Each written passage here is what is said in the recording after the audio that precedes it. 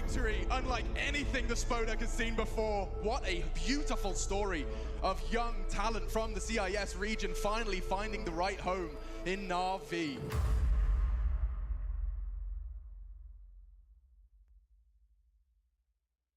You are in a privileged position to actually talk to Valve directly. This is what we're doing here. We can send a message to Valve. So we're looking for changes, we can give them compliments, we can say anything we want to them. It's not too many compliments here. Not too many compliments. I'd love to see what the players say on this. It's going to be so ridiculous. Buff the A1S. Buff the A1S. Buff the A1? What the fuck? Launders did that, and Launders is kind of crazy. What I would like in let's say 10 years, I want to have a major on the moon. I mean, someone have been smoking something good. Okay, major on the moon in 10 years. Yes. Do you want the SR to pay the ticket? Yeah, of course. Give coaches more. Let them show emotion. Yeah, let's start there. Give coaches any rights. Yeah, that's probably not a bad idea. PS, free Gary. Coach stickers would be also nice. Also talent stickers would be also cool. Okay, there we go. Right. You know how to get me on side. I want to officially invite Gabe Newell to a major. Dad, please come. Yeah. People are going to look at this like we're sending it to Santa. Well, we might as well. Volvo, please. No, I think overall, actually, I think Valve is doing a better job than people are praising them for. They remove Mirage from map pool. Every people know how to play this map. They know every angle, how to peek, every smoke. I wrote Cobble, I miss you. For the Dragonlord, of course. You didn't even play Cobble. I don't want Cobble. I want Cobble's a good map, not the new one. Remove overpass. I think it's not balanced map right now. The map is too big, the rotations are too long for the Ts. Completely swap out every map in the map pool and add 7 new maps. Flame says complete map pool overhaul. Yeah, I might as well go to Valorant. That would be it. One map, every major, swap it out. New maps. New maps. New maps. I would love to play new maps. Volvo, please. I think they should change the AVP a bit. They switch from 10 bullets to 5. Oh, 5 bullets for the AWP. Interesting. One AVP can be on the side. You just shoot, and you can kill all 5. But if you have only 5 bullets, if you miss one shot, you can't kill all 5. You gotta think a lot more as an AWP to know when to just spam bullets. You want to buff the movement with AWP, like when you crouch, you can move faster. All the best players in the world are already AWP players. Next time you might want to give them like 500 HP as well, so they're like... Because they're snipers, you know, they can't move. I would want to remove the AWP. Just give me aim duels and I should be good. And I think I like this one, remove up. It's really overpowered. Or maybe moving a little bit slower result. Volvo, please. Can't rebuy nades. I feel like you should have the 4 nades you can buy in spawn, and then that's it. I actually think there is one thing they could maybe do, and that would be that you can drop nades, but you cannot drop the smoke. At the moment, it's a bit stupid. You can stack 5 smokes on monster, but you cannot really read anything from it as the enemy. Snappy says CT can't drop their smokes. I think he smoked before he wrote this. Perhaps. An actual ladder system. Normal LSC system. Yeah, we need some MMR system, give us like seasonal rewards. We need something that like the casual fan and streamer can like have to, you know, bolster our casual scene. I would like for the Krieg to be back. The game was more fun back then. Get the back, the old Krieg. Okay. Can I just cross this out? I don't think the Krieg was like true rifling skill, and I don't even know why he would say that. He's the AWPer. The Krieg was like the anti-AWP weapon. I mean, you had a different choice other than just AKs and just going out. The game would be more versatile and Change the metas a little bit faster, so if they make a change, don't leave it in for 2 years. The grenade pin sound, the average level 4 faceit user out there is not gonna know what I'm talking about, but the thing is, when you throw a grenade in CSGO, you can like hear the pin. You can turn away from flashbangs and stuff like this, and they should definitely fix that because it's part of the team play that they're kind of ruining. Hey Valve, I understand why you banned Kig. Sign, Maniac, who really wanted to play Dreamhack. Is Source 2 win? Volvo, please. And this will just go into the incinerator once it enters the Valve office anyway. Just straight in, don't like all the other feedback.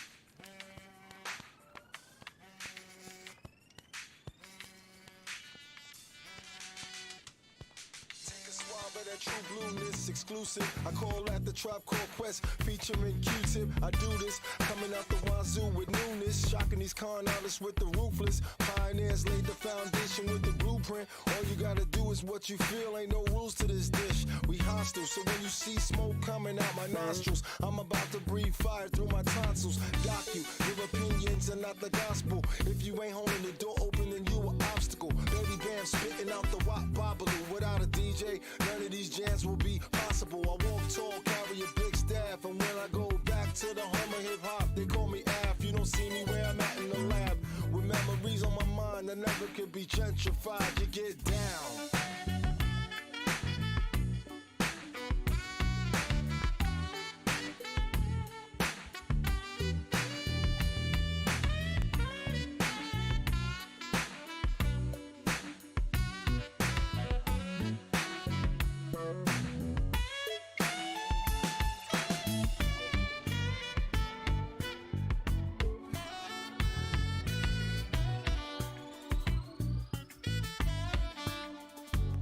I seen rock fights turn into gunfights, but now we rock mics. I used to roll dice, but now my flow's tight. I got some cold rights to hold me down till my dough's right. Back on the road, I tell myself this is your life, your life, your life. Whether I'm at the bottom or top billing, I still got a ghost face killer. Don't catch feelings as long as my milk is chilling. If not, then bam, make 'em run DMC, cause you be illin'. Real talk, I got so much funky ish inside my brain. Black thought, I'm in. Intel Extreme Masters Rio is brought to you in part by Intel, Legion by Lenovo, DHL, US Air Force, 1xBet, and Monster Energy.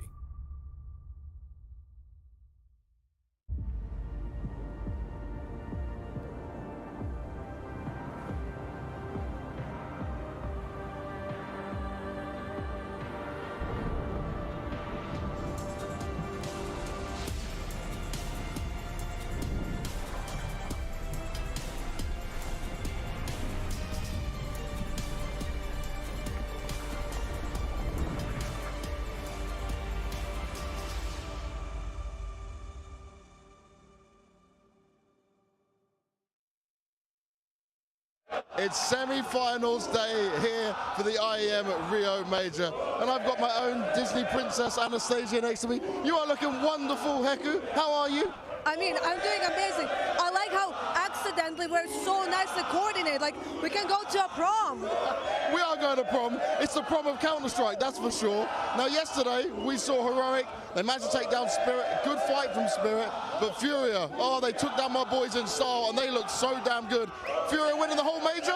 I mean, when you have this in front of you, behind you, just supporting you all the time, I can feel like the ground shake is absolutely insane. They must go to the final and they must win. Guys, you best get ready for these semi-finals. You best get ready for the rest of the IEM Rio Major. It's time to shine.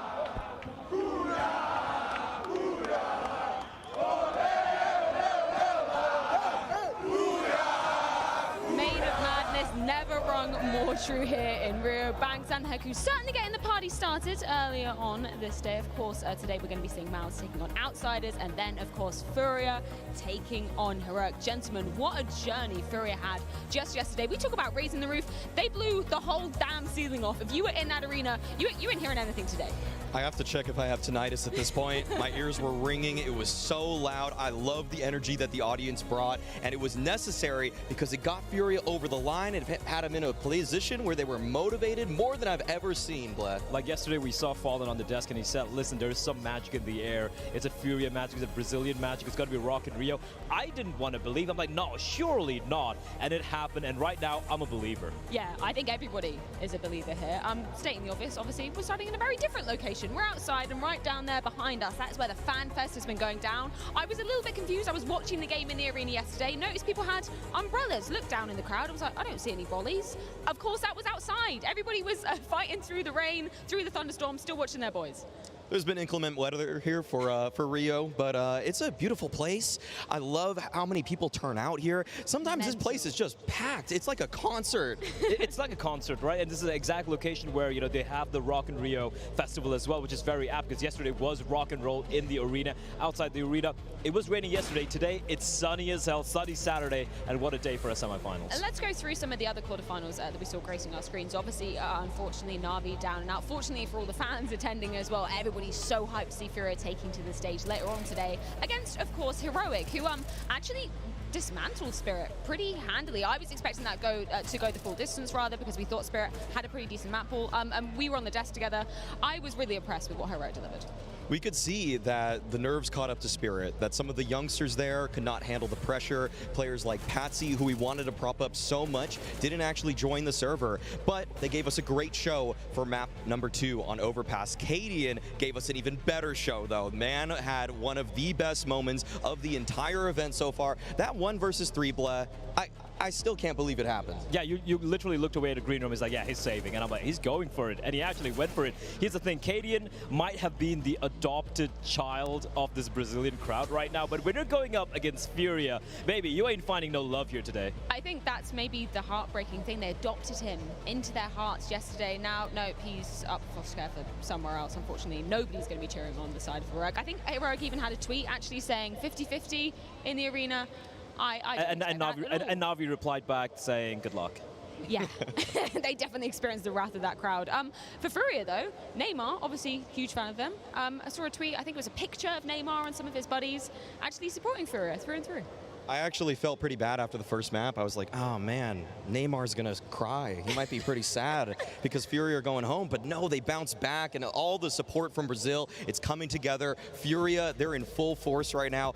I don't think Heroic will be able to withstand it, Bleh. I think it is too much. I know, for me, that I didn't even think about this matchup between Heroic and Furia, because it's gonna be between Na'Vi and Heroic, that's what I was thinking, but they've already taken down the Undertaker, they've taken down the Giants here. You can see the tweet right there from Neymar says, "Simple, my friend, this is Brazil." He's still a legend, by the way, despite the loss they had yesterday. Simple, I do believe he just won the Player of the Decade award as well. Yeah, no, well, I wanted to ask you earlier when we were talking about the graffiti, where do you stand on that, you know? Are we going to get qWiNT 1v3 graffiti? No. No. I don't think so. I want it, yeah, but is it because I just want it that I want it? We all want it. It was a moment that if it had happened in 2014, it definitely would have had a graffiti. But I think the standards have changed over time, and we haven't seen a graffiti for 3-4 years now. I think the best graffiti thing possible would be, I'm trying to manifest this to kind of happen. We have Ancient, we have a Furia round, an incredible Furia round in Jaguar, and to replace a Jaguar icon with a Furia icon, that's a graffiti idea right there. I do like that a lot. Maybe we can get you can draw, Blair. Maybe we get you to do some. Yeah, Valve, call me. Volvo, please. Yeah. Hit your boy up. Get Blair's art well, whilst we into start, the game. Drafting up, maybe get some sketches out. Let's check in with our casters, who are going to be taking us through the first game of the day.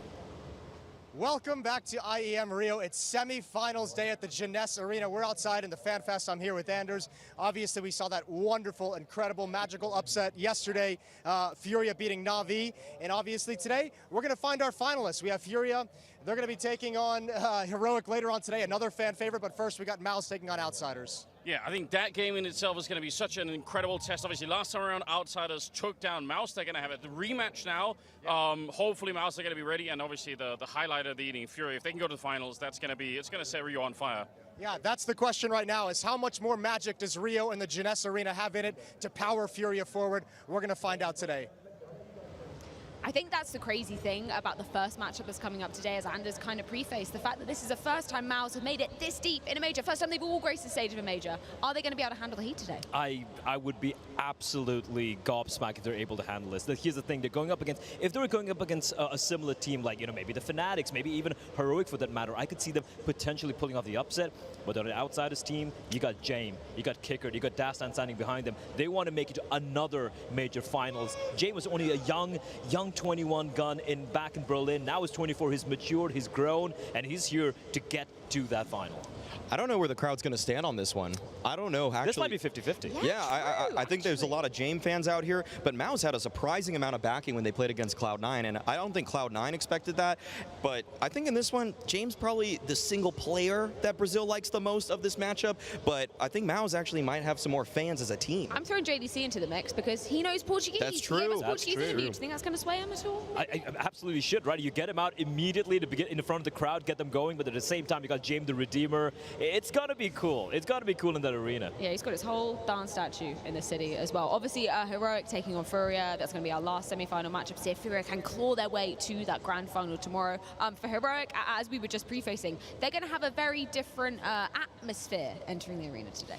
And we've seen them crumble with an audience or a hostile audience before. Yeah. The fall finals of last year is exactly what I think of, and how the Astralis fans just booed them, were against them, and they thought that they were going to have some fans on their side. That's not happening today, Cadian. Every single person in that entire arena is going to be wanting you out of the server. And this is what we're going to see. We're going to see Cadian do a heel turn to take a wrestling turn. He's going to be like, all right, you're going to boo me? Screw it. I'm going to embrace a villain role. But we saw the GOAT do that yesterday. It didn't go well for him. And listen, no matter how, they've had some deep runs, right, for the side of Heroic, but no one's ready for this. No one is ready for that wall of sound smacking into you every time one of your players dies. So it's going to be trial by fire for Heroic. In terms of Furia, rather, on the other side of things, what impressed you most about that result versus Na'Vi yesterday?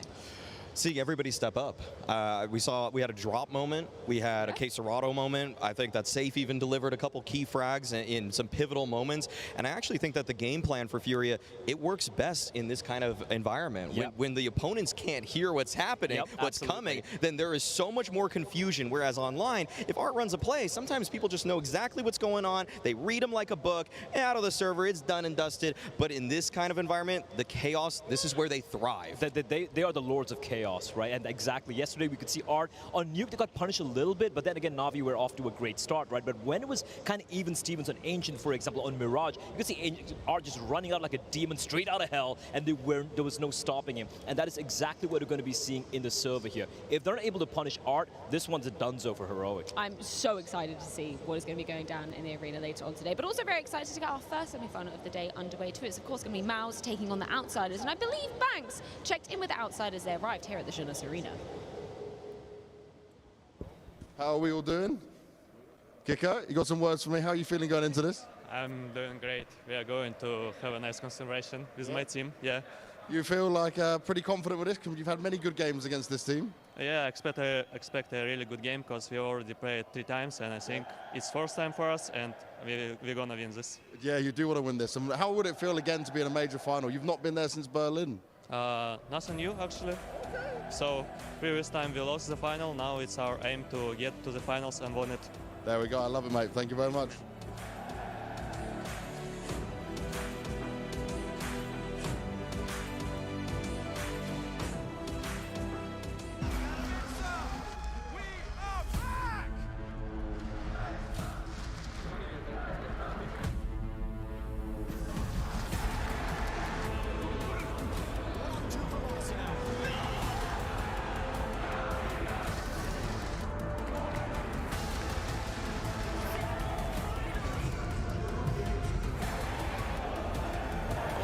Remember, this is for you!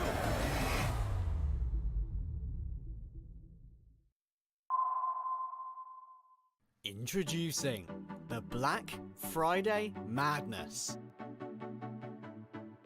The biggest sale in ESL history. Special weekly deals just for our fans. Shop now at shop.eslgaming.com.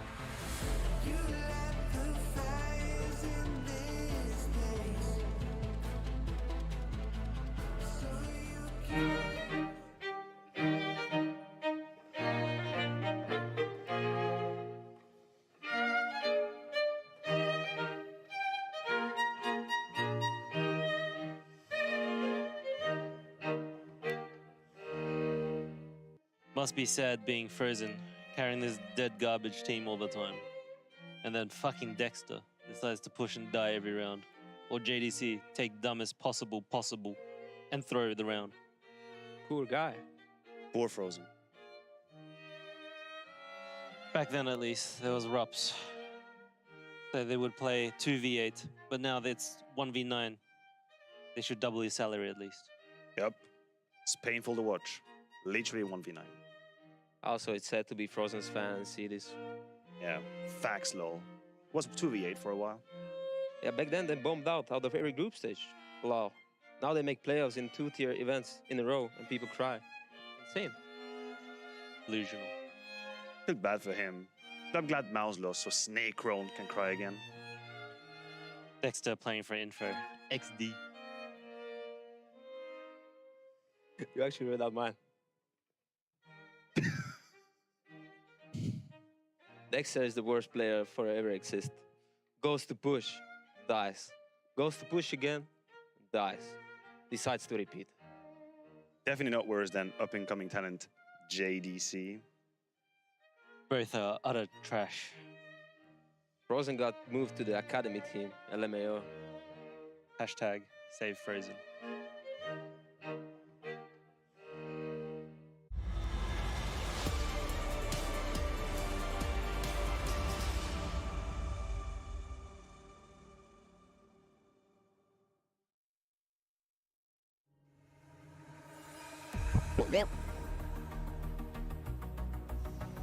We're opening up with our first semi-final game, and we've got MOUZ going up against Outsiders. Frozen is kindly joining me for this one, and you've got a lot of history with this team, mate. And now it's on the biggest stage of your career. Are they rivals at this point? Maybe a little bit, but nah. Nah, you know, we're just here, you know, doing our thing, enjoying the moments, and yeah, we're just gonna have some fun. Now, MOUZ have a lot of support staff, a lot of people helping you guys out. How are they feeling, right? Because obviously there's some nerves that start to come in the higher up, the further you get throughout a tournament.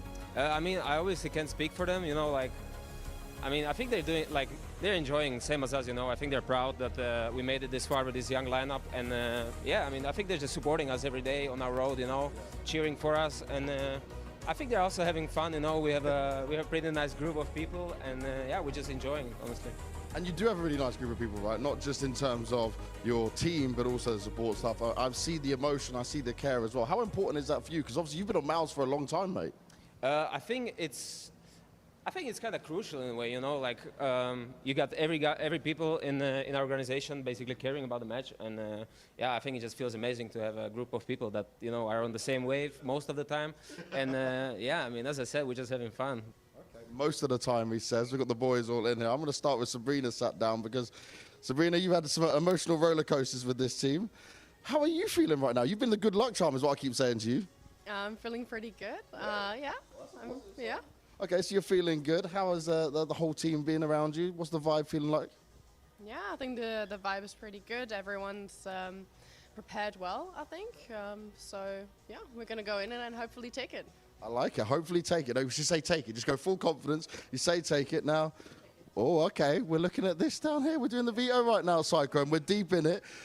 Much of a change-up. You've played these guys a lot. Is there any surprises? I don't think there's any surprises. Maybe our map pick is a bit of a surprise for them, but I think it makes a lot of sense for both teams. I won't spoil it just yet, but Xertion, is it time for you to get some revenge? Yes, for sure. Yeah. And on the biggest stage as well, finally to take down these guys. What would that feel like for you? You've also got the crowd support. You're basically the home team in this scenario, I think, maybe because of the jerseys. Maybe because of the jerseys, maybe they love us, you know, who knows. But yeah, I mean, I'm just looking forward to the match. We take it round by round and we just play the game.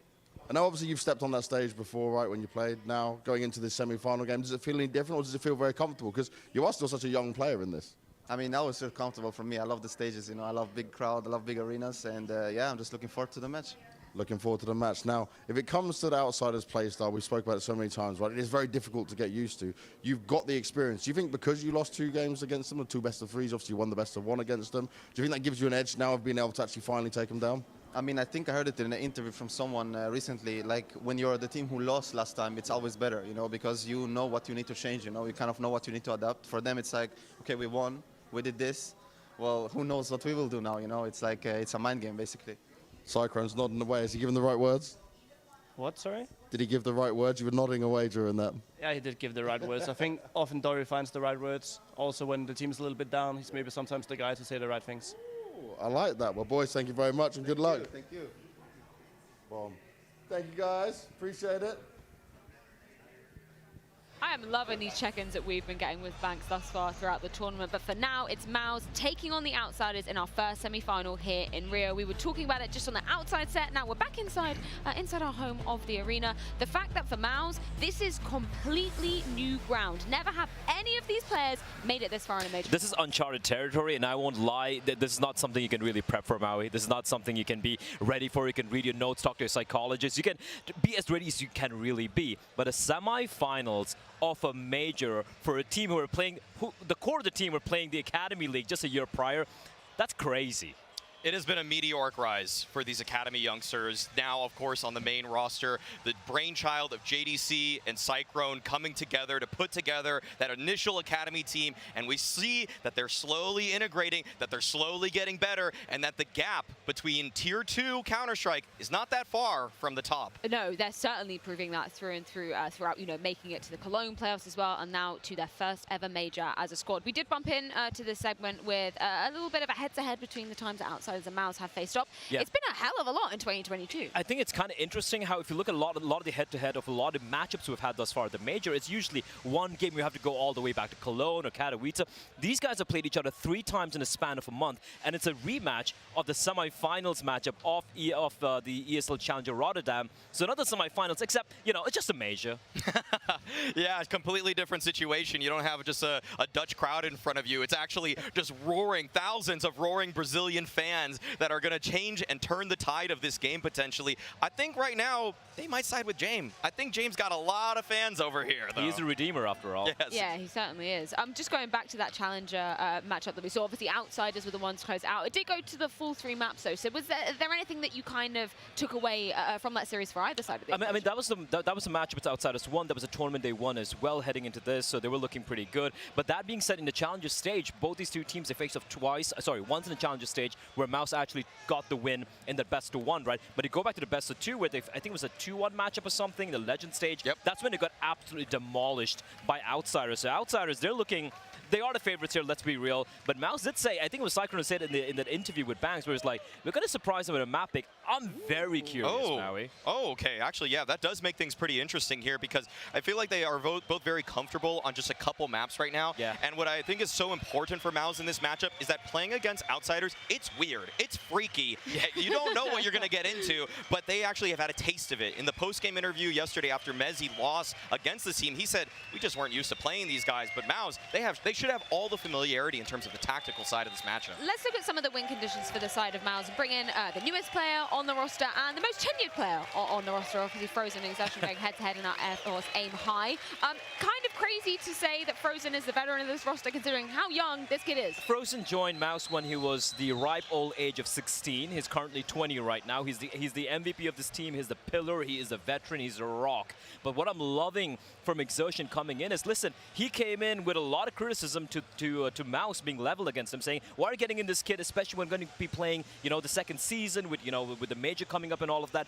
And he hit the ground running. He's been consistently good again and again and again. And every time people are like, he should be tapering off a little bit, he still delivers, which is so very impressive. Yeah, and I think a really interesting thing in a recent interview that I was reading was the fact that when Exertion came into the side of MOUZ, he actually had quite a lot of similar roles to Frozen, but this was kind of a blessing in disguise for Frozen as well, because he'd selflessly taken on some of those roles he didn't actually like. So he's kind of gone back to some positions, some roles within this team that he actually favors now. Yes, we see that Frozen gets to keep some of the ones that I'd say are his signature spots, but Frozen actually has now had a chance to lurk on a couple maps. He gets to be a pressure lurker. I really do like the way that they've been using Exertion, though, because this guy, you usually want to send the young gun entry fragger in head first, and that's exactly how they're using him. They're basically setting him up for success. He doesn't have to do too much on his own in terms of thinking about the game in the mid-late round. He does have that knowledge, but you generally are going to see other players like JDC, like Dexter, like Frozen in those late round situations, and that's how you just want to structure a team. I also love the fact that when it comes to, you know, making opening plays on the T side especially,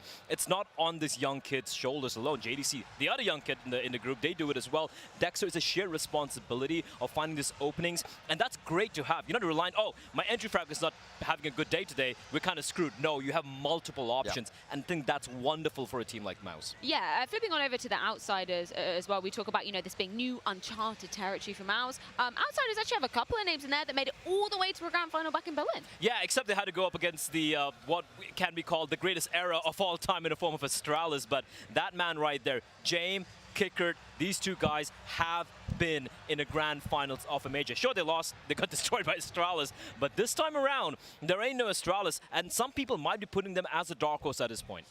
They definitely have an opportunity to find themselves in the grand finals again.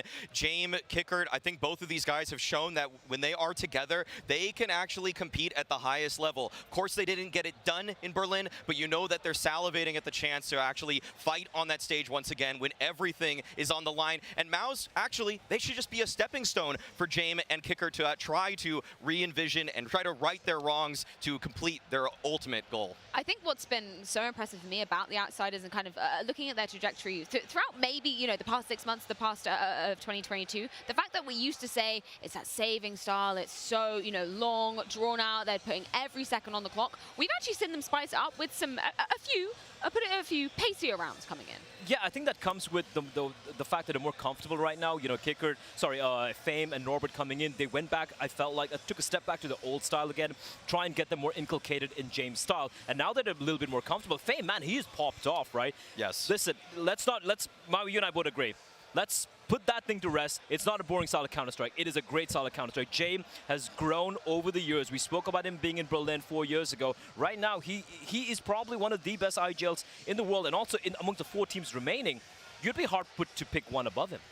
I think Cadian's probably the only guy that could hold a candle to James right now, but of the last 4 years, it is safe to say that James is one of the top 4 in-game leaders. I'd love to take a look at this one round that actually Outsiders ran the last time that they played Inferno. It shows the pace change that they have in store for us. They actually have really built out their playbook to go for a little bit, some speedy kind of plays, which is a little bit maybe not Outsiders, but I want to get into some of the nitty-gritty details of this one. So what we're going to see to kick things off is James Molly's car for a little bit of misdirection, but this is such a nerdy smoke right here. This smokes off the haystack right there by the balcony towards A site. This is a moto smoke. They used utility so that they can actually easily start their approach, and look at how many angles they cover with these smokes, these nades, this double molly, so they don't even have to worry about apartments, and it's a fast rush. You talk about Outsiders being slow, being deliberate, being boring. This is none of that. This is explosive, high-octane Counter-Strike. Explosive, high-octane Counter-Strike. Indeed, at MOUZ, we're not expecting that.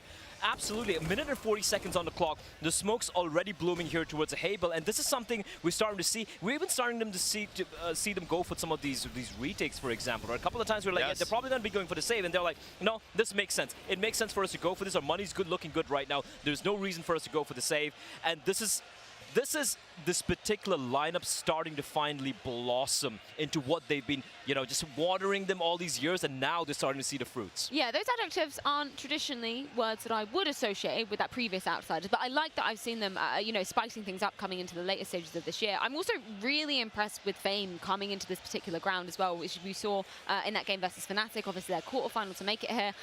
What's been your take on him joining the squad?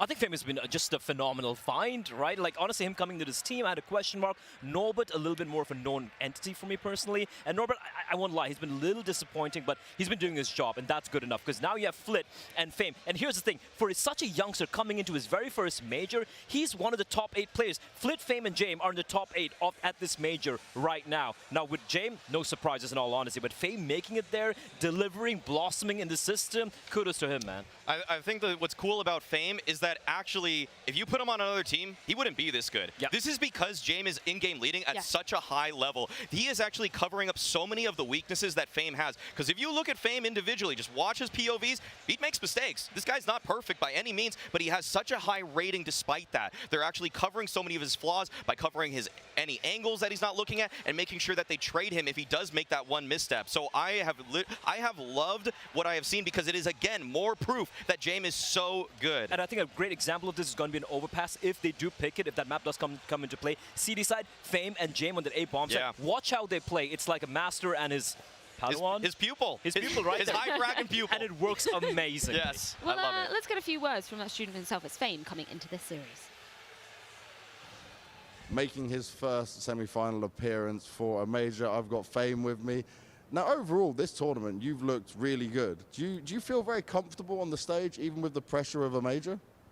Yeah, I guess I'm feeling comfortable playing. We are playing good as a team, and me individually, I'm feeling confidence, and it's good.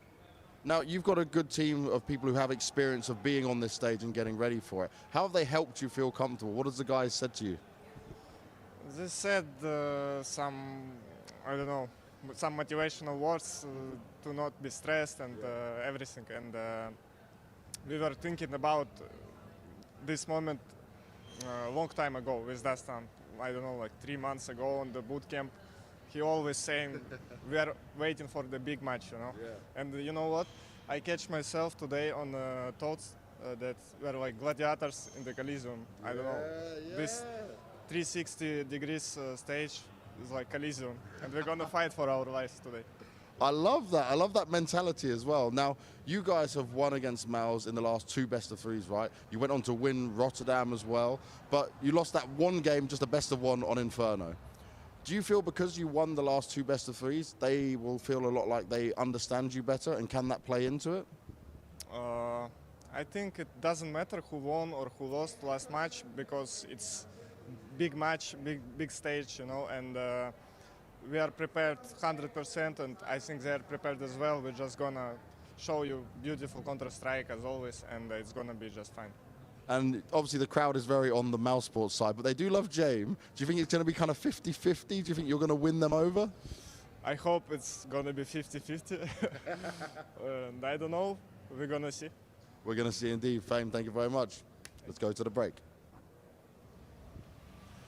We'd expect no less than for beautiful Counter-Strike from the outsiders coming into this very server. I like that we get to hear, obviously we were speaking about Kicker and James obviously having that major experience before. Great to see them kind of bestowing some of that wisdom, some of that advice onto the newer members of the squad. No, absolutely. But right now, I just want to get into vetoes. I'm sorry, Freya. This is looking interesting, right? Dust 2 and Nuke would obviously be the bans. Maui, I thought Overpass would be the pick coming in here from outsiders because they just look so good on it. I expected Inferno, but the Ancient pick, that's a surprise coming in here for MOUZ. That could be the curveball. That is unexpected. I did not see that one coming either. Oh, outsiders going with Overpass. Not only just a strong map for them, but a bit of a punish pick against MOUZ. And for the decider, I think we're going to get Inferno Blah. I think both of these teams have shown that they want to play it. They have a rocky history between the 2 of them on it. And I don't think you can really say for certain one team is better than the other on the map. So it'll be an excellent decider if it goes the distance. Oh, absolutely. Like we saw that best one win MOUZ had over them in the challenges stage. Of course, outsiders were able to take them on later on. I really want to see Inferno. At the same time, this Ancient pick, this is baller, this is ballsy. You're going to be starting on the T side, going up against a rock-solid defense. It's a map that outsiders can play. This gets interesting indeed. Yes, but we have to remember the fact that MOUZ picking this, it's because they were able to take Cloud9 that I think it instilled some faith into what they did on the map. And I think that kind of comes with 2 different caveats here. One, they called a great game. Their mid-rounding on the T side was phenomenal. It was excellent. Cloud9 didn't. But yes, but Cloud9 also crumbled. That was not the Cloud9 we're used to seeing, so it might be some false confidence here for MOUZ. They might think that they're a little bit better on the map than they actually are just because they had that victory and they were just facing a team that was falling apart. Well, we are going to see if this curveball pick for MOUZ does pay off coming into things. Our first semi-final here at the Intel Extreme Masters Rio Major, and it's MOUZ to take on the outsiders. But not before we head to a quick break. When we're back, we're welcoming the teams on stage.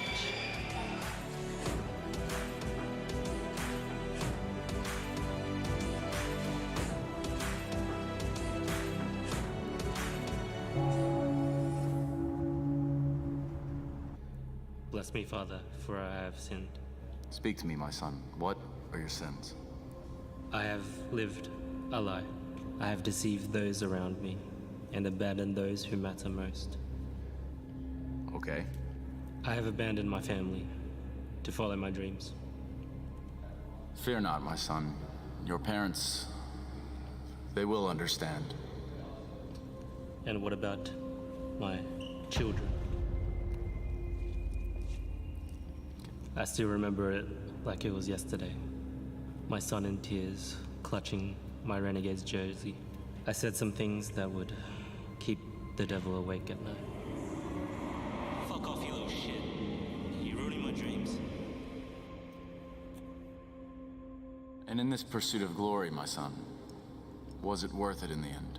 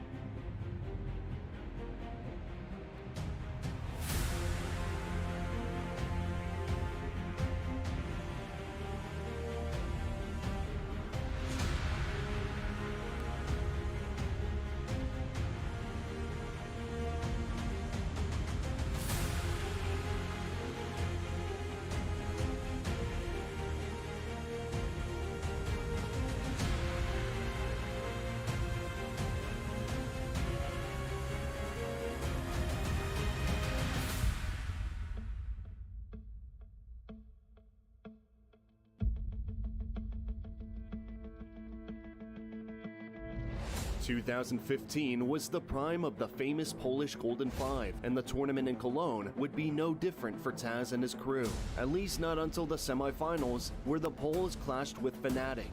Two giants of Counter-Strike battling for their place in the final was a true feast for every fan at the Lanxess Arena. And at first it would seem that Virtus.pro had the upper hand. However, on the second map, Inferno, the Swedes took the initiative. But even then, Pasha Biceps sent a clear message that you do not mess with the Bears. As Pronax finds Snack. Oh, Pasha! Oh, my focus club! 4 break in 4 seconds! You blink and you miss it! Jesus Christ, Pasha. Insane spray down. Big shout out to Virtus.pro as well. They played an amazing series.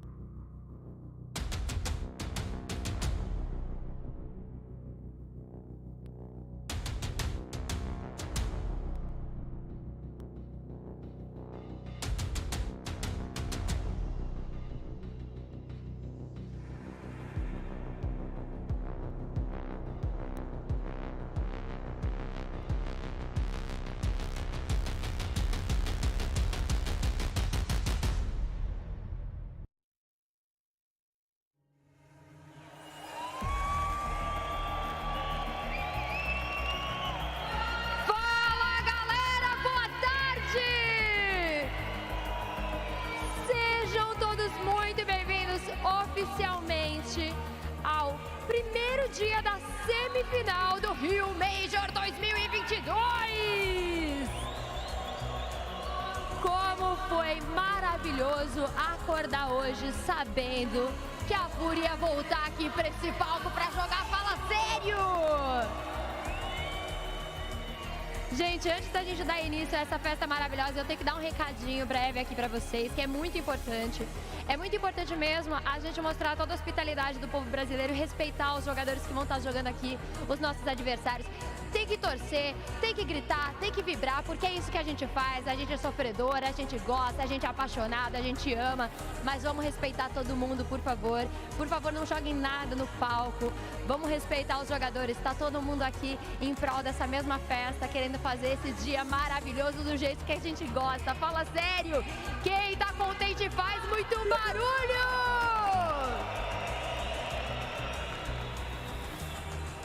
Vou chamar aqui, então, os nossos dois times que vão competir agora. Vamos mostrar pra eles como a gente é um povo lindo, animado e maravilhoso, que vem ao palco equipe da MOUZ Esportes.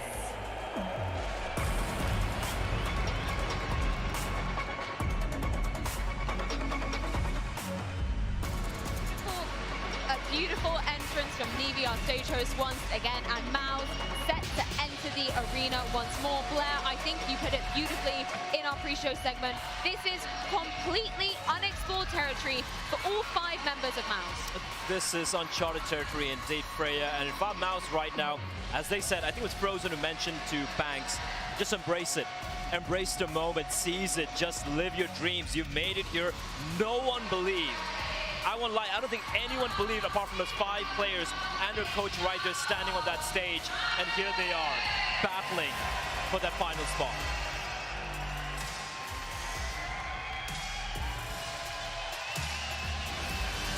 Of course, now they will be turning to face the Outsiders. MOUZ Sports already taking down Cloud9 to get here, but man, Outsiders, give them an inch, they will absolutely take a mile. They could make anybody uncomfortable in the server today here, MOUZ. They will. MOUZ will have to conquer this team that has so much more experience than them. Shame looking to make it back to a major grand finals. He wants another crack at it, as does his right-hand man in Kicker. So much coming into this very stadium today. Our first semi-final here in Rio de Janeiro. So let's kick it off.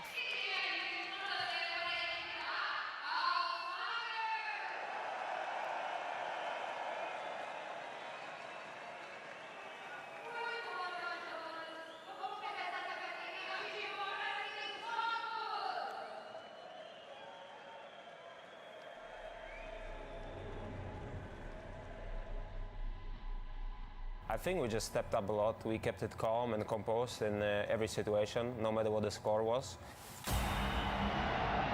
No more comebacks, no more CT sides, no more Cloud9. What an unbelievable showing here from MOUZ.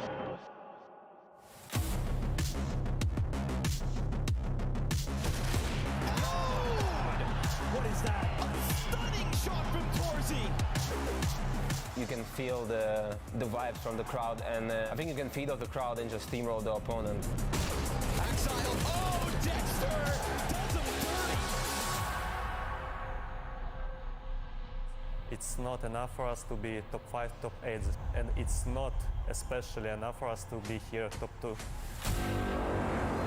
And Outsiders make it look like a walk in the park. They've just been able to wipe the floor with them. This is dominant stuff from Outsiders. I don't know, like either they have some crazy reads or some good gambles that they do. I think it's always a tough match against Outsiders, no matter what.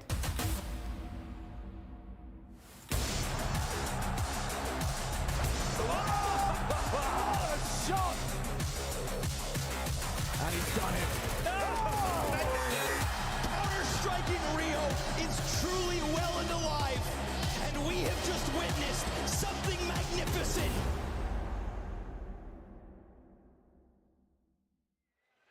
The young guns set to be ablazing, entering the server today. Our first semi-final here at the IEM Rio Major. And I just want to give a few words to our map video because we were surprised to see MOUZ picking into the grounds of Ancient. Maui, you were saying it likely comes off the back of managing to take down Cloud9 on that very ground with what seemed to be an impenetrable CT side. Yes, they have played an incredible defense there. We saw that Exertion was able to lock down Cave, but I actually, again, I want to reiterate the point. That was Cloud9 falling apart. They didn't use utility well. Yes. They weren't trading very well. So this is going to be a much taller task for this MOUZ team. When they switch to that defense, I imagine that Outsiders, they're going to be a much more well-oiled machine. You can expect that their strategies will make things very uncomfortable for the guys that are so inexperienced on this stage. Yeah, absolutely. So it's time's obviously going to tell if this was a mistake coming in from the side of MOUZ. You're going for this Ancient pick because, as you said, they weren't really getting punished. But Outsiders, man, these guys have always been ready, no matter what curveballs teams throw at them. So I feel like it's not going to be at all a walk in the park for the side of MOUZ. I'm just looking at this Ancient history as well. The fact that Outsiders, the last time they played Ancient was against MOUZ, they actually beat them. So yeah, I don't know, maybe some new strats coming in from MOUZ? I do think that the T side since then has gotten much better for MOUZ. They've understood what the common meta is now for mid-rounding. People have really opened up the middle of this map, allows for those late A rotations, and I imagine that Dexter's going to be testing that defense today. And that comes down down to the fact that MOUZ have played this map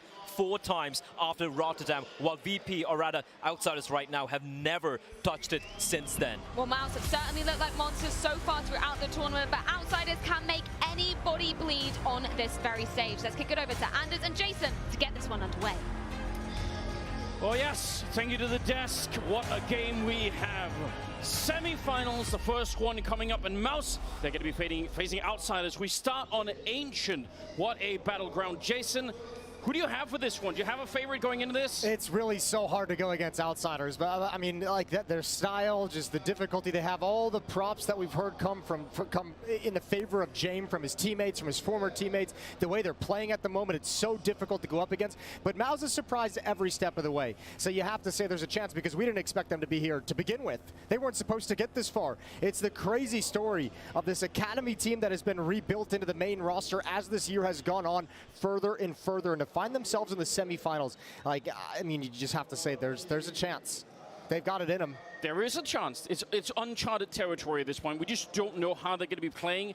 Every time you go deeper in a major, it's a new level of stress. It's a new experience. A semifinal is not the same as a quarterfinals. It's just different. No, I mean, this is a new experience for everyone part of the MOUZ organization. This is the furthest the organization has ever been in a major, which is absolutely wild that it's been this roster that's been put together, questioned every step of the way, and MOUZ has found a winning recipe. They've got a shot at the grand finals, and it's against Outsiders. It's starting on Ancient, and we are live into the pistol round. Notoriously such a hard team to play against. They're going to be starting on the CT side with MOUZ on the T side. And let's see how this plays out. A little bit of a slow start, but they are pretty forward in middle. Lean towards the B-bomb side early. It's a classic positional rush in almost any map. If you're going to be fast on this one, typically towards the B-bomb side. But they're sneaking up. Looks like they want to try and take a fight towards Fame at the moment. Molotov to force him out. They know he's going to be swinging on the right side if he's there. Oh, but he just walks past them. They didn't check it. He fires a shot and he can't hit it. Throws them with the 180 instead to take down Fame. And now it's a 3-on-5. That is a little bit of fortune going the way of MOUZ. A lot of unfortune going the way of Outsiders and Fame. That's a perfectly played round. Norbert with the duel. He's going to try and pick up the pieces. Only good for one. Flitz on the flank through Donut. But I don't think they have access into this bomb site. Kickert's already been forced back, and this is a pistol round victory for MOUZ as Outsiders concede. They want the smoke, they want the flash, they want the armor on Flit, and it's going to be 1-0 for MOUZ. I'm a little bit surprised they didn't do more of a job at checking Donut there. But other than that, you kind of get a sense for it from Outsiders. They have no mid-control at all, and so MOUZ were allowed to walk really close to the A-bomb site before they really figured out what was going on. I mean, if you're MOUZ, you expect that Molotov has been saying, we're going to throw this so that it lands directly behind that to burn out this position. You expect that contact to come. That Molotov does the job for them of clearing out that position. I don't know if it was maybe thrown a little bit shallow, maybe just a little bit off than what they're used to. But either way, Fame does a great job of finding some safety, and it just misses the opportunity he worked so hard for himself. A decent start, and given the way that things sometimes could turn out on the T side of this map, winning the pistol round, I mean, on most maps these days, I feel like we don't care so much if you win it on the T or the CT side. It's always good to do it, but on this map, I feel like right now, yeah, it's nice to get a little bit of a bonus at the beginning. And they actually get maybe one of the, we just said, no easy rounds against Outsiders, but it's just USP, so surely this is one of them. It's got to be. Yeah, this is probably the most breathing you'll have in a round for this entire series. Yeah. is this round. Everything after this. I mean, the whole conversation around Outsiders is just, it's so stressful. It's so frustrating because there's no easy rounds. Each and every time you're fighting against a buy. You're fighting against a saved weapon. And I mean, it was interesting. We had the conversation with Outsiders, Yenko and I, with Outsiders and Fnatic earlier on in this tournament. And Fnatic was even saying, you know, sometimes they save a rifle or two and they pick up pistols behind it. And the difficulty is you never know if it's going to be the rifles making the play first or the pistols you're going to encounter first. There's so many different looks that Outsiders is going to confuse you with that makes them such a dangerous team. And that's why they're in this position. 2-0 as MOUZ make quick work of the USPs, but the M4s come now. Yeah, I don't think we've seen really a team yet that has looked comfortable against them, and that's obviously one of the strengths. So curious to see if MOUZ are going to be up to the task. They faced them before, obviously, and didn't manage to beat them, but obviously also learned a lot from that game. So I'm really, really excited to see how this is going to be playing out. Finally, some rifles in the hands of the CTs. It's not super impressive, and no head armor on a bunch of them either, so even the Galil's on the Mach 10 here could do some damage. Quick mid-control from Exertion. Look at this. This All is the way in nice. there. What can he do with it, though? Is he going to get flashed in? There's 2 players. Oh, he's brought down low. I don't even think he wants to go in after taking the damage, but he finds himself in. I think he's heard Flit fall back as well. He has no idea the position of Jame. A follow-up flashbang gets him out into safety, at least for the moment, but that's not going to last forever. Jame takes his life, and MOUZ playing it a 4-on-5. He definitely did not know that there was somebody else in the middle. A little bit of a surprise. Grenade coming over to smoke it off, but it's a little bit too late. Dexter already sneaking past. He's going to be taken down. One good return from Torshi. If he doesn't get that, I don't think there's a round left here for MOUZ. They probably get completely locked out of it now. They still have a minute. They still have the 3-on-3, and they have Frozen over at the B ramp. He's been sneaking up here and creating a lot of space on the map. And this is a round-defining play. Actually, Frozen doesn't work up the courage to continue moving forward. That was MOUZ taking a lot of attention towards the other side of the map to give Frozen some space to work with. If he can find a kill.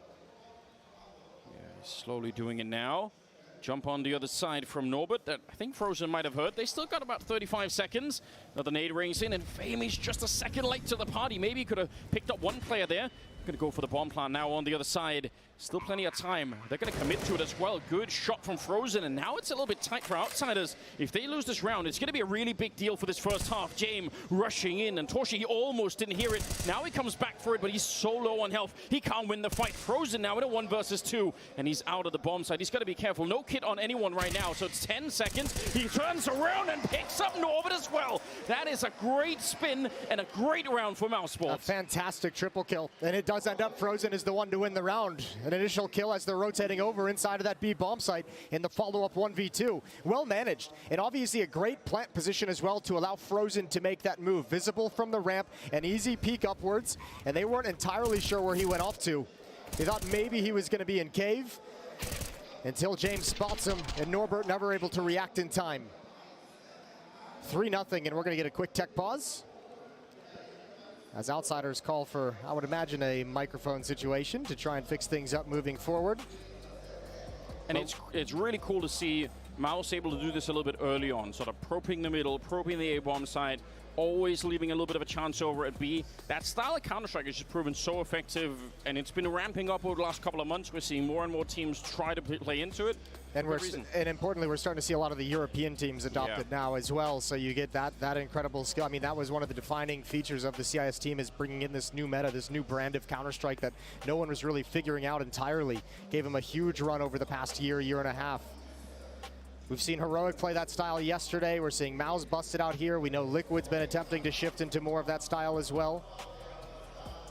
Yeah, it is really, really efficient. Very hard to play against. And you can see this time, it works out for MOUZ. 3-0 lead. Outsiders back to not that much. Could invest, you know, sort of a couple of pistols, a little bit here, but it's going to be hard to put together a really significant buy.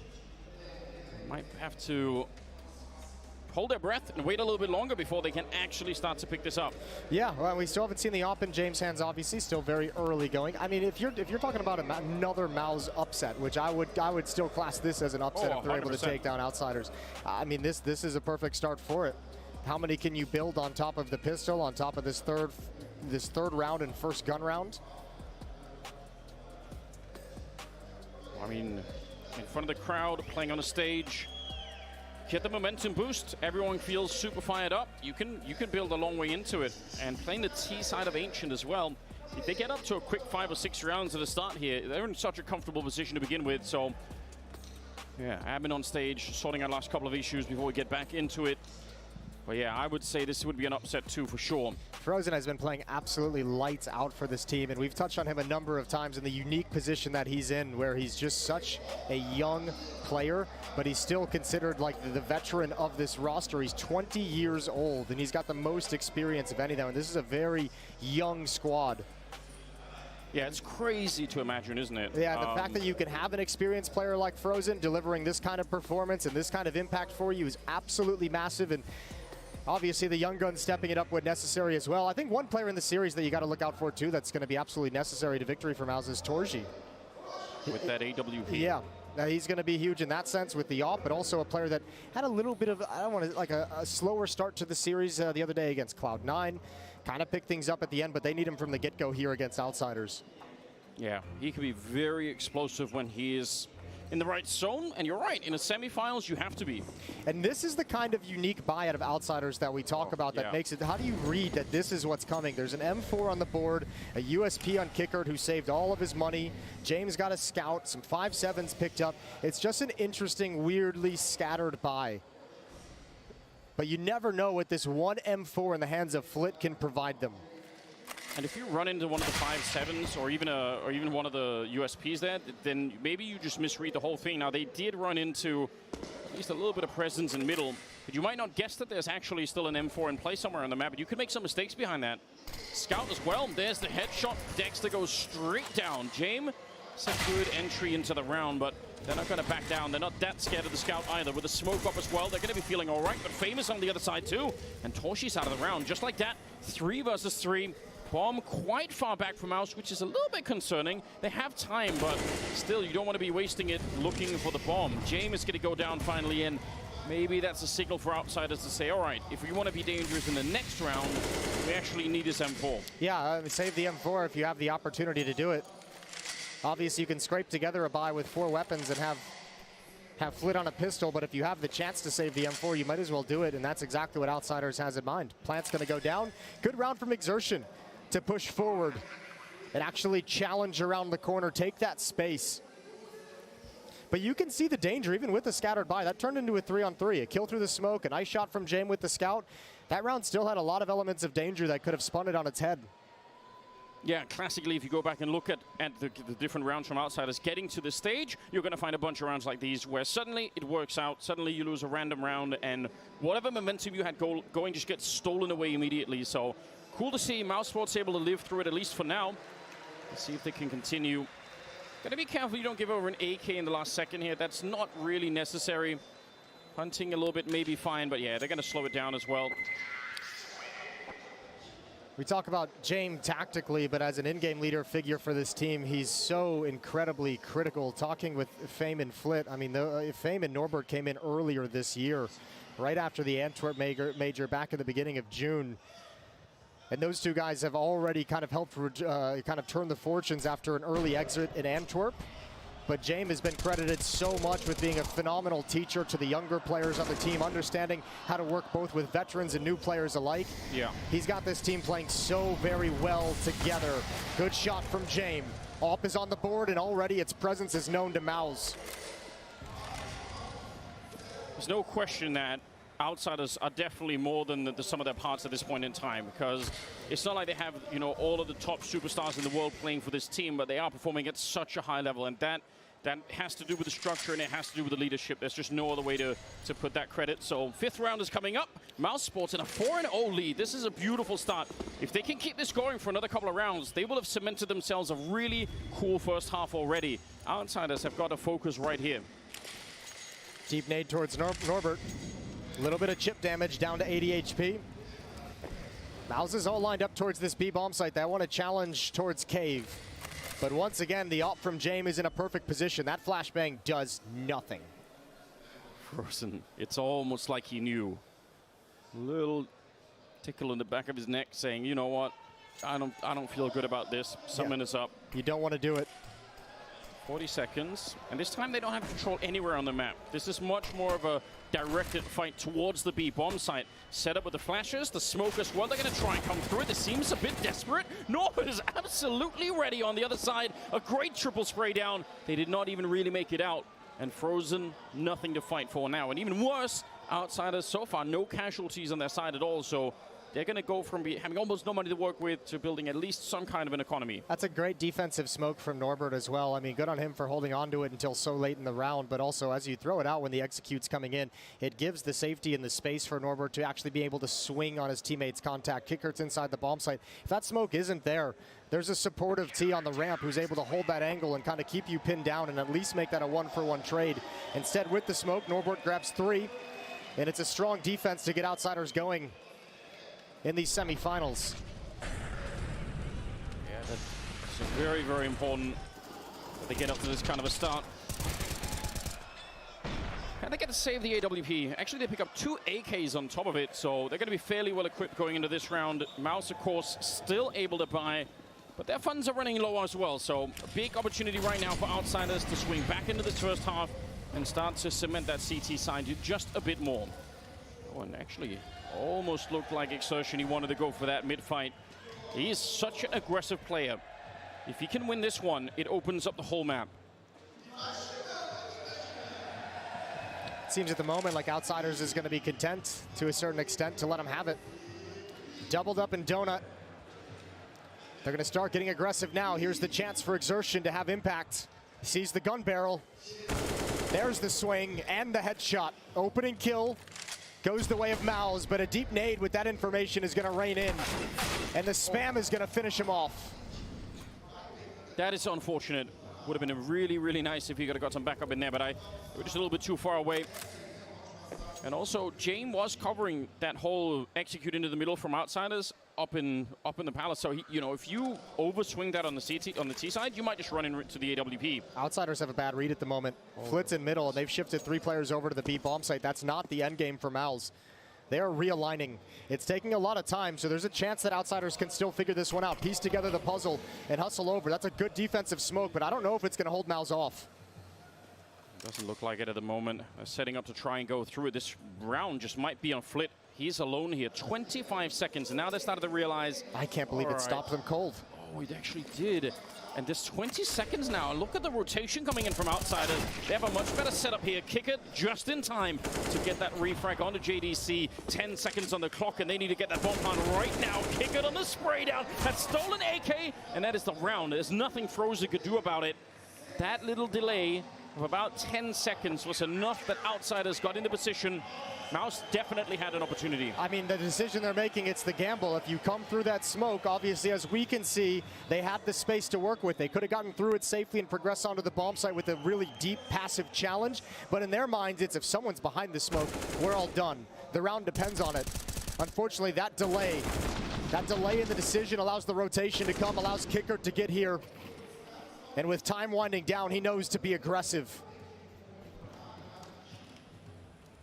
Great news for Outsiders. They can keep this going. And MOUZ have that 1 AK that they can try and build something on the back of in this round.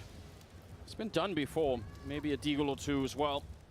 But Outsiders, when we've already seen, they're kind of hard to find any kind of a fight against. Kicker is actually giving an opportunity here, but other than that, they've been fairly passive on their CT side. You almost have to be on the bomb side to fight them. Frozen. Yeah, that would have been a great opportunity.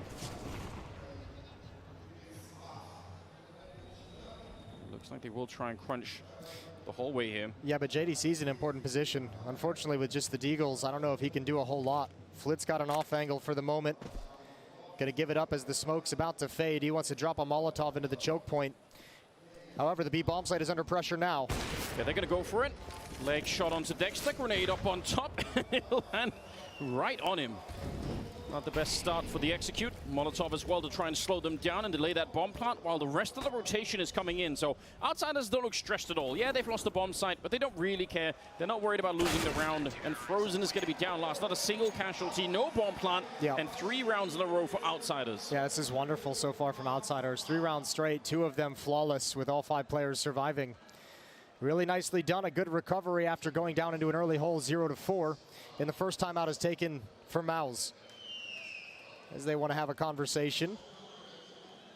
Yeah, I mean, now is probably the time for it. Because, again, 4 rounds is pretty decent as a start. Not enough overall. If you want to feel comfortable, you definitely need more than that. And I really think, I'm curious to see how much this is going to be happening with, I think it was Kickit moving out a little bit to play outside of the B bomb site, but just in general, they're so far back. I mean, Jame with the AWP, he's all the way back at the back of the B bomb site. Just very, very hard. If you wanted to try and isolate a kill to offset the defense so you can do some of that juggling that they did in the beginning that was successful, you do need to at least get 1 opening. That's not been easy in the last couple of rounds at least. Deep smoke goes down, deep Molotovs into the choke point. Actually, both of them miss. That's awkward, very awkward, and they're lucky to be alive, I think, and even better to get a kill on top of everything else. Yeah, they patched that right up, missing the grenades. That's nerve-wracking, though. Oh, Torshi, he's hoping for a timing, hoping that just walking up here cold could catch him a kill and bring them back into the round.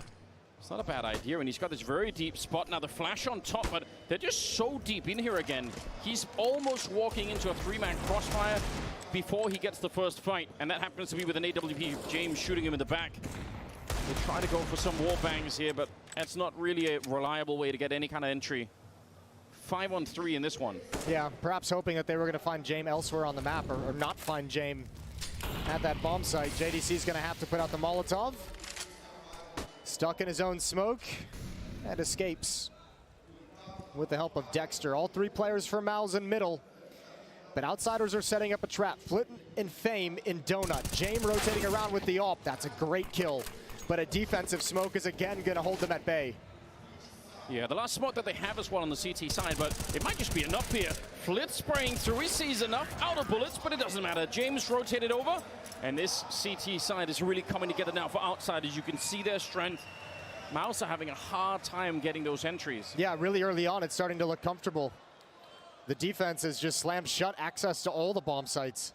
Something interesting, though, when the CTs throw that double Molotov in the middle, if you have just one team that's spotting it, but the other 4 members of the team are somewhere else on the map, that's pretty strong confirmation that you have that double CT set up in the middle early, and you can make some plays around that if you're MOUZ. If you really want to make a fast play, hearing those double Molotovs going down is, yeah, it's a way to play it. Deagles on the T side. Score is all tied up. And again, very standard round coming out here. A little bit more forward in the middle again. They're sort of taking a look. I mean, with Flit and Kickert this aggressive, it allows James to shift over to this angle at the A bomb site. They're saying, yep, there's nobody outside B, nobody in middle whatsoever. They probably know it's a low economy round as well, so James playing it safe and making sure he has presence to support his teammate Fame. So James going to get the first crack at this. And as they swing wider, the M4 from the bomb site will get involved. Great shot from Frozen, but it's not going to be enough. No, definitely not. There's no way to clear that angle when the orb is holding. It's a very, very tight gap there. I think they had maybe one smoke they could have thrown, but you have no idea where to actually put it. Norbert showing up to save the AWP, obviously important. And Dexter is going to be on his own. So Outsiders going to be taking the lead right here. 5 rounds. You can see how comfortable they look. No panic at all, losing the first 4 in a row, and they shrug it right off. 5 rounds and now only averaging losing a single player for each of those rounds. Yeah, it's that's been crazy. Very clean defense, which allows the money to build, which means for all the difficulty MOUZ is having ending this streak with 1 win, they're going to have to win multiple in a row. They want an easier time against a low economy. Oh, back in the hands of Torji. Full utility on the rest of MOUZ with AK-47s. And again, they'll be facing off against an aggressive mid defense. Yeah, some awkward smokes in the middle there. They are going to be doubling up on it, leaving A. I mean, James and CT spawn defending the A bomb site. You just want to look at it. He just wants the 1 kill if anyone comes here. Other side of MOUZ, though, they are outside of the B bomb site. So, again, this could be the sort of round where you need an opening and then you make up your mind afterwards. Yeah, another smoke goes down in middle, which allows Fame and Flit to be comfortable here until just around the 1-minute mark. They do have an extra Molotov as well, but they want to back away from the fight before they have to think about it. Xertion and JDC going to clear things out in mid once this smoke clears. And meanwhile, MOUZ trying to do their best to take control, but Kickert's got the opening frag. Oh. Nice find back through the smoke from Dexter, and he takes up the space. That's huge. I swear, Kickert, he actually ran into the flash that was coming through on the T side. I can't believe Kickert got the kill, but a nice return from Dexter at the very least. Flit's getting him in there, and it was just the top of his helmet showing. JDC out of the round. Torshi and Dexter, 40 seconds. They can win this still. They don't have any nades left, but 1 good entry here could land them the bomb plant. Norbert's going to make sure that's not happening, though, and he'll get the follow-up as well, taking down Dexter. Another round with a single casualty on the side of Outsiders. This is ridiculous. They look like they just made a concrete now. 6-4. They can't be stopped. Yeah, there's no stress on this Outsiders team at the moment. Second timeout for MOUZ, as Cyclone is going to get involved in the conversation. Trying to talk them through these difficulties as he's done time and time again. This is the team that he built. He's got them in the semifinals. And trying to get them out of this hole here. Dig them out of the rut. 6 straight for Outsiders on defense. Norbert's up to 10 kills. James is at 9 just behind him. Yeah, the problem is you've way past the zone where winning a single, upset round could maybe put some damage to the Outsiders' economy. It's just going to be hard from here on out. That's how it is. I think the first thing MOUZ is going to have to do is really start forcing this defense back in middle at some point. Emphasize maybe a delayed mid take once the utility is done, because the middle presence from Outsiders is allowing them to win the information game. It's allowing them to know what's happening on the map at all times, whether to shift towards A or whether to shift towards B. And the mid control also allows qWiNt to have angles like this, where he can get a deep spot down the hallway. That is a good point. Yeah, he can't really stay there, obviously, if they don't have the mid control. So he's feeling just fine about it. Norbert waiting. Grenade in hand, thinking about when to throw it in. Actually, with a little bit of a double nade, so could do a lot of damage. Already tagged up as they get onto the bomb site. Tech-9's in hands, and that bomb plant, a little bit delayed. Yeah, there we go. Before the smoke fades, they're finally going to attempt it.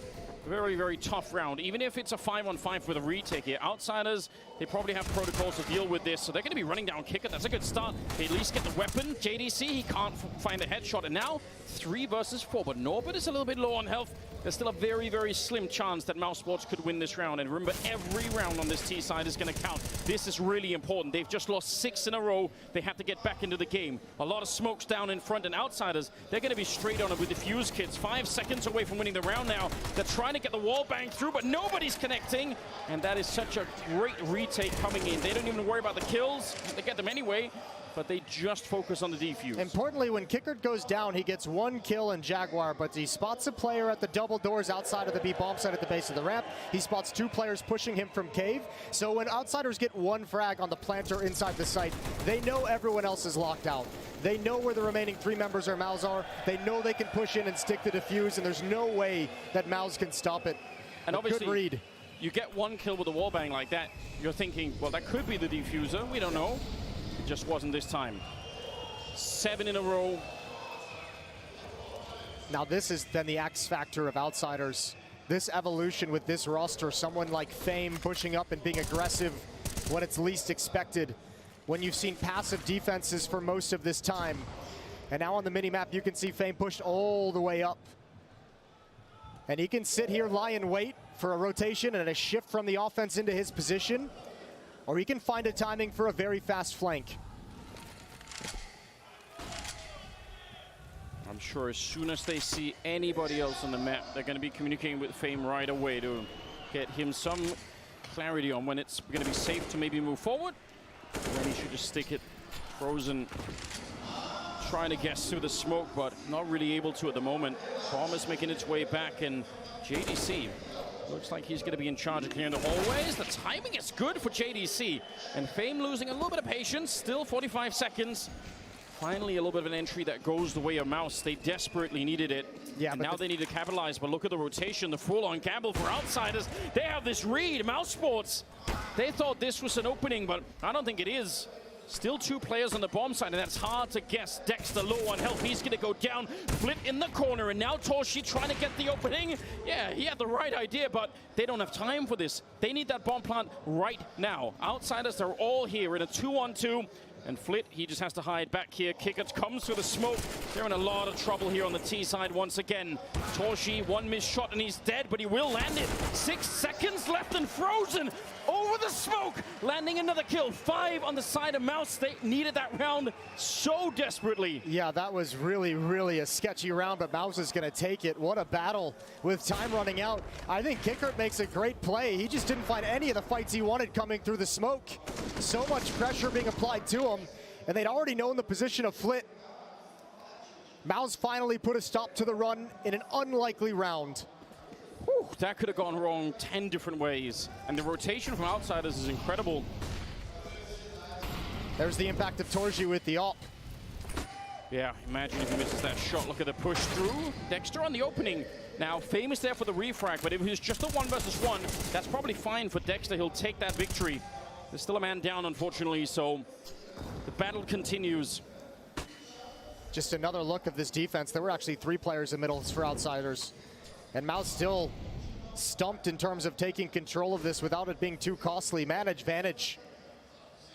for the defense, and Norbert and qWiNt22, as we've seen time and time again in this half, they're going to slide back. Play it passively. Allow qWiNT22 to address middle. Smoke starting to plume inside of the B bomb site as Torji makes his way, entering with the AWP. Molotov to try and slow down the plant as much as possible. It's going to do its job for the moment. 50 seconds, so plenty of time. They're going to flash their way through. They actually wanted to go and fight a little bit of team damage there. They nearly line up, but Norbert will be there. Just continuous trading in favor of outsiders, and they'll take it. Torji, absolutely no way in this one. 1 versus 3. They're right next to him. They got him boxed in, and one good flash over the wall. They might not even need it, but certainly that'll get him killed. Flit is in the smoke waiting. Torji misses the shot. Can't really blame him for it. It's going to be another round, 8-5 in favor of outsiders. Look how difficult it is for MOUZ to find a comfortable fight. They even flash him through the smoke, and they expect to make contact right on the other side of it, but the Norbert on the defense just shifted right back, and by the time he comes back for it, he's got a second teammate there in support. This right here, it's just so uncomfortable. qWiNT22 and Norbert do a great job of just backing away from any danger and re-aggressing when they know they've got the advantage.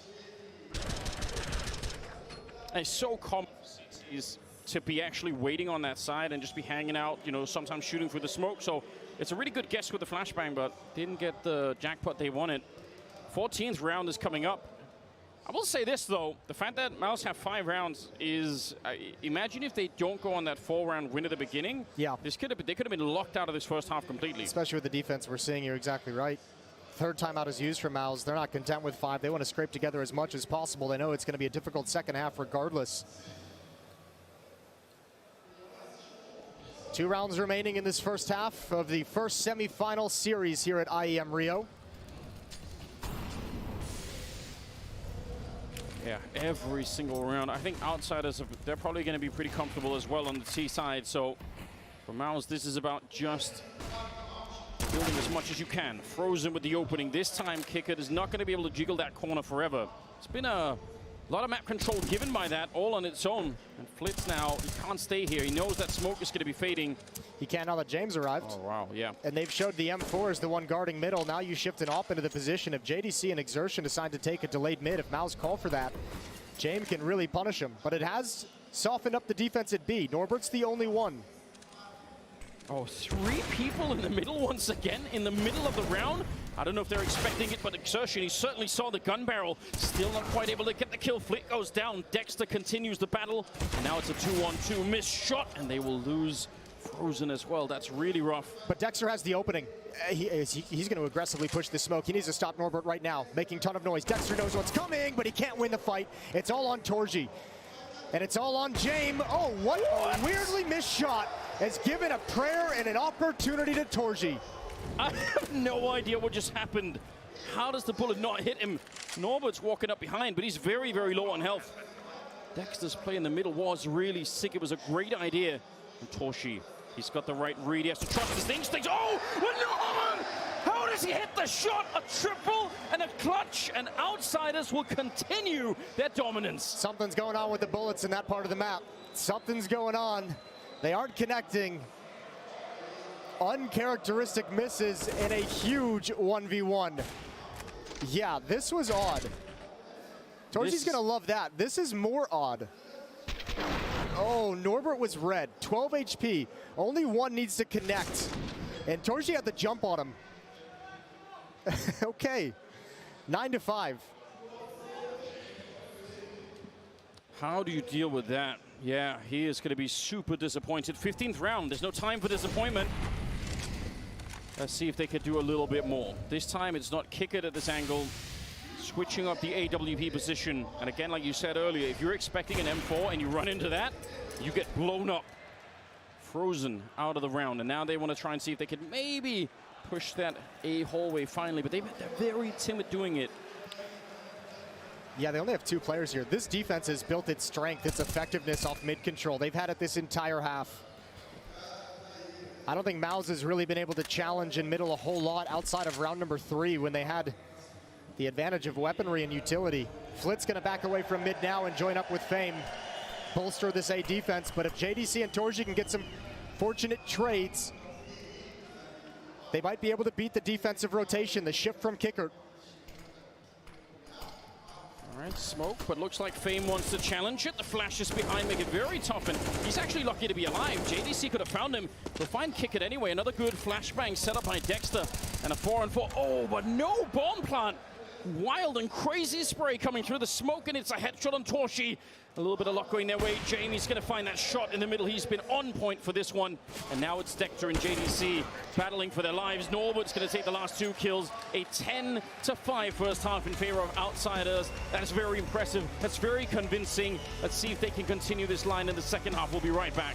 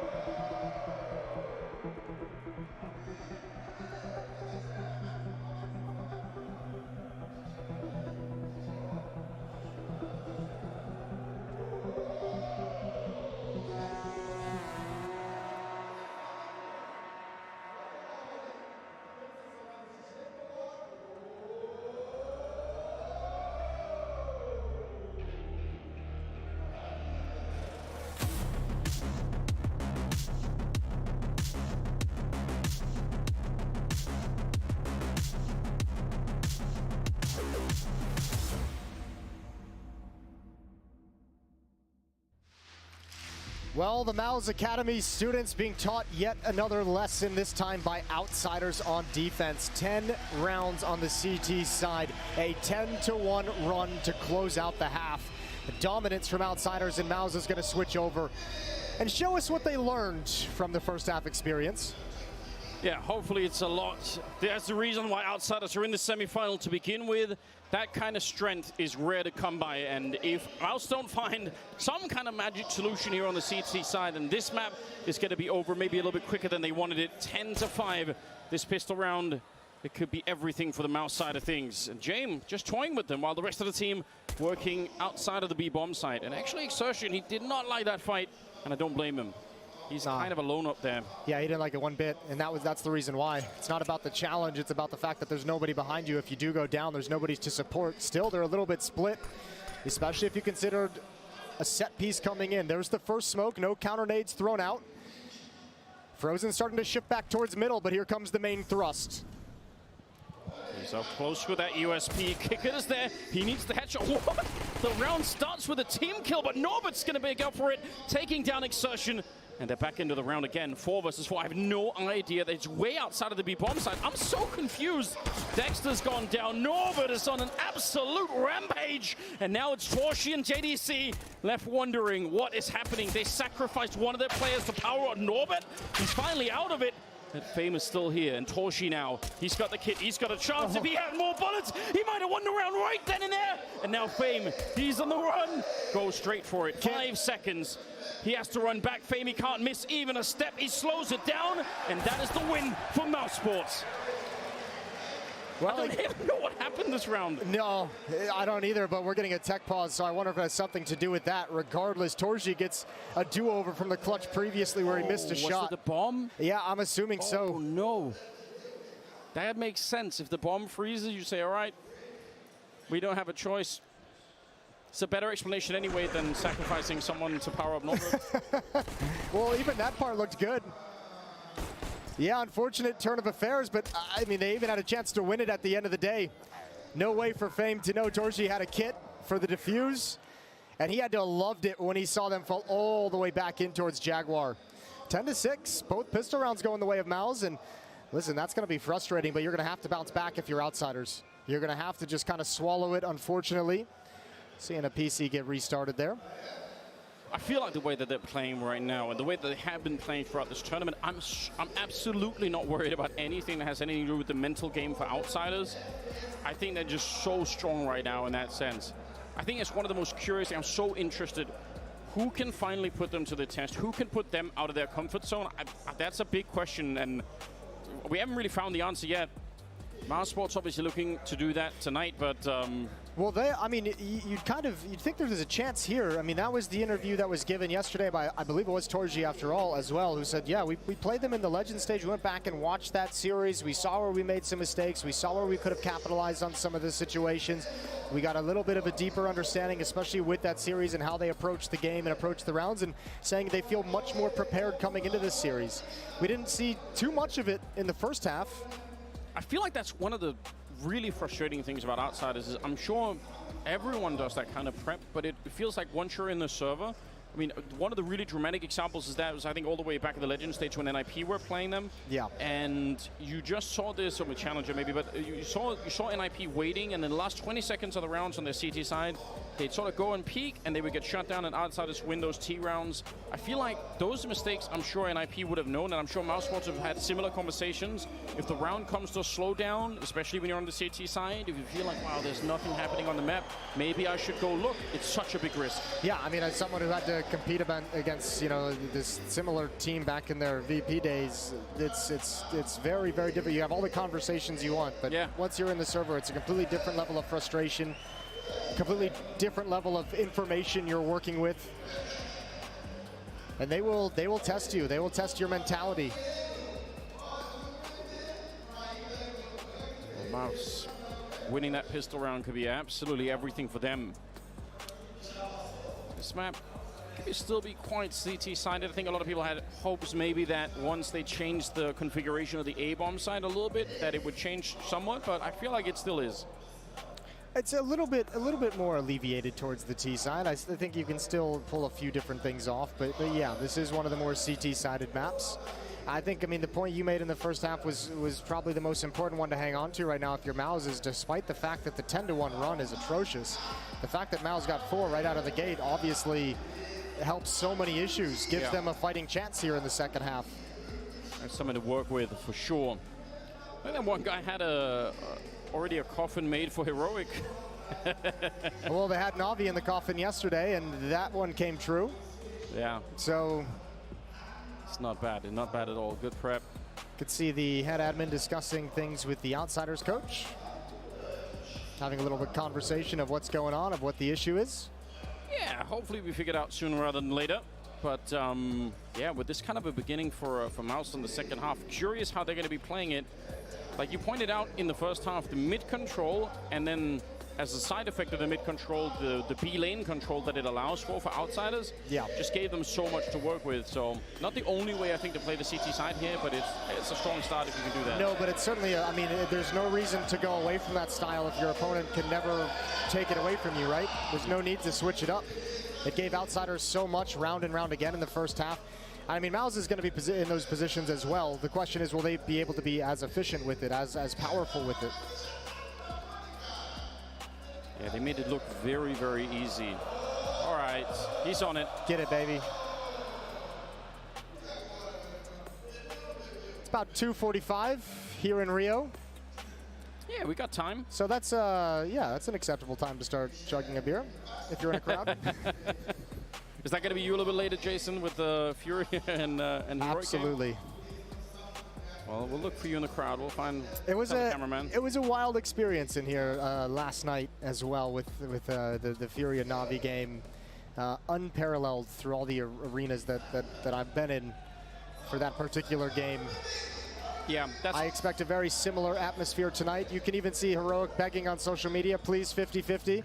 They had great crowd support yesterday during their series Heroic, but that obviously, is some right there. yeah, obviously today it's going to swing the complete other direction. Yeah, there's absolutely no question about it. They have developed kind of a love for qWiNT, but I'm sure they're willing to give that away pretty quickly. Yeah, there's no love in this arena when he steps on the stage against Furia. He'll feel none of that. Definitely not. But that is how it is like playing on LAN, you know, different experience. I'm sure qWiNT is going to be up for it. Sure, he's going to love it. Yeah, I think he probably will. He likes playing the heel every once in a while, so why not? Oh, man. Very interested to see. I mean, something else that MOUZ, I'm sure, have discussed, but that they're also going to have to be ready for now that outsiders on the T side is this problem of them seemingly attacking almost everywhere at once. It can be kind of tricky. I mean, just even in terms of the communication, right? If you hold down your push to talk and tell your teammates, all right, you know, there's a couple coming B, but then at the same time your teammates at A are saying, well, they're also kind of coming A, and someone's middle, yeah, but I'm fighting one middle. You're like, okay, what does that mean? Yeah, it's going to be interesting to watch MOUZ try and deal with that throughout this half. I think opening kills are going to be huge. If outsiders is able to find the opening frags and thin them out, those kinds of situations become exponentially more difficult to deal with. We do have all 5 players from outsiders back in the server. Tech issues have been solved. Thank you to the admins down on the stage. It's round 17. MOUZ has just won the second half pistol on their own CT side as they begin to mount a comeback. And a timeout is called by outsiders to talk things over.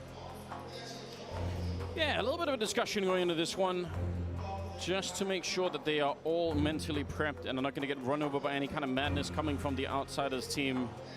And making sure you're all on the same page coming out of an extended tech pause as well. James probably had a million ideas running through his head of how he wants to play things, how he wants to approach things, and just getting everyone on the same philosophy moving into this round 17. P250s, Tech 9s, a Deagle picked up for outsiders. Only 2 players with armor, so saving some money moving forward into the gun rounds. Yeah, here we go. We're back into it. Round number 17. And should be MOUZ able to pick up a little bit here without having too many casualties. It's a luxury that outsiders had on their CT side. It's just winning so many rounds flawlessly. Gave them almost an infinite amount of money. MOUZ would love to replicate and steal that from them. And quite stretched on the map. You can see Famous on the one side, working over in those A hallways. Bomb is way on the other side with James and the rest of them. So, yeah.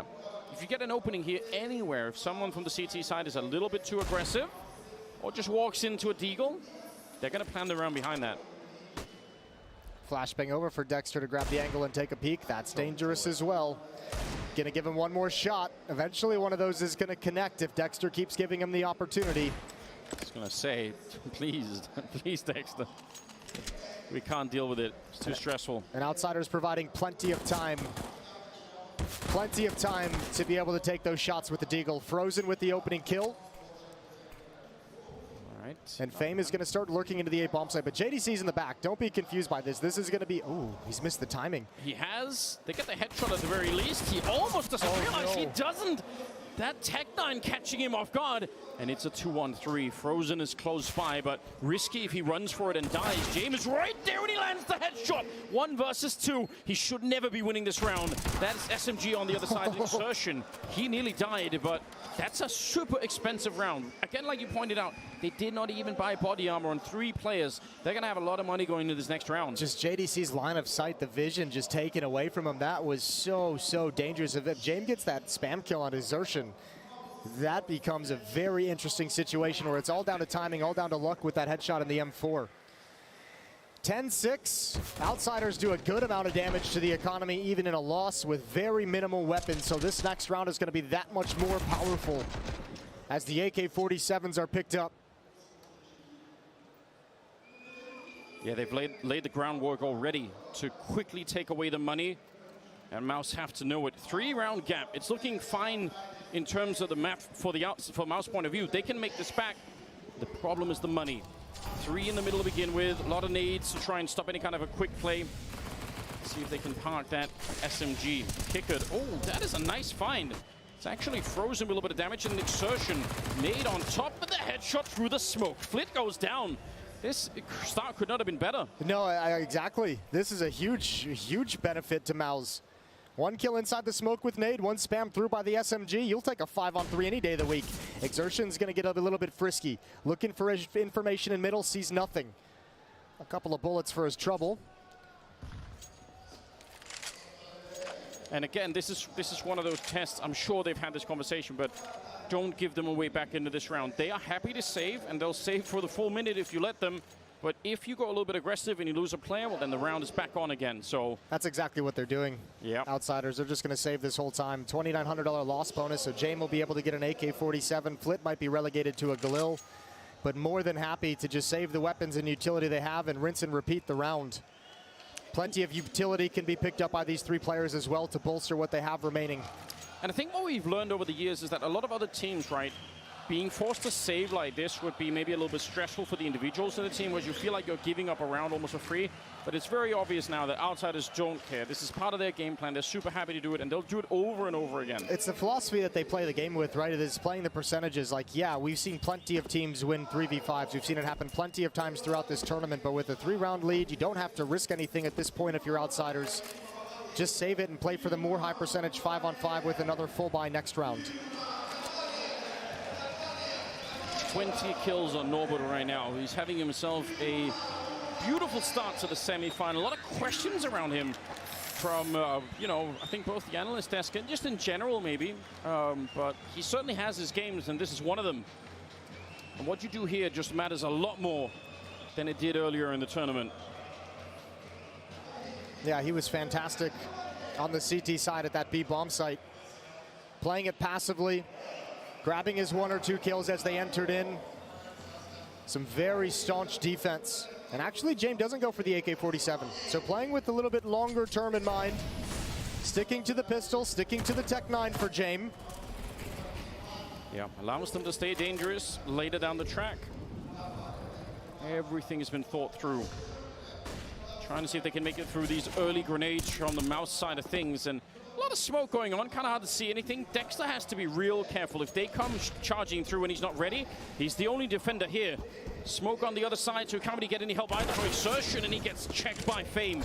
That's a huge kill. Frozen, important kill in return. And actually, Outsiders, they go push forward and try to see if they can take that control. Yeah, you have that deep Molotov to prevent any reinforcements from turning the corner. The deep smoke as well, they can't come through. Now the problem is, Fame is one of the players there with low HP. Good trade from Norbert. You said his name. He's got another one through the smoke. And already some damage as well.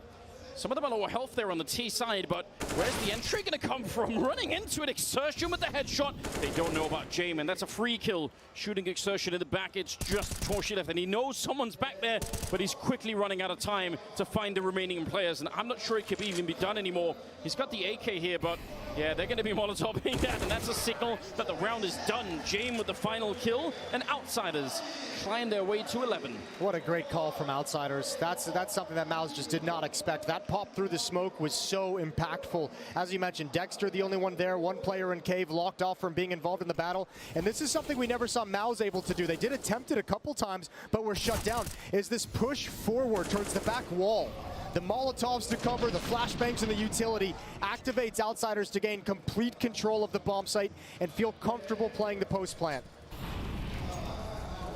I think that last point is so important to highlight. Once they're in that 3v3, 2v2, they slow it down, and there are no more fights left for MOUZ Sports to really get. So now they're the ones that have to re-engage, and that's very, very tricky to do. Oh, it's not far off. No more money in the bank of MOUZ. If they lose this round, it's going to be it could be a landslide. And let's see how they manage mid-presence on the T side from Outsiders. This was something that MOUZ was never able to do on their own offensive half, was gain this kind of mid and be able to challenge through Donut early on, be able to challenge these mid steps. It's already forced an early rotation from Torji. Oh, wow. He probably should have been dead. And yet they can't have the mid-control. They don't have the grenades for it, so they just had to stay away. Nice headshot. Flit's going to be taken down, and another one. Adding to it, Exertion gets blown up. What a round. And look at your minimap. Look at what this has caused. This pressure had already pulled 4 players to the A side of the map. Dexter was the only one at B. Those 2 kills from Flit make it absolutely impossible for MOUZ to be in a good position to defend against anything. They almost have to gamble. And at least, unfortunately, in this round, they're gambling incorrectly. Yeah, well, MOUZ, I mean, even if they go all day, just save the rifles. There's nothing else to do. And this is another feature of the Outsiders gameplay. Look at Norbert just kind of walking in on his lonesome ahead of everybody else. If he gets into an engagement, the follow-up players have plenty of time to address the situation, of know where the defense is positioned. He creates so much space and so much intel, and at least this time he's been able to pass on nobody's home. Let's take the free round 12. I hope you can feel at home when you're watching this, how suffocating it is for MOUZ. You can see it coming round for round. Even the rounds that Outsiders don't win, they do just enough damage, they just stay dangerous, and eventually you get pushed into this kind of thing where you don't have the grenades for the mid-take, and then suddenly they have the mid-control and they build behind it. And now you've been beat by like a really quick spread-out default control from Outsiders turned into a B-pop through a smoke. Now you've been beat by a very slow-paced mid-control in the mid-round with actual challenges up the mid-stairs. Already Outsiders have been able to find multiple ways to beat you.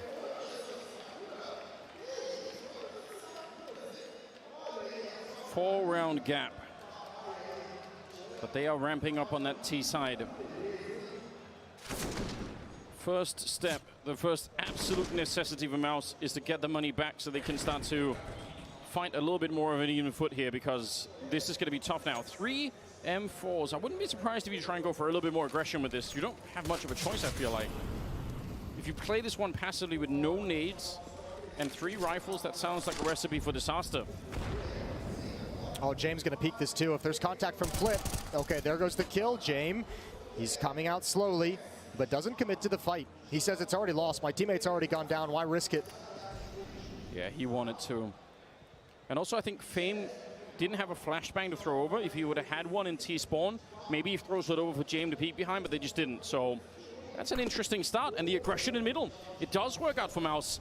Nice start for them. They have this bomb site slightly stacked, but again, no grenades to slow them down. Norbert, again, a good opening, but this time Exertion is there, and he's going to pick up that fallen rifle. 3 versus 4, and it is looking a little bit better. They almost get caught running inside of the bomb site. That's a careless move, and Torshi, it's going to cost him his life. Now in a 3-on-3, and they're actually going to stop the bomb for a minute. James, good headshot, a little bit delayed from Exertion. JDC fighting back. And did they here kick it? I'm not sure. Yeah, they know he's seconds. Here. I think you're right. They definitely did. And now with the smoke, they absolutely know Frozen would love a rifle. But do you want to risk it and walk forward? If you don't, maybe you're going to be in a one-on-one with a USP. He's looking for it. Good angle, but there's the peak. JDC to save his team with a quad kill. And MOUZ, this round, if they're going to end up winning this map, this is going to be a round we're going to be talking about. And they needed those heroics out of JDC. That's such a dangerous hit. Again, the spacing from Norbert. He gets that first kill, goes 1 for 1. The defense shifts because no one else is actually challenging on B ramp. They think it's coming from elsewhere, and it's actually still going to be ramp just 5 seconds after you expect it. Allows James to grab a couple kills at the end of the day.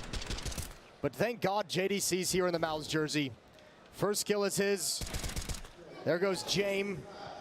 And even to clean things up on the kicker, baiting his teammate perfectly. Timeout taken. This is from Outsiders, their 3rd timeout. Both teams with 1 remaining. It's crunch time now. If you can beat Outsiders in this next round, you have such a clear path to get back into the game. But if they steal it away from you, then I'm not sure they're going to be looking back. They might just cruise straight to the finishing line here and pick up Ancient. This feels like it's one of, if not the most deciding round here. Norbert on 22, Jame on 20. They're fighting against some crazy firepower on top of everything else. And again, that spread from Outsiders. And the fun really starts here. If they find one opening, that minimap suddenly becomes real interesting to look at.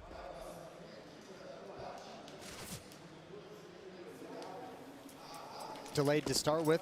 Passive as Norbert and Jame come right back to the B bomb site. To join up with qWiNt22, who's got lane control. 3 defenders on this side of the map at B. Yeah, holding on to their nades rather well at the moment on the MOUZ side.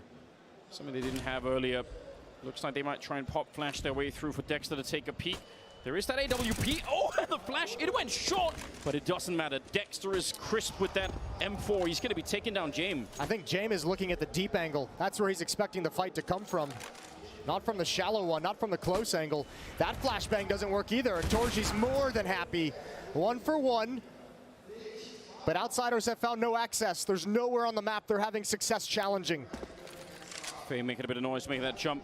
The bomb is still on the other side. Always look on that minimap if you're playing Outsiders, because any point you give this up, they could slip the net, and suddenly you have no idea what's happening. You can see qWiNT22, he's waiting for it. There's some information, and they did spot him at the very least in the double peek. Oh no! But qWiNT22 is there!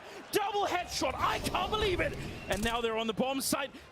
There's just 10 seconds left. Dexter, he loves to be the hero. He wants to try and do it, but the bomb is planted, and he's out in the open. He gets absolutely taken down by Fame, and now it's JDC to try and save the round again.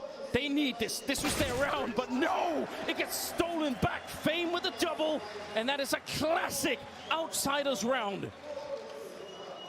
Man, I don't even... the kicker double is spectacular, but the defense had already shifted out of position.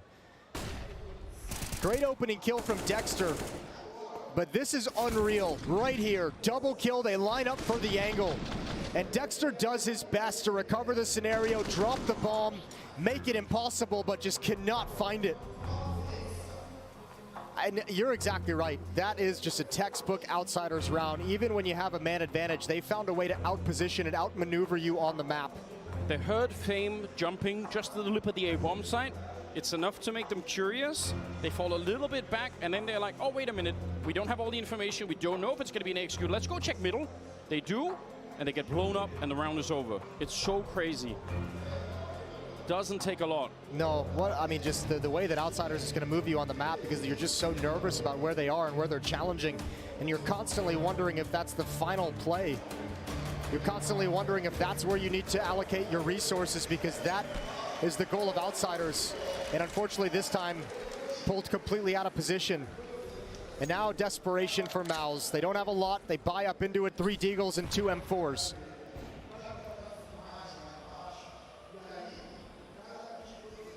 Tactically, and the way that they manipulate that defense, it is some of the best we've seen in a really long time from any team. So hard to play against. They get the opening, and this time it's a little bit more clear-cut. It's a little bit more of a straight uppercut to the A-bomb side this time.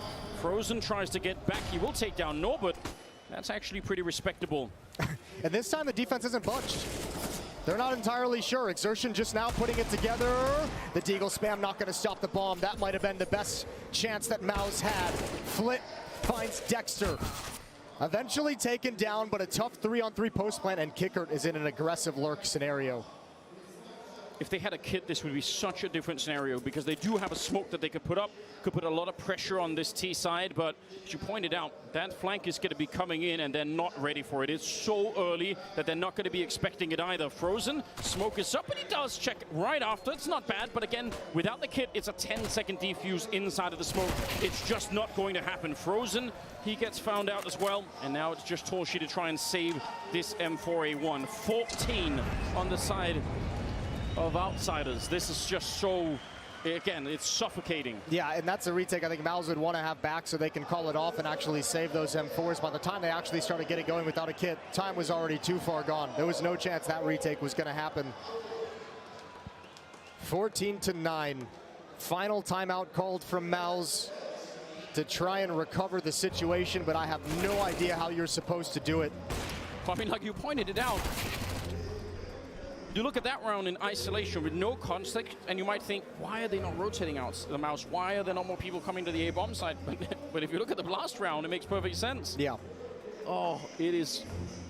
I mean, it's obviously, if you love Counter-Strike, you have to appreciate what Outsiders are doing. But playing against them, you're going to hate it every step of the way. I don't think anyone enjoys playing against Outsiders. I can't think of a single player. Oh, definitely not. 5-round lead. Outsiders just 2 rounds away from taking the opening map of the semifinals. And this time, Flit, knowing the advantage and with the MAC-10, take an aggressive stance in middle. The pace gets picked up. This is where Outsiders love to show you a different speed, a different pacing to their tactics when they know they have the overwhelming superiority of firepower and resources. Yeah, like you're not going to have the grenades to hold middle or anything else. Nice triple on the MAC-10. They get chewed up, and now it's just Exertion left. He's going to be found. It's a quick and a flawless round. 15 for Outsiders. 1 round away from winning the opening map of the semifinals. And MOUZ. This is a big test. This is a big question. What kind of strength does this team have to fight back? They're going to need 6 in a row. And this is their map pick as well. This is the ground that they wanted to take it to for this kind of a battle. For all that prep work they did that went into Ancient knowing they were going to pick it. This has gone horribly wrong. Essentially from round 5 on. Both pistol rounds won by MOUZ. 7 rounds total off the back of those pistols. But other than that, it's been complete domination for Outsiders. And this T side has been a tactical showcase. Yeah, one day somebody's going to find a really, really good answer to this kind of style. But question is if that day will happen before this major is over, because the way that they're playing right now is not clear who's going to be able to shut them down. Don't forget as well, Jame and Kickert have been in a major grand final. They're looking for redemption. They're looking to come right back and finally win that trophy, the one that was denied them back in Berlin. Yeah, Astralis not here anymore. And in many ways, that Astralis is not with us anymore. Yeah, I'm sure they're thankful for that. Well, they get the opening on Exertion, and now it's under 50 seconds. Plenty of time for Outsiders to do whatever they want. Going to put some pressure on that donut. JDC is here hiding in the corner. They're going to go look for him, and he's so comfortable taking that fight. Flit will drop JDC. 5-on-3 here. Torshi's in the middle, just trying to see if he can run, maybe do something. This is desperate, but it almost has to be. They're giving up on the B-bomb side, and maybe that's for good. The bomb is on the ground.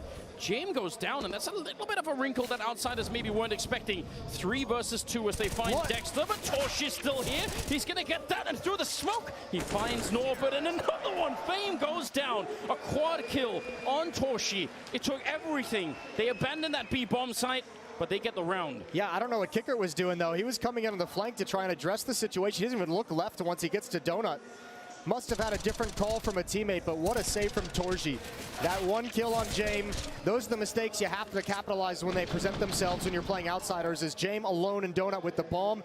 That's a huge frag to get, to drop it and throw a wrench in Outsiders' plans. Still, just 1 round away. And with plenty of money, they switch to Tech 9s and Mac 10s. Another change of pace. How do you see this coming? How do you read it, and how do you stop it if you're MOUZ? You don't? They're not ready at all. Dexter gets run down by Torshi with a very, very important double to try and bring it back. No bomb plant yet. They wanted to focus on the aggression and keep pushing. Fame is going to land a headshot there, but still 2 versus 3, and they're going to be backing out with a bomb. They could go, oh, they might park Jame here and wait for somebody to rotate. Look at Fame, he's making noise intentionally. He's running and frozen. He's not ready. What a great bait setup.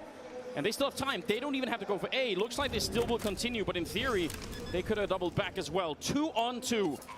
And of all the ways to lose a round, this one might be especially heartbreaking. You had the early fight at B. You feel like you've almost won it, and then they slip out of the bomb site with the bomb and you're not ready for it. Fame's going to be picking up Torshi, and now JDC, SMG in hand walking in, but there's no way he could break this up there on either side. This crossfire is locked in, and Outsiders, they'll pick up the first map 16-10 with an absolutely suffocating performance. Textbook Outsiders Counter-Strike from start to finish. That offensive half is a thing of beauty. James just called a brilliant game, and his players all delivered on top of it. That is a shockingly strong victory for Outsiders. Map 1 is theirs, it's in the books. The semifinals continue after the break.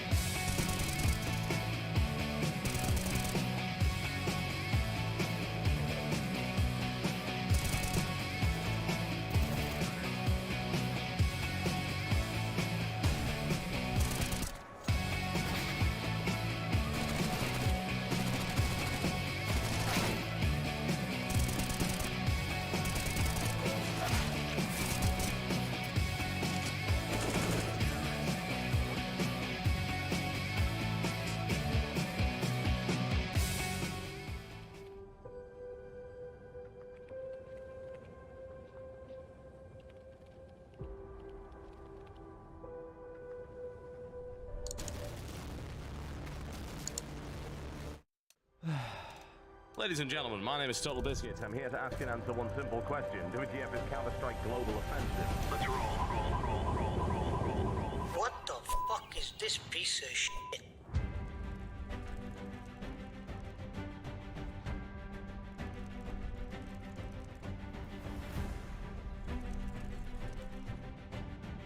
This one? I sense great things on the horizon for Counter-Strike. Sometimes I feel like I'm the only one. The sickest streak you will ever see. If they were just the best in the entire world. Seriously? Goes for the defuse, he has to get it right now! Oh my god! To pick off players, 2 in a row from Apex as well! Versus Pro, the first team in history to beat NIP on LAN. They must be feeling happy.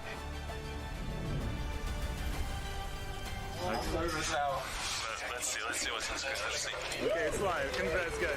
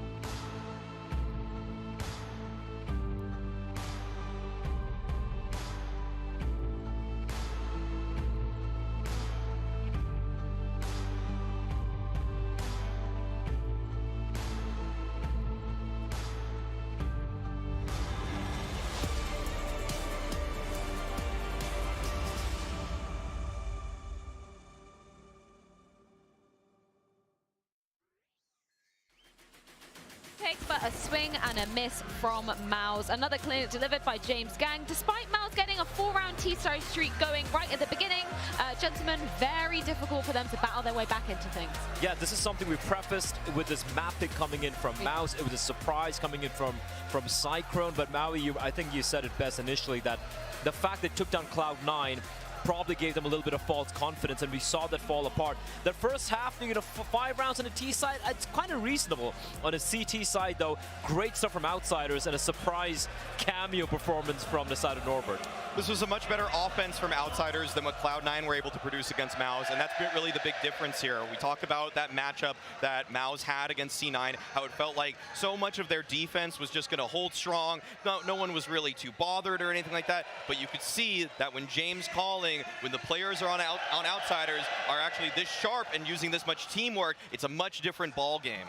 Well, Maui, you joined a new gang during this game, yes. Didn't you? Norbert Nation, rise up. I'm a Norbeliever now. I'm a Norbeliever. That was an exceptional performance from him. I haven't really been sold on this guy for this Outsiders roster. I think he's probably the weakest player overall, but this was a performance that made this B site unwinnable for MOUZ. He was so instrumental in their defense towards there, finding multi-frags. And what I loved even more from Norbert in this game than I've seen from him in the past is that when his team went man down, he was so good at finding the right way to crawl back into the round, to go for the swing, and he did it with conviction, and he was able to bring back so many rounds that Outsiders didn't even have business winning.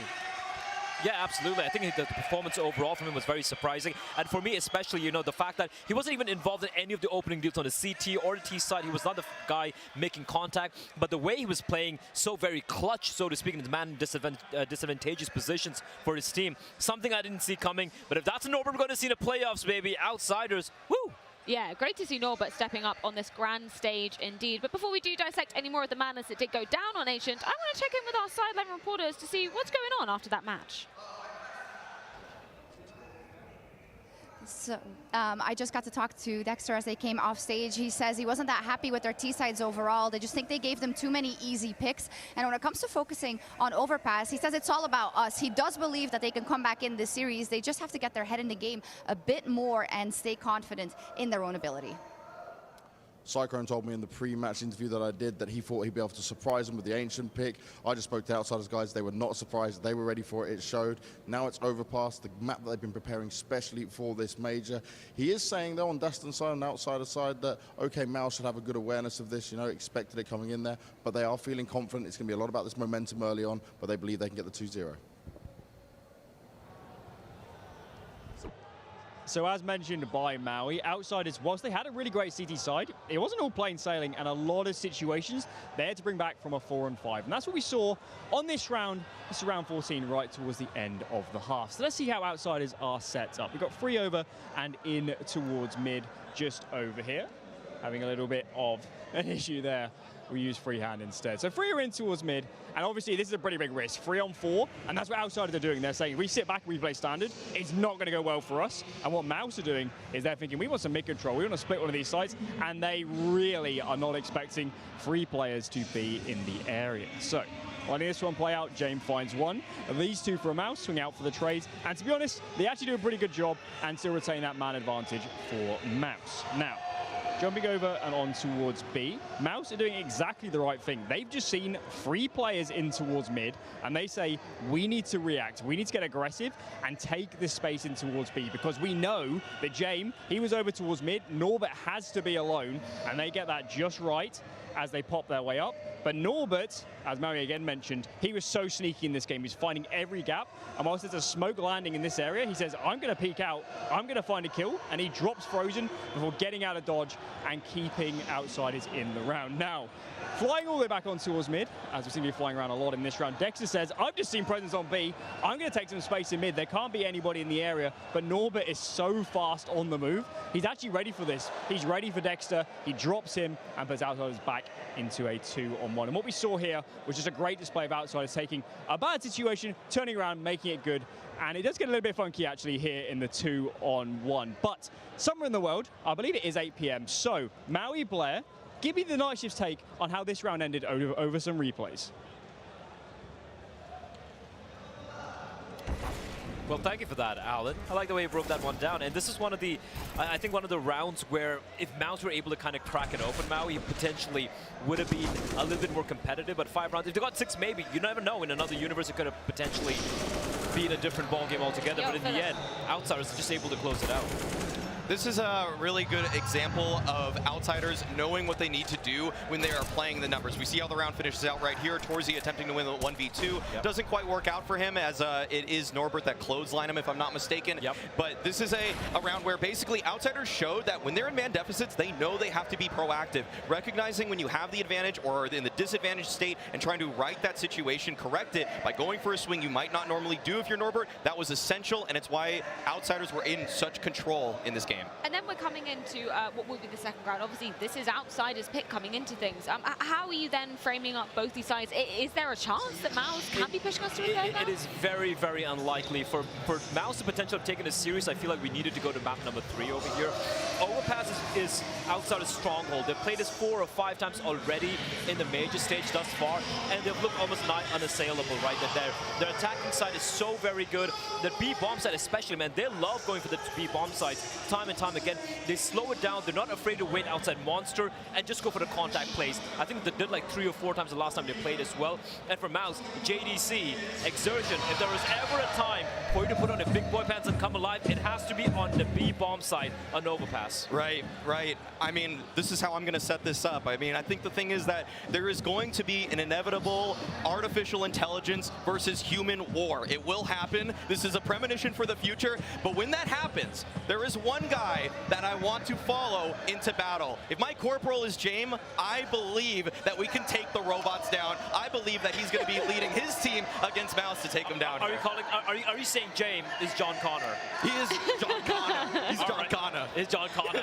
Yes. I love that you were a Nor believer in that first map, but I mean, in this whole series, is it James that you're following? You know, eyes closed. Is he your leader? James is seriously a genius when it comes to the CT side of this map too. Absolutely. Even if they don't put together 5 rounds on the T side, and I imagine they will. I think they're going to get at least 6 on that T side. But if they don't, James controls Fame beautifully. They are in tandem. They are tethered together. When they lose space towards that A side of the map, he knows the exact reaction every single time. Everybody talks about how passive James is. He is not passive in the mid-round of Overpass. He doesn't force the issue. He doesn't always have to go for that opening pick, but he knows how to respond to everything by pushing forward and finding another option. And I think another thing falling into place perfectly for the side of Outsiders is the rotator. Norbert, right? The rotator on the CD side of Overpass, a pivotal role, and Norbert, the form is finding in this very series right now. Everything is falling into place for Outsiders to get it a quick 2-0. So what you're saying, gentlemen, this is going to be a 2-0 for Outsiders? They're going to the grand final? I feel it's going to be James time. Well, let's see if it is James time indeed. But before we do jump into the second round, that will be Overpass and potentially last chance saloon for MOUZ, we do need to go to a quick break. But when we are back, potentially seeing Outsiders netting that spot in the grand finals.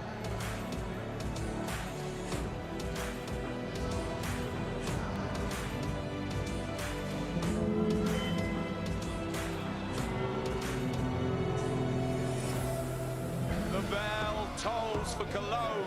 This cathedral, a cathedral that is stacked from the earth to the heavens with the greatest of all the fans, the most passionate.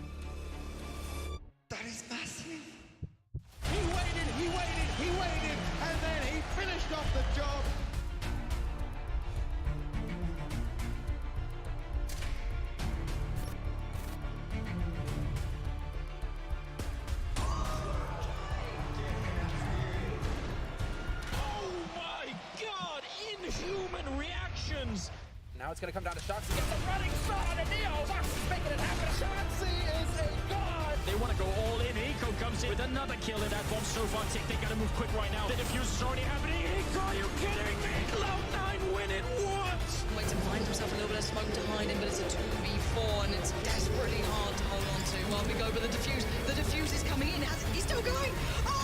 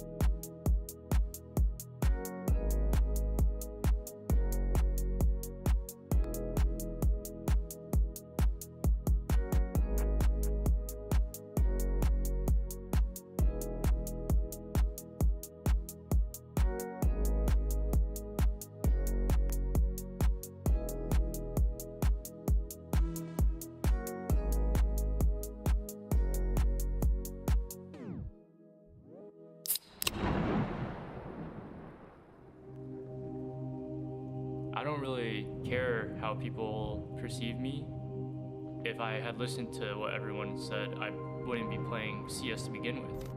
I mean, there have been times where early in my career, when we would lose on LAN, I would feel so embarrassed. Mathematic's been a difficult road for the side, but I would think to myself, like, I never want to lose again.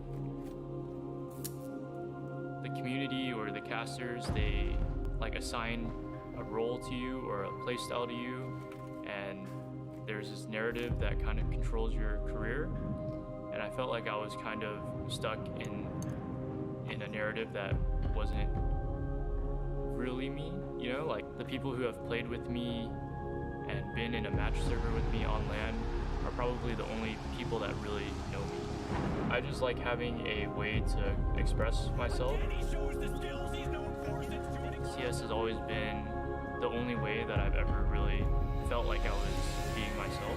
When there's a lot of stress and a lot of pressure, I feel like that's when you really show who you are. Don't listen to what other people say, and just find your way to do whatever you want to do.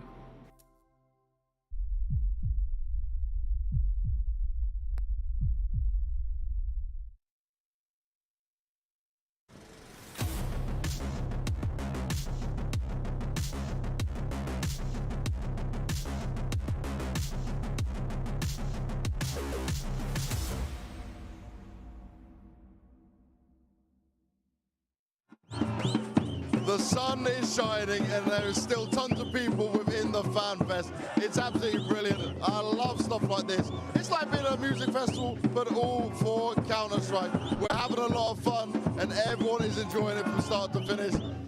And these drums, they just follow me everywhere we go. From start to finish, there's noise, there's cheering, there's all this excitement, and this is everything we love so far here at IEM Rio. What a major.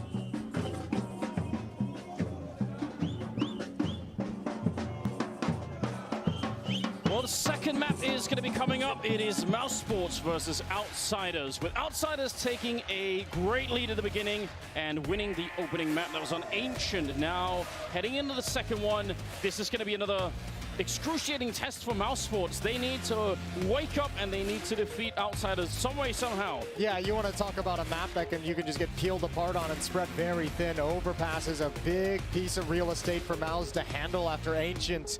After going down 0-1 in the semifinal series, Outsiders looking to march themselves into the grand finals. We'll see if MOUZ can stop them. I don't know, it's going to be such a huge test. And they keep mentioning, and we keep talking about it, MOUZ saying we played him in the Legend stage. We were feeling comfortable coming into this. We're feeling more well prepared, but inside the server, it's just a completely different atmosphere, a completely different feel and vibe to it. And obviously on Ancient, MOUZ had no idea how to handle the Outsiders' attack. And I guarantee you, that first map feels like playing 2.5 maps, because it's just, we've said it many, many times, that everything is difficult. You have to think so much. You get nothing for free, and I think it's just, it wears on players more than maybe we realize. And the kind of game Norbert had, I mean, that's going to be so difficult to overcome as well. Frozen's going to take an early challenge as the pistol round is underway. And Outsiders challenge early, make sure the defense is forced back. Torji, Dexter, and Frozen lined up in a stack right at the front of bathrooms, right at the top of stairs. JDC and Exertion have pushed in towards short outside of the B bomb site, so map control is pretty solid at the moment for MOUZ. Yeah, they would have been happy to take the fight and maybe try to hunt down Frozen. When they don't get it, they don't really overextend, they don't risk too much. Instead, they're out long, where that P250 could surprise a USP that's feeling a little bit too comfortable, maybe. Dexter in a good position right here. Maybe could have had the shot, but he's very low on health and lucky to be alive as well, on top of everything else. They're going to be taking that restrooms control. Now look at how that abandons Torji in the stairs. Exertion slides over to be able to pop open the door at contact, but this is all down to timing. Flit peering up the stairs, sees absolutely nothing. The dualies get a freebie on a Jame. Traded off immediately, and now it's Exertion who's put under pressure. It's Exertion who's abandoned and surrounded as Outsiders have rotated back, but it does not matter. Double headshot with the dualies, one for each pistol, and Outsiders slowly getting whittled down. Exertion's not done yet. He's getting one more kill. Norbert's now completely isolated. He's got 25 seconds, but if they don't give him a fight right here, how is he meant to plant the bomb ever? Exertion's on half health, but he's still got some fight left in him. One attempt is there, and they realize, yeah, they can peek in. There it is from the high ground. Dexter will take him down. Exertion, without a question, the hero of that round. And he had no way to fall back.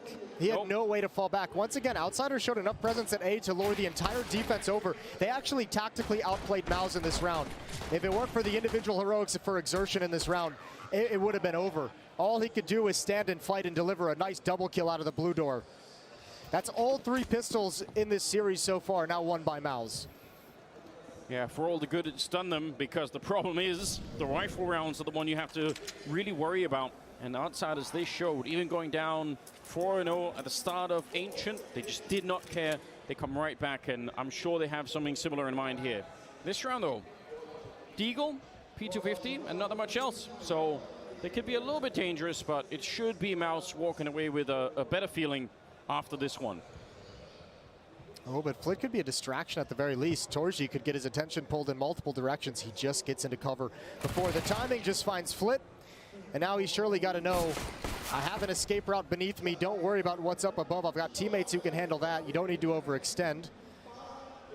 And Torji's going to see another one. That's the bomb spotted as well. So MOUZ has a good idea what's going on the map. Deagle, one bullet coming out. Not headshot, so I'm not really going to make a difference here. Kick it in Jame left. And again, small details, super basic, but the amount of casualties you sustain in this round if you're on the MOUZ side is going to be really important. So this round is obviously won, but it can be very painful if you keep going. Yeah, we saw that on Ancient, remember, in the round that Outsiders brought like unarmored P250s and Deagles into a round. They're able to get 3 kills in a plant. That's something that you just cannot let happen. And obviously in this round, should be impossible, although Kickert's already got a 2nd kill with his P250. One more. And this round is extremely nice. You'll never expect Exertion to be in this position, though. Or will you? Yeah, Kickert somehow on a different level. Could have been interesting, but he can't find the headshot. So, second round, they have 3 people alive at the end of it. It's kind of acceptable. They can build with that. They know the AKs are coming out now, and this is where Outsiders can do some really, really deadly work. Round number 3. James going to be on that Tech 9, keeping $1,500 in the bank. Should be AK-47s and all of his teammates as well, so Jay making sure he's got enough money for an AWP moving forward. That's cash he can use if they choose or have to save in this round. That's cash he can use if someone dies, he can drop a weapon over. So James is playing the money game. Yeah, tiny optimizations for what's already a really powerful strategy they have in general. They're not really quick to rush out here towards the playground. They're happy to just spot out what's going on. Interesting Molotov. Obviously not designed that way. And in the meantime, they're going to be setting up 5 people outside of the B bomb side. And this looks like much more of a follow-through. So not like the classic rounds that we're talking about for Outsiders, which is exactly why it can be really dangerous. Yeah, no trickery here. But I mean, at least in this round, they've got the right call when you consider the defense that's positioned in bathrooms. 3 players there for MOUZ, Exertion and JDC, due to the stack on the other side of the map, playing this very passive, very deep behind the bomb site. They're going to know now. Flashes are in. They're calling it out, but this defense either holds or the round is going to be done. JDC gets blown up. The AK is there in the double entry. It's an immediate safe call for MOUZ. There's no point in showing up. That's a very, very clean round. I don't know how they knew. They show themselves a little bit on the A side. They never even really walk up the stairwell out there. They're just throwing some nades over towards the tree, and that's about it. Could have been information gathered by a player at the B bomb site, not hearing a whole lot of aggressive presence towards any of the choke points, towards sandbags, towards Monster, and calls them over. But yeah, very clean. A lot of space for Outsiders to work with, and I mean, not even really having to execute onto the bomb site. Walking through Monster before they pull the trigger. By the time MOUZ knew what was coming, it was already too late for anyone else to react on the map. Well, they'll take it. Great beginning. Like you said, I mean, James even just upgrading to the Tech 9 just to have the money later on. But now when they actually win the round, I mean, he's going to be in such a powerful position. He could upgrade straight into the AWP. And we all know what that's like. Yeah, and he knows there's still 3 players surviving. This is going to be another buy. It's a great shot from Kicker. JDC loses his life with a flashbang to activate his teammate. Just missed the opportunity for the 1 kill that was necessary to make it all worthwhile. First gun round going the way of Outsiders. And even this one, I mean, 3 from us, 2 M4s. If MOUZ could get a couple of early kills in a round like this, then it's a little bit more even, but otherwise those AKs on the other side are going to do a lot of damage. This time 3-man set up at the B-bomb site, which is pretty common. Not really an overreaction to anything, that is just kind of the default. So, but again, this kind of a setup requires you to kind of continually you're refreshing that monster smoke, right? So this is the information that is going to be given over that Outsiders kind of caught on to in the last round is, hey, there's not this refreshed monster smoke throughout the entirety of the situation. This time, Outsiders is going to realize there's a more staunch defense at B. So instead, they start probing out towards long. Fame, Norbert, and James working together to clear bathrooms. Flit's going to be in the stairs, ready to come up when his teammates are ready to help him. Yeah, flash around the corner just to make sure. Under 50 seconds. Couple of good Molotovs still left on the MOUZ side, so that's worth taking a little peek at. If we get into the late stages where we're down under 20 seconds, some of those CT grenades become really valuable. They burn out that corner, and now we're at about 30 seconds. Outsiders looking to finally commit to this one. A little bit of a push coming through from Torshi. He wants it, but the counter flash is in. I can't believe he still got that kill. Norbert pushing through the fire, and Dexter is on the other side, ready to pick him up. And they've got this held on the other side. Fame trying to get the opening. I think if he gets that double, that is maybe the only way that Outsiders could dream of winning this round. They're still in it though. 10 seconds, and James in a 1 versus 2, but the bomb is lost to him, and it will be the round for MOUZ. That's a huge victory. Yeah, that really is. Nicely done. And I mean, again, you're catching that aggression from Outsiders, giving away the position of Frozen at the front of Bathrooms as he tries to fight over the fires. He's expecting the fight to come from Bathrooms, and instead it comes with a flashbang jumping through the smoke at Divider. Completely caught off as he tries to spam. Whoops. Just caught the lip. That's unfortunate. That happens from time to time. Excuse me, it was Torji, not Frozen. Even at the end, I mean, that round looks dead. And Fame is fighting at long. If he gets both those kills, that's the opening. Even if at that point there would have been like 7 seconds left, they could have still made it. It's so crazy how they stay active and kind of stay viable in the round all the way to the end every single time. Awkward getting caught like that. Well, you have the information now that Dexter is in stairs. Outsiders going to do the same thing as last round. 3 out towards long.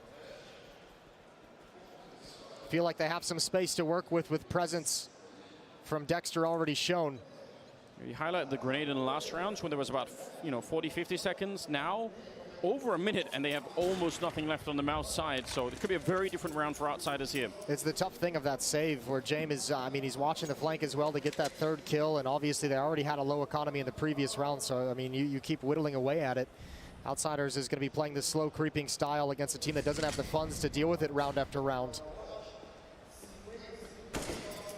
Now you've taken over so much of the map control towards Bathrooms and long. You've shown presence. Torji's going to push forward with some courage and get information, and that's going to be so beneficial to MOUZ. This allows Dexter to be a 3rd body at the B bomb site. It allows Frozen to play back on the CT spawn stairs so that he can have a quick rotation as well. Oh, one flashbang to set it up, and the MP9 comes in for a double, and that might be the round. Again, Outsiders are happy to call these saves when they realize they can't win it, and I think they already have.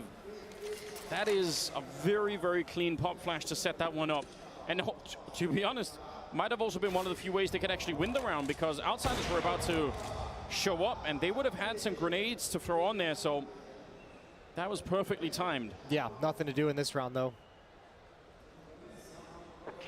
But that information from Torji in my mind is so critical. When he hears them clearing bathroom, hears them clearing long, and reaggresses and says there's absolutely nothing, working up the courage and giving the information over to go for the pop flash peek through Monster. Some dynamic plays from the MOUZ defense. 4-1. And a timeout is, well, I think actually a tech perhaps? Not entirely certain, but the game is paused. We'll get a little bit of a break in the action. Nicely done from Exertion and Dexter. And Dexter was that rotator. He was that third guy coming over. Even more importantly for MOUZ is keeping the economy going. I know it sounds like we're repeating ourselves, but you saw how it worked out on Ancient. Once you lose track of that on the CT side, Outsiders, they will use the fact that you don't have the grenades, that you don't have the AWP, they will adjust their strategies around it, and suddenly you have a whole new problem to deal with. So they just have to stay far away from that zone where they're going to be forced to eco. 4-1 though, it is a good start. And I feel like especially coming back after Outsiders snagging away that one round, it's got to feel really, really good for the CT side at the moment. Oh, absolutely.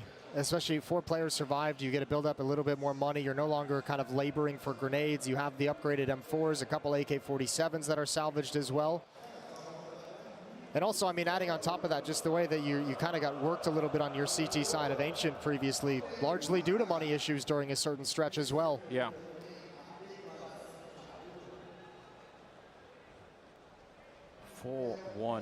So far, I think both Norbert and also Flit have got 0 kills. Not really necessarily a disaster yet, but obviously Norbert was a huge part of what was going on Ancient. Yeah, player of the map, I think you'd say. Yeah. He was an absolute beast. Very impressive performance coming up from him. And James solid with the AWP. Some of these heroics that we've seen, I mean, some of the rounds even the MOUZ Sports won on Ancient were kind of down to individuals stepping up. I think Torshi had a Exertion had a round. That might be some of what MOUZ Sports need to rely upon, because they do have some crazy firepower. The problem is obviously putting it to use against MOUZ Sports is very difficult, but if they can manage to unleash some of those players, that could be a real difference. I mean, you're always going to have individual performances, I mean, throughout the tournament, but especially against a team like Outsiders, with the way they're so good at out-positioning and out-maneuvering their opponents on the map. Like, your individuals are going to be called upon to deliver something special from time to time. It's just the way it's going to work against this team. Individually, you've got to be so sharp and so focused and so prepared at any moment. Early going is nice, but Outsiders is one of those teams that can grind you down. Still a long ways to go in map number 2. They're going to be a little bit slowed down at the start of this. Not quite the money that they would want going into this next round. And obviously no communication during the tech timeout, so just waiting for it to resume, and then hopefully we can get it back underway. MOUZ win this one, that in itself would be really interesting. I mean, to go from winning, what, back-to-back Academy Leagues into a major grand final is just such an incredibly unique story. For Outsiders, James and Kickert getting back to the major grand finals would be an incredible run, especially with all the reports. We still don't know a whole lot about how this team operates, but all reports are that James is an absolute mastermind. Talked about it by his current teammates, by his previous teammates. And everyone's got his respect for his way he thinks about the game.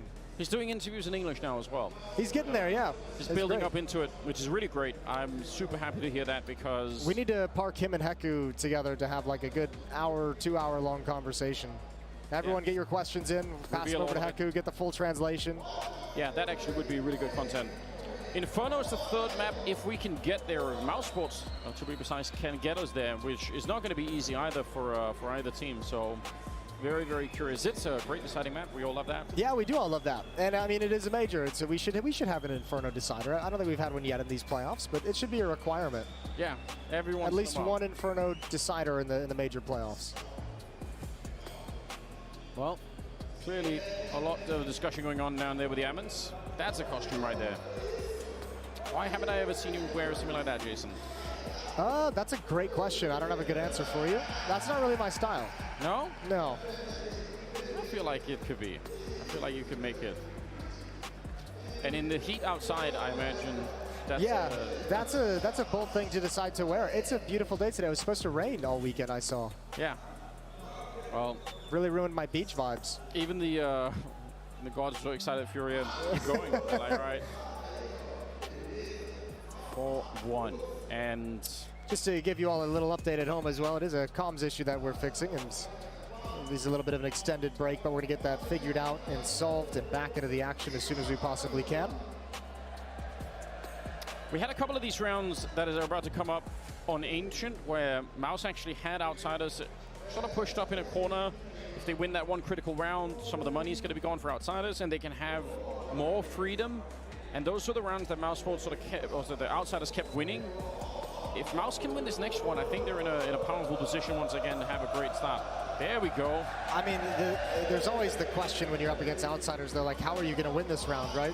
If you win the previous round and 3 weapons get saved.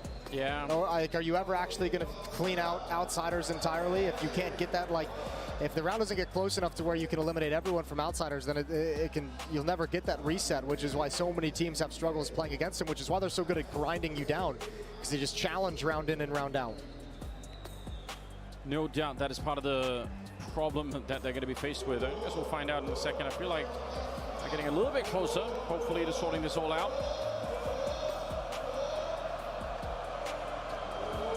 He's committed. God bless this man. Good for you. Whole crowd behind your back. Admirable performance. There's never no one with war drums when I'm trying to drink beer, Jason. I feel like that's, you know...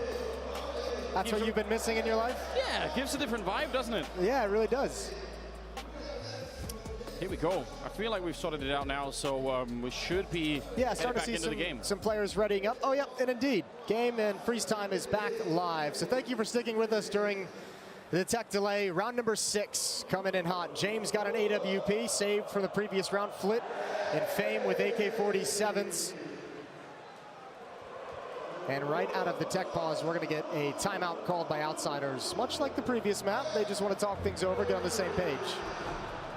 Well, they know as much as we do that this is going to be one of those critical rounds where if you can break MOUZ here, then again, you're right back in the game, and everything that they've worked for is going to kind of get washed away. There's no breaking MOUZ in this round, but yes, that's what Outsiders looking for on their T side, right? Just keep grinding that economy down low, keep you on the edge.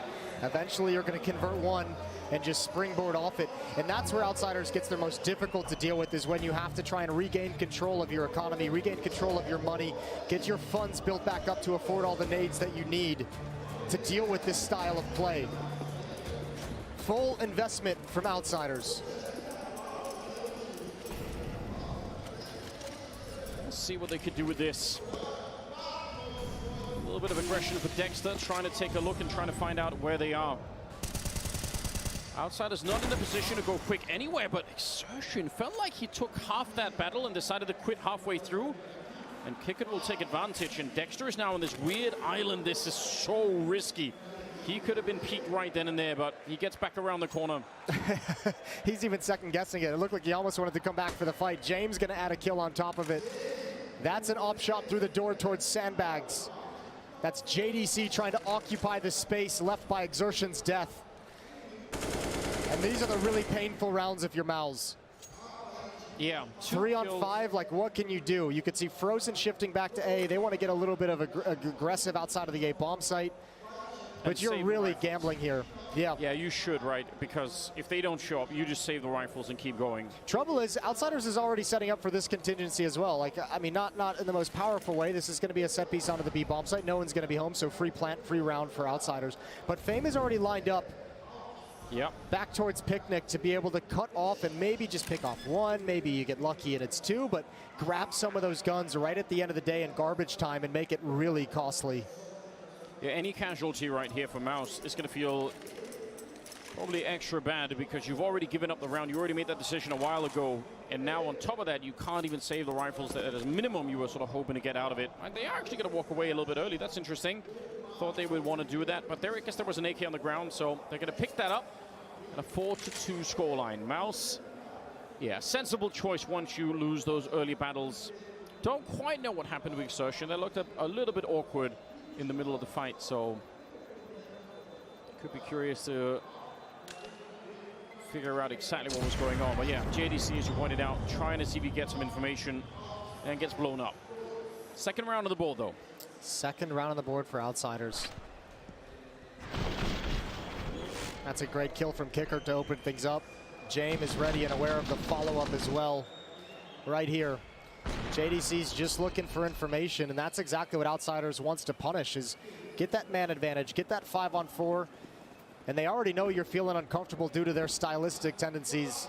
They know you're going to want to find some information so you can position the defense properly, and they punish the play.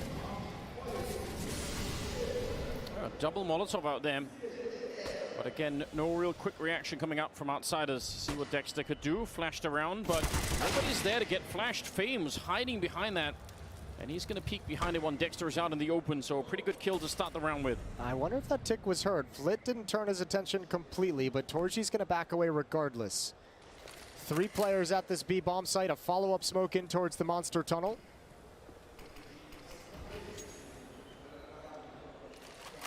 And Frozen's going to shift back to A. So a 2-2 split on this defense. Very, very risky. And look at the position that Exertion is playing. For a minute, they're playing anti-flash. For as long as the smoke is up, he could do that. This position is very often good for 1 kill, but getting more than that is just very, very tricky. Running low on grenades as well. Torchi again getting a lot of information though for MOUZ. So Frozen can start shifting. Maybe that's what they need. 45 seconds. That smoke is about to fade behind Exertion, so eventually he's going to have to look back there. Yeah, he realizes as well. Flash coming through, and he can't see a thing. JDC with a headshot to bring down Norbert. But now Outsiders are committed to the bomb site. They want to try and see if they could go for it. Flit takes down JDC, and they're slowly picking apart this defense. Frozen is on his own behind the pillar. Swings up for the 1 kill. Good follow-up, and nearly the triple, but he can't complete it. And Torchi, he's so far away. Bomb is still a little bit delayed with about 15 seconds, and they're going to go for it now. And how do you retake this? Orb is down behind the pillar. The only thing that he has right now is the element of surprise. They don't quite know where he is. They're going to find out, and he's already on half health, and it feels like it's almost too late. A little bit of damage there on the Jame, but they're just so hard to fight. They're not going to give you many more chances here. Smoke on top, and Torchi hasn't seen anyone for about 10 seconds, and they could just wait it out. All of the pressure on him. He's going to commit to it. Wants to see if he can win this round for his team, but James is ready to shut it down. Good start to the defense, but Outsiders, they just keep pushing. Yeah, and once Outsiders know what defense it is, once they see the player on the grating, they know there's going to be a second player close by in a more forward position. So Flit's just waiting at sandbags to punish the fallback. It's just so beautifully constructed, and unfortunately, if you're the player on the grates, Exertion, you don't know how many flashbangs you're supposed to dodge. It could be 1, it could be 3, and if you don't get that fight at the right moment, if you're not looking into the wall at the right moment, you just get wrecked. Money is wiped out again. Got that 1 flash to the 1 HE on the MOUZ side. Not that much to work with, obviously. Stacked up at the B bomb site. I feel like stacking any bomb site against Outsiders is going to be very, very difficult because they're so careful about the information. Well, they've finally done it, Anders, as you mentioned. Just grinding you down. Money is gone for MOUZ. Yeah. 2 rounds straight. Kickert's going to start moving through Monster Tunnel. Flashbang there. JDC's blind. Free kill for Kickert. He sees the shoulder as well. That's Torji who swings wide. Gets his head ripped clean off. 2 more players to deal with, but Outsiders is like, whatever. We got our initial goal. We got Kickert 2 kills. We have a 5-on-3. We don't need to mess with the B bomb site whatsoever. We don't have numbers here. Just a little surgical strike, and now you activate Fame on the other side of the map. And again, it's just, they're so careful. They probably win it in any way if they just go straight for the B bomb site. They just obviously have the man advantage and all the rifles. But this way, there's absolutely nothing that MOUZ, even a lucky P250 kill or a double kill there, there's no way back into the round. So even in a round that's 99% won, they still keep optimizing even that round. And it just keeps the defense guessing as well down the road in the future when they experience this, just getting attacked at the B bomb site. And I mean, I don't think they ever saw more than like 1 or 2 people. Like they only ever saw Kickert at B. You just never know. Fourth round for Outsiders as they tie things up. All 5 players surviving. Flit even going for some eco kills at the end, some stat pads, some bonus money. He'll hear these footsteps and yeah, he's hungry. Oh man, yeah. Even in a 1 round, you're gonna get a little bit of a feeling of, oh man, why is he down there? Why is that reasonable? Tied up now, 4-4, and MOUZ Sports, they don't even have that much money going into this round. Quite possibly just enough to put together a buy, but it's not going to be that impressive. They're going to be short on that AWP. They're not going to have everything they want. And this is where it feels like very often that almost the second layer of what Outsiders are doing is going to come into play. Because now they know you don't have all the nades necessarily. You're not going to have the AWP. They can start to play a little bit differently. I mean, as we saw on Ancient, when they started really feeling that they had control on their T side, they mixed in some fast rounds. I mean, they did it once on an anti-eco. They did it another time just against a full gun round. Just changing that pace like that on you is just so tough to handle. Because the whole concept of it, eventually, if you're the MOUZ defense, is okay, they're playing it slow. Let's save nades, let's save our Molotovs, let's save our smoke so that late in the round we feel like they're making their final play. We have some defensive utility to disrupt it. But if they change the pace on you when you've made that decision, what are you supposed to do? Happened on Ancient, and it could very well happen again here, although this one seems like more of their default type setup. Happy to just have Fame guarding the A side of the map, but the rest of them setting up outside of B. Dexter and Torshi, they're out on long with no presence from anyone out here. They're not going to feel anything for a while. Question is if they can rotate a 4th man back to the B bomb site with any kind of confidence. Nice little boost. Always fun to try, although they're going to spot anyone behind it, so see how long they keep it up for. Oh, counter boost on the other side. It's going to get interesting. Frozen, he's almost got the angle. Flit stands up. He's going to surely see this one. I don't know if he realized this yet. And they come off it again. Oh, man, that would have been a beautiful way for MOUZ to get a start. Yeah, but how painful is it going to be if now Flit just pops up and is able to find a kill, especially when pressure is being applied in Monster for Norbert. There it is. Oh, it came the entire round. 1 for 1 as Exertion shuts down Norbert and Monster. But now look at Fame. He's found a gap in the defense. Again, 1 for 1 at the B bomb site. Dexter has not shifted off of long just yet. He is a trap. He has set himself up to ruin the rotation back, and Flit and Jay might not know. Oh, he could steal this round right now. Flit surely going to be dead. Yep, but the bomb is on the other side, still on Jame, and he's just legging it. He knows if he dies with the bomb, the round is over. So he makes it around the corner just in time. This is still in play here. Fame pushed up. They don't realize the flash is in, and he nearly gets the double. 2 versus 2. Dexter shooting him in the back, and it's all on Jame. Picks up the AK instead, ready to fight. He's out in the open and shot in the back. MOUZ, it takes everything in that round, but they do win it. I'm giving that one to Dexter. I'm giving that one to Dexter all day. The way he holds his nerve out towards long, pushed up, he just said, screw it. I'm not rotating whatsoever. There's something else happening on this map. He wasn't convinced.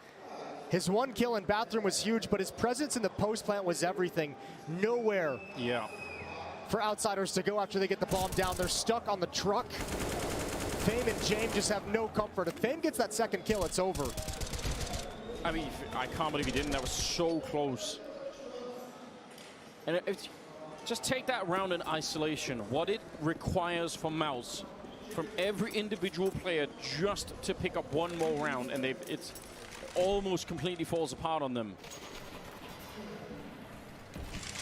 Excruciating to play against. Even the patience on the boost, like you talked about, how much worse is it when you've been waiting on the other side and then you realize, oh man, they were there all along. Yeah. They just kept waiting for 10, 15 seconds. Well, qWiNT's got control of short. Looking for any kind of aggressive pushes. Listening for information. Exertion looks like he wants to get a little frisky. Him and JDC are going to start peering in towards water. Frozen with spam. Could be some utility. It's all on qWiNT. He's got an opportunity. Oh, Flash is hearing it. Yeah, he's ready for it.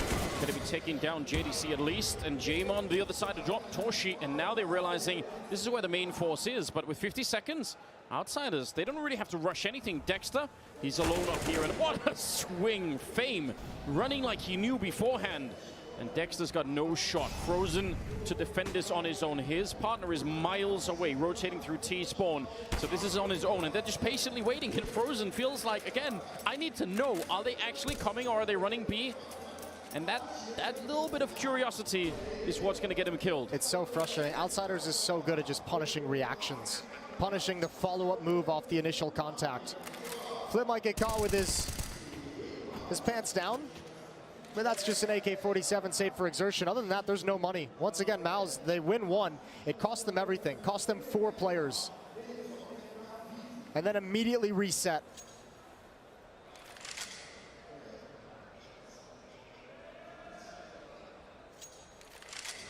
I mean, you add in like the tactical game plan from Outsiders, the frustrating style, throw into that just the raw talent on Fame hitting just a clear open headshot onto Dexter turning the corner. Sure, yeah. It's so disgusting.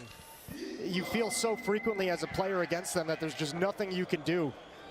Yeah, I actually feel like that's got to be the conversation. I'm sure there are some games you lose at this level.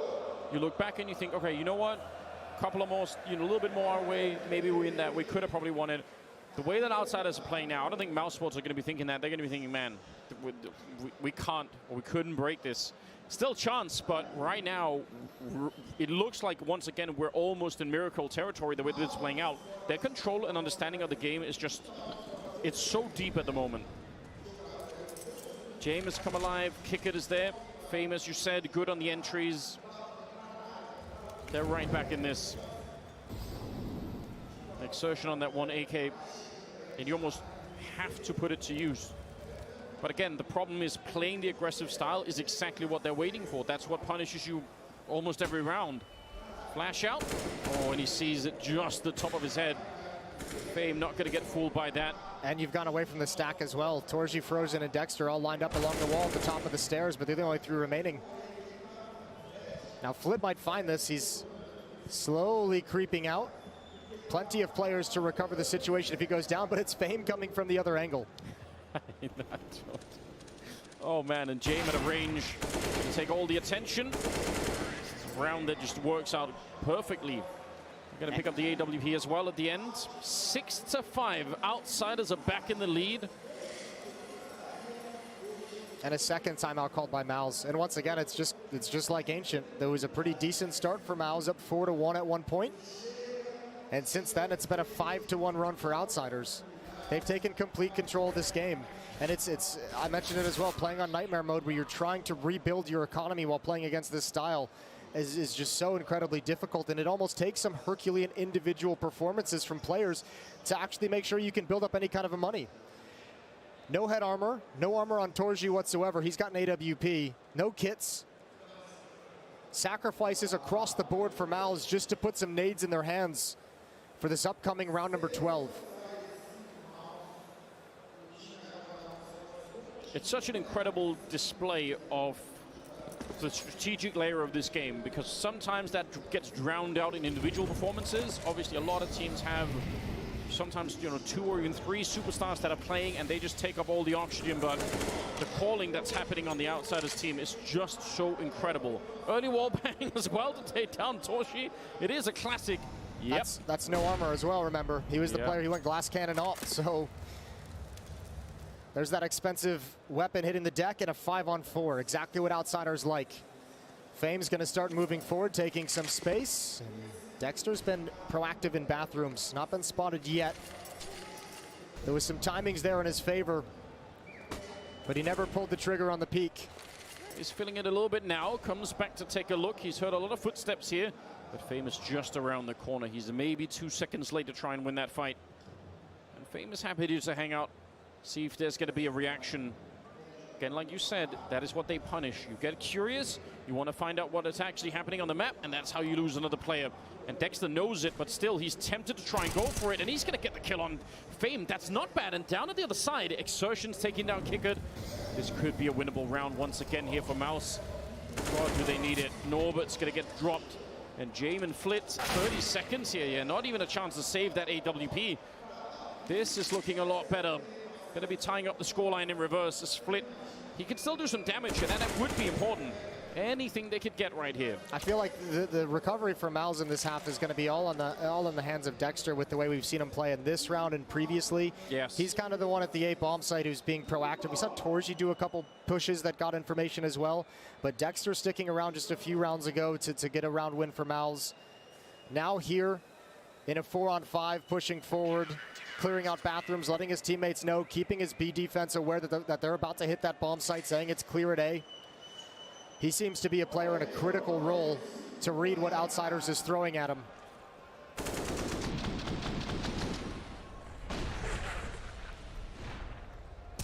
What a beginning. But a good recovery. Exertion doing a fine job at the B-bomb site. And importantly, 4 players surviving in that round, or 3 players, I should say, at the end of the day. Yeah. Off is recovered for Torji. He's going to have that at Divider. Dexter is going to push up and head down the stairs towards Blue Door.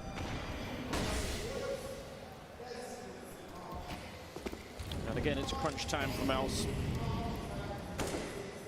Some damage on the Exertion from the start through the smoke. He's not going to be too happy about that. And eventually Outsiders are going to be clearing up towards the fountain and towards the birthday party. So curious to see how far they will go. Fame has been doing this a lot. This time there is an AWP waiting deep in there. Torshi's going to be falling back before he can get any kind of spot on anyone. Dexter's trying to throw off a sound cue, flashing out towards long as if to activate an AWP for a peek, disguising the position of Torji. This is so scary. With that scope up, he's got to be careful. Looking for it. Don't know if he sees the barrel just yet. Might have an idea now. Waiting for it, but the flashes are coming through, and again they're going to try and run him down. This time, Fame not quite quick enough with the AK, and Dexter is there to back his teammate up. Torshi sees the shadow. 40 seconds still, flash around the corner, and this time it works, and they're going to be able to drop the AWP at a minimum. Still a 2-on-4, and a good round for MOUZ. And again, this is where you got to be careful. They can still bring this back, even with 30 seconds, if you give them the chance. JDC's got great positioning, though. JDC's pushed in towards water, so he's got the fallback. The only option for Outsiders is move forward into the A bomb site or save the weapons. I think they're going to choose the latter at the end of the day. James is using some utility to make it feel like there's going to be one final play into the site. 14 seconds, and Outsiders bow out. A 7th round for MOUZ. Could tell how close that round is in a number of different ways. Don't do it. Yeah, this is where you could lose a lot of economy. JDC goes down, and they only keep 2 rifles into the next one. One of them, obviously, the AWP. But MOUZ, 7-6. They don't have a lot of money still going forward, but I mean, it started. Look, I was really worried they're going to get choked out. It looks like all of the oxygen was already leaving the room on that side. Yeah, this is actually impressive that MOUZ has been able to recover and win these last 2 rounds. But still, you just feel like you're working so hard, and it's so costly just to get this very narrow lead that you don't even feel comfortable with in any sense. 2 rounds remaining in the first half of Overpass.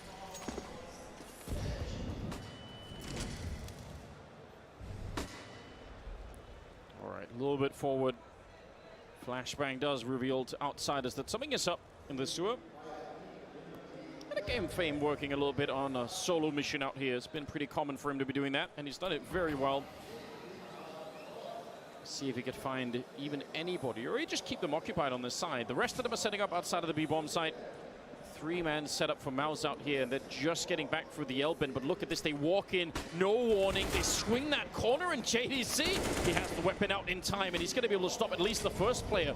Deep Molotov to put some pressure on Exertion. He is burning in that corner. He has to try and escape. JDC will find a second, and that's buying a little bit more time. Now the rest of MOUZ can start to get here. He's almost flashed in, but it is not in time. Dexter's shown up, and so is Torshi, and once again, they managed to repel Outsiders.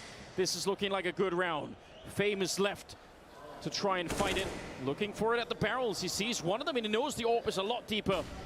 Down to 38 seconds. They'll find the kill. Dexter and Torshi left alive at the end. MOUZ with an 8th round. This is some real strength. MOUZ Sports not breaking easily in this semifinal. No, that's actually a sick round. They were caught. What a wonderful round. I mean, the timing for Outsiders that you think could have wrecked this defense. Transitioning back from sandbags. JDC provides the initial kills to slow things down.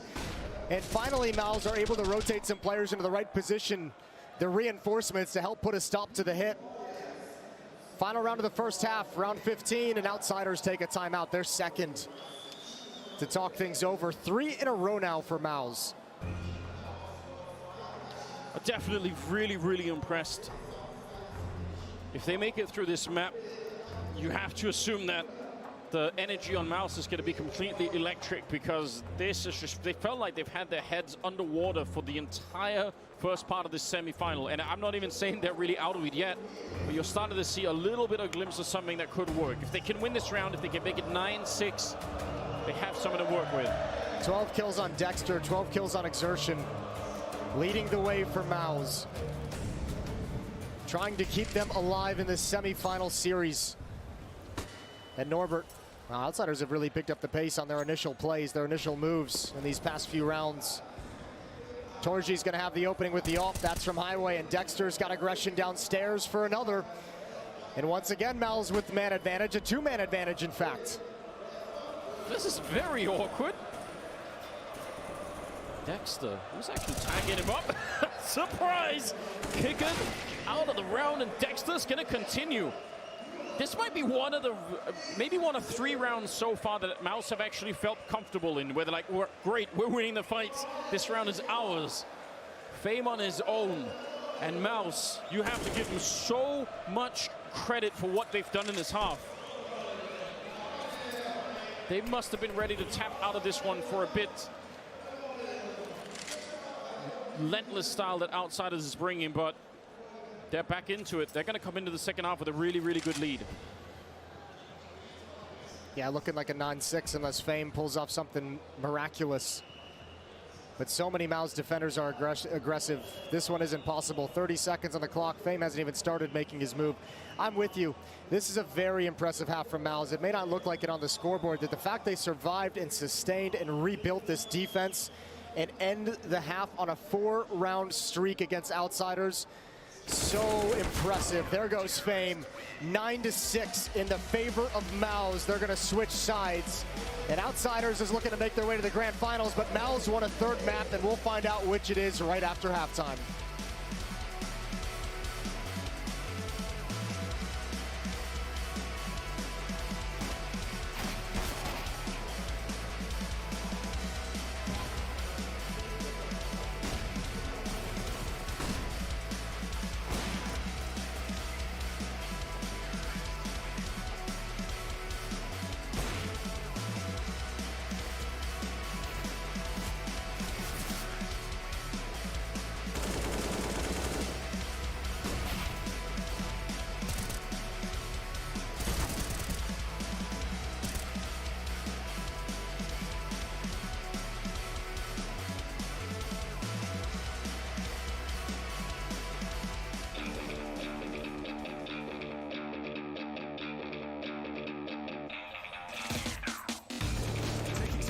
Taking some aggression!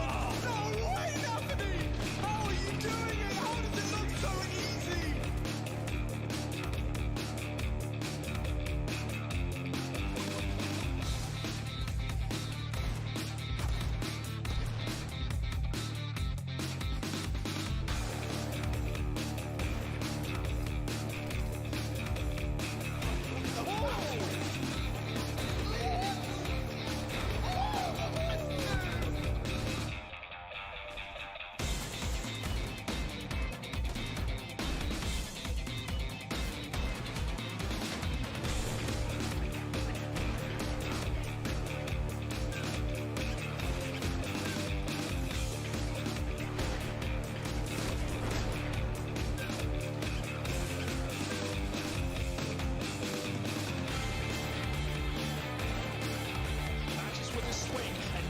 short pace and confident by either Magic's on 3 and suddenly on destroying them in as Magic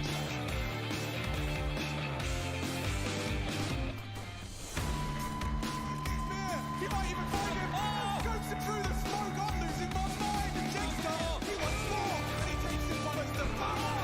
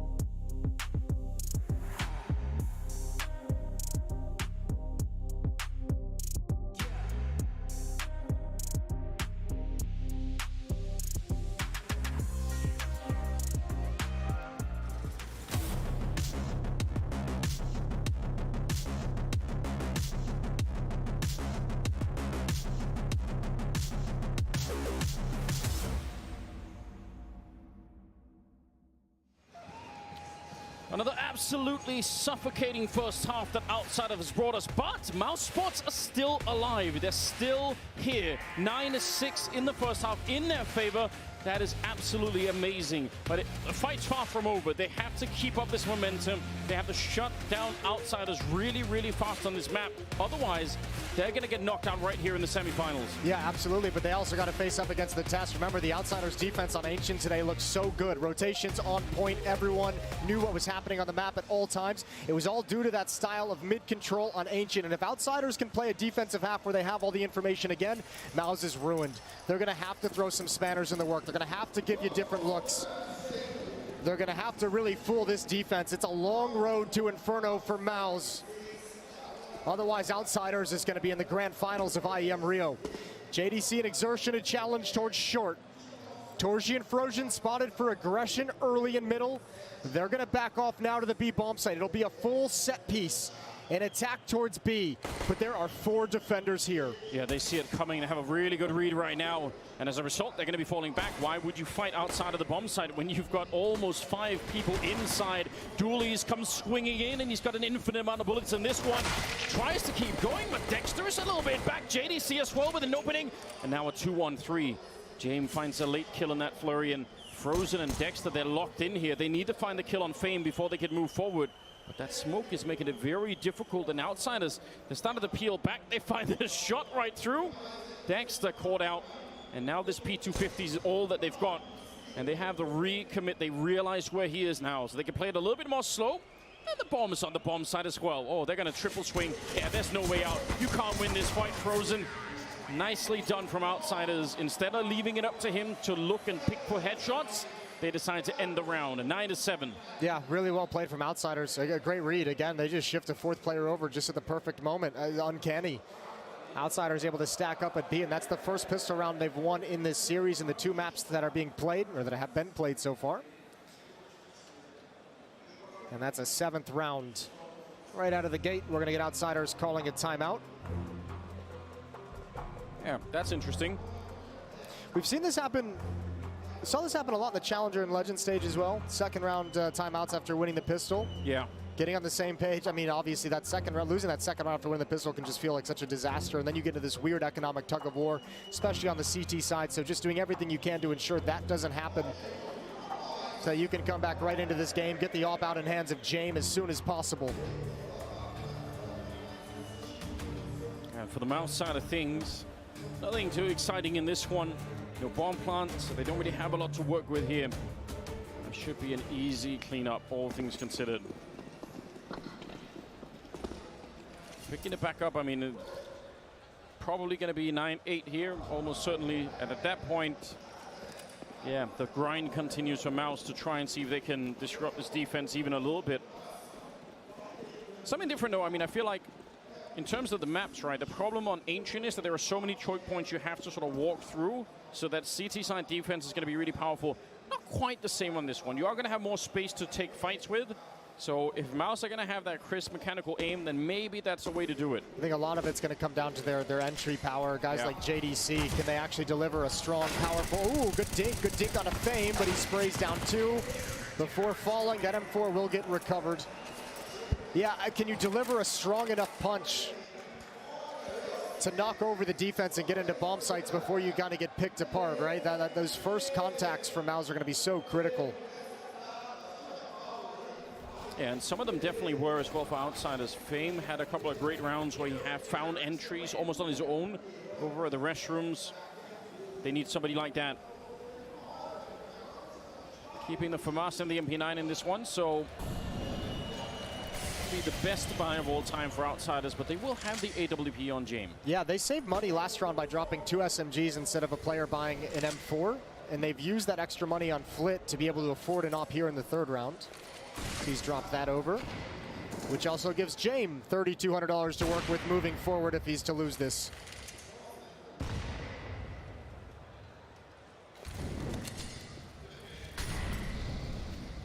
Molotov on the Frozen there, going to be forcing them back. Kind of scary when that Molotov comes down, because if you're not controlling the L-bend, there could be a player waiting for you as you retreat, so I'm sure he was a little bit panicked. It's a cool decision from Outsiders with their economy to get the AWP out in this round, a weapon that can be extremely powerful when the third round buy comes in for MOUZ. Outsiders is saying, well, maybe they're missing a few nades. Maybe this AWP can still have impact. Maybe they're going to be missing a Molotov or flashbangs to take me off angles. James spotting for information at dice boxes. He's got Norbert inside the site with him. Fame is controlling long. He can back away to help out whenever he wants.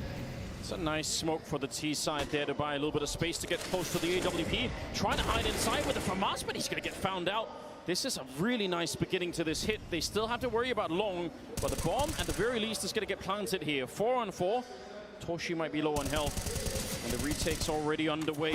Exertion goes down, and they never cleared long either, so Dexter, no escape that way. Frozen and Toshi, almost impossible mission now to hold this bomb. It's only freshly planted.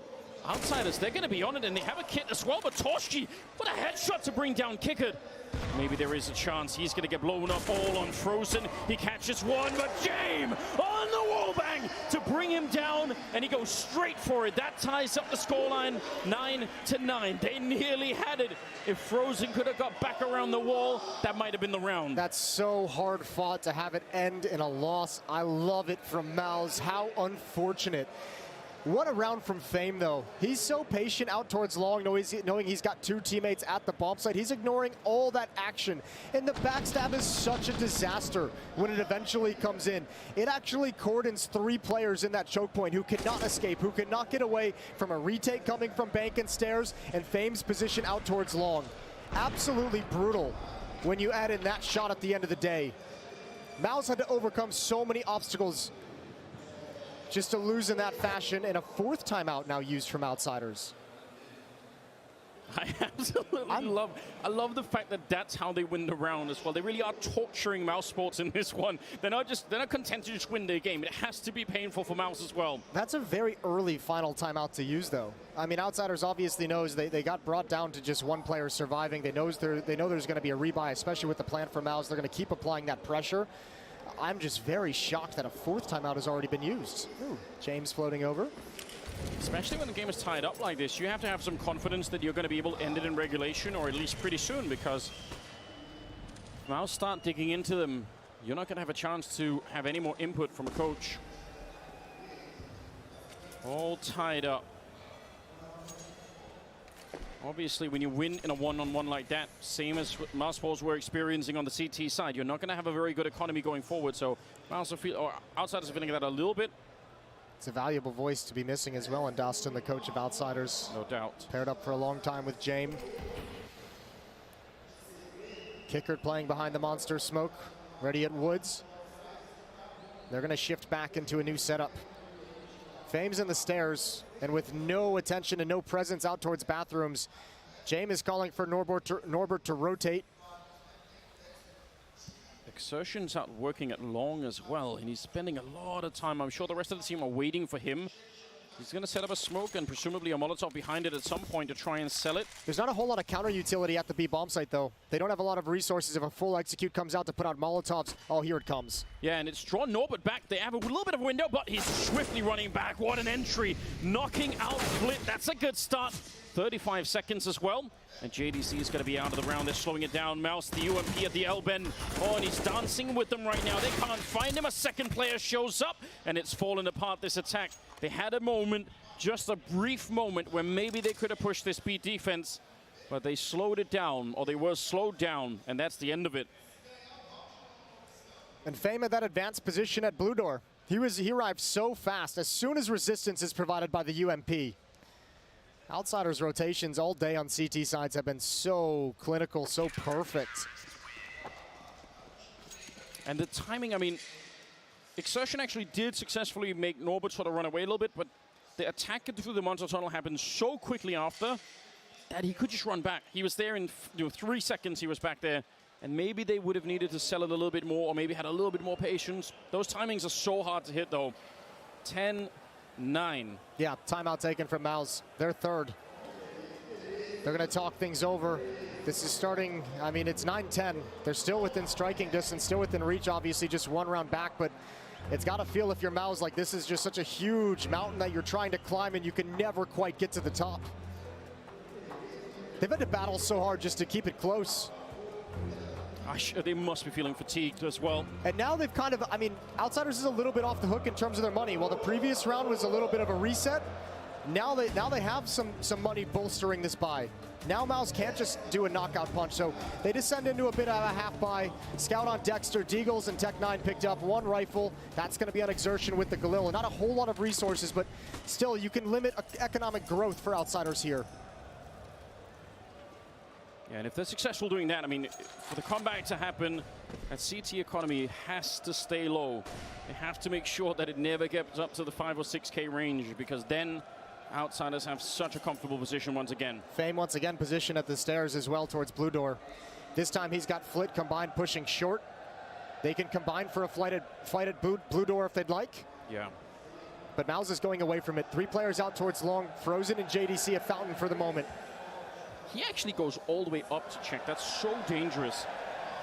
But over at the A bomb site, James is going to be waiting with that AWP. They're given a lot of map control to MOUZ, but because they don't have that many nades or that many weapons to begin with, it isn't as powerful as it would have been in a regular round. Otherwise, they could have used this stage to execute onto the A bomb site. They just don't have that much to work with. James just spotted it, so Norbert's going to start shifting over. Fame is actually going to come out of the Blue Door. This is a big risk. He can get caught in transition. Oh, but it doesn't come. Frozen doesn't peek. Oh, comes a little bit late. Fame might just be able to ignore the fight and back away to the bomb site. He desperately needed that kill. He did. Frozen's going to get caught as well. Torshi's on fire, and this A execute is absolutely extinguished. Not a single casualty on the Outsiders team. 11-9. They keep it going. That's so impressive, Outsiders. There was a lot of pressure in that hit. An odd dink onto Fame. Decent timing out towards long with utility. They could have at least been caught with a couple. The fact they get away scot-free is pretty crazy. If he gets that one dig, that actually is away, and he puts him on 8 health. I can't believe it. The margins are really, really slim here. They're able to buy. And as you pointed out, the sort of the mixed buy in the previous round means they still have a chance that they could do a lot in this one. AWP on Torshi as well. 2-round gap. But Outsiders with a flawless round.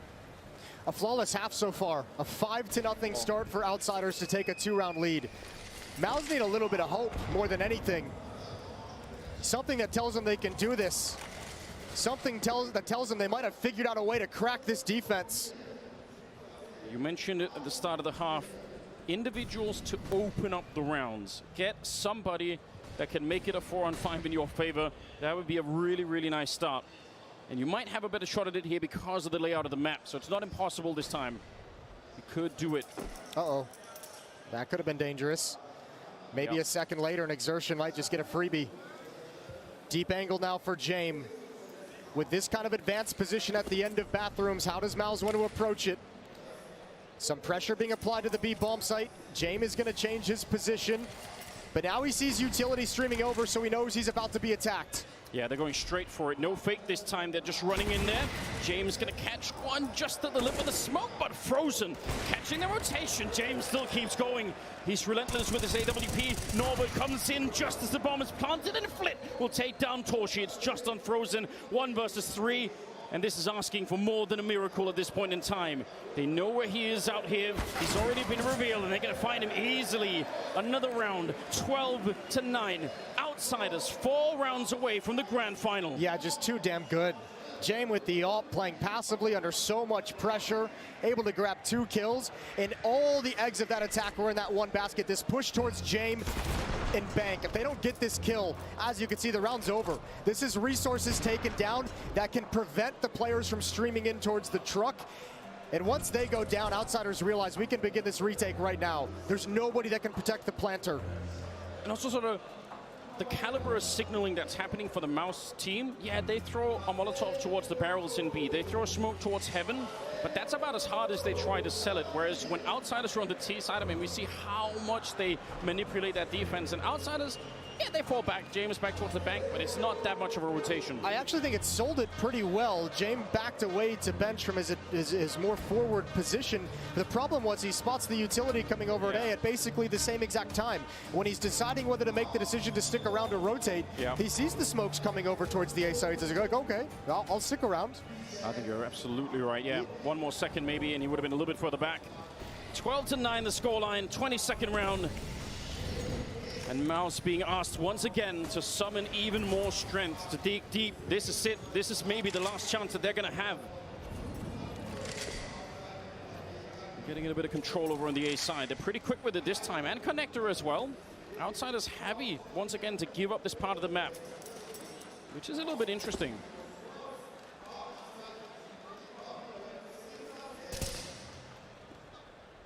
Lacking some of the nades as well there on the T side. 2 smokes left after that one, and some flashes to follow it up. So they don't actually have the nades to go for really crazy deep fakes here. Flashes coming out, and Dexter is caught on the wrong side of the smoke. MOUZ can't find anything. MOUZ can't find a single thing. Oh, there we go.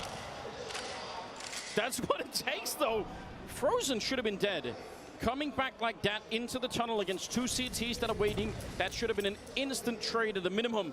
Yeah, but look what you have left to play with. There's no utility. And once again, Fame is going to be the snake in the grass. Exertion is clearing out A, but he's got one. Good find from behind for Exertion. The flank coming to fruition. And Jaime and Norbert have a decision to make. Do they actually want to go for this now? Yeah, they have some money in the bank, so maybe they stick around and look to see if they can make it a 2-on-2, but no, there's no way. Already calling it out. That's not outsiders, baby. They're saving this one. Nothing the money for free, nothing easy. And you're exactly right. Money was starting to get a little bit sketchy on Norbert with 1,700. They don't like that Fame is just at 2,700, so back away, save the economy, play the percentages. But Jason, that's not a round you can easily repeat. If Frozen just gets traded, there's almost no way back into it. That's going to be a very, very different round. Well played on him. And I guess Exertion also for finding the space in the A bomb site, so they actually could once they get the kill on Fame, but still. Yeah, Fame might be able to pull that one back with the double kill, but the fact that Exertion is able to peek so deep when contact is made is wonderful. So the lead is cut to just 2. But this is the first victory that MOUZ have had in the second half. They end a 6-round run. They have no timeouts remaining, MOUZ. Everything they've discussed is all they've got. At Outsiders, no timeouts left. Cyclone has no chance to get involved in the conversation for MOUZ if they're going to make this comeback happen. What on earth just happened? All right. All right. Bring it back. Refocus. 23rd round is coming up now. A little bit of laughter there, but the truth is, MOUZ are fighting for their lives. JDC taking that space really fast. He did spot the jump. Thinking about doing the wall bang, but it's risky if someone's peeking from the bomb site. Timing not with Jaime here, and he's going to fall off the corner. Ooh, he wanted to, thought about it. Wants to see how much, if he can spot bodies, how much of a commitment it is. But obviously a safe timing to back away and grab a new angle. Norbert and Flit gonna boost up passively at the B bomb site over the wall. They've got a teammate behind the bomb site in the water. That's Kicker. And another boost on this side of the map, a little bit late. Jay might have been able to connect otherwise. That's a very cool attempt to try and use a T-smoke against the T side. You could set up a one-way over that. 50 seconds and look at Frozen. He's walked out. He could have been dead already, but that's a good spot. He knows there are 2 people back there. Flit's going to be taking down Dexter instead. And 45 seconds. Early kill goes the way of Outsiders.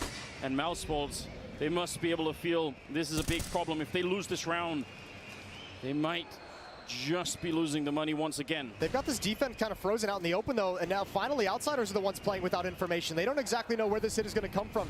Jaime is pinching forward. He's starting to get the idea and piece it together. Yeah, he's walking up with a flank. He could be here any second. Torch is going to get one. The spray through. JDC, they're cracking this defense before Jaime can even get here. Flit is under fire, and he's going to be going down. And Jaime must realize that's a nice dunk, but the round is done. MOUZ, another 11 rounds. Again, I can't believe that they are still holding on to this game. That's a beautiful round. That might be, I mean, that's the best round they've had so far on this T side. It might be one of the first times they've actually gotten what they wanted. Actually attacking that B bomb site, being able to take it at their own pace, slow things down when they need to. And Outsiders never really got comfortable with the timing of when MOUZ was going to push forward. They've cut the lead to 1. But again, I mean, you mentioned it. Can you ever actually break this economy from Outsiders? With this save of the AWP, with the save in the previous round, weapons can be dropped over. One more buy for MOUZ to burn through.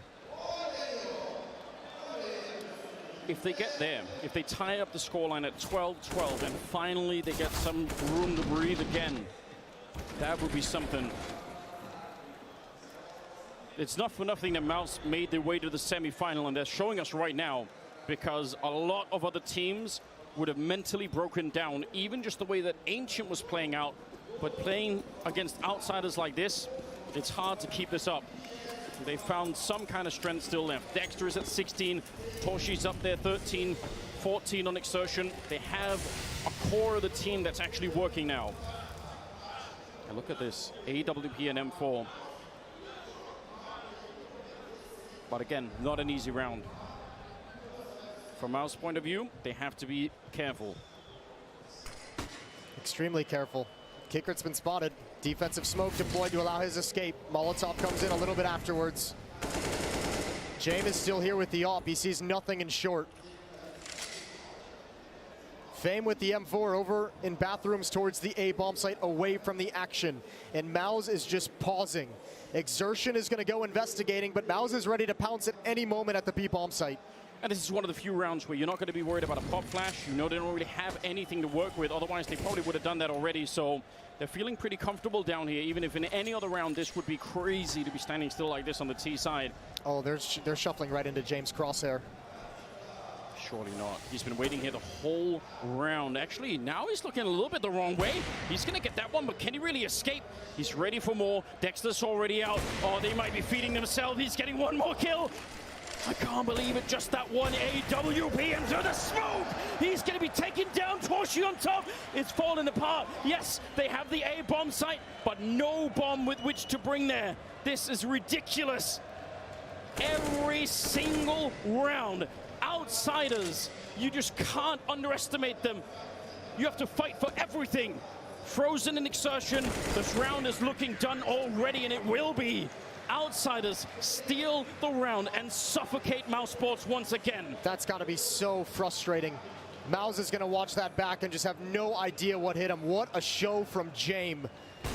Absolutely perfect. He was here the whole round. Never forced off the angle, never afraid of the fight, and look at this triple. They're even trying to smoke him off just to pick up the bomb, and he still shuts down Torji.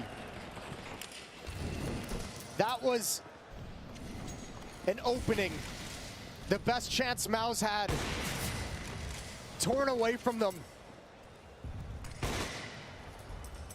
How do you keep going after this if you're MOUZ? And because of the buy, because nothing was dropped over, now the economy is back to just hella strong for outsiders. That's true, isn't it? James is out here. I know that much.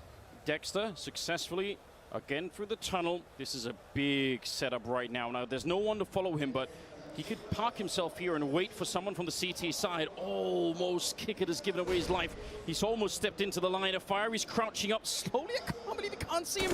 And there we go. Spray, not quite. And the friendly flashbang. Oh, no. Kickert is still alive. That needed to be a free kill, and it needed to happen fast. And they're going to try and bring the bomb back to the A side instead. But Fame is at least there for the one, for the spot. He saw the movement, he saw the rotation, and now outsiders started to show up at the A bomb site. Yeah, Dexter's presence pulled them all away. A little bit of taste of their own medicine from outsiders. They've been peeled apart. This defense has gotten absolutely wrecked. Time and time again, Exertion has come into this A bomb site and opened up a second avenue of attack. He's done it again to keep MOUZ going. I don't even think James realizes he can actually save. He probably feels like there's presence in the B bomb site, but the clutch is on. Oh, that smoke, it catches the rail, and that's a little bit unfortunate. Otherwise, maybe he's going to try to put some pressure. He's still going to go for it. He picks up that one. No! Oh, no! Out of this world! James! Are you kidding me? He actually picks up the round!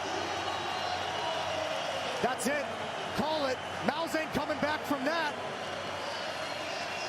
You said he was boring. He's got you on your feet.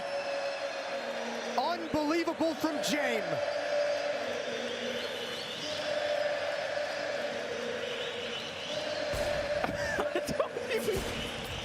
The one he decides to go for. So many times he saves in this situation. I have no words. Surely MOUZ They've stood the test every time in this tournament, but this is just too much. This can't be recovered from. You could have been watching Counter-Strike for a long time, and you might never see a clutch like that again. Famous here, and MOUZ Sports, they keep answering back.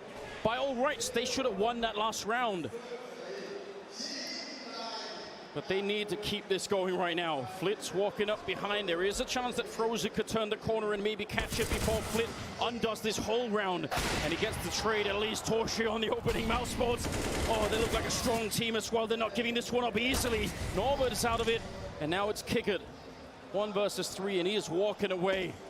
MOUZ are showing us, I would have never guessed that they were able to stay alive in a match like this. Yeah, the tenacity to stick through all these, especially James has just delivered you 2 strong gut punches in the past few rounds. The triple kill on short sandbags when you rotate back into his position, that 1v3 clutch, the fact that you still come right back and take it to him is so impressive.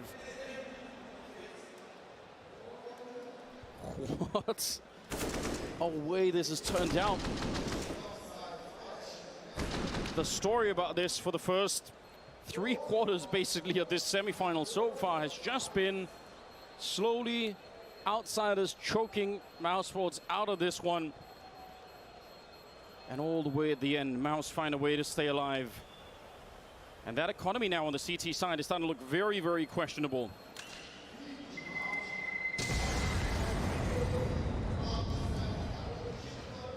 (14-12), ladies and gentlemen. 27th round is coming up.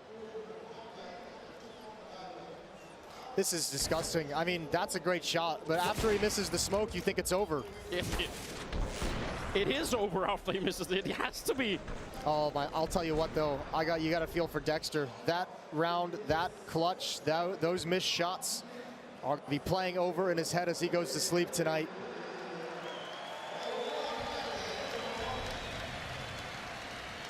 Yeah, no question. Can they do it again?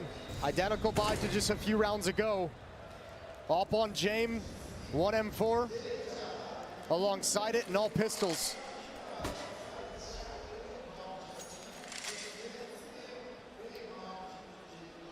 Again, this is where so much of the Outsiders effect comes into it, because if you slip up even once in a round like this, suddenly whatever momentum you had, it's gone, and Outsiders, they pick up the round. And I'm sure MOUZ know it. Had a bunch of rounds here where Exertion have been pushing the A-bomb side on his own, and Dexter's been pushing the tunnel on his own, and they found a lot of success doing that, but obviously you can't keep repeating it round after round. Eventually they're gonna find out. James up close, surely he's dead in this one. 2 people on the other side, but he controls the angle so well, puts a smoke behind him and ready to fight Dexter. He's so dangerous. The level that he's playing at right here, 26 kills, and they're worried. They really don't want to fight him, and I can't even blame them.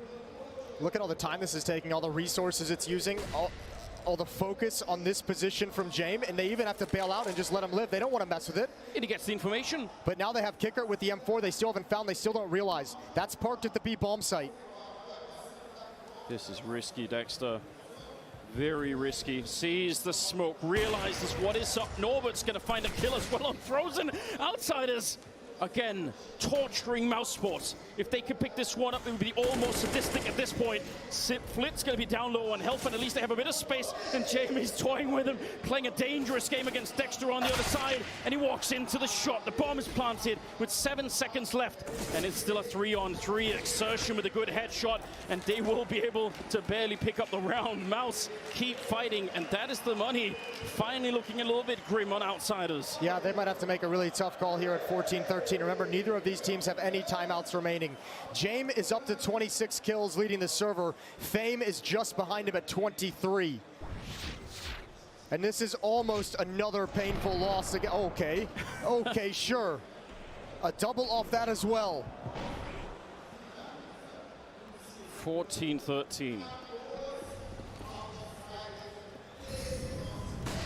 One of the rarer, this might be the easiest round. Don't say that. MOUZ gets. I don't want to hear you talking like that. Just pistols finally for Outsiders. No saved op. No saved or hero bought M4. But there is a Zeus. There is a Zeus. Could be a moment of comedy if somebody walks the wrong way. Sure, we could all use that. All right, Norbert decides to sacrifice himself to the fire god that is Dexter. And James decides on the USP instead. And MOUZ keeping it very, very cool in this round, even now. 2 Deagles on the other side. Fame letting them know he had one of them. And they're going to take the bomb somewhere else. Yeah, head to the other side of the map. Fame wants that AK-47. He's going to have to work for it. Or will he? Frozen takes his eyes off it for just a moment and probably should realize there's... He comes back and is like, it's gone. Yeah, it's no longer there. Oh, dear. Well, 14-14. For MOUZ to be in this position is incredible. I'm actually almost speechless that it's happened. Yeah, a chance to win the map still. A chance to win it in regulation. 5 of the last 7 rounds in the favor of MOUZ. They have come back and they have finally found a recipe on this T side. A lot of it has come down initially. Exertion getting so much space towards the A bomb site off of long, off of bathrooms to make dynamic plays, to take advantage of outsiders shifting towards the B side of the map. Other than that, it's been phenomenal trading.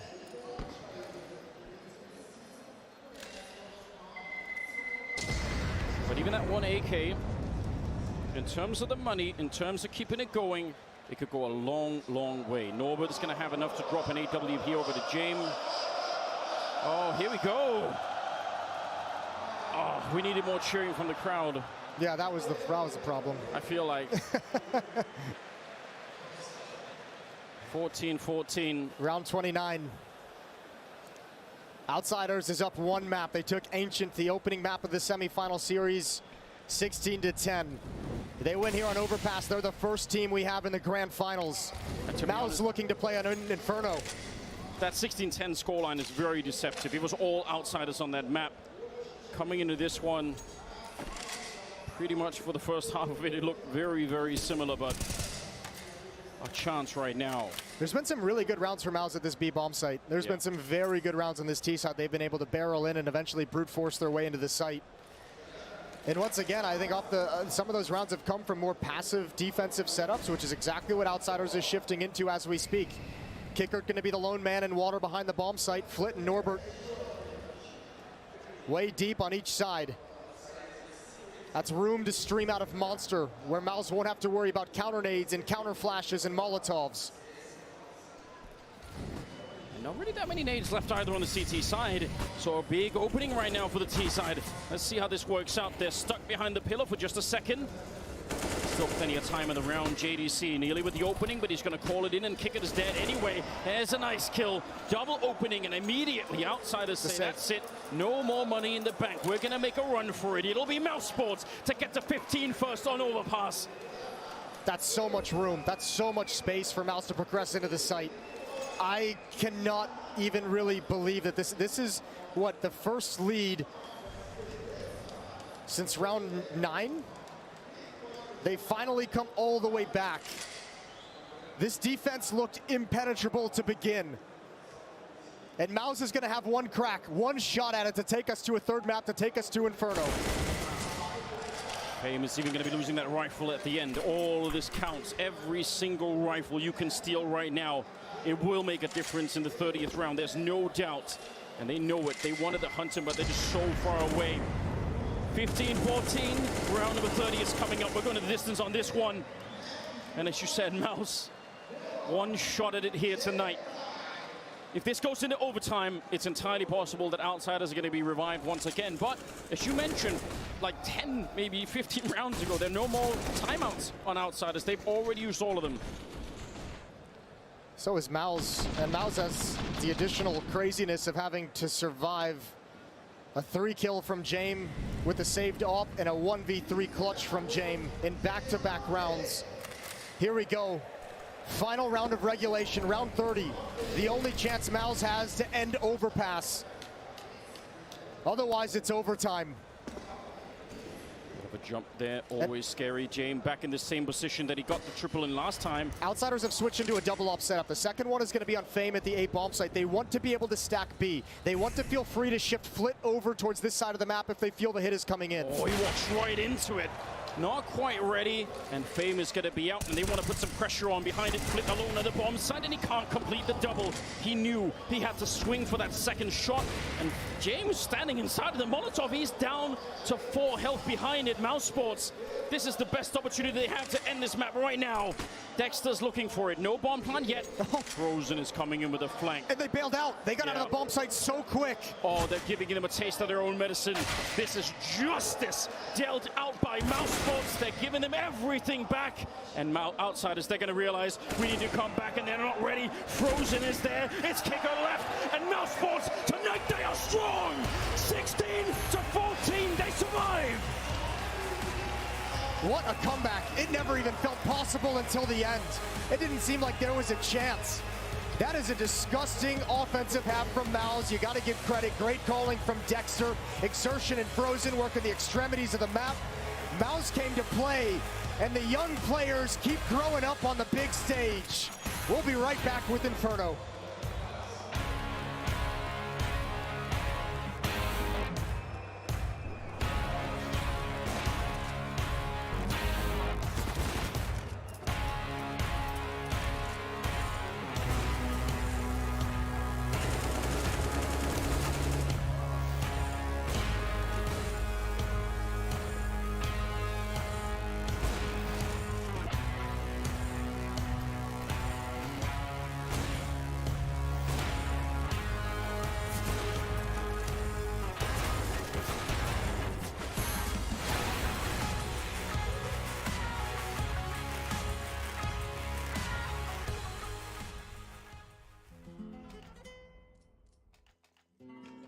What do you think about the new qWiNT team? My friend, new qWiNT team, my friend, they have no chance, to be honest. They have no chance. Mike Lilly going to go down eventually. Neo to finish it off, and it doesn't look possible here. Rain gets 3 kills though, and now 1 bullet left. The Patrick gets the quad kill. Quickly falling apart here for Na'Vi, getting a bit scary, but then Guardian has something to say about that. Takes out the kill on Apex. That was on Argent. Wow, what a shot on RPK. Gets the flick on the Maniac.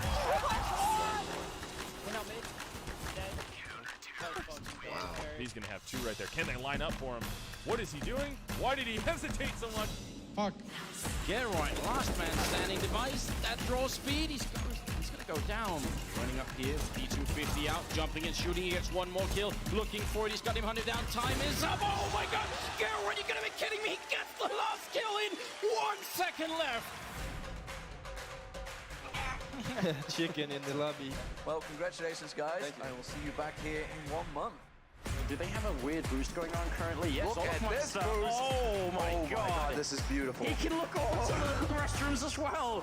One spawn. Take him up though. One more spawn. Spawn. Capco. Spawn. Forest is causing, oh my goodness, so much damage done here by Kenny S. Another frag found, and again Kenny S. Did Emilio just get vac banned? What? What?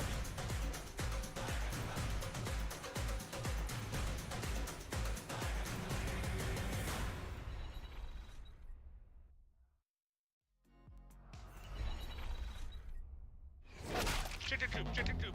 Chicken coop! Chicken fucking coop!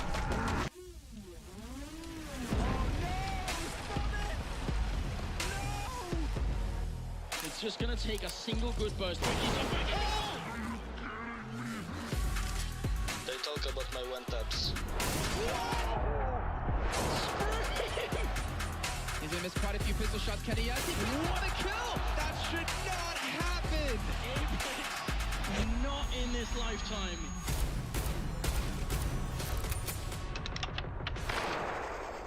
You can one-shot somebody with a fucking pistol!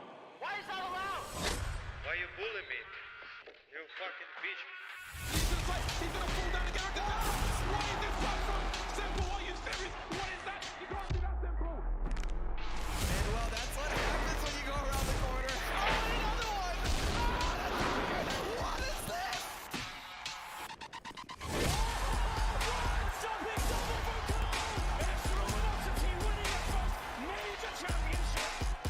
MBK gets one, but creeps with the spray down. He gets the triple! Oh my goodness, how did he do that?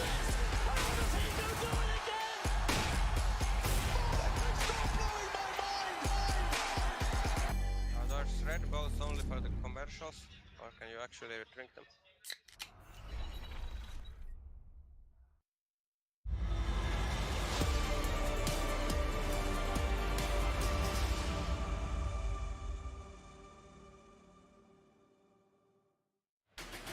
A comeback that looks near impossible, but somehow, someway, MOUZ managed to haul this one home. Once James hit that incredible clutch, I thought that was it. That was the entire series over. That was Outsiders progressing onto the grand finals. What on earth happened in those final few moments, gentlemen? The little mouse that could, the little mouse that believed when no one else did. And I won't lie, I have to agree with you. Watching that first half Outsiders, they got 5 rounds and looking good. We saw that mind-boggling clutch from James, and we felt like that's the final nail. And MOUZ just looked, you know, defeat straight in the eyes and said, no, we're not done yet, we're going to Inferno. They didn't even care.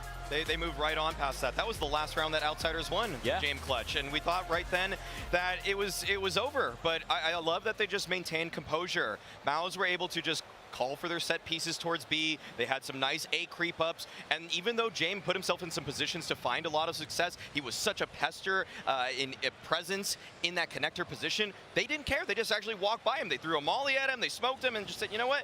You stay there. You stay there, and we'll just go towards your bomb sites. You do you, James, or maybe not so much. You do you. I think that's what contextually has impressed me so much about this MOUZ bounce back is the fact that they were staring death right in the face on the biggest stage of their careers. Somehow they withstand the pressure. I preface this entire thing by saying that the first map win was an absolute necessity. It didn't happen, and we just get the rounds rolling, right? I think it was round number 6 and 7 back-to-back. Could play it out. It was MOUZ feeling uncomfortable on the B bomb side. They were playing for info, right? We're playing for info. We can see Dexter here walking out, Fame catching him with his pants down, and they were losing so many players early on here where they were being forced to save or just in man disadvantageous positions because Outsiders are patient. They're patient. They're going to lay the trap and wait for the prey to walk into them, and everything was going their way, MOUZ.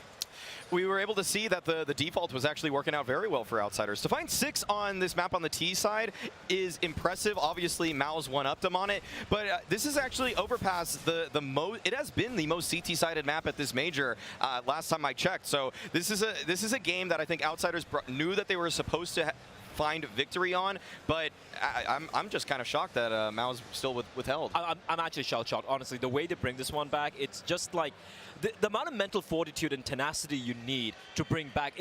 Like we said that, like for MOUZ, this is uncharted territory. Yeah. They've never been in a stage like this ever in their lives. None of those 5 players in the server, and I don't know from where they're digging in deep and finding the mental strength to close out against Outsiders, the hardest team in the world to close out against. It comes with having a great plan, and we could see that some of the executes late into that half, those 5 straight rounds that MOUZ were able to win to send this to, or to finish it actually, were off of some really nice set pieces. Like their B pops were just so strong. They had layers to them. There were people that were throwing the initial flashes. They would wait behind the smoke. They knew how to deal with the counter utility that Outsiders were holding on to, and that's something that Outsiders did so well for that beginning of the CT side. Anytime MOUZ wanted to get onto a bomb site, they had some nades ready to go, but MOUZ actually one-upped them. They knew how to flash through the smokes. They knew how to push. They knew where they needed to wait so that they wouldn't actually get crunched on, and that's where, honestly, I think the prep work has to be applauded. And I love the one thing about the fact for MOUZ, for Outsiders, you have James as the kind of the MVP, the star. For the side of MOUZ, it was everyone chipping in. Torshi had his moments. Dexter was just throwing himself at all the guns of Outsiders. And Exertion, man, this kid, again and again and again. We're like, at some point he has to falter. At some point he has to kind of choke a little bit, but he's just fearless, just running in, winning rounds, trading instantly. Just a phenomenal game, not just from him, but from everyone on the side of MOUZ. I am so impressed with the integration from Exertion coming into this MOUZ roster, considering he is the newest member, only came in just before Cologne, I believe. It's just been a handful of months for him to get kind of used and integrated into the system, and a really great job. I imagine the coach has a lot to do with this as well, particularly coming from that NXT roster. Just the comfort level of Exertion that we've seen throughout this major, incredibly impressive. Exertion is a guy that actually, for the MOUZ NXT roster, when we were all watching the Academy League, he was the best player on that Academy team pretty much the whole time, in terms of statistical output, that is. It's just that they needed to fit certain roles. That's why Torji came in for A-Core. JDC had that support role. That's why he came in for NBK. Yeah. And then it really was just such a huge, like, taking Bemis out when he was arguably one of your better players statistically speaking. Questionable. Yeah, it was questionable at the time, but we see that it actually unlocks Frozen. We see how well Exertion does, but Frozen right there, getting those B lurks off, that was how they closed the game out. He's so good in those kinds of positions, and that's not necessarily what he was known for, because those were the spots that Rops used to have back when he was on MOUZ, but now we're getting to see how complete of a player Frozen is. He can be aggressive, he can play late rounds, mid rounds, doesn't matter. He's definitely been the best player for MOUZ at this event and overall. Absolutely. Well, it does come down to the third and final deciding map, and it wouldn't be a true major series without it coming down to Inferno. And Alan has a particular moment that we're looking at coming into this one. Indeed, Freya, some very exciting stuff. We're going to check out a round from earlier in this tournament when these teams face off on Inferno. So, B-bomb site, Outsiders on the T side. Let's see what goes down here. So, a couple players around, that's Jamie Kickett. And they're just faking this B-bomb site, dumping all the nades in the world, smokes onto CT, and coffins, and a molly as well onto New Box, plus a couple of flashes. But this is just the fake. They're really heading over towards A, and pausing it just here, we can see this fake has pulled MOUZ so far out of position. JDC, he was over towards Pit, he's totally in the open, and Torzy's thinking either he's going to rotate or he wants to get up and get some information for his team, because they are lost for ideas at the moment. And the players we need to watch on the T side, those are Fame and Norbert, and they are playing so slow. They're so composed, and they're just waiting for a mistake from this CT side. Working their way out, those mistakes come at just the right time. Bang, bang, both dead.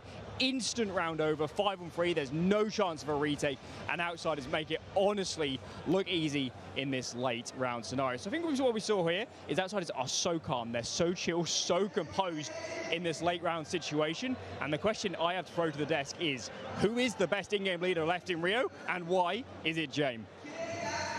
Maui, that's a question for you, man. You are repeating that in the green room. Do you think he's the best one left here? I do think that Jame is the best in-game leader left. He's actually devised such a great system to actually make it seem like Fame and Norbert are seasoned veterans. That's why it's so impressive, because he gets so much more out of these players in a way that they shouldn't be this comfortable. That should be a very difficult situation for them to piece together. But people call Jame the Time Lord because of the way that he plays with the clock like that, running it down like that. It shows the inexperience of MOUZ in that one there. If we see that same kind of MOUZ that we've been seeing on Inferno before from them, from the CT side, where JDC's leaving Pit with still 25 seconds left on the clock, then they will get punished. That is not how you can play if you're MOUZ. You need to hold your ground, because until that bomb is planted, you do not know where Outsiders is going. Oh, absolutely. This is why we were so excited to see Inferno potentially coming up as a third and final decider. This is exactly where we find ourselves, because we saw them facing off against each other, as Alan was pointing out. Earlier on in the tournament, didn't go in MOUZ's favor in that one. No, the first time they faced off in the Challenger stage, MOUZ did get the win, right? It was 16-6 if I'm not mistaken.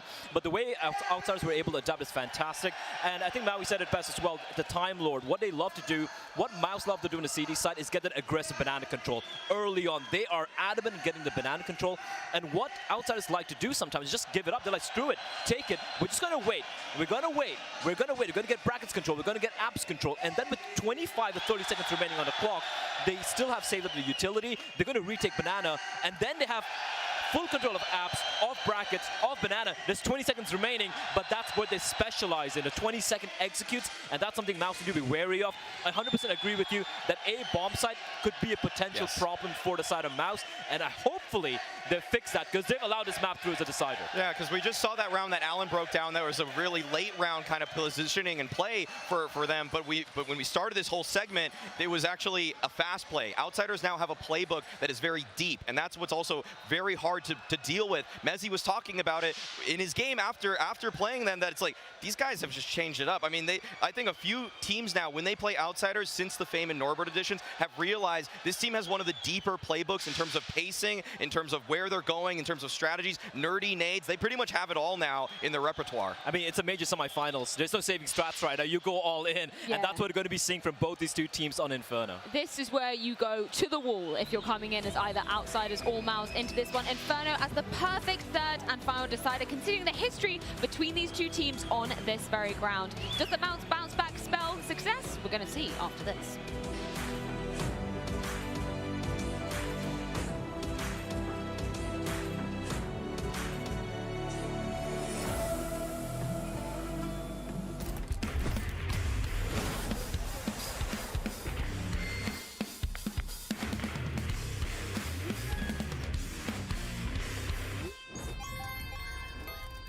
Hey, Taco! Whoa.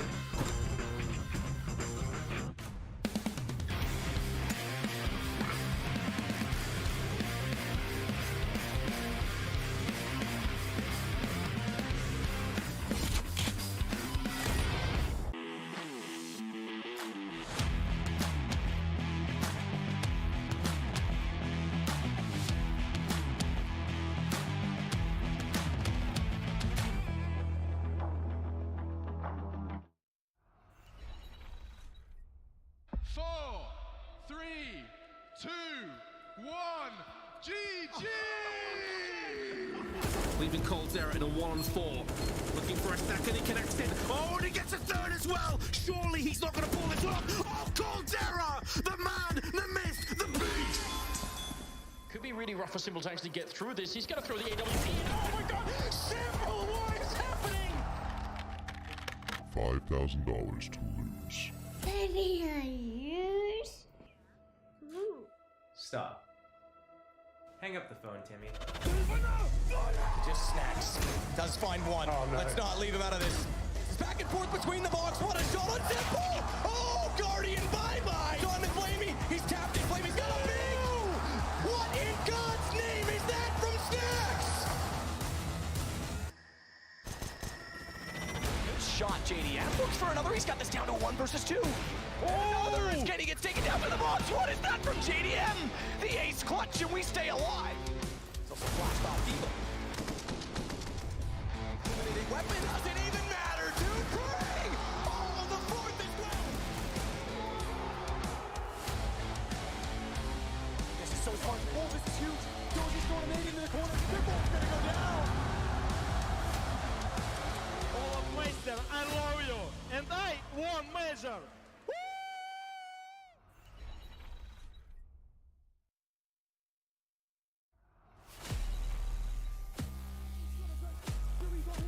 Look at the time! Look at the time! There's 7 seconds to drop the bomb! Let's try to do a pyramid, but it's no more champions! Someone is cheating. Of course, Flusha, cheater. This is a good job of doing so. Drop step right to fight. Oh! I did not that! Hopefully Sonny's going to say maybe 1 or 2 words. Anything? I'm feeling thank you. Spam the bomb! Genius! Chicken blocking the door? I've not seen that before. That gets him killed. Oh my god. He could flashbang. Could get a couple more out of this. But what's going on? Intel Extreme Masters kind of into champions in 2018.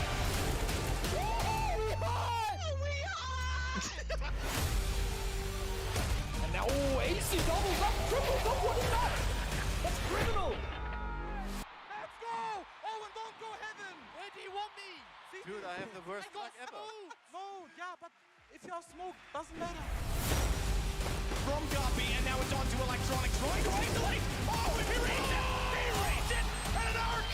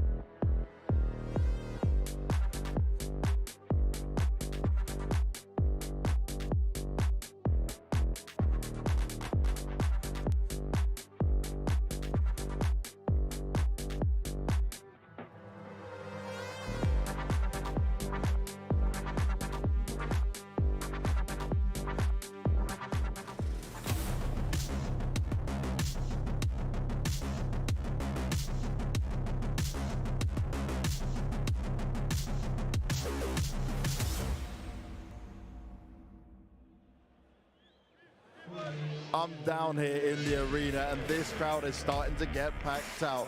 MOUZ versus Outsiders went the distance and, well, Outsiders, they may have thought they could get it after that crazy James clutch, but it wasn't quite possible. MOUZ have done it and got us over to the third and final map. It's time to see how things can go and which team is going to be the first into the grand final. Let's get it. Well, just a short time ago, Banks, I would feel really, really confident saying that that was going to be Outsiders, almost no doubt in my mind.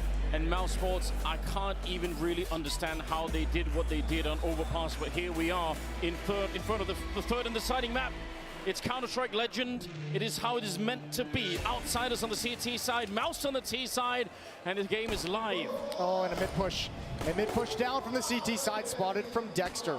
They were set up for this eventuality. There's nobody to punish, so Outsiders, they're just going to back away as if nothing happens. And this is a good call, because MOUZ will not know you backed away. MOUZ is going to spend time and resources to make sure that this is all clear. There's nobody on B. Come on, what is going on?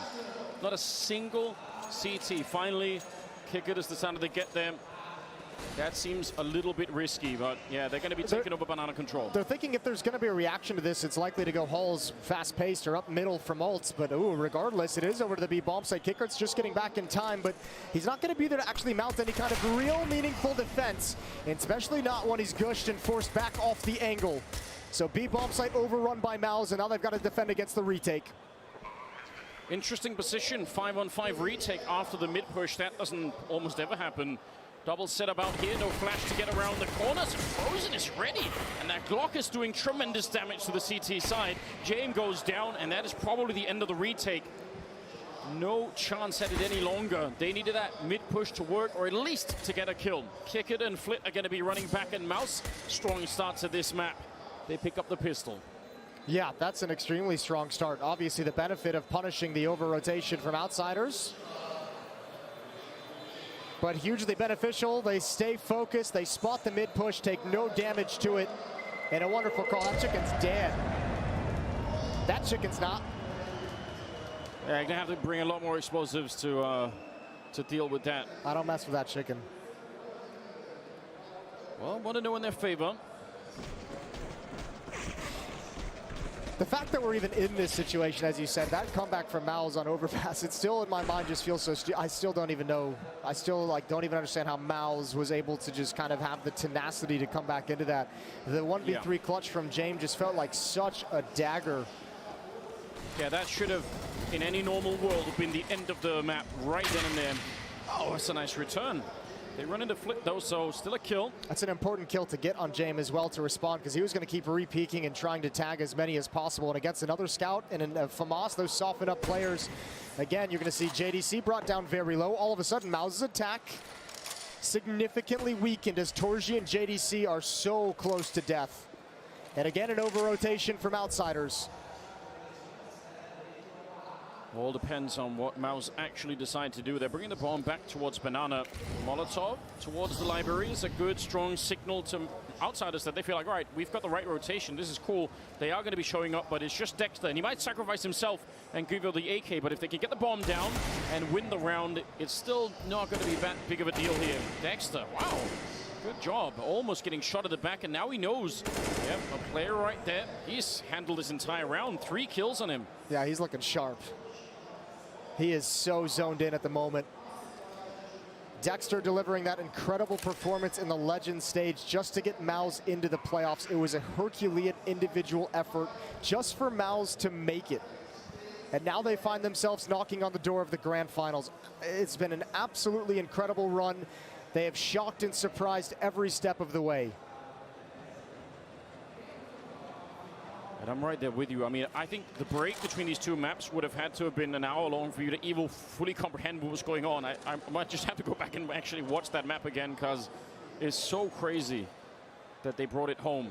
Now, these two teams, as the desk kind of outlined it as well, these two teams have played Inferno already twice in this tournament. They played it in the Challenger stage in a best-of-1 that MOUZ won. They played it as part of a best-of-3 that Outsiders won 2-0. Where Outsiders beat MOUZ here on Inferno. So it's almost like we have an Inferno best-of-3 going on between these two teams. And it's not so much who's got the deeper playbook at this point. It's who's going to be able to improvise. These are the kind of matches where things can get really weird and scrappy. Not just because it's the third map, but because you're so intimately knowledgeable of how your opponent plays on this map, how they adjust and respond to different situations on this map. There's going to be so many weird, scrappy mind games that you might see some head-scratching moments as players try and switch things up to confuse the opposition. Early timeout called from Outsiders, and we should say They used their fourth timeout, I think, at like something like 9-9. Yeah. Something like that, 10, like maybe in like the 20th round of the game on an overpass. They have to be very careful they don't run out of abilities to pause the game, because you can betcha in the past 5-round streak that MOUZ went on to win overpass, Outsiders was wishing they could pause the game, wishing they could talk things over and slow things down. Even just to slow down the momentum of MOUZ Sports, just to give you a little bit of a chance to calm everything down. Right now, Outsiders ranked 6th in the world, and all the top 5 teams, they have all been knocked out. So I'm sure from Outsiders' point of view, they got to be feeling like this is the best chance we're ever going to have to reach the grand final again. I think everyone's feeling that way at the moment. I think MOUZ is even ranked 7th. Yeah. You're not wrong about that. And I don't even know if MOUZ would even think about the major grand final. They probably didn't think it was possible just a little bit ago. But they too, best chance they might ever have with all the top teams missing. Only one helmet in this round on the CT side. You've got to be really, really careful you don't run into that MAC-10. Could easily chew you up. Nade it down, and look at how Dexter's trying to control this space, even low on health. He just wants to pave the way for his team, but he's not going to be allowed to. Norbert rocking that from us and taking down 3 players behind it. That hit never had any chance once they started getting tagged coming up mid. That scout doing excellent damage as they stream forward into a wonderful crossfire, a 3-player crossfire coming up lane. Not much really for Frozen to do. Might choose to save the weapon in this 1v5. If he wants to be aggressive, he can say, I want to limit the economy. This is the first buy Outsiders have. I want to take some of these guns away so they have to reinvest, but he's going to back off entirely. Yeah, look at, you're never making it through. 3 assists from qWiNt with the scout. Big difference in that kind of a push for Dexter, the way that he was playing that with the MAC-10, because he gets stopped right away. But if he's allowed, even if he gets no kills or no damage even, if he's just allowed to run deep in there, he creates this path behind him that the AKs can funnel in behind and take all the fights. Hugely important for Outsiders that they shut that down. As soon as he steps on that hay card nearly, he's just dead immediately. Yeah, that's the power of that crossfire. Even if you force one player back behind an angle, even if you force the broken wall player to duck his head because the nades are streaming in, like there's still 2 more players to deal with any eventuality. Well done from Outsiders. First round on the board, and all 5 players survive. Yeah, something that proved critical for them on Ancient. If you remember that far back, they had a bunch of rounds on the CT side where they had almost no casualties and their economy was rock solid. So that gave them a lot of space to maneuver with. Let's see what MOUZ can do in this one, though. Saved AK. Some Galils picked up a little deal on Exertion.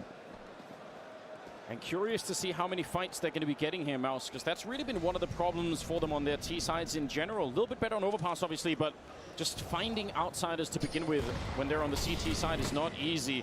You can find some of their nades, though. They keep landing on Frozen, and they blow him up in the corner. That's a tragic start to the round. Yeah, that one's painful. But that's the life of a Banana player on Inferno. Exertion and Dexter are going to try and follow it up. qWiNt and Fame fall deeper into the B bomb site. Standard defense on the other side of the map. In fact, we're going to get a boost over here, too, as Fame hops up on top. Yeah, and one of the nice ways of dealing with that boost is if you have a Molotov on the T side, but they don't. So you have to wide swing it and just clear it instantly. And when there's 3 people here, that's not going to be possible. The read, again, for Outsiders is rock solid. And that smoke doesn't go anywhere that MOUZ wanted it. There's a gap on the right side that might be able to toy with. Dexter going to try and look over the top. But how do you deal with Fame coming out of this smoke? There goes qWiNt, James on the other side, and it is an absolute slaughter. Yeah, and Fame is going to be waiting for it. 2 on 4, no reason to sacrifice himself. Good flashbang, and they're finally going to get that kill. Fame has to peek a little bit more. Torch is picking up the AWP, trying to get anyone rotating in, and Norbert was not expecting it, but he doesn't realize there's a player right behind him, and that's the bomb on the ground now. Dexter with 16 health in a 1 versus 2, and he's in the middle of a crossfire. He could have been dead to that nade, the Molotov following it up, and time is running low. He has to turn the corner to pick up the bomb. Again, we've said this many times tonight, but this is an impossible round to win, and Fame will take him down. Nice triple, and a lot of patience on Fame. That's actually a really cool play from Torji as well. Just ignoring the player, knowing he's not going to peek. He's probably not going to be watching for you to push towards his teammates in Ruins. A great turn of the corner, and obviously the op to cut off the rotation, but yeah, just way too much to overcome. All tied up at 2. Yeah, but to be honest, This could have been a very, very clean round for Outsiders. They had the 3-man stack at B, they had the boost up in the corner, and MOUZ had almost no nades to execute with. So the fact that they even got the kills that they got and made it into that 2 versus 1 at the end, that's still pretty good for MOUZ. They're going to be at least happy about that. Deep nades again. I was going to say, not a single pistol upgraded here. No, they want money. They want cash. Now, one thing MOUZ is going to have to try and avoid here as best they possibly can. Remember, like, that overpass comeback is great, but they had to win those five rounds playing from, what, like 14 to 11, or 11 to 14 to come all the way back to win 16. Other than that, their T-half really could not find a gap in this defense. Same on Ancient. The defense for Outsiders, once the guns came out, was impenetrable. It was something crazy, like a 10-1 run from the 4th round on. Yeah. They cannot fall into that hole here on Inferno. You're not going to dig yourself out of that hole too many times in a series. And that would be so difficult. They need to find some weaknesses early on that they can exploit. A little bit awkward here. M4, he actually throws it away, and they run right into the flames. That's pretty cool. Flit goes down, but that could have been a lot worse. Yeah, that was sketchy. I think he was very surprised to have that many bodies coming at him. He thought he was going to have a nice leisurely peek down middle for a couple of kills. And he found an entire horde of Glocks. A gaggle of Glocks. Oh, there we go. Nice. You've been studying. That is the peak male form. And you may not like it, but it is. We don't make the rules. 3-2. Jame peeking down mid with the up. Nobody streaming out the challenge, so he'll take the opening to press down and peek alt mid at a timing. Bails out before any danger comes in. MOUZ much more passive in this round. They don't want to deal with the net damage from utility, but they get it anyways. It's Torji chilling in the choke point, who's taken 2 nades down to 21 health. Yeah, this is going to start to be a problem. If they can't even walk onto Banana without taking this much nade damage, it'll be a problem eventually. But this is where it's going to be interesting. I think this might be one of the bigger points of contention. In a lot of ways, we won't really be able to tell. But, I mean, having played this map against this team twice now, as the Banana player, you're going to be so familiar with all the different nade routines and protocols, all the different setups, all the different Molotov and HE combos. Frozen's going to be left alone at the half wall in Banana. Exertion, Dexter, and JDC have brackets control, but it looks like they want to activate Exertion towards Rap side to apply a little bit of pressure. It's the AWP he's contending with, and it's the AWP that's going to find the first kill. No problems there. I don't know if that Molotov actually was meant to go down below. It was up on the roof that looked like it wasn't quite where it was meant to be. And they've lost Dexter and Exertion both. And Flit and Outsiders know exactly what's coming. Flit just didn't even hesitate, didn't second guess whatsoever. He's already shifted over to the B-bomb site. Torji's low on health, and MOUZ is going to have to call this one off. It's their turn to save. And a 4th round now for Outsiders. Really worth thinking about in terms of getting this Banana control, because just to try and you know, pull anything over the eyes of the CTs, if you want to try and tactically outplay them on this map, you really do need Banana and top mid. If you can't have those 2 positions, then the CTs will always have a pretty good idea of what's going on. And so far for MOUZ, the first part of that on Banana has been proven a little bit difficult. But also, they don't really have to run into the nades, right? If Outsiders are going to keep throwing those deep nades, maybe you just wait 20 seconds and then you try and retake it a little bit later on. It's that or you beat them. That or you go hyper-aggressive. Yeah. Timeout taken. This one's from Outsiders as well. Their second one. A timeout after rattling off 4 in a row. They want to make sure they can continue. They built up a good amount of money during this stretch as well. James got plenty of cash for ops moving forward if it ever comes to it. They've only lost 1 player in the previous 2 rounds. Yeah, Flit, the one leading the charge at the moment for them, is 7-1-1.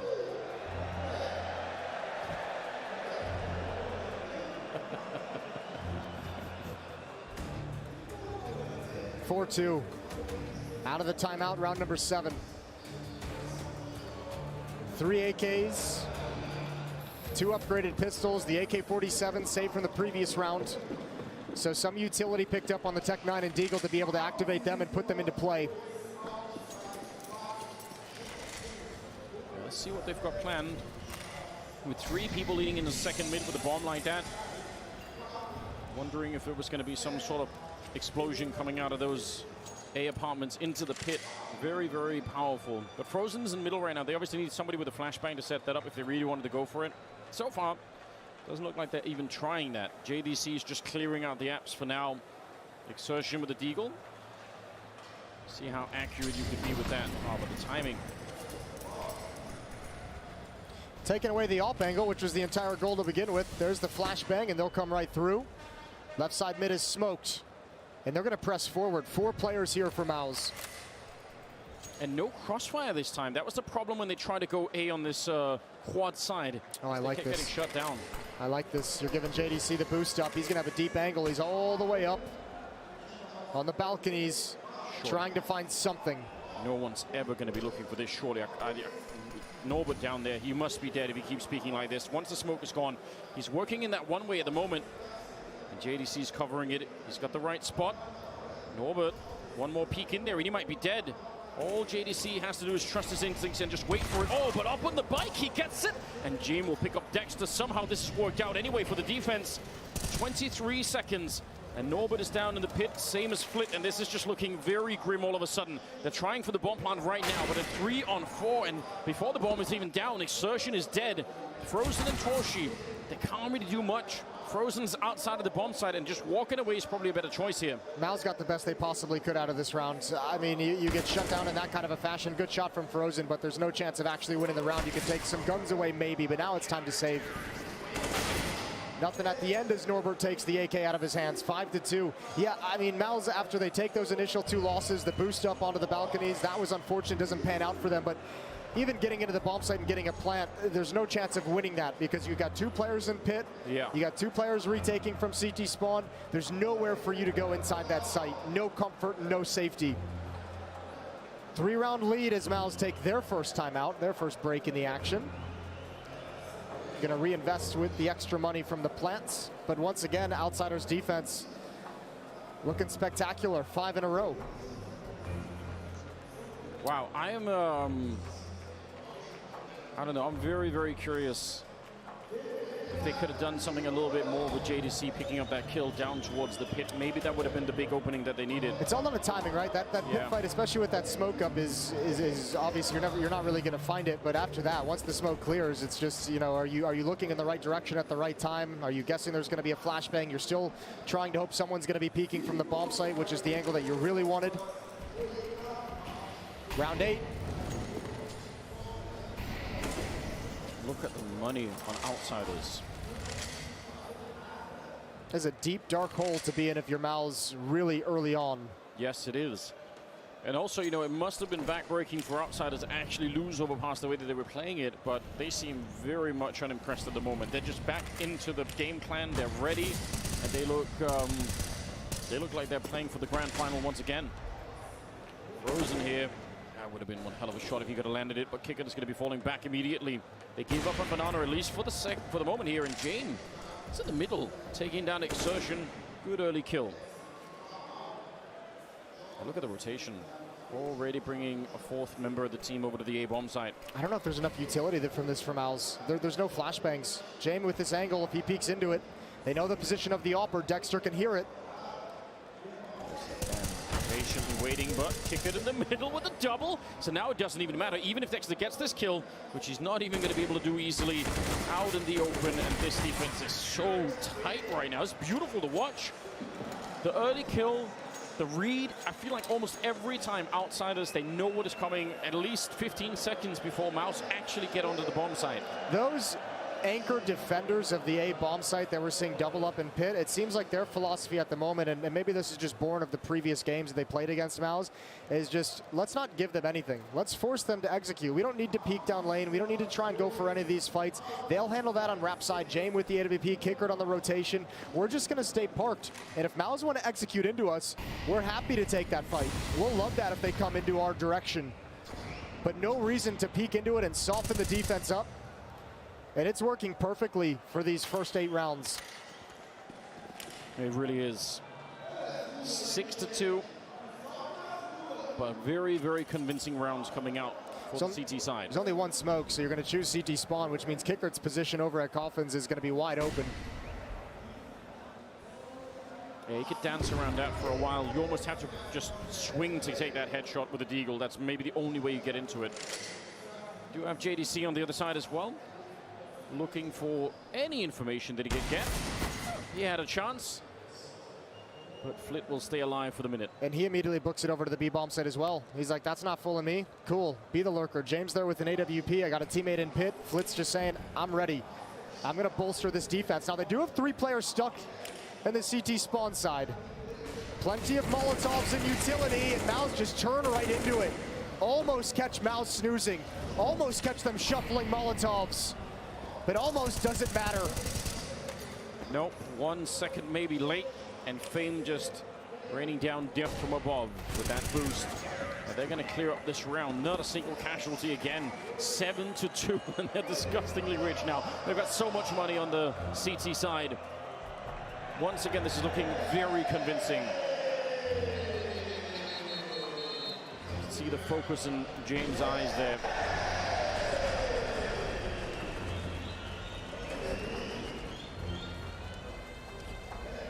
This is a style of Counter-Strike that has been much criticized, and James, especially maybe because of his personal style, has also had to live through a lot of community memes for a long time. Some of them started by us, but there's no denying this result. What he's doing here tonight is, yeah, it's absolutely incredible. You rewind time a little bit and go back, you know, maybe 2 or 3 years, and you ask, you know, would James be a contender to make more than 1 major finals? I'm not sure many people would have picked that right off the bat. No, I remember, I mean, the first one they made was so shocking. An incredible upset run while an avant-garde, the Berlin Major. Yes. I mean, I think since then his reputation has just grown, and as we've seen some of the players leave his system and heard from more and more of his teammates and heard from more and more of himself, we've started to realize there's a layer of genius behind this. 7-2.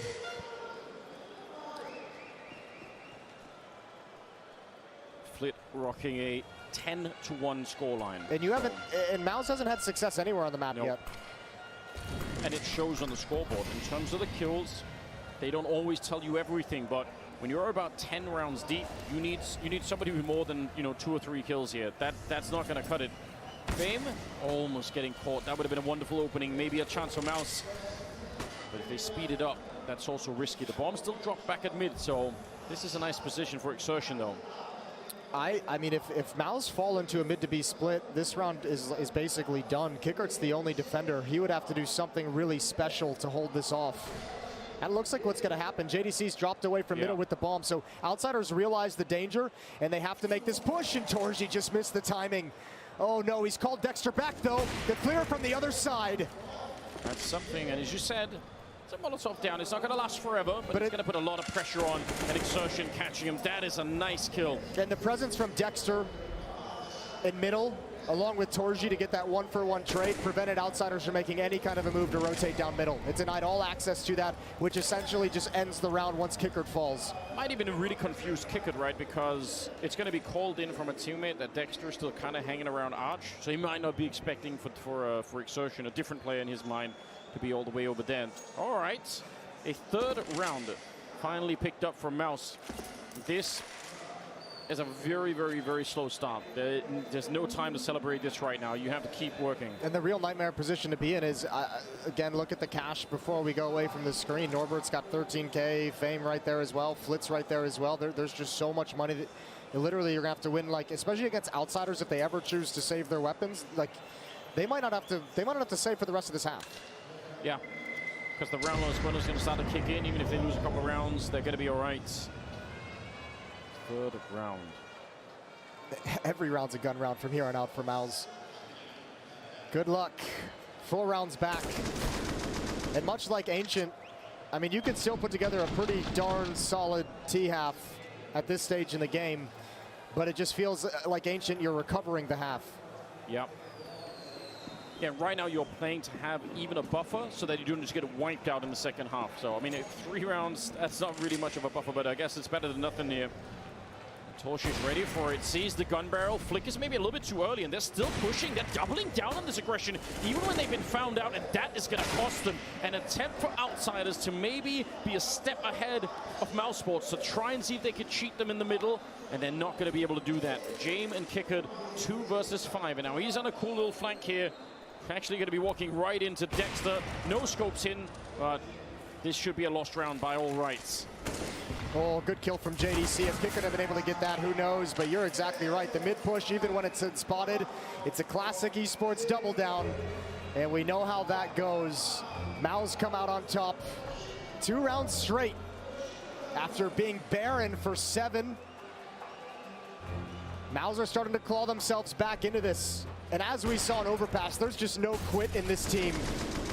They might be the only 6 people who believe they can do it, but that belief has taken them a long way. 7-4, I mean, like you pointed out, every single round is going to count right here. And they're already in the zone where at least it's not losing the pistol and losing the semifinal when we go to the second half. They've already made their way past that.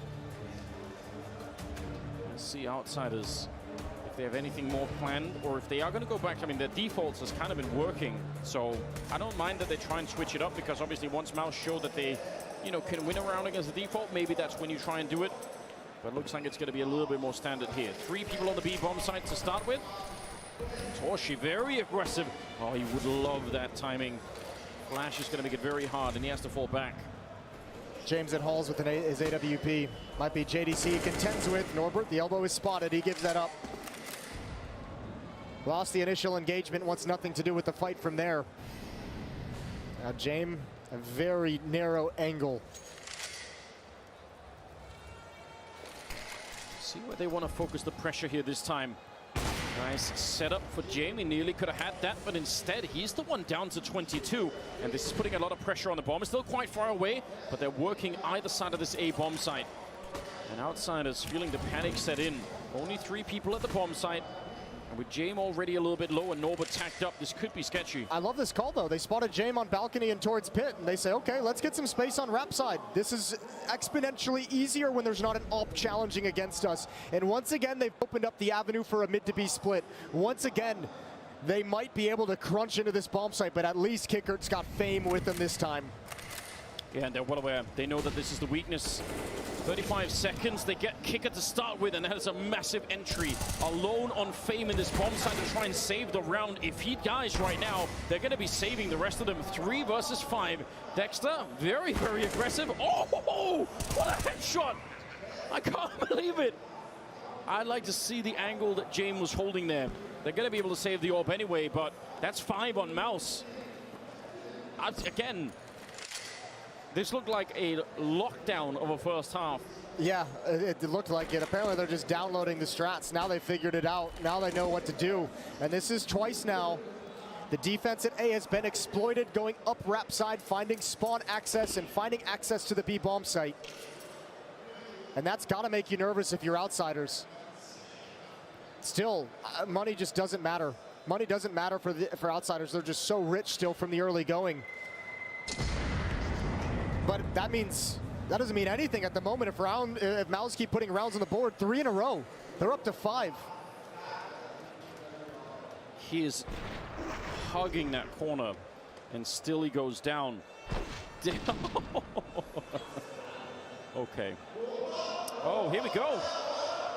We got another contender. Oh, it's not looking good. Nice. I like if that becomes a trend. I feel like more people need to do that. Here we go, round number 13. Another question in that. That's twice they've done the mid to B split, and it's worked. Feels like, we just talked about what 3 rounds ago, this is like a recovery situation for MOUZ. It feels like now that they're up to 5 with 3 rounds remaining in this half that they've recovered. Yes. Now it's about how many can you put together to actually make this a great half for yourselves. And can you force that defense to maybe act a little bit differently? So far, only 2 people at the A bomb site, which is not that uncommon at the start of rounds on Inferno, but the deeper into the clock it goes, the more strange it becomes that Outsiders would still have 3 people here. They're going to go for a little bit of a retake towards the top banana position.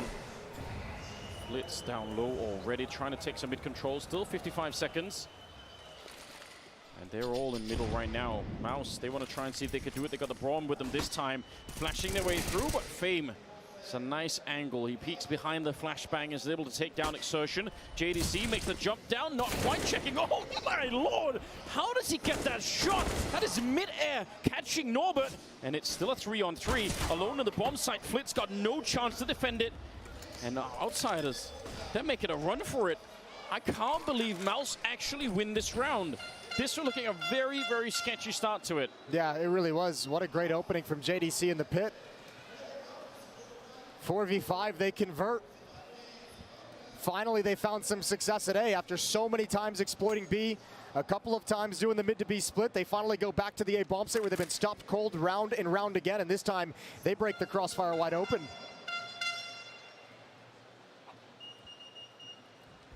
This is a phenomenal half now from MOUZ. It really is. I am so impressed watching them just grow on the job. Yeah, we're watching this. I mean, this is a test that they've never had before. Not at this level, not under this much pressure. You're watching them essentially evolve right in front of our eyes. 7-6, 14th round is coming up right now. This is mental. And I mean, there's no option. Once this kill comes in onto Flit, he had to stay alive far longer if they wanted a chance at coming in for that retake. And I think maybe, I don't know, like this is a lot of, this is way earlier than Outsiders has had pressure applied to them in any of the maps. And Overpass, it didn't come till way late in the game. Now all of a sudden, Outsiders in some trouble early on because MOUZ seems to have figured it out. They've got tons of confidence from the previous map, tons of confidence from a 4-round streak, and they've exposed you at both bomb sites now. And critically, as we noticed earlier, MOUZ not taking any damage to that deep banana utility. Nothing to soften him up in that part of the map. Yeah, they learned that early on. Hard lesson to be learned as well. This time they do walk into a little nade in middle. Exertion, though, happy to follow it up. They've got that smoked off Molotov on the other side, and they get some top mid control. JDC takes a nade for it. Norbert, though, worried about... Oh! The Molotov with a smoke in his hand. Instead, it's the double HE down in PID. And there's no smoke that's going to be curing that. Bomb is back there, and they're going for it. Look at Dexter. He's selling this all the way. They might be expecting some sort of rotation happening through Banana. That's not coming at the moment. I can't believe Dexter, he's this far in. No one spotted him, and he nearly could have had the kill. But now, over at the B-bomb site, only Fame there to defend. They got to pull the trigger. They're going to have to go through this smoke. It's the only option. If they delay this, the rotation's already coming in. This is taking way too long, it feels. Fame is going to get the first. They're trying to go back to the A-bomb site, trying to pull a double fake, and oh, it's so crazy. It just might work. Yeah, Outsiders are not actually ready for it. 25 seconds. Flit, he could still ruin this round. All he needs is a kill and then to stay alive. That's the most important thing. And he's calling it in. There's a nice shot. Flit, this is so well played. Instead of fighting early, he waits. He takes down JDC, a jump on Frozen, and this round is done. 8 seconds left. Flit, he's finally going to be going down, but it doesn't matter. He just saved his team. It might have worked. They had the weakened and softened defense they wanted. They wanted just a sole defender. But they didn't have time to clear everything. Great patience from Flit. They didn't expect him to still be there after Dexter figured out the position. But man, that smoke really ruined their day. Oh no, not a chicken. Another casualty. A necessary casualty, some would say. Yeah, didn't even use the smoke at all. Here we go, round number 15. And again, those deep nades coming in. A lot of space taken behind it for the CTs. But this is a very, very open half. Even if Outsiders win this one, MOUZ are going to walk away thinking it's not bad. Wow. Late on those grenades. And Frozen is down to 10 health.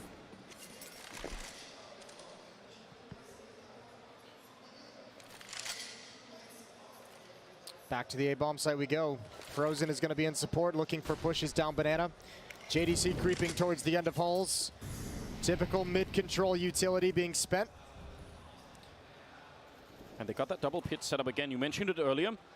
The fact that you have to go so deep to try and find anything. Nice nade on top. Flit, very, very dangerous. Preemptively going to put up that smoke, but again, if you double naded, it doesn't really matter. Dexter, nearly with an opening. That would have probably been the end of the A-bomb side. If they get him, that double pit position becomes so vulnerable. Suddenly, they can swing wide against you. Exertion, I don't even know how he got in here. The smokes towards the pit just powerful enough that he could find a path. Torshi's going to be taking down Norbert, and somehow they found a bomb plant. This is actually crazy. Smokes and Molotov down there, and Exertion catching Jamin Library. They weren't ready for it. And they've just ignored the pit. They've said, fine, you can have this as long as we can have the bomb site. And the question is, what can Kicker do to open this up? They need him in this retake. 3 versus 4. They're going to pick up the 1 kill. Yeah, now is not the time for a knife. He's going to get a shot, and Exertion goes down. Great retake coming in from Outsiders. So tough to win that round when you don't control pit. They even do so much right, aggressive towards Library. Regardless, a good half from Outsiders, a good half from MOUZ too, scraping together 6 rounds in a recovery scenario to make this competitive. We're finding out our first grand finalists right after the break.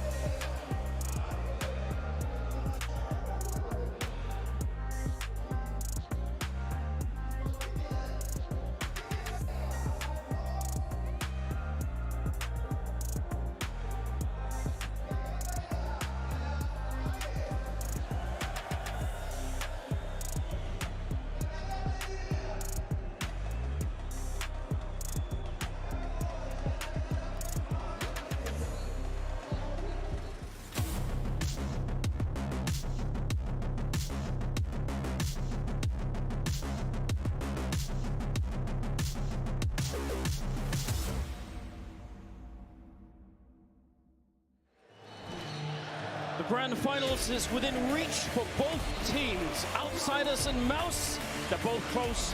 Outsiders with a 9-6 lead going into the second half. At this point, it's impossible to tell who is going to make it there. This second half, it's going to be everything. Somebody's career is going to be made tonight. Yeah, absolutely. And I mean, for MOUZ, the comeback on Overpass just to get them here was impressive. Now they got to outlast that really painful style to go up against on Inferno. They better be focused, and the crowd's starting to get a little bit crazy. More noise, more chaos headed the direction of the players in every situation. And second half pistol is live. Which actually, now that MOUZ are on the CT side, especially on a map like Inferno, that can make a really big difference. Some of those rushes that could be coming with Tech-9s and MAC-10s, you have to be aware that on LAN, it's a different beast, it's a different environment. Alone on the B-bomb side is Dexter. MOUZ has won 4 out of 5 pistol rounds so far in this series. This would be a great time to add another one to it. Yeah, no doubt. And maybe especially with Dexter, he needs the USP shots. They have to be crisp and clean. He's not going to get many second chances here. And they're ducking right under with the grenades coming in on top. The smoke is there. He wants to recommit, but he just can't find it. The backup is coming short. And actually, look at it. They knew. They put up the smoke so that they can't get shot in the back. This is so next level. Trying to get the bomb plant finally. Kicker is there, and now they're chewing them up. Outside a strong start to this second half, and Frozen, absolutely no shot. He's going to get shut down 10-6. That was an incredible read. And we knew there were going to be mind games. Knew that these teams know a lot about each other and how they like to play, and that is a perfect counter from Outsiders. That has got to make you feel horrible if you're MOUZ. The fast flank, the fast retake, all negated. And all of a sudden, you're playing on the other side once again. 10-6 for Outsiders. A 4-round lead. That was so well done. If they hadn't put down that smoke, if they would have used it somewhere else, yeah, they're in a lot of trouble in that round. There's a 4-man push coming up. Kickett is ready for it, but not ready enough. JDC takes him down and nearly finds the follow-up on James. Norbert, though, this is very sneaky. He has the bomb, so he has to be very careful. Eagle on the other side, and that's the kill. Frozen shows up just in time with that stolen Galil. And now it's really interesting. 3 versus 3. Dexter on a single point of health. But Toshi is here. And he's got the scout. Didn't quite want to peek it. He's certainly going to be hearing it now and calling it in. And the question is, do you go for this, or do you just stay dangerous in the next round? Well, I think if you're Torji, you stick around, see if you can get a lucky shot, see if you can clean anyone up. You can also just say, screw it, we're not going for it, but let's line up for some exit kills. Let's take some of these guns away. Nade does a little bit of damage to Flit, not enough to convince them to move forward, and that's the signal to back off. No kill. Well, with the changed bomb radius, you have to wonder as well if outside, I mean, that'd be another reason to stick around, and especially with the nade on top, maybe you just make sure that some of them have to at least run away from the bomb here. I mean, look, they might just be content with the level of danger they're bringing forward into the next round. Yeah. Seems like that's the choice that they made. Deagle from Dexter can be dropped over. They still have plenty of weapons they can shift among the 5 players. Well, they're going to be fine. All right. I mean, I don't think this is necessarily a wrong or a right, but they did make the call eventually to say, okay, we'll see if this next round is going to be a little bit better from the start. Not that they were far off in the other one. 11-6. Outsiders 5 rounds from a grand final.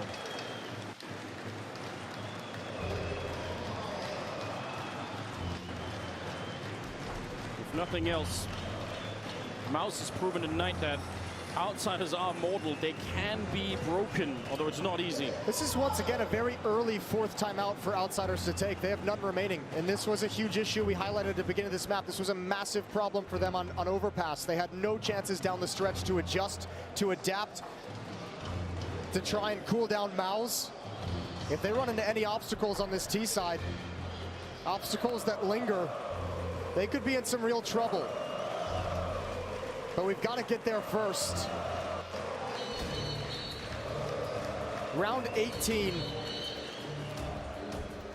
I almost feel like this will, I mean, Paul's pop his potential with 3 MAC-10s. Something fast-paced up middle or banana always has potential with 3 MAC-10s.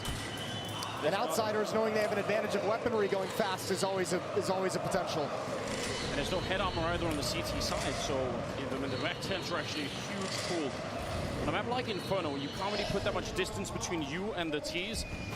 There we go in the middle, hunting it down. It took a while, but eventually Torshi's going to be out of the rounds. The scout no longer a threat. And they have this little clever double boost to look over the smoke, although nobody's showing up.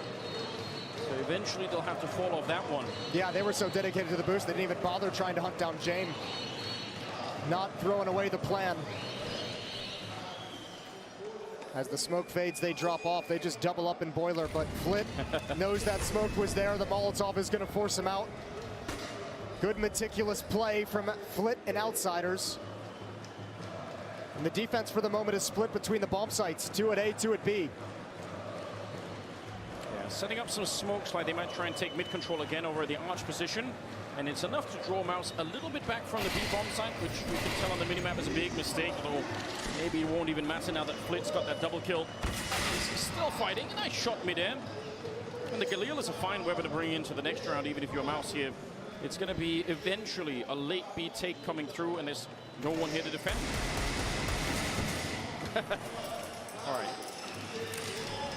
You're barking on the other side of the smoke. You're going to get a lot more back. Frozen alone in the round, 12-6 now. Outsiders going to be doubling the round score of MOUZ. Yeah, this is a massive lead. It just puts all the more pressure on MOUZ to get going in that first gun round immediately. Put something on the board to slow down this onslaught. Frozen going to try and save the Galil. James on the hunt.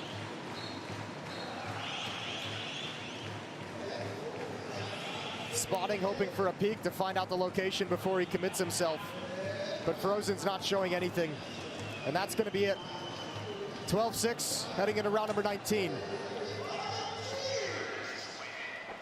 They're so close now. They can taste it almost right in front of them.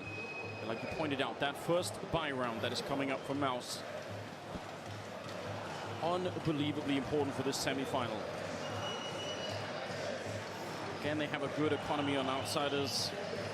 And MOUZ are struggling to put something together here.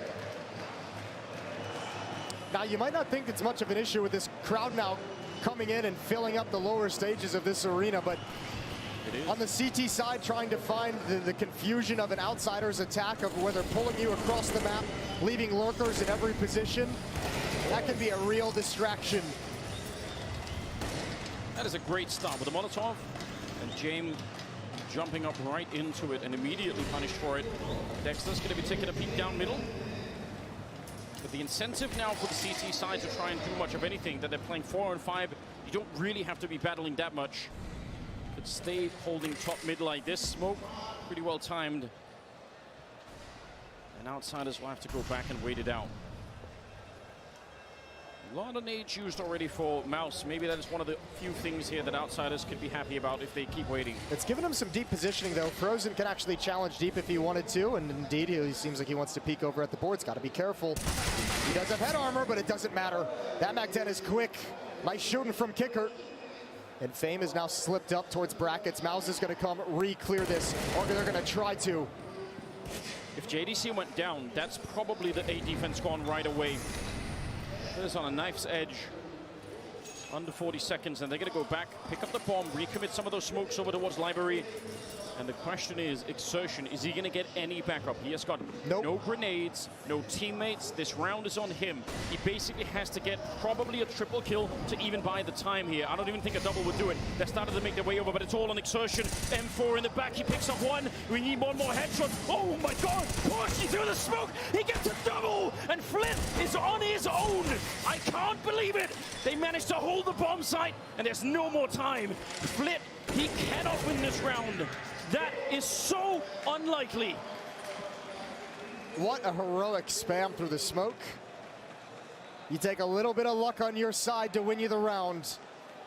They're first in this second half, but Exertion had nothing, no support. The fact that Torji gets 2 kills through this smoke is absolutely spectacular. That is a prayer that was answered. 5-round gap. Exertion is beyond dead if that doesn't happen. And even the double kill, I mean, even if Exertion had got the double, it might even then not be enough. Because Outsiders still get the bomb plant. They're still playing in a pretty good position. Who would have thought? Can fall through the smoke for the double, and we're in round number 20.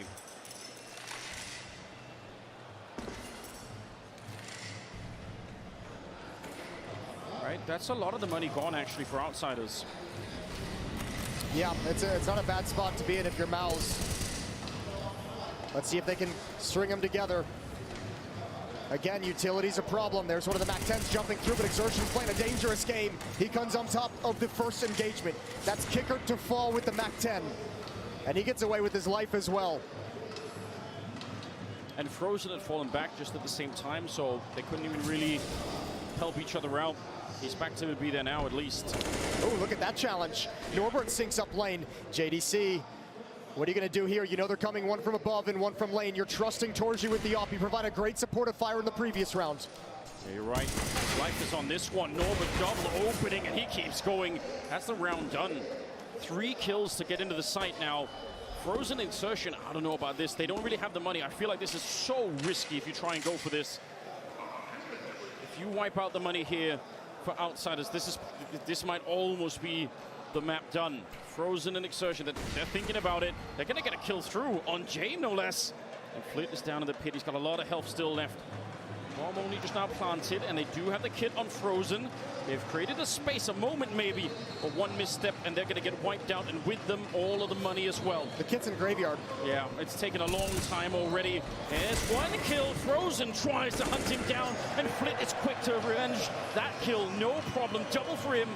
And Outsiders, they're going to be at 13. And you're exactly right. That was a massive risk to go for that retake with this kind of economy. It's a timeout for MOUZ. They're third. They do not have a lot of funds to play with. Oh, man. They're back 6 rounds. They fought so hard to get here to begin with, and they might have to sit this round out. Nice job from Norbert. He was the star in the opening map of this series. And the dominant victory on Ancient. He was an absolute beast, and here again he takes the initiative, slides up lane, finds all the openings you could ask for. And Outsiders now just 3 rounds away from the grand finals. That is a very rare thing to be able to pick up that kind of a triple opening. Denied. Well, 6-round gap. 3 more rounds. That is all Outsiders are praying for at the moment. Look at the money for MOUZ. They could win a miracle round like this. That would surely revive the team. How do you do that? Flash in. Yeah, Flit very suspicious of that. And probably that's a call for the whole team to say, hold on. They're a little bit aggressive. Just be careful. Especially see how far back they are on Banana even. They don't want to get caught by any pop flashes. See how this plays out. There's not really a whole lot to challenge with this B bomb site for MOUZ. Exertion's going to drop a smoke. That'll only last you so long. I guess the biggest question will be, does Outsiders get nervous at all that there's too much behind it, too much presence? Actually, blinded is the smoke. It might come out a little bit late. Exertion, he's going to throw it out now, but they're already coming through, and another flashbang. Defensive utility mistimed, and that makes the avenue wide open for Outsiders to come into the B bomb site. It should be a 14th round. Very hard to judge when exactly to put out that smoke, and if you're just a second late, like you pointed out, when they're already running on top of it, they're not really going to be slowing down. It's the only one they had. He's trying to hold on to it as long as humanly possible. And now the deep angles with the AK-47. MOUZ can at the very least just hope for some exit kills. This will never be a win. And that's not enough to rely on at 7-13. It's going from bad to worse. It really is, and you know, they mustered the comeback once on Overpass. To have to do it again seems almost inhuman at this point. JDC looking to do some damage, maybe trap some of them with him there, try to see if they get a little bit more, but ultimately it's going to be 14 for Outsiders. One more step in the right direction. They're almost at that grand final.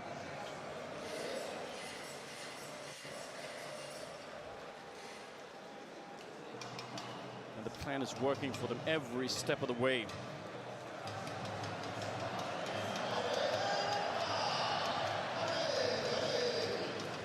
Man, not a whole lot of opportunities for MOUZ left to get back into this. They need a big run here. They need an energy-changing streak to build up some hope. That's a nice way to put it, yeah. They need somebody to step it up and really make this team believe again that somehow they could be brought back. They are at a huge deficit at the moment. And Outsiders are slowly but surely putting them to sleep in this one. Exertion and Frozen holding on that B-bomb side. Outsiders haven't really taken any damage for this kind of progress up Banana. Kickert's here with 99 HP. None of the utility, the counter nades from MOUZ actually landed, actually worked. Deep smoke, Molotov as well, that'll burn Kicker down, slow things, and Exertion goes for a very risky spray through the smoke. No punish quite yet. Very, very deep nade, but it's just the MAC-10 that gets caught up in it. So maybe not quite the... yeah, it would have been a little bit better if it would have been James or somebody else maybe.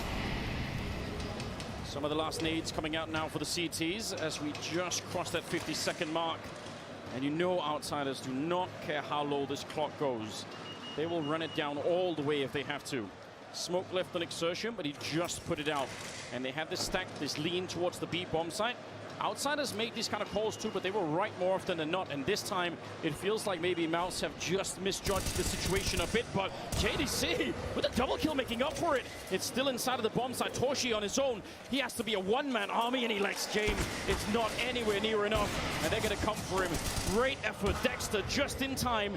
And it's a 1 versus 2 now. I actually think they might have a chance here. James, very low on health as well. Going to be putting the bomb down. But don't underestimate him. Smoke us up, and he's playing this open angle, taking down Exertion. If they peek him again, Frozen's on the other side, and Dave, he will steal it away from them.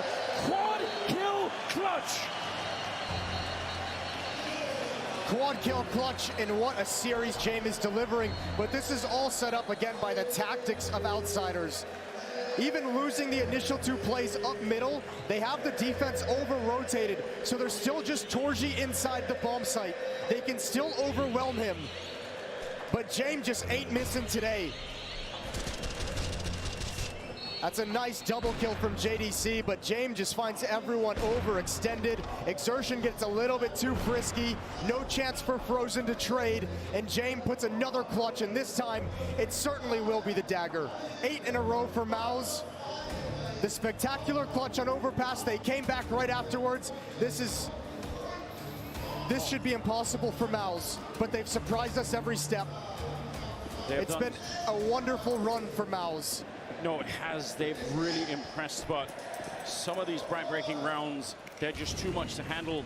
He was so low on health inside of the bomb site, and somehow he found a way. And the money here on MOUZ. They don't have the nades. They can't do all of the normal tricks to try and slow down MOUZ spots or Outsiders, and they already know. They can feel it on Banana. They realize, yeah, you're not going to have anything. Yeah, this is so early in the round to not have any smokes to block off choke points. There's 1 left on JDC. But that's aggressive in holes for the moment. And Outsiders can poke and prod any which way they choose. They've got all the time in the world, all the luxuries in the world.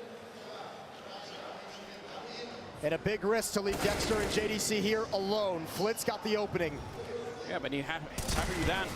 Torshi runs right into the shot, and Kicker will take him down. Dexter alone in the pit with an army coming his way. He gets a couple of great taps, taking down Kicker to Norbert, and they're going to back off. No way. Exertion has to be careful. Flitz around the corner, and he walks into the headshot, and there's an avenue of escape now. Outsiders. Yeah, but they're just going to hit the pause button. Again, Outsiders are going to make a call. The bomb is actually down towards small pit. I don't know if Dexter realizes it, but look how scared Frozen is. He's huddled up in CT spawn. He knows he's going to be held by somebody. Who wouldn't be scared at this point in time? The whole semifinals is on this, and Dexter goes down Frozen. Now to try and save his team and keep this dream alive. Bomb picked up on the other side, but they're back around the corner. And now he's inside of the smoke on his own. 1 versus 2, and there's the headshot. Outsiders tested again and again by MouseBot, but they have proven indestructible. They are in the grand finals. Oh my God, what a performance. What an incredible performance throughout the year. Norbert and Fame just joined 6 months ago after a disappointing elimination at Antwerp. They were meant to reverse the fortunes from outsiders. They've helped do that here today. Norbert was a beast, but the man you gotta give credit to, James, not just his clutches, but the style and philosophy he has brought into this team. They are so difficult to put away. It's a style that has been called boring, numbers-based Counter-Strike, but nobody can argue with the efficiency.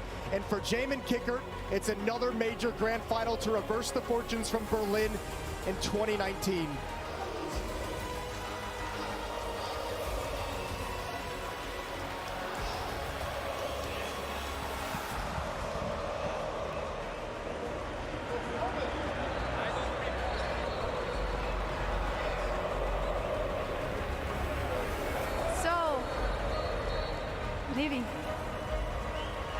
A Shox vai bater um papo aqui com o James, que é o nosso primeiro finalista. Outsiders agora vai pra final. E a gente vai aproveitar que a gente sabe que tá muito barulho aqui da arena, então eu vou tentar passar pra vocês tudo que eles estão falando por aqui. James, first off, it looked like you would have it in 2 maps. Were you surprised that it went to Inferno? I don't care, but guys, thank you a lot for your support, and it's so amazing. You can't hear me? He thanks everyone for their support. Yeah, a Shox estava perguntando para ele se ele estava surpreso da gente ir para o terceiro mapa, de ir para Inferno, mas ele não está conseguindo ouvir aqui muito bem a gente, mas vamos continuar tentando falar aqui algumas coisas com ele, que ele não fala muito bem inglês. It is very loud. I'm gonna try again. James, can you hear me now? Yeah. Can you tell me about the fact that you make it to your 2nd final at a major, but now again with qWiNt and with Dastan, with all your new teammates as well? I don't know, I have no words. It's live. It's happened again. I don't know. It's just live. A pergunta dela foi a respeito dele estar indo para a 2ª final dele. Da outra vez ele não conseguiu fechar, que ele estava jogando com o Dustin também, que é o coach deles, e o qWiNt no time. Como que ele está se sentindo de estar repetindo esse momento aqui agora. E ele falou que isso daqui é a vida, isso daqui é o Major, e vamos lá. James, are you ready to play in this madness tomorrow? Yeah, I'm waiting for it. Or heroic, I don't know. But I want to put it here. Yeah. Ela perguntou se ele está pronto para jogar com toda essa loucura aqui amanhã. Ele falou, olha, não tenho muita certeza, mas vamos lá, e eu quero a fúria aqui amanhã, claro. Wonderful. And can you sign this camera, please? Yeah.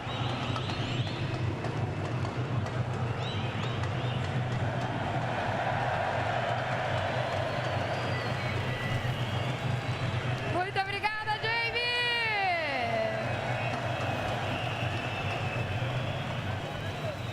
A magical run from the outsiders that just keeps on giving. Despite having 2 major newbies in tow, they lead all the way to their grand final at their first ever major championships. And James, I mean, so many incredible highlights throughout the entirety of this series, but it is absolutely poetic Blair that he gets a beautiful clutch once again in the penultimate round of this Inferno. I mean, I'm just a little annoyed right now that James has been denying us so many clutches over the years. We're just going for these saves. Man, Maui, if we're just going for clutches from, I don't know, 2018-19, we would have like an entire frag movie worthy of clutches, because this guy is playing lights out. He's playing his heart out, not just in the server, one of the highest rated players in the tournament at this major right now, but as a leader, watching this team start to blossom, everything come to fruition, it's a work of art.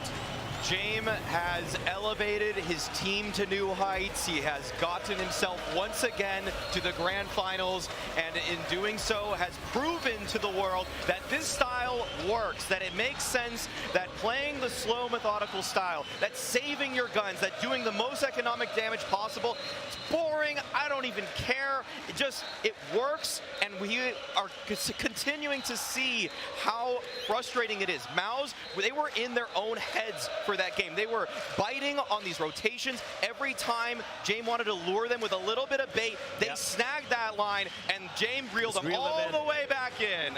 Let's relive some of those Jame moments, because Maui, I know you want to look at these bad boys once again. Obviously, we had that round on overpass as well that we thought would potentially be cementing that victory for the side of Outsiders. Unfortunately, MOUZ for them, they managed to pull their way back into things. But then on that Inferno as well, as we mentioned, the penultimate round of the entire series, just beautiful stuff. I love this. I love this. He flubbed the smoke. Yeah. He flubbed the smoke. He's like, maybe I go for the safe. He's like, screw it. I'm just going for this. An incredible shot there. A bit of a whiff from Dexter, but this reaction is sublime. I mean, Dexter hit him twice. Dexter hit him twice. Dexter didn't even miss necessarily. He just didn't find he didn't finish the kill, that is. And then this one. Oh, man.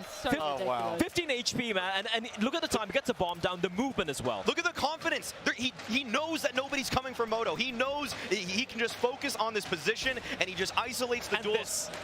Beautiful. What an off angle. What is that? How do you play against that? I mean, you're not expecting him to pull the angle. Yeah. You expect to see him tucked in the headshot position, right? James, that's gargantuan balls, I'll just say there. The line there is he's holding angles that don't even exist.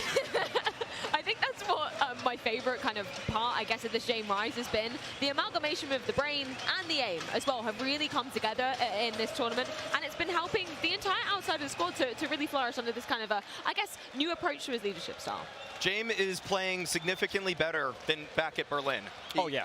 That is actually something that we have seen where there has been evolution in terms of how this team is played. They're playing a style that now has flex options. I love that they can rush now, too. Like, this is an incredibly scary opponent because, first of all, you've never played against the slow style, but when they have some of those fast rushes in their back pocket, you have to be ready for anything, and you never know when you need to use your nades because you don't know if it's a fake, you don't know if it's real, you don't know if that hit's coming 10 seconds later. And I just want to give a lot of plaudits to the youngsters that have joined in, right? Yeah. You go back early to the year, they lost Yakinder, who was the star of the team. Let's be real about it, right? He was an impact player, the star of the team. I've been wondering, how is this going to really play out? Is this team really going to continue, or are they just going to internally combust? They pick up Fame, they pick up Norbert, and you still have question marks. I didn't have them making into the playoffs. I did not have it. I'm like, yeah, they're going to pull off a few upsets here. I don't think they're there yet, but they were ready, man. They're in the grand finals in Rio here, and I'm still trying to digest that fact. It's been incredible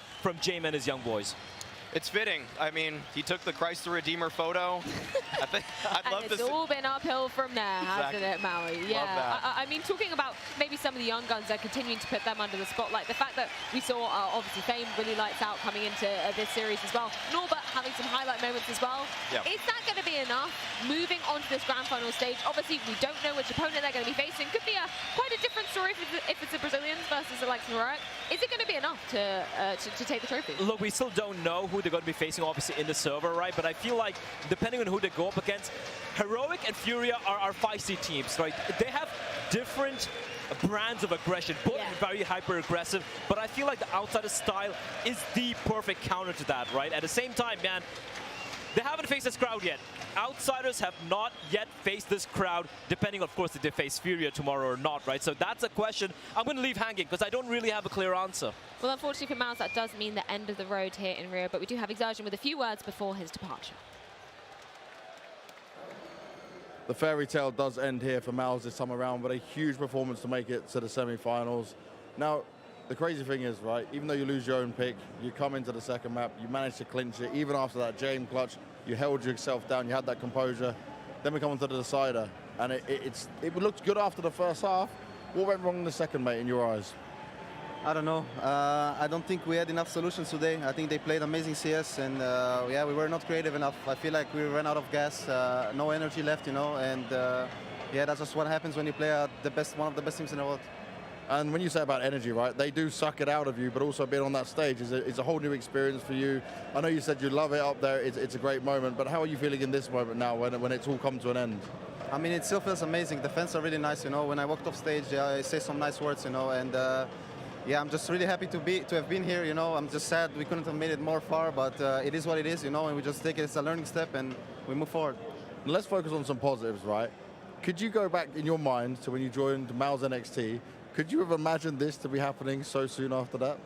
I mean, to be honest, not really. I expect a lot of myself. I have a lot of big expectations, but not this early probably, right? So yeah, I'm very proud of the result of the team. I think everyone should be proud of themselves, but of course it hurts, you know, right now. But probably in 2 hours I'll be happy. So yeah.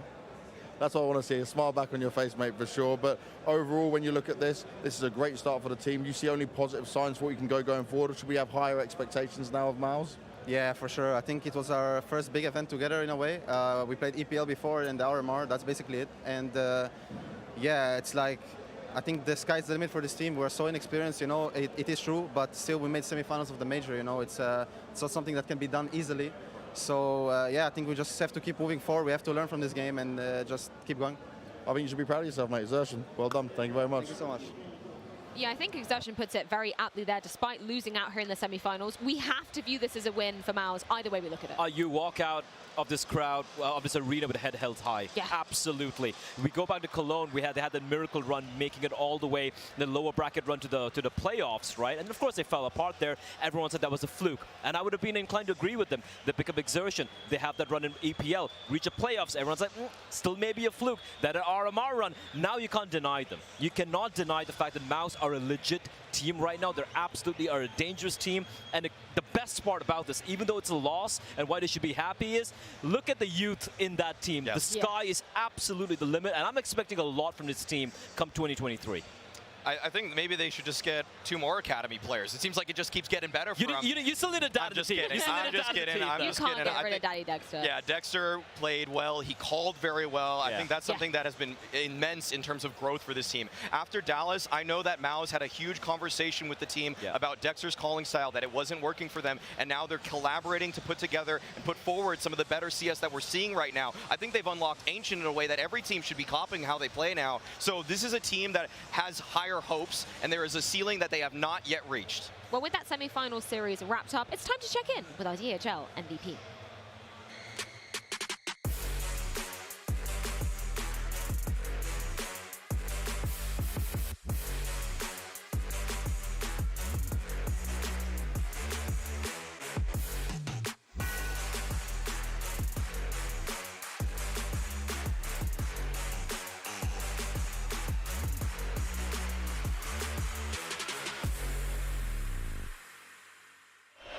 You guys know the deal by now. Make sure you're using your Twitch channel points to get your votes cemented in. And Maui, I think I would be lying if I said I didn't know who you'd be voting for. It's definitely going to be the man on the screen right now. I said earlier in the segment, earlier today, that with the AI revolution comes, I'm going to take the side of James, that he's going to lead me. But I actually think he might be a robot.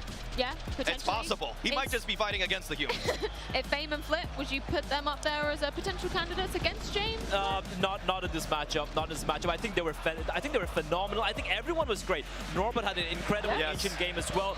Kickert as well. He had some important frags here and there. But James was undeniable as a leader, as a clutch meister, as a primary offer, as the star fragger in this team. He has to be my vote when it comes to the MVP. Yeah, it's literally the outsider squad through and through for you to be voting in our DHL MVP. And of course, at the end of the tournament, we'll be getting an exclusive interview with them as well, as they will be awarded this trophy. The atmosphere is getting absolutely electric. Oh, it's getting crazy. Furia just walked out. I mean, for the outsiders, man, they've obviously cemented their place in that grand final. If it's up against Furia, this is a whole nother beast to get used to. Absolutely. If it is going to be Furia matchup against outsiders, that would be a mountain to climb. Because now it's different. And not just a 5 guys to the server for Jay, Maui. It's this. Right. I do want to actually throw a little bit of credit to one guy that we've kind of missed in this MOUZ storyline. Frozen. No, Frozen. Okay. Yeah, Frozen, I think that he was overlooked. He was in the shadow of so many players in the past for this roster, but I think I do just want to give him one big shout out, because he has been a phenomenal rifler for this team, and really all year actually. Yeah, he's been so good for the last couple of years, honestly. I think he was a top 20 snub last year, honestly, too. True. Yeah, no, that is totally fair. I'm very excited to see what MOUZ are going to be doing going forward. But going forward for us, of course, we do have a second semi-final series on the way. It's going to be Heroic taking on Furia. And as you may have seen, FACEIT have been quite busy with some of those star Brazilians, and they have something extra special that you guys can get involved in at home.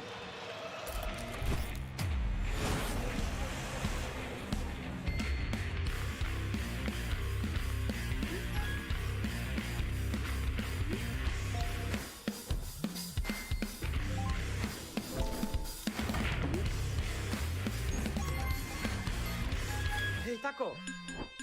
Whoa.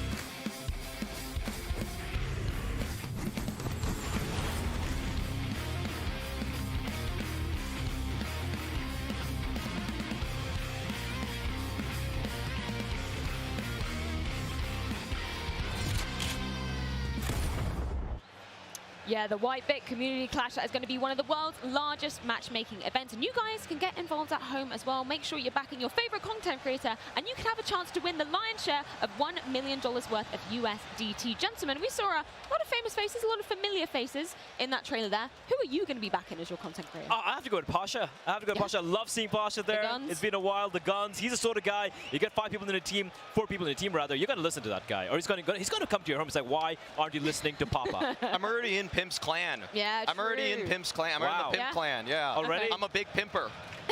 I pimp him out. Big pimper over there. Are we going to pimp out? No, he's pimping me out, actually. Oh, God. Fair enough. I know you like that. We're going to move away from this. Let's move away from that. And, of course, if you guys get involved at home, make sure you head over to faceit.com. And the finals will be going down at DreamHack Valencia as well next month. A lot to be getting excited about, but also a lot to be getting excited about in this very arena. Furia taking on Heroic. Guys, we can already hear the electricity in the arena. I just can't wait to get this I just saw one thing. I noticed one quick thing, right? I saw Heroic walk out to set up their stuff. That crowd was not cheering them at all. We could hear a crescendo of boos. So, Katie, and I hope you're ready for this one. The way I would just set this up briefly is that I think Heroic have been showing the better consistent CS, but when you're in here, it becomes a mental game on top of the tactical side. Literally anything can be going down here. We saw it going down versus Na'Vi just yesterday as Furia banished them down and out of the IEM Rio Major. Our second semi-final on the cards, and it is sure to be an absolute banger. You don't want to miss it.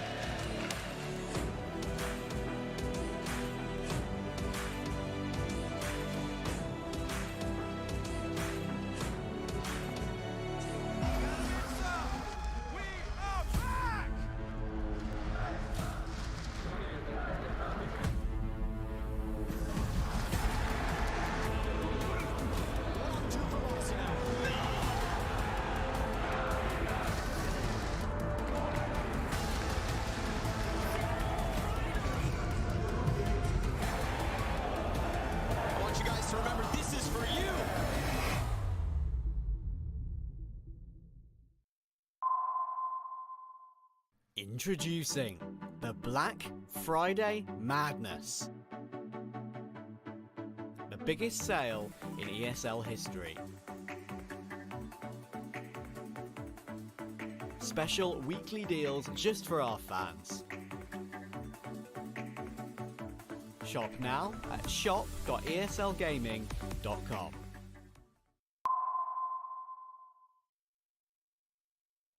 Pretty soon we're going to start the second semi-final of the Rio Major, and I believe that both of the teams should be here. I hope they'll not mind me disturbing them a little bit. Guys, who I can talk to? Yabi? No? You don't want to? You don't feel like it? I mean, I know I can always. Okay, Kadian. I know I can always rely on you. You will always give me. This is awkward, guys. Come on, let's do it. Let's do it. Hey, there's enough space. I'm tiny. Kadian, how are you feeling? I'm feeling fine. Thank you. Feeling fine, thank you. I mean, I guess you guys got a lot of time to prepare, and we actually have like a room like on the same floor. Like I keep on passing your door, and I can see like all of the Starbucks cups, all of the food. I assume you just like live in the prac room. Basically, yeah. I mean, people ask us if we have done some sightseeing in Rio, and sorry to disappoint you all, but we've been living in that prac room 24/7. I mean, I can definitely confirm. Like you, like all the time. Like I go there. Like it's not like often because this is kind of creepy now. This okay. I'm not stalking you guys. I promise. I promise. But like, Katie, how like do you feel like about the upcoming series?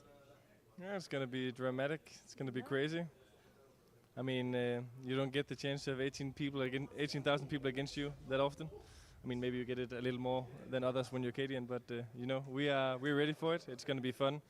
I think we feel very prepared, we feel good, and yeah, we're just ready to play one hell of a game. All right, then I cannot disturb you any longer. I'll give you like more space because I already kind of took away your spot. Maybe I can go and grab the Fury guys. Guys, thank you very much and good luck. Okay, so the Fury guys should be somewhere here. Hola. Tudo bem? So uma garrafa com água. I'm a show off, I know. Hello there, Drove. How are you doing? Hey, I'm good. How are you? Pretty good. I mean, it was a discovery for me. Like, it's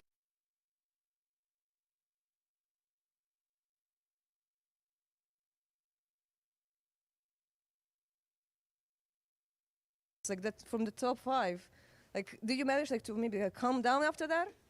Yeah, we're calm down. We're just we're just doing our stuff and focus on our game. Just focus on your game. Like, all right, all right. I mean, I'll not disturb only you. I already like see like I need to like.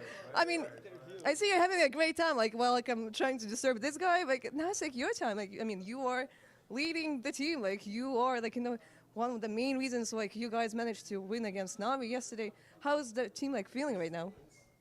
They're feeling amazing. Look at his face. I just do my job. I try to die fast and do call outs for my teammates and they do all the job. That's how it is? Yeah. And like, I'm like, I say drop, go B, kill them, and he go B, kill 2, and easy. He does the thing, and then he does like the slaps. Like he's like safe. Like he lets one slap on the outside. I'm always like shocked. Like you have like, so much energy, and it, as I already mentioned, like it doesn't matter if you're doing good or not. Like you always be like supporting the guys like on the other sides. How? Why? How? That's my job here. I'm not here to kill. I'm just here to put a vibe on the top. So that's what I'm doing. You're like the hype man of the team. Yeah. All right. Then maybe is there like, can I also like try to grab? Wait. Yuri? Wait. He's like too busy right now. To the bear? Yeah. I know you always like avoid like interviews. How are you doing, Kisarado? I'm good. What about you? I'm doing pretty good. Like, did I impress you with my Portuguese so far? Yeah, you doing great. Congratulations. It doesn't sound like you are impressed. Ooh, it's a you're getting tattoos. It's a furinha pequena. Furinha. You want some? I'm a part of the production. I cannot really be biased, you know. Like I need to try to avoid that. So like, maybe later. If you're winning the major, like I'm gonna get it on my forehead. All right, preference. Now I kind of regret. Okay, guys, I'll not disturb you any longer. I'll keep this. Well, I'll find a way. But thank you very much, guys. Good luck. Well, that's about it. We're gonna start the series pretty soon.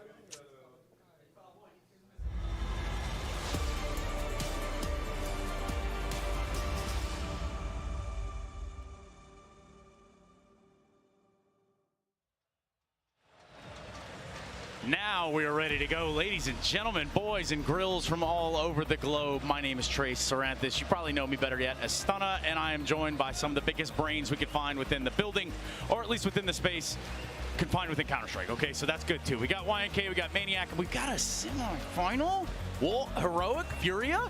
How did this happen? I appreciate that, Trace, although I think probably the biggest brain still is James, especially considering that last series. But that one. Absolutely, we're here for another, very exciting series. Yeah. Can Furia keep the magic going? I think is the question that we all are waiting to see answered. Yeah, I mean, at some point, you look around and you're like, yeah, this is Furia's home turf. I mean, there's no denying that. You look at the quality of the game against Navi, and the question starts to be, who can stop them? Yeah. Who can stop them here in Jeunesse? Who can deny them? Yeah, and you look at Heroic, which is where we're going to start things out today.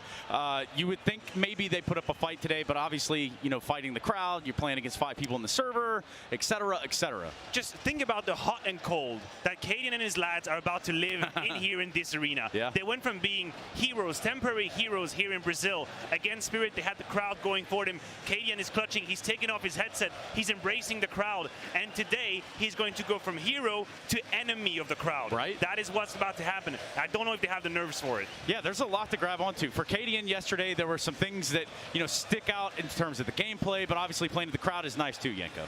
Yeah, absolutely, and he's a showman, right? Sure. He has that, so it seems like Danish in-game leaders, it's sort of a thing for them. you know, this round was mental for him, and the reaction. That's why the crowd loves him, because he shows that passion that, you know, Brazilians basically equate themselves with, right? Yeah. But that's the problem, you know. We had James going around asking people, why do you cheer for Heroic? Heroic Cadian is Brazilian. He's Brazilian now. Well, I think today he's going to be Danish again. Yeah, I'm pretty sure he's going to be Danish again, right? And you can tell, and you're not going to have these moments, Cadian. If you do this, you're going to get booed, son. Yeah, and I mean, it is just as simply real as that. You know, for Cadian inside, for Heroic, it's not just the Cadian show. This has been a team effort all the way through, Yenko. Is that true? Yeah, that's the case for both of these teams, really, right? And I think that's why they made it so deep into the tournament. They're not relying on just one player to carry them game after game. Everyone's executing well in their roles, right? Everyone's having their moments, contributing. Stone is slowly waking up as the tournament progresses, but Cadian is the name of the game. He's had a much better tournament than we've seen from him in a long, long time. I appreciate you mentioned that. It is true that from coast to coast, Heroic's always been a very well-distributed team with a lot of talent. But the star of the show, the hero of the show, has been Cadian thus far. There is absolutely no denying it. Not only from an individual perspective, you look at the numbers, 1.16 is in the top 12 of the tournament, but the rounds he called yesterday, Cadian put Chopper in his back pocket. He took him for a spin. Chopper had no clue what the hell was going on. But can you really do that against Art in here? Yeah. In his cauldron? Yeah, this is a different kettle of fish ball game, however you want to put it, doesn't matter. But what does matter is the fact that we've got Shox with Exist. That's right, former NIP fame. He finds himself behind Heroic. What's he got to say? I'm here with Exist, who has his work cut out for him as Heroic is going up against Furia for a spot in the major final. Thank you for joining me, and congratulations on your trajectory so far. I'd love to know first, from a coach perspective, how happy you are with how Cadian has dealt with all the pressure thrown his way at this event. I'm very happy. Obviously, he's really important to our team, but I think he's been playing really good for a long time now. Ever since the player break in July or August, he's been playing like lights out, and he's been putting a lot of time and effort into improving the team and also his individual game. So yeah, I'm super happy and also proud of him. In the same vein, Jabi, I think we were waiting for a long time to see the click, you know, the X factor come to life, and I feel like we're starting to see it here. What do you think has changed in him that he's so confident on this stage? I think it's just him getting more comfortable within the team. We knew what he could do when we started practicing with him, when we brought him in. Finally, he's, or not finally, but now he's like slowly getting better and better, I would say, by every tournament that we play. So yeah, it's just been really nice to see from Jabi that he's also getting some good rounds in officials, and he's having a lot of good impact for us, for sure. Incredible impact, I would say, but it's going to be a completely different game today. We saw so many teams falling, especially just yesterday, Na'Vi, against the pressure of Furia and the crowd. Are you kind of like the counter agent to Cadian, who's always super animated? I feel like you have to bring the calm back into the team. Yeah, I mean, I think that's also the main idea why they decided to bring me into the team. Cadian, he's the emotional guy, and I tried to stay calm, and so far it's been working pretty good, I would say. Lovely, the best of luck. Thank you. Thank you, Shox, for that interview. Now we're here at the Telestrator to break you down the map, Vito. This one can actually be really interesting, and this is why. Both these teams have the same permaban, right? It's Dust 2. But you can see here this one, that's Heroic playing it in the last 3 months against MOUZ, and that backfired. What we think is going to happen is they're going to let it through. Furia's not going to ban it either, and Heroic is going to pick it as their map pick. Yeah, that would be absolutely crazy. This is the question. Will Heroic actually have the balls to go for that Dust 2 pick? Because if you're Furia, obviously what you're trying to do is you're trying to avoid having to play that Inferno. That is an issue for Furia. It would be an obvious punish if Heroic were able to have it. It's good T-side on it. And Heroic, I'm not sure where their vertigo is, right? For Furia, it's been going great. Maybe they want to eliminate that. They did win their last two, but Spirit was kind of shaky on that map. Yenko, where is the safe value for Furia? That's the issue that I have. What's the map here that is so obvious you can punish Heroic on? They've had some great Ancient, of course, but we all know what the defense of the Danish side can look on that map. You're really willing to? Yes, yesterday versus Na'Vi, it was an absolute flawless state, but that to me is a risk, nevertheless. I mean, another one is the Decider yesterday against Na'Vi, where they look really good on Mirage, so that kind of has to be their pick.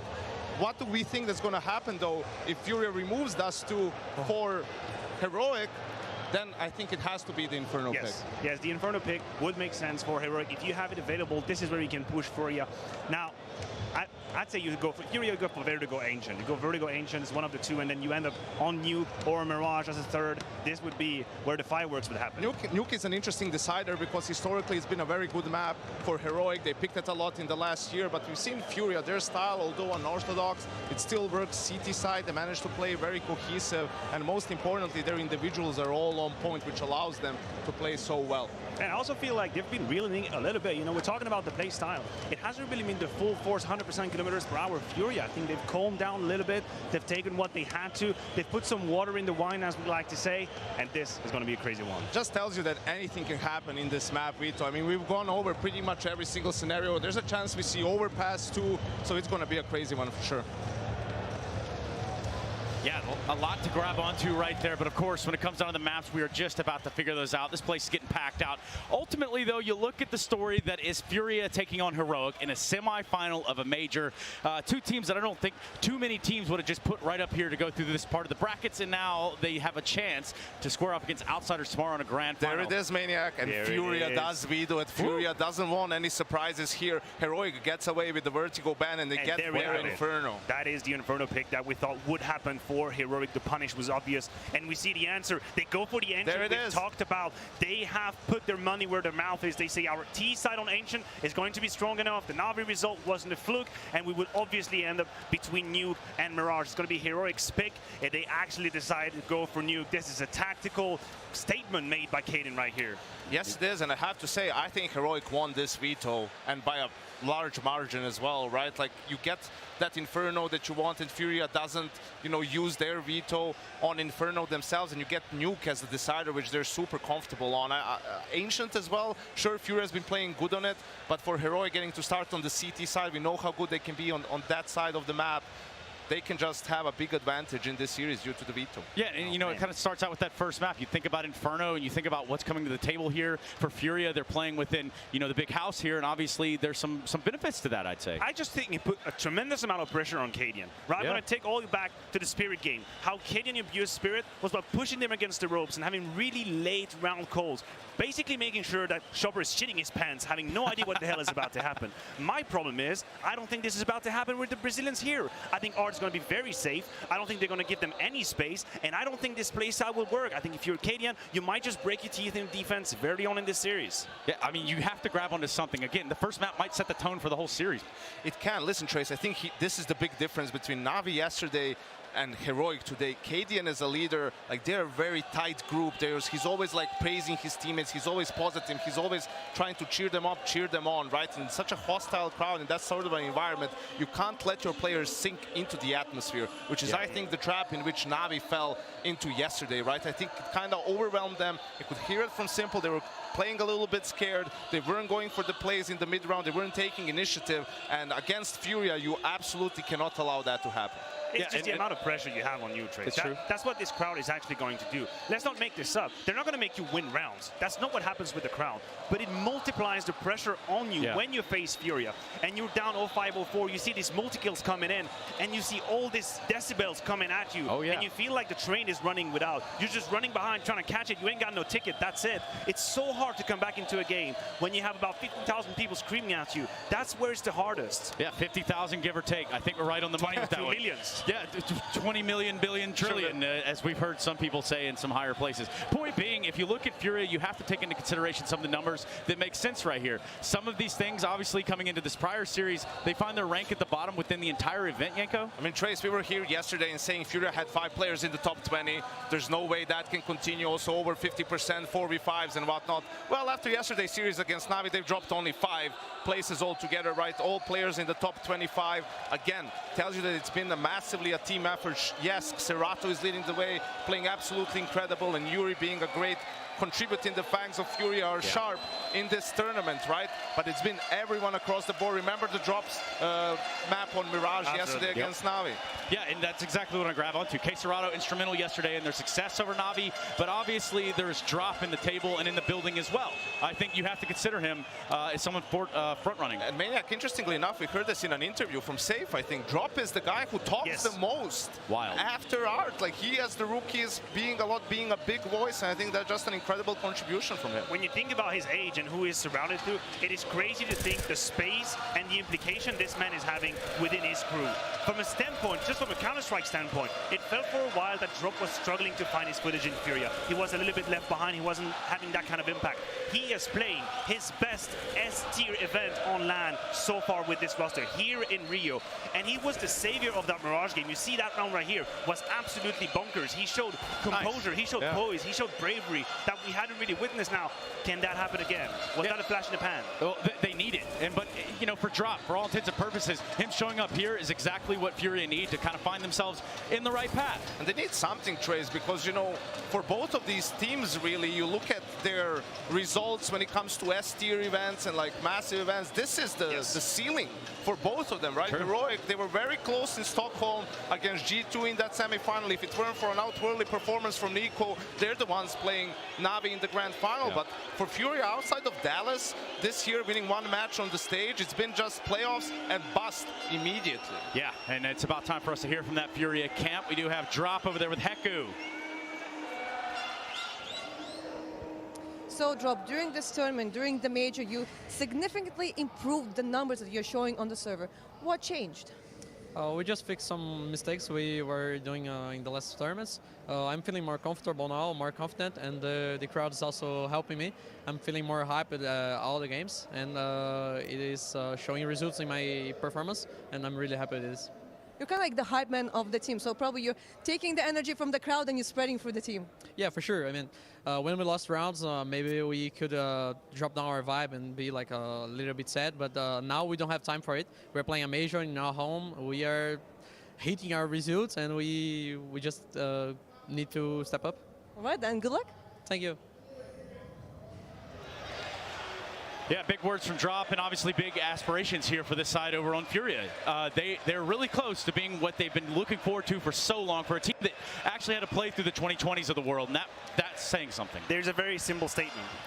There will never be a bigger chance for Art and his crew to win the major.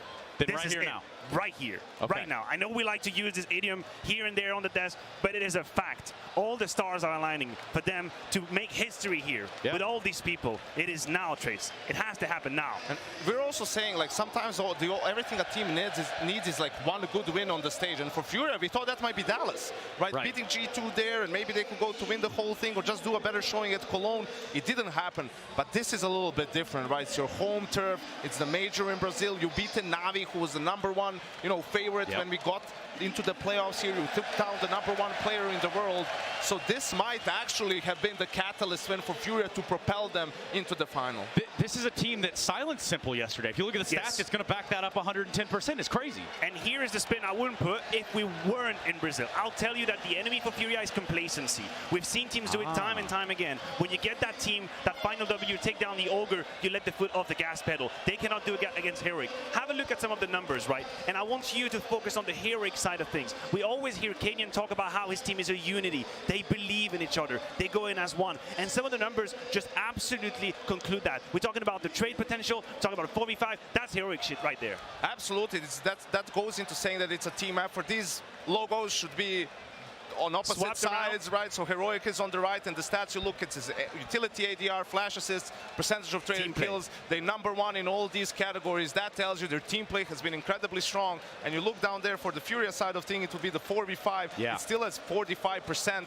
They're the #1 team, but Heroic is third with 30. So like they're not far away in terms of ranking, but that just tells you it's 15% difference how incredible Furia has been at converting round disadvantages at this tournament. And Matthew, I mean, I'll take close to 50% in 4v5. Yes. I'll take that. That's not crazy, too but bad. Trace, do you know what team play needs to work? Communication. Do you know when it is hard to communicate? When you have so many people shouting. That's what's going to be hard for Heroic. If they want to have this knit-tight communication, we know it's going to be spammy. That's what it is to be a player against a crowd like this. It's not going to stop. And I'm expecting mistakes. I'm expecting flaws. I'm expecting wrong trades, wrong information. That is going to be the day-to-day for Heroic today. Yeah, just give the fans at home a taste of this sound for a second, and then of course they stop. Trace, the problem for Heroic is this. It's like Furia did not play like crazy yesterday. They weren't doing like mad things and it was working. It wasn't like Art YOLOing all the time and just doing some different crazy things that end up working. They were playing like more standard CS that than what you're used to seeing from them, and arguably it should have been a 2-0 because they've lost a couple of rounds against Pistols, rounds with advantages against Navi that they really never should have. So that's a scary Furia. That's not as gimmicky. They have their aggression, but it's tempered almost to an extent. Yeah, and if anything, that's what a lot of people have been asking Praying Art to do for so long. We always said the aggression. I mean, I know he was one of the advocates for so long, right? We always knew the fire they had was a treasure that they had to cherish and use and utilize, but they also had to calm it down just a little bit, be a bit safe across the board, and this is the Furia, a more matured version, just like Fine Wine if aged well. I mean, there was times where Art was getting away with stuff he should have never have gotten away with. Those times have kind of passed. And now, you know, it's kind of like him having to reinvent himself, repurpose himself within this lineup, Jacob. Yeah, but he's still what he is, the tip of the spear, right? 30% of opening duels are taken by him, and he actually is close to 50% in success when it comes to those rounds, right? So he'll have to keep doing more of the same if Furia is gonna go into the grand final, Trace. Yeah, and they are just one step away. Gentlemen, I think we're gonna step away from the desk just a second, kind of recollect ourselves, and also pass it down to James Banks. Where you at, James? I'm about to take you on a walk that not many players get to do. This is the entrance into this fantastic arena that all of our teams get to do. It can be very daunting. There's a lot of cheering and shouting. It's already going nuts, and it's just heroic in place. All the fans around us, everyone cheering. It's something to take in, it's something special. And by the time they sit down, the nerves start to come in. Everything is what these players experience, what they feel, the emotions, the adrenaline starts to pump as they begin to get themselves to the position to take this seat and see everything around them, all of this.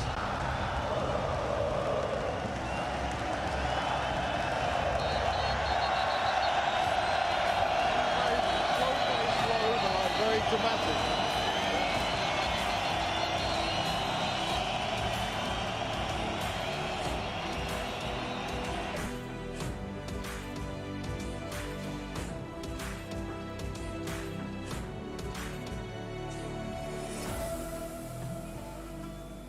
It continues here in Rio, and while the sun is out, everyone is here at the Fan Fest. We've been having a lot of fun, and you guys have been bringing all the energy and all the noise, but do you not get tired?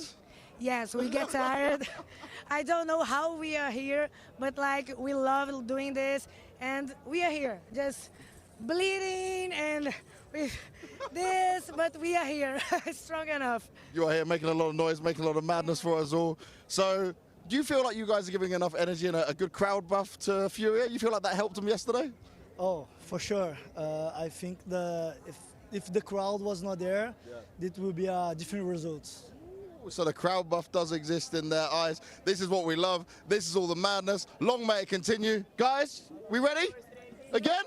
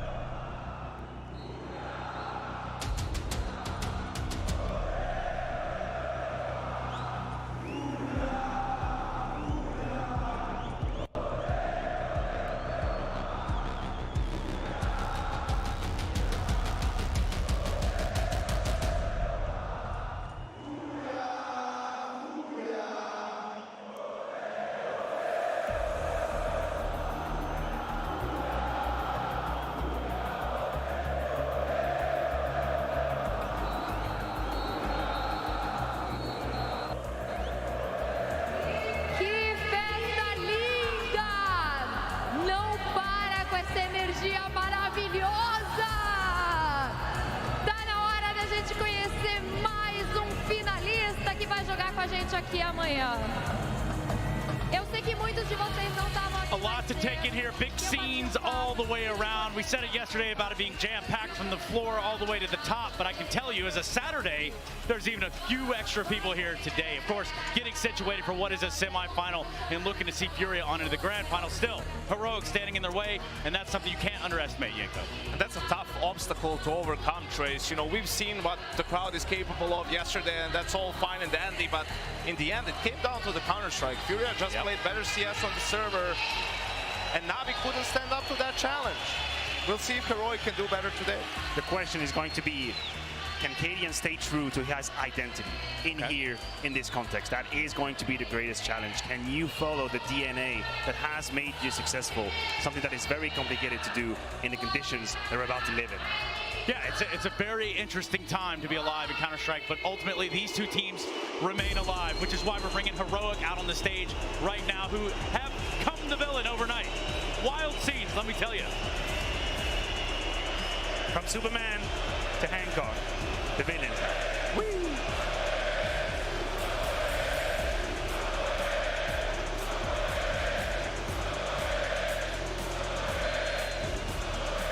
Heroic take to the stage here, and it is time for their semi-final debut. Just one hurdle, and Furia being that hurdle itself. It's a big task. There's a lot to grab on right there, but qWiNT being the leader, well. A bit of a different approach compared to Simple yesterday. Simple was antagonizing the crowd with, you know, hanging the ears, and qWiNT is sending the heart, still hoping for it. Yeah, and now... Ain't gonna be no love. Nah, but there's a lot of love. Get ready, it's about to get loud.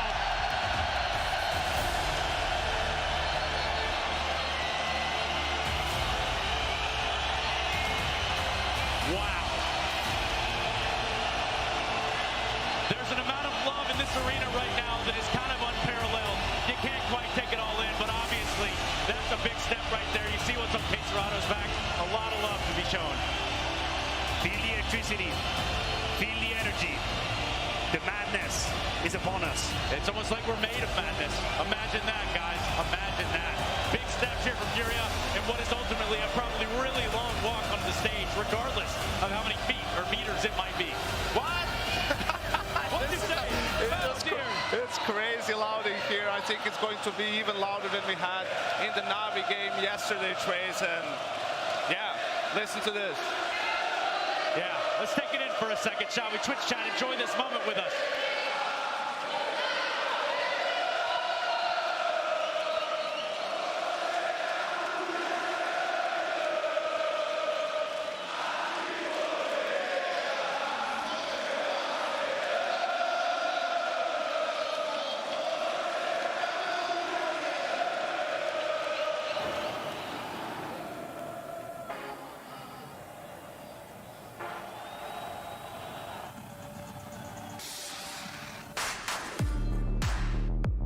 To stop Furia, we need to get a good start, and we need to be able to communicate well, even though the arena is very loud, especially if they're starting to mount a comeback or something and we have troubles listening to each other. We'd have to calm it down and make sure that we can help each other in tough situations, and that is way easier said than done. Beating up Navi, we knew that we would have momentum going forward. It was very important to us to have this kind of momentum in playoffs. It was the best for us. It was the game changer to win this tournament. We tried a few times playing against the crowd, Navi and Denver major, but obviously the Furia one here, it's going to be completely different. But we tried to be the team that people are not cheering for, so we have a little bit of experience with that, and that's how it is, you know. I'm not blaming the Brazilian fans for cheering for Furia. Having a crowd being like this and this loud is giving us a lot of confidence and it's helping us to believe. But at the same time, it's a life-changing experience. It's something that we only dreamed of. We're not just aiming for the semi-final, we want to go all the way.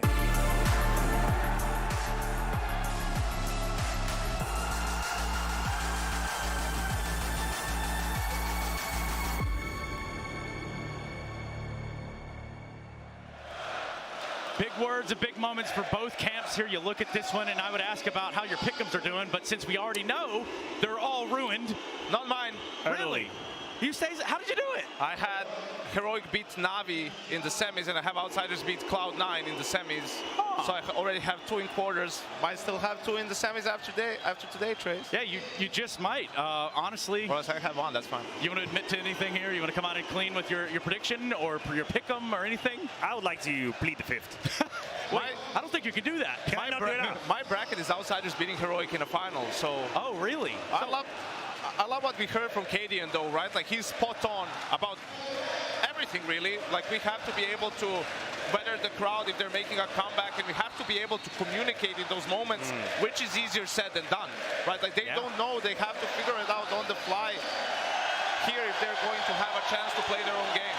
And this is just a taste. This is like a sample of how loud it gets. But Janko is right, and here's why it won't work. Because this is not how Heroic operates.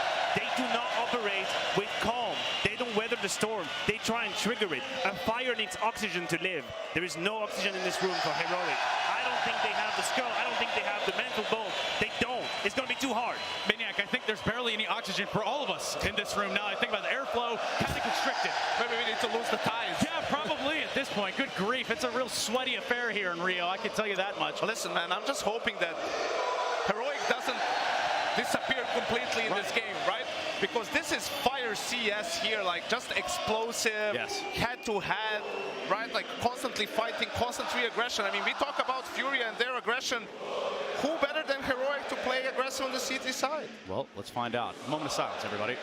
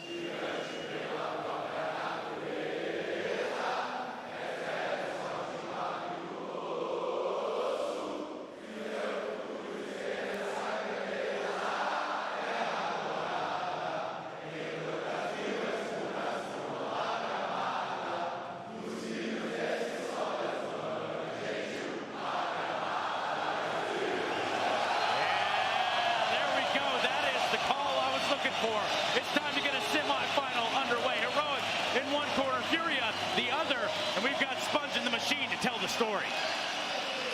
Oh yes, I cannot wait to get this one started. Counter-Strike has traveled the world, and today is a day for Brazil. For its players, past and present, and for the fans, of course, gathered in this arena. A semi-final chat. Brazil's best, one match away from a grand final matchup. No one saw coming, but this victory will not come easy. Heroic, the capacity to make their own and break hearts simultaneously. T-start for Heroic. Furia on the defense. We start on Inferno. I think Maniac put it best here. This is Furia's best chance to pick up a major.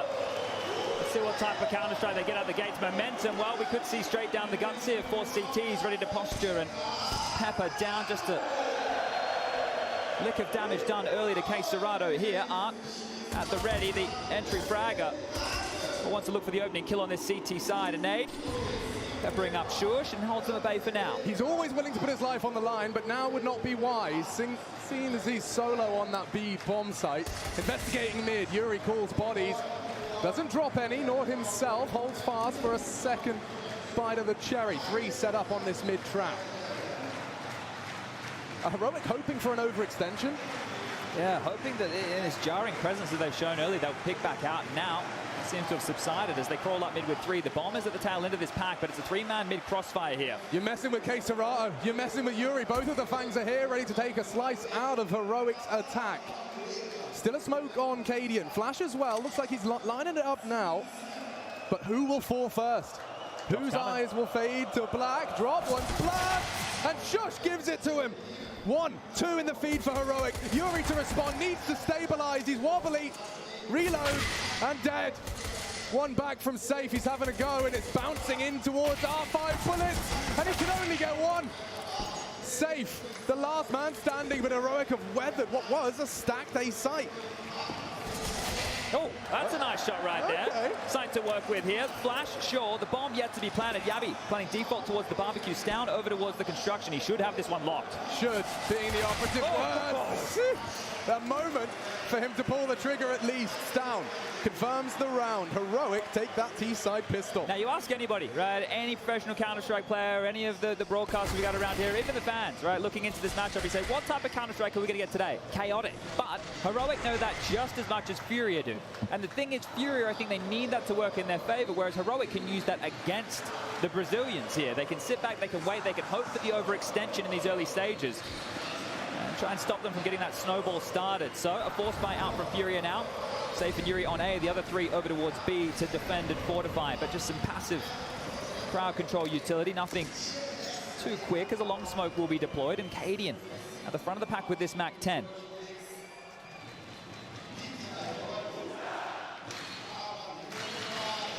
Impressive form out of qWiNT, and an impressive opener. Oh, and a bit of a team kill. Bit of an oopsie. Now Yuri's being hunted. He should go down, but Yabi's been blinded too. Vision restored. Jumping MAC-10. Okay. Heroic knows something we don't about those SMGs, and now, well, there's not much hope for Furia. This second round force achieves very little. Yeah, now just make sure you don't hand anything over. If you want to hunt for these short, that conversation can be had. But I'm sure Heroic are more than equipped to deal with a similar type situation in the follow-up round. So we'll call this the 2-0 start, and this is the TK here. So you see the ding coming through from balcony. You've got to take that type of a shot. If you got to put your teammate down, you have to. That's the only way forward in a situation like that. No kill reward for the force. Yeah, I suppose, right? So it's a little victories here for Heroic early.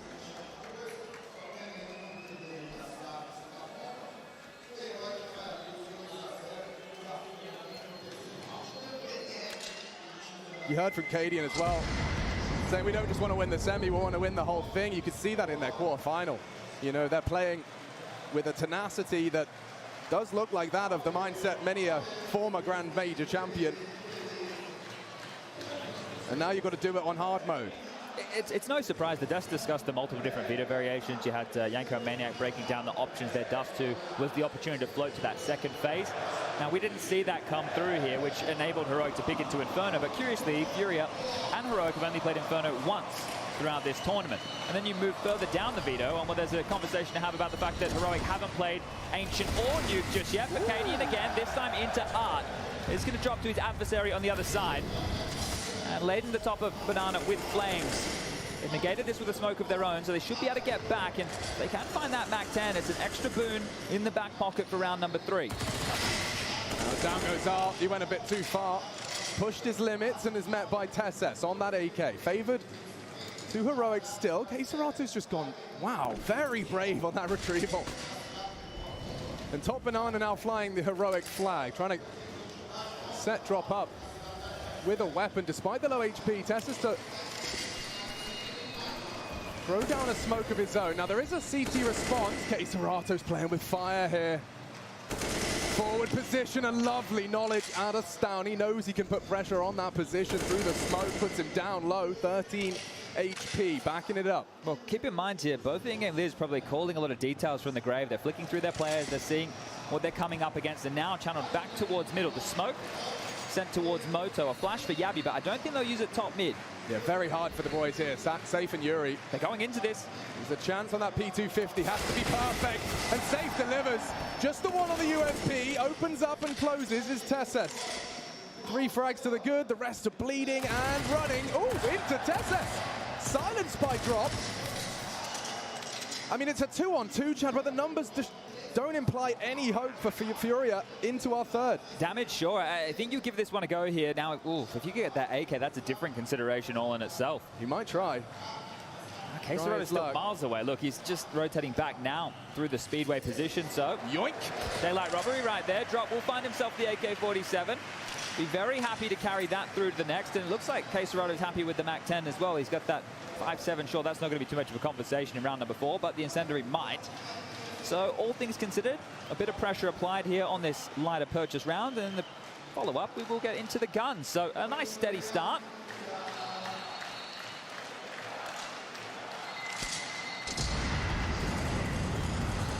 I've been so impressed by Drop recently. Especially yesterday, right? That was wild scenes to see him stepping up. 18 years of age. And it was one of the 10 youngest players in the entire event. Can I have a confession? When I saw Drop arrive in Furia, I put him in the ZQK NIP Academy farming. He was going to come and he was going to go like Honda. Sure, yeah. You know, I was very quick to just tar him with that same brush, but he seems to have brought maturity with him. He said he's the hype man, so yeah. They're going to need some of that hype here today. I'm sure they're going to be carried by the crowd, but it always helps to have it in the server. And yeah, Art will wield that MAC-10. qWiNt holding on to one on the other side here, or at least purchasing in. I think the other two carried AKs out of round number 3. So you don't get to see these rounds all too often in the sense that, yeah, no qWiNt 8WP. Admittedly on Inferno, might be more rifles, but it is safe on this defensive AWP. Just to note, we will see that a lot from Heroic here. Some of their key details, the desk highlighted it, and if you look at their map, they're really good at utility damage, flash assists, and apparently spamming through walls. As Safe is chipped on down to 28 points of health, but will stand the line. As Yuri alongside for this. qWiNt is their flex player over towards Arch, who has just been smoked off. And Heroic aren't in a rush, right? I was looking back at some of their more recent matches, trying to channel up mid, go for some quicker plays towards A, but against Furia, I think they're trying to just remove any of these early round skirmishes that may fall apart and see them sink into mid rounds. Here they can wait out this utility, which they've done fantastically well. Smoke and 2 flashes remaining. A HE somewhere on the dirt. And look at this from Heroic. Everything they want and more. If they can clear out top and under control, if they can get through Art and Drop, B's theirs. That's an if. Art would love to find one of the MAC-10. Drop, spotted out. They do get the info safely. That's beautiful movement out of Stown. And they're coming around again. Oh, Drop stands up.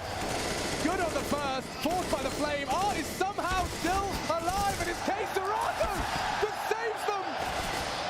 3 as he rounds the corner. Only 1 remains. It is qWiNt. But with 20 seconds, he's got the bomb. But has he got any hope? That was the first 3. Frags from qWiNt, and it could very well be round defining. It looks like it is. Stunning work. Okay, well, qWiNt, he's going to hold on to this AK-47, sure, but that's fantastic rotation. They delayed long enough towards the top of Banana. Drops opening kill assisted in that fashion. Art holding on for dear life. But qWiNt has been an absolute monster here for the side of Furia. Tournament throughout, consistently delivering numbers. There's no doubt in anybody's mind that he is the best player from Brazil and making a name for potentially, well, let's see how far they can go. Major MVP could be a discussion if they make it to the finals tomorrow. Yeah, and if he can keep up this form, I mean, he's got such a stone face. Up against the ropes, putting other teams away. Incredible mechanics. Hailing from Brazil, and he's going for early info. It takes balls to do that against Heroic. A quick jiggle mid. They need to be careful as well. The AWP is out on the other side. And speaking of AWPs, Furia have 2. Art's equipped one here early. Now, Art, we know that he loves a bit of AWPing, right? Always flirting with it throughout this team. You had Henny, you had Junior, had plenty of names, right, who they brought on in because Art always likes to be this aggressor. You see the setup. It hinges on Art. Sticking around in a forward position. qWiNt. Oh! What? Art! Blocks qWiNt's head clean off his shoulders. You wanted info. How's an AWP bullet between the eyes? That is a massive shot right there. Well, now they must have a great idea that double AWPs are in play. Assuming Safe has one on the other side of the server, that would be, well, a safe bet. Shushin's down, call Tassus and Yabi over for this D execute. And that's a fantastic mid-round decision here against an AWP. If they smoke CT, smoke coffins, Art is either going to have to play through the smoke or just leave Drop, hang him out to dry. Line up. They will do this by the book, as Heroic tend to do. It's their own book, but they do it by it. Counter incendiary, run boost over. This is Gangster. Shush is across. Art trying to get a forward position, and a lovely hit. It could have been lethal. Shush down on the second shot. More required. A tip at Tessa's head. Still heavily favoring this defense, but if they could just find Art! Beauty! Poetry! 3 on the defense. They're just taking it in turns to feel like a superhero. What an amazing round from Art there. That opener, beautiful stuff. That jump shot. See you later, Mr. qWiNt. Maybe, I don't know. Yuri is having a look. And nothing to come home. Okay, 2 rounds to the good though, Furia. Oh, here it is. Oh, there you go. qWiNt22 will take a mile. Massive stuff there from Art, and this is the conversation. That coffin smoke landed, a defensive one was deployed to their own. He's playing around it. This is where Art does his absolute best work. The fan zone is occupied today in support of Furia. This is interesting. Look where Stound's taking the AWP here. It's towards second mid. Traditionally with an AWP, you go towards Banana, you go towards that middle position and look for those long-range exchanges early. But he's taking it straight up towards middle from second mid. All right. Who does that? I thought he was going up. Just took an opposite attempt of going for a similar pick here. So maybe he could go overlooked. But a similar result. I thought he might have headed, towards apartment to see if he can find a pick on a Yuri or Safe, who we've seen posted within earlier rounds here.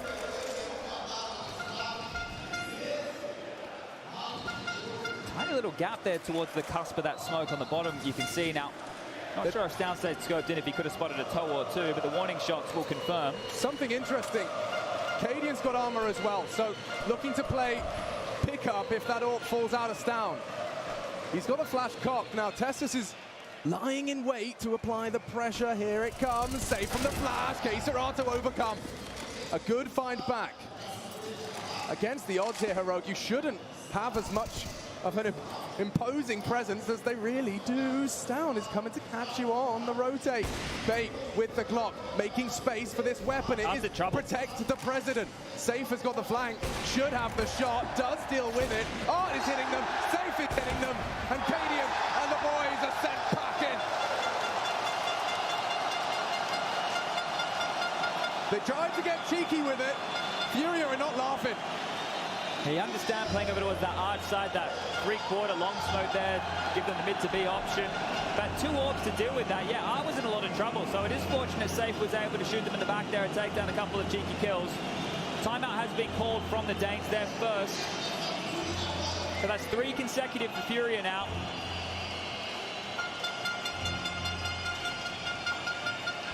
Now, in this conversation, it's going to be how do we deal with this double AWP setup that's currently confronting us? You know that that's in the playbook.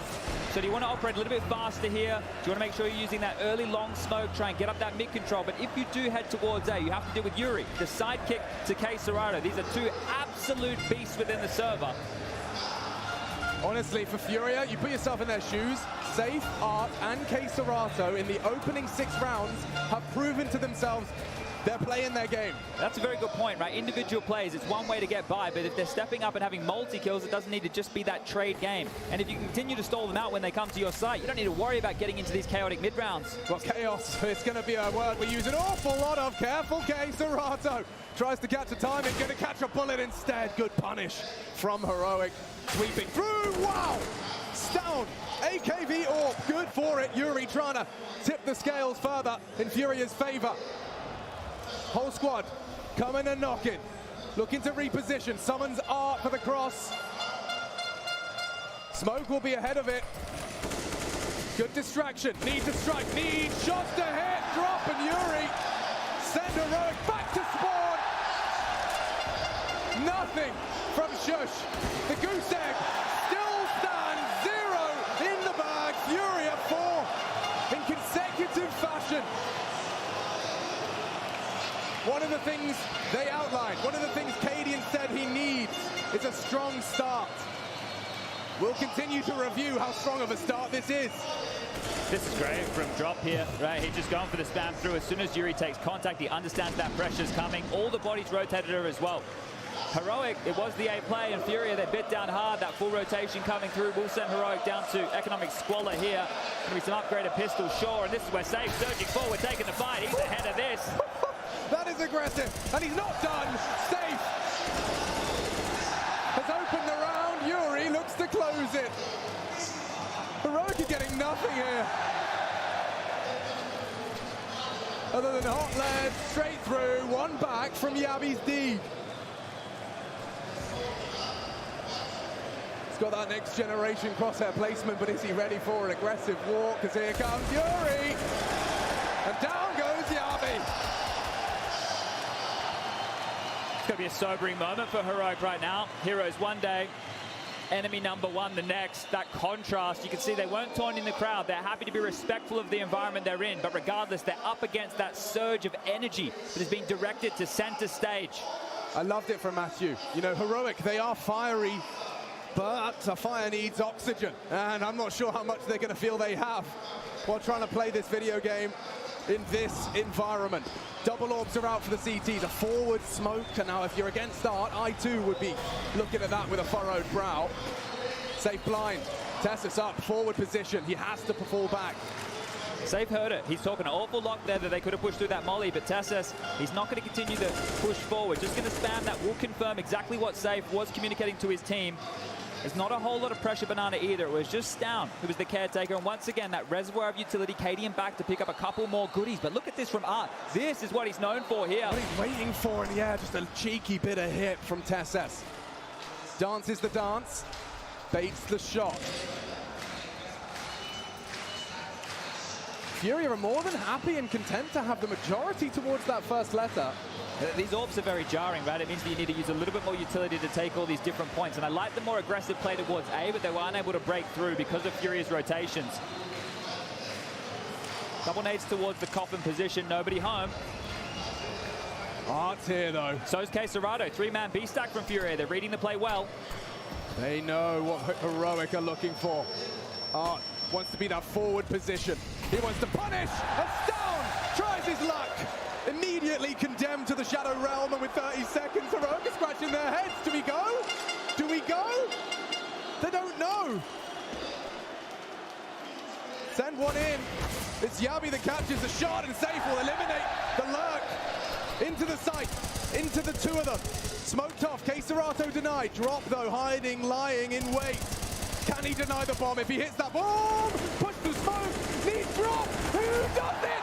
5 seconds more, he's missed it. He's missed it. No plant, no problem. Heroic fall.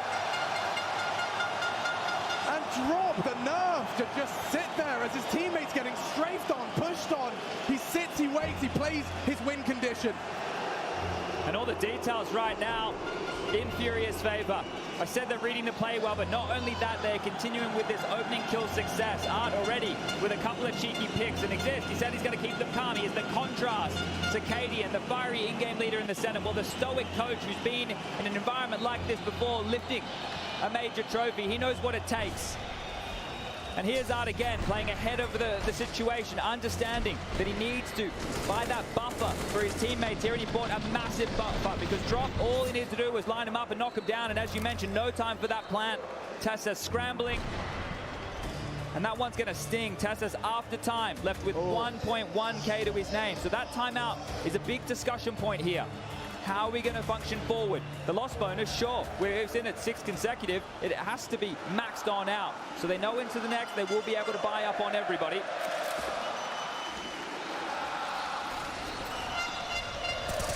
Already Art has opened up the account, just an aggressive walk down to catch Yabi, second mid. And Heroic, they're being a bit too quick about this, don't forget. This could be for the 7th. It's a conservative buy, some Desert Eagles. Tech 9, some Kevlar. In 10 rounds, Art's already found 4 opening exchanges in his favor. So he's got a clean sheet in that regard here. First in, best dressed, still continuing that entry success is Art, and this is what you want to see from you in-game leader, surging forward, looking for more. Really controlling the tempo and the pace of this game. It's something that Heroic were, well, hoping they could do, but Art's found a second within the round.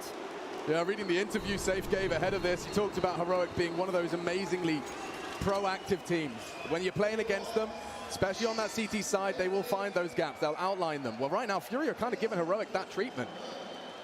And the scary factor is with Ancient as map number 2. I can't wait. Heroic haven't played that map thus far within the tournament. They haven't played it at all. They haven't played Nuke either. So we're going into uncharted territories for Heroic as far as this event is concerned. Smoked off, pushing through into Drop again, and he's just going to pick up another multi. 2 more kills for Drop. Cadian will get 1, but it means absolutely nothing. 7 in a row for Furia now. Good lord. Well, Heroic are definitely doing this half on hard mode. They will not be able to remove guns out of Furia now. We're looking at max money for some of these boys. Yuri, $12,000 dues. Yeah, the fact those AKs are carried through, and now they can move away from that double orb setup because Heroic have to be scared that it can come out in any moment with the cash factor that you just pointed out. If they would like to buy it, if they would like to make it an option, it's always possible. So how is that going to change the way that Heroic approach this? Well, Cadian trying the Zywoo here. Might find the little toe and spot. There's Katie, and Arc goes down. That's a big opener. Read the play. Safe, trying to catch them on their exit. They have to be calculated about this. They always are. It's heroic, but not today. Safe cancels play for Shush. Grouping. Timing on this. It's very important Heroic can catch this timing. At the moment, 2 defenders. Up against 4 on the advance, and Safe advancing forward for info. Cadian's posted. Safe aware of the possibility. A line drawn in the sand by the Zoom bangers. Look at this rotation. Everybody from Furia is back on the site. They've completely gambled. They're playing Heroic at their own game. Who will dare cross? Oh, Safe walks into the trap. Drop is the unknown entity. And if he's brave enough, he will get out of there. Smokes are arriving. Counter from qWiNt22. Still a presence on the site. They've got time to do whatever they desire. Concerned about B now. Wanting to check it out. They've just sent Drop out. Leaves just 2. The best 2. The Fangs of Fury are on A right now to lock this one down. Good Molotov. Forces the smoke out of Yuri. Sits within it. Loses half of his health. And Drop mid to B. Oh, and no one's ready. Drop's responsible, but they heard him in library. Someone will spot him. Oh, it's perfect for the job. Cadian's on one. He's had 3 in this round. He started it. And it seems his team will close it. He's got them locked. If you want to do anything, you've got to get through me. He knows what that frag means. Just a little drip of water in a drought of a T side. It's crazy he gets all 3 kills in that round as well. Right, you look at this man in the center of your screen right here. The Heroic's trials and tribulations over the last few years, they're public record, right? We've all seen that it's been the us versus the world mentality time and time again. And traditionally, Cadian has been the one to shield his boys. But this is a whole different beast. There's no protecting them here. One way to get the confidence up is with plays like this. So the in-game leader, leading by example as the cliche goes. Yeah, I really love that element of Heroic. You're right, it's public record, but so is the way they've reacted to it. And their times of strife do seem to have bound them. You know, there is an extra level of brotherhood within this competitive world that they've managed to ascend to. They've proven that, you know, it's us and them. It is us against them, and right now it certainly is a rather large them. Just, 16,000 people in an arena. Yeah, I know that they're big on visualization, but I'm not sure how you meant to visualize this. This is obviously a different beast, and it's becoming a beast of burden for Heroic. First time out of Fury, that's noteworthy. You get 4 30-second breaks for the coach to pipe up. Of course, your opponent's coach will be doing the same. Exist. Man of few words. And see, now they can go back into the double orb setup. This was always a possibility, and it gets drawn back out into the play. So Art and Safe equip them yet again for round number 12 here. It's been such a difficult line of sight to get past in certain scenarios. As I mentioned, you need extra pieces of utility. You might start thinking there's ghost orbs around the server because there's so many different angles that you have to deal with here. But if Cadian can continue to find them openings, continue to lock down key quadrants of the map like this, that removes that speculation. Let's see his flight path for this B take. Oh, I love that drop. He's actually gone forward and thrown a whole magazine into the smoke. Now, this battle for control, you can see that deep smoke should imply. They're coming through on the flash. Flying the Fury, a flag, careful. Oh, gets it. Oh, another one. Another one. DJ Khaled, we don't care. We got Art here. With a lovely double. And how many openings is he on now? That's going to be 5. I think he's had 6 opening exchanges at this point. He's 5 and 1, so continuing to do what he does best. And now into the secondary AWP. Yeah, one cannon too much. Let's go into the other. Yuri in support of Safe. qWiNt22 housekeeping long. And Safe does tag him. Yabi limping in the apartments now. You're probably considering a save here if you're Heroic. You don't have enough cash here to go for another buy fully into the next round of play, and there it is. They're going to call it off. Holy moly. Holy moly. Oh. Top of the scoreboard, Chad. That's not even where he needs to be. Yeah, and it's both Orpers towards the top, right? You've got Art on 13, Safe on 10. So these barbs of the AWPs are definitely getting it done. And I already called the save, maybe prematurely here. They've just smoked off towards CT spawn, and they are charging towards B. Art is still here. They're giving it a go, Heroic. They push all the chips to the center of the table and say, let's have a go, let's be seeing you, let's be having you. Yabi, big shot, puts Art down, bomb is going down, can they disrupt? They know the angle, oh dear, qWiNT knocks and drops drop. Still alive and suddenly a 3v3. They have turned the tables. Pincering in now a Furia on the prowl. Smokes and kits present. Shush spotted, safe, misses his first. Yuri good for the retake onto qWiNT, safe as well, and down they go! Time is on their side, and Furia will make it 8.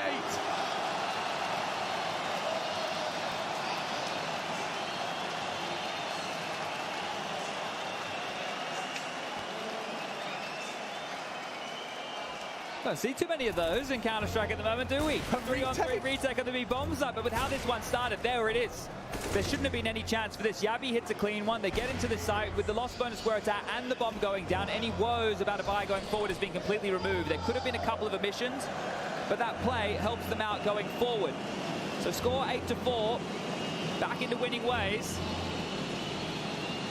It's not done just yet. Heroic still have on the table the possibility for an 8-7 as they will take their 3rd tactical timeout in the first half of play. Whew.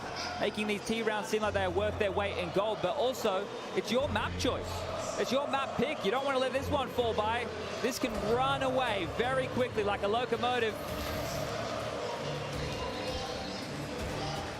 And we talk about this pressure, Alex.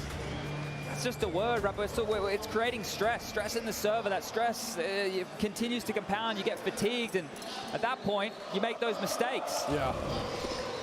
We're all humans at the end of the day. This is a battle of 5 humans versus 5. Their individual decision-making.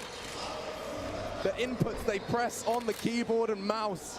The separating factor as to who will be the one happy and the other absolutely destroyed.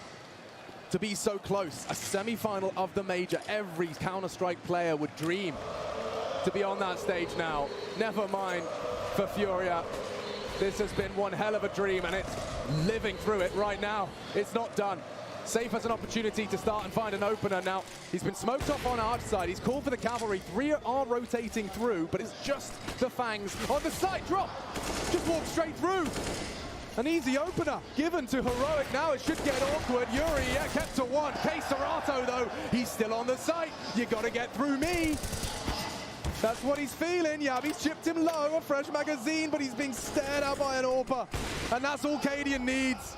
A touch of his keyboard in the wrong direction, and Heroic successful into the A site, and this is where they looked ahead. Woo, finish strong. Okay, Safe. How many more are you looking for here? A 1-on-3. He's going to give him a lurk smoke in towards the side, and he's actually changed on over to the AK. So a second smoke picked up as well, and that's going to create a bit of a wall here. More questions for Heroic. Oh, yeah, it's going to be very interesting if he does get on that bomb. It would be Yabi that has to put bullets on it. Fake. Tug. And that's the headshot he needed. Yabi plays it well. Maneuvers to cover. Hard target.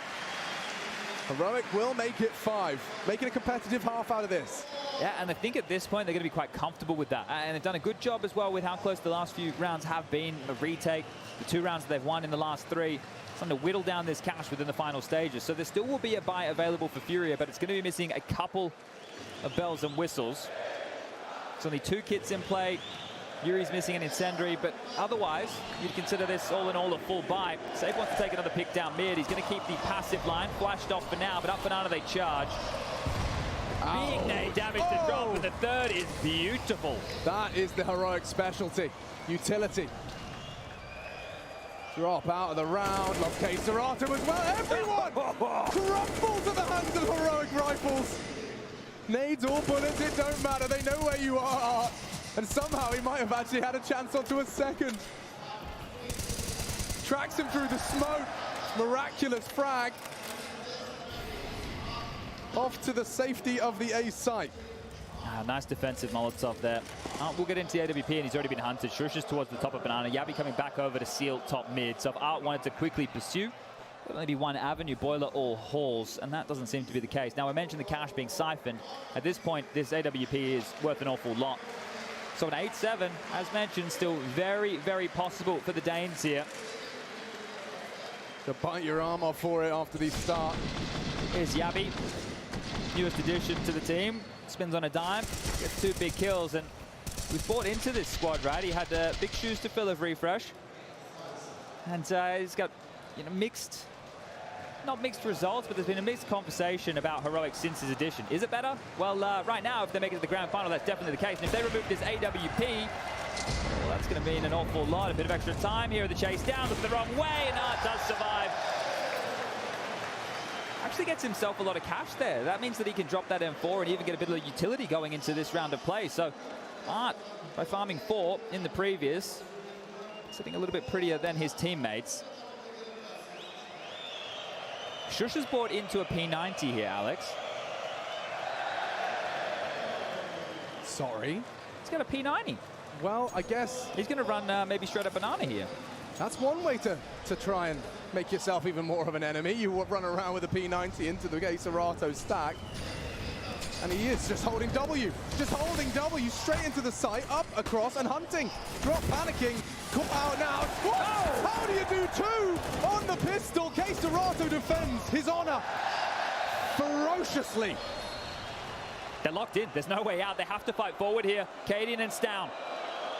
Oh, and the Brazilians have full control. Drop doing a lot with a little just by holding on at New Box. Oh, he may not forever. He's forced to fight. He has to stand. He has to go through. Oh, and he still wins the duel. Unbelievable. It's a 9th. 9-6 the scoreline reads at the half. Map 1 of this semi-final. It's just heating up.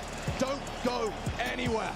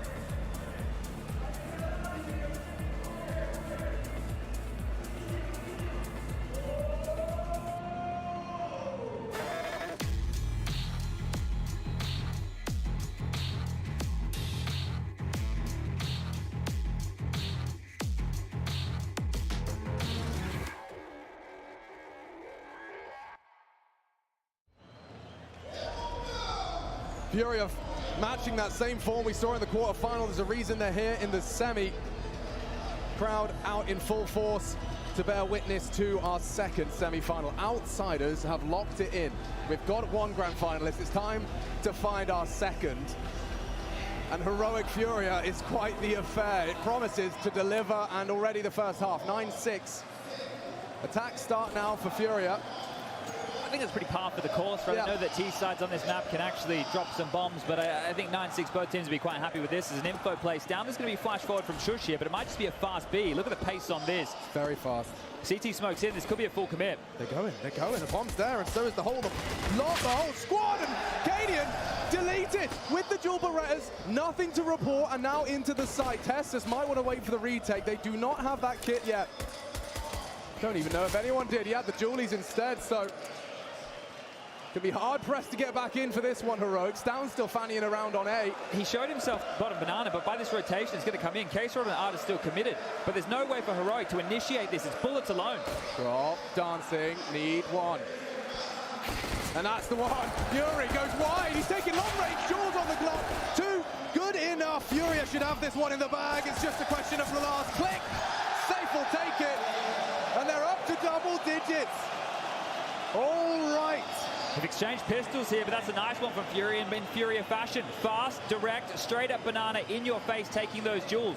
Heroic played for info second mid. They got no info at all. Furia came knocking. The save came tapping. And it's his true tradition. Heroic will be throwing aggression into this CT round. They've cobbled together whatever they could muster. Interesting to see Shush on a scout. Not sure how far that'll get him. qWiNt may not be aware of Serato so far forward. He's going wide for it. Nice reaction on the util.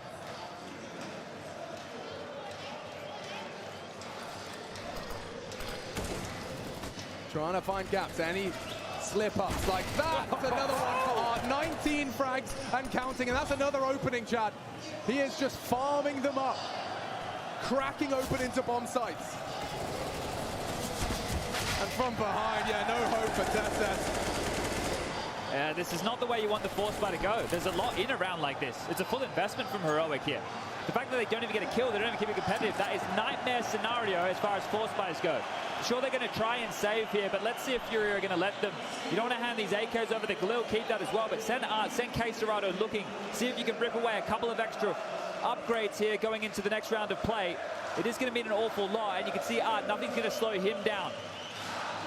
19 kills to the name, and well, maybe he's going to slow himself down as he pauses at CT Arch.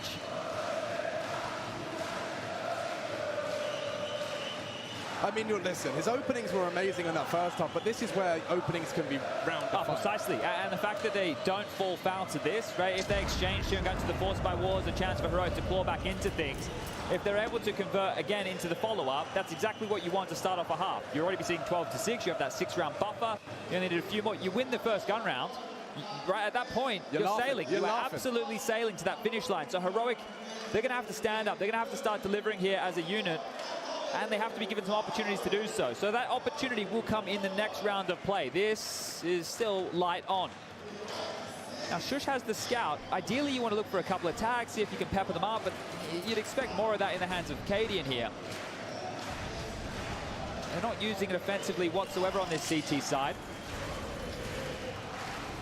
And in the previous two, there was so much pressure up banana early. This time round, there's a change. It's 4 players creating a wall over towards second mid in the mouth of mid. qSerato caretaking towards banana throughout all of this and being extremely diligent as Art, making sure there's no funny little tricks and games behind those smokes. We'll flush it out. They're not taking any risks, any chances here. Heroic are hoping they do fall back into a B execute. You can see 4 bodies and just poor Yabby tasked with trying to at least do something over towards A with this Deagle in hand.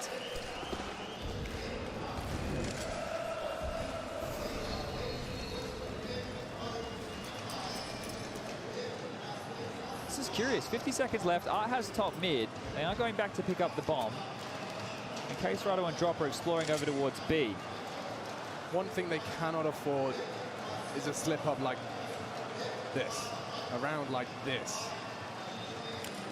You've got the hard ones in the bag, but it's still threatening. You've got Scout, bit of Kevlar, The and mid to B that might Scout save them here. is missing his first shot. That should be okay now. qWiNt22 will sweep the first under the rug from behind, as you discussed. Art delivers as well. Good tag out of Shush. qWiNt22 and Safe are bleeding, but we should see that bomb maneuver through. That's if the frags don't come first. Only qWiNt now. He will be hard cleared. Lovely find from Yuri. Up to his 12th, and Yabi, yeah, last man standing. No hope as the bomb does go down in time. All right, well, maybe even all 5 staying alive here. We discussed that bonus situation. Okay. This is continuing to get worse and worse for poor Heroic here, right? You go into this first gun round, you know that they're likely to hold on to a couple of these MAC 10s, which means maybe something extremely fast out the gates here from Furia to try and break Heroic. And here's the issues. Let's not beat around the bush. Let's have the honest conversation in an environment like this where it is loud, when you cannot hear as many footsteps as traditional. A faster play, a maneuver to break the back of Heroic, it may be perfect for them to pull out in an environment like this. Because we know Counter-Strike is about not even what you say, how you say it, the speed by which you deliver it, how clear it was for us to process and react to it. And there's no doubt that does get destabilized, you know, when you've got this crowd chanting. I saw in the quarterfinal, every time they called a timeout, they were making as much noise as possible to make that coach's job as hard as possible. You know, they're pulling out every trick in the book.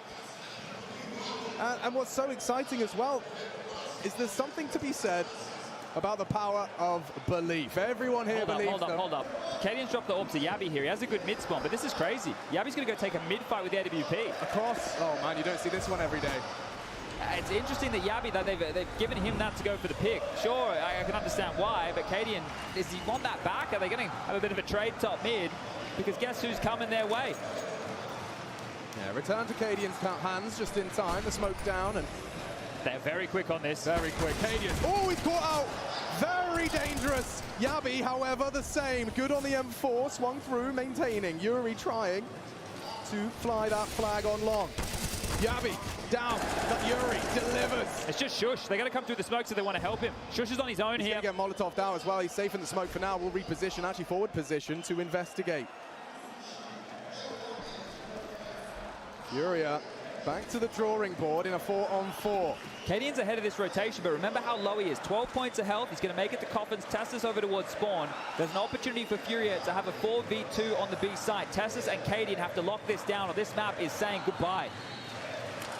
It's Heroic's time to voice any concerns. A missed flick, already they're through into the pool.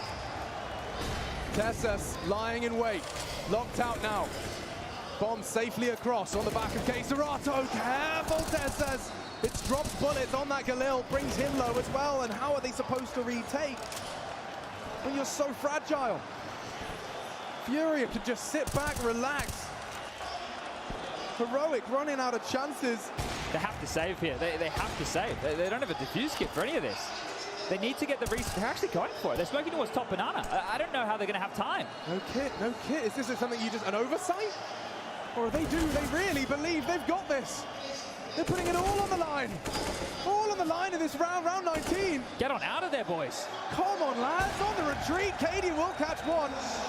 And a second on the way out the door. It does work out for Heroic. Perhaps it was all just a performance, an elaborate performance to catch some exits. Yeah, but sure, look how far the economy's gotten away from them already. qWiNt before the rebuy, 10k, drop 9, Art almost 9, 9 for safe. Yuri still has a MAC 10 in his hands. Right, he can drop that across. Art will say, give that to me, yes please. I want to stay as bouncy as possible. So it's smooth sailing for Furia here. Sure, they lost a couple of bodies, sure, some damage was done, but Heroic, that has to be the first chop into the tree. This is going to be a long comeback. 4 consecutive now. Pick. Yeah, and this is the thing I mentioned, the maps were only played once by either team in this event thus far. The double orbs being a massive double thumbs up for Furia here on their CT side. Definitely. Well, T-side open, we get to see how Safe approaches it. Now, he will be catching a lot of flack. Careful on the nades. Okay. That's something Heroic have done well, right? This utility damage. So continuing to land the perfect nades, but in the fire and the flames. That smoke and force back now. Drop is very low. Stone's alone on this. Locked in by the flames, still throwing cursory bullets down to... They're stubborn on banana, aren't they? Yeah, imitate presence. Now giving up, and smokes should be available to halt them. Fury are more than happy just to rejig. It forced out a lot of utility, sure, but with them being so low, it's going to be difficult to try and get into the side. Now, Art on the MAC-10, okay. Safe on the AWP, Bogdan's Law. All right, now we can have a bit of a conversation here as they retool back mid. So this rerouting, just secure a bit of map territory here.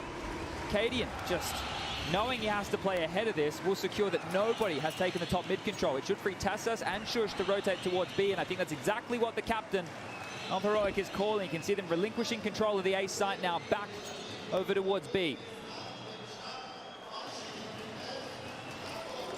This is a Heroic opportunity. With 20 seconds left, time on their side. They just have to delay this attack. This is their round. It certainly should be. Yabi, prime position for that frag. Takes down qWiNT22, holds down his trigger. The drop, drops two. Still running out of steam. Oh, drop doing it all for the boys. Can they get that bomb down? Tess is hunting. He's missed his chance on the orb, but still hits it as the bomb comes in. I don't believe it. Furia actually set for 14. It all happened so fast. It all came together for the Panther, and he's out of there.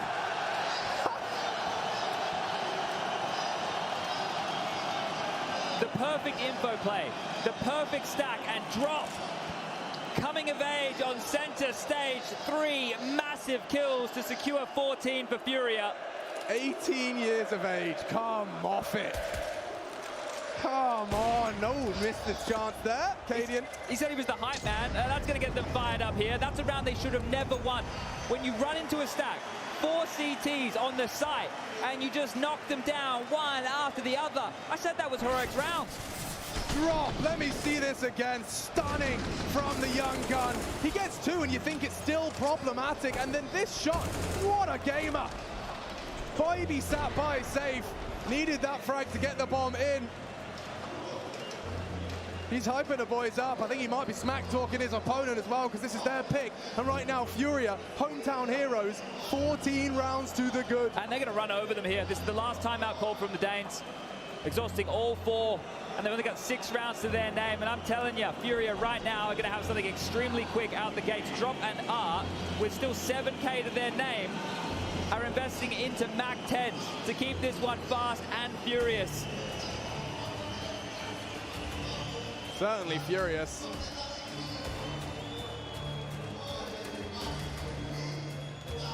You don't need to be buying those cheap SMGs, but they have. And we've seen both Heroic and Furia add this into their arsenal. Let's see if this pace catches them off guard. Look at Art charging in, running shoes on, flashes are good. Oh, and Heroic melt at the hands of Art. Art is creativity, and creativity is Art. 3 on the SMG to put the nail in Heroic's map pick. Just a drag racer up banana. Ah, you saw it coming from a mile away here, that uppercut. Heroic, they are shook. Yabi's still hanging around, which, if he had a kid, it's a bit of a concern. He's the only one on the site here. Everybody from Furia has already evacuated. Yeah, Drop, fortunately, of course, trusted Drop to be the safe pair of hands. If he had evacuated too, it could have been a bit of an Orky Mo. Yeah, that could have gone very strange. Whew, God. All right, well, Yabi and Shush will be able to retain their rifles here. 4 from Furia staying alive. But what a streak this has been. Remember, Heroic, they converted the pistol round with the following 2 to get that 3-0 star, and since then it's just been a pitter-patter of rounds, everything going in Furia's favor. Seriously, I mean, it is that collective will. Everyone here willing this team into the deepest run they've ever seen. The song they sing, Chad, is I Believe Furia Will Be Champions. 16,000 people chanting that. I don't know about voodoo and witchcraft, but that's done something. I know about pace. Straight to Yabi, up the guts again. He's going to get slowed down this time, so the blender of mid will deal with the aggression and locking him down one after the other. Shush had a chance, but qWiNT22, he's taking them back to 2-on-2. This shouldn't happen. Is this the one where it ends already? A 6 is all Heroic can muster on their map pick in their semi-final. qWiNt22, he's a deadly warrior. Dropping his util on the walk, through the smokes, opts for the headshot angle. Has some support in Yuri, who's just arrived as the two Fangs look to take the final bite, the final morsel of this map.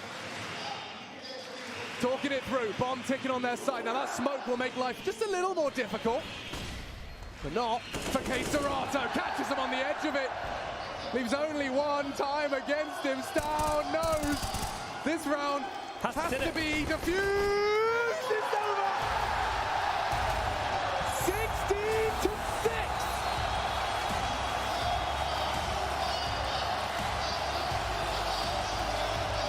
Maybe we don't understand.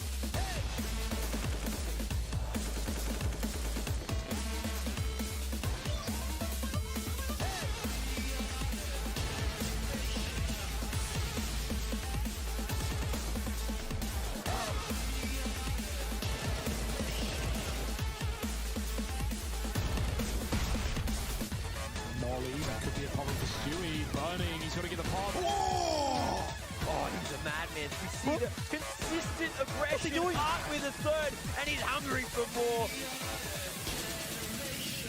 Oh, it's a collateral Zephyr and Leaf taking in one shot. Art is nuts.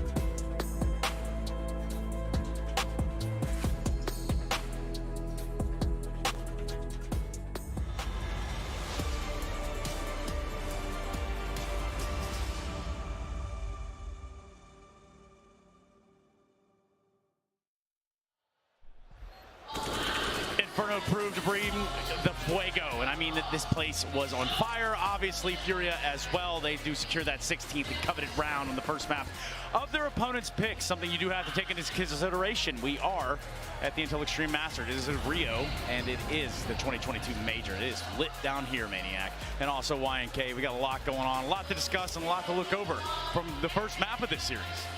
Well, again, we're talking about how will Furia's opponents come into the game. Will they be able to weather the storm? Are they going to get adjusted to the noise and to the crowd? And it didn't seem Heroic managed to do that. Despite a good start, 3-0 winning the pistol and converting, right? I think there were multiple rounds where you could clearly tell they were flustered, right? I don't think their communication was on point. I think they had trouble like communicating, which caused a lot of panic. People started shouting in order to be able to hear them, but that raises like everyone's, you know, pressure. It's an intensity change, exactly, right? exactly. That's exactly what we talked about in the pre-show. We said the play side of qWiNT is one that relies on fluid information and quick decision making. They tried to play this style early on, but they were just stomped by an absolute wall. It started with safe, multi-kills with the AWP from the library. It was then qWiNT having the good gamble style, being the third banana. qWiNT, tried to play his game, but he was forced out of it by Furia. Yeah, and you know, you look at this, you look at the pressure applied here, and it's obvious in the server, right? I think there were many instances and many times where Furia just outgunned, outmatched, and kind of out even classed that of Heroic. Yanko? Yeah, absolutely. You know, the multiple rounds where you look at their aggression also early, right? Like different ways to do it, whether it was the double op or just players moving around and rotating and getting good reads on Heroic. Yeah, that double op, definitely something we're going to dive into. Hold on first, though, Maniac. Hold your phone. Ready. I'm ready. Hold your horses, too, because we got Alan over on the telly. Well, thank you, Trez, and we simply have to talk about this round because everybody in the green room was absolutely stunned when we saw this one playing out. So for a little bit of context, all 5 of the Heroic players about to head over and on towards this A bomb site. So jumping on board of qWiNT, he's in towards mid, he gets a flash, unfortunately can't find the frag, and seeing this, Heroic are like, we need to go in for him right now. We can get this kill, he's in the open, we can frag him down, and indeed qWiNT is dropped. Next up, it's safe. He says, I need to aggress in, I need to even this scenario, and he's the next to fall, and there's a very big duel here in towards the apartments. Now, a little bit hard to see, but Yabi was just killed, and this is a very important moment because Heroic know that qWiNT is dead. He's the A rotator. Safe, he's dead. He's the AWPer, often playing over towards A. It's only Yuri towards this A bomb site. He's the A anchor, and they know he's in towards his apartment's position. And next up, they look to make what is a brilliant call. It looks like they're about to swing all the way up short and just trade Yuri. Yuri is a dead man if these guys just swing out, but for some unknown reason, they hesitate, they slow down, they overthink the situation, mollying Pit when Yuri just cannot be in that area. And by this time, Arch rotated in. He's got a nice angle and a really great crossfire now between him and Yuri. And now these Heroic guys are just going into an absolute meat grinder. So few nades remaining, and they all just get felled one by one. Drop even finds a spam kill through the smoke in towards the library.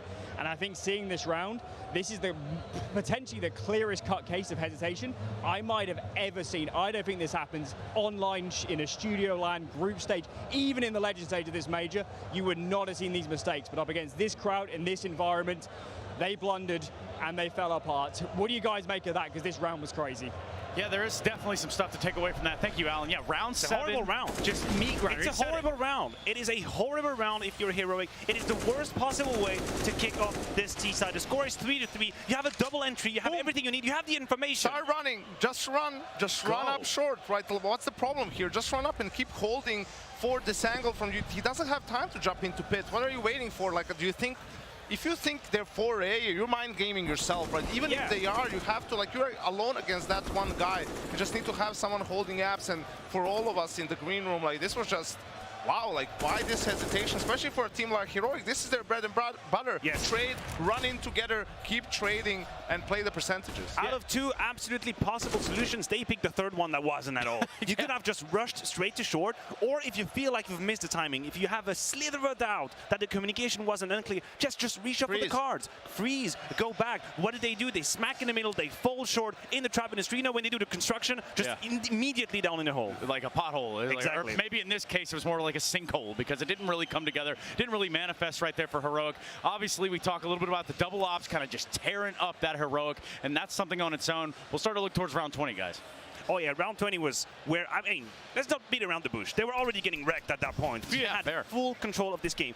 But I want you guys at home to realize that in this very moment, Heroic have a 4-man stack on the B side with guns. They have all the cards they need. They have all the assets they need. They even kick off with an opening kill. And this is where the clairvoyance from Furia is incredible. Drop finds the kill, turns around on the boost. He even gets the trade onto Pillar and then tears completely through the push. You can see here, there, that right there, that's game sense.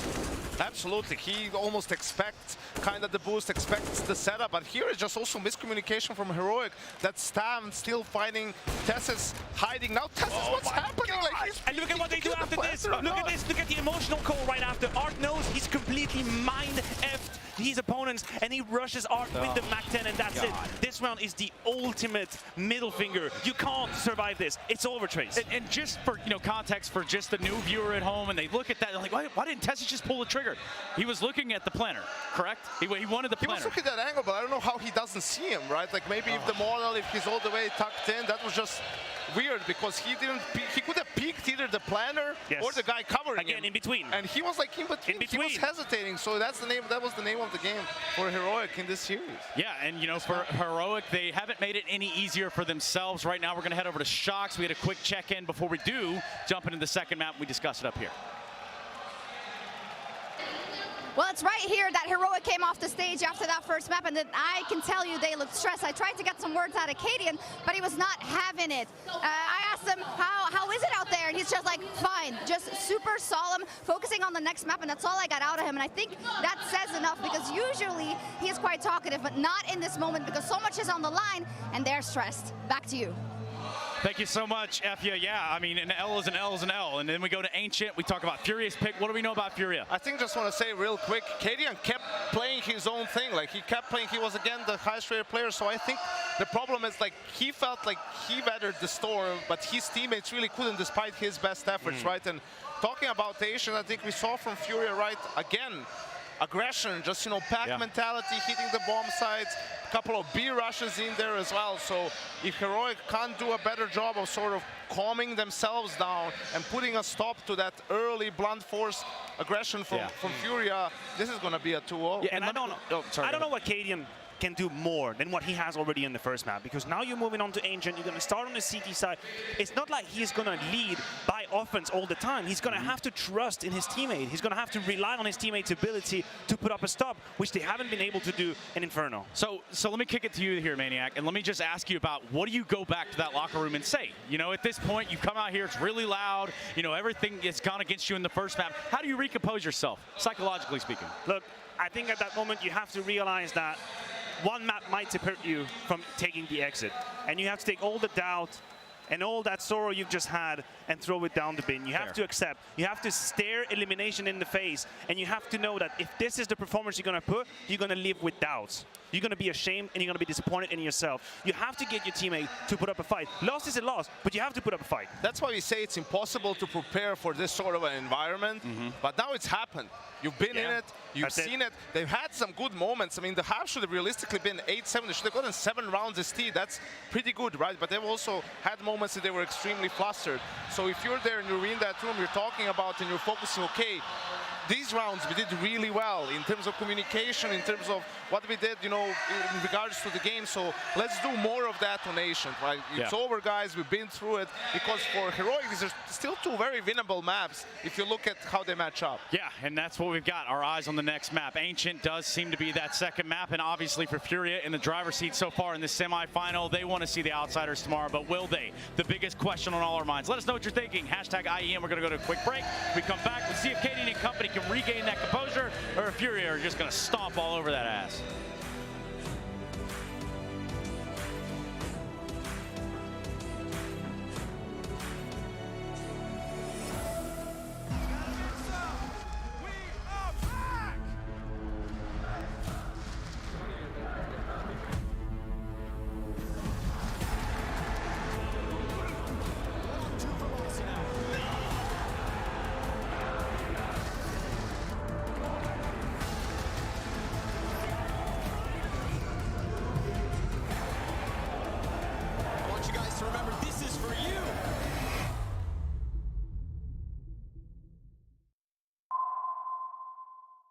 Introducing the Black Friday Madness.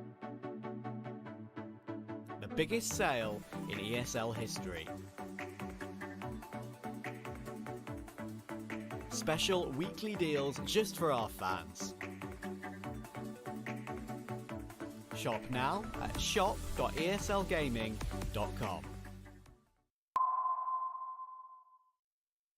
Hello guys, I am looking around everywhere at the moment. Over here you can see Lenovo, they've got their Legion gaming laptops out here. A lot of people testing out, playing some games, trying to win some prizes. This is pretty cool though, where you as the fans can get the airbrushing done of your favorite team. Hello, oh, we're seeing people get done. I'm gonna have a look what's going on. Hello guys, all the teams down there we're seeing. Sir, which team are you getting? What? Which team? Furia. Furia, of course, we love some Furia in there. Look at all the cool logos, and you can get the ESL logo in. Oh, I like it. Go on, let's go, let's go. Da-da-da. He must be doing all Furia. Furia? Furia? Tattoo Furia? They got to pay me some money for that, baby.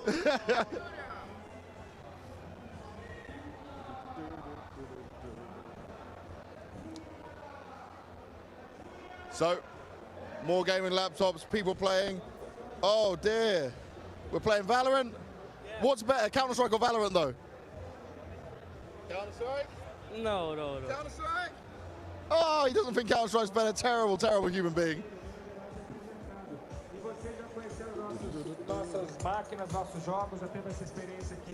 Oh, what are we playing? PUBG. What are we playing? What's this?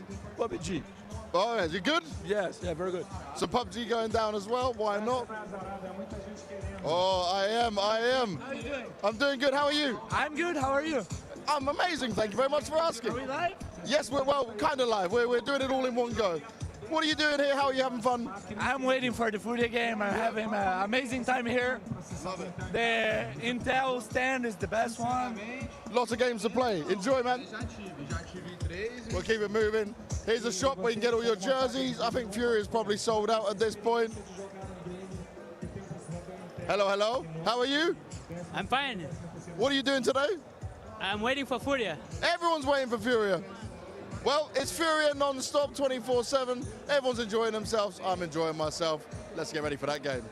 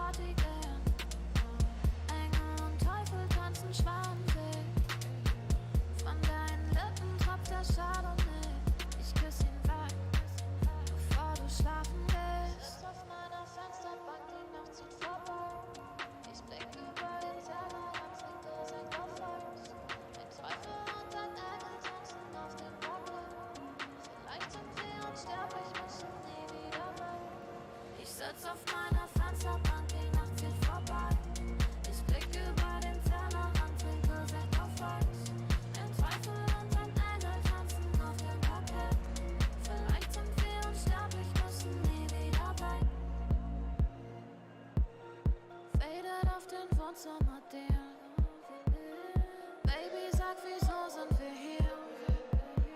Kann sein, dass wir den Boden verlieren.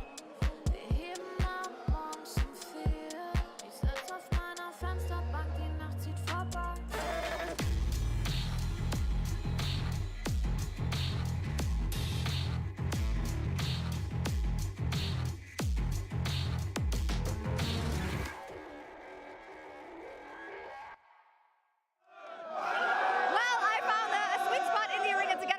I don't know if you can hear me, but we'll see. What an atmosphere!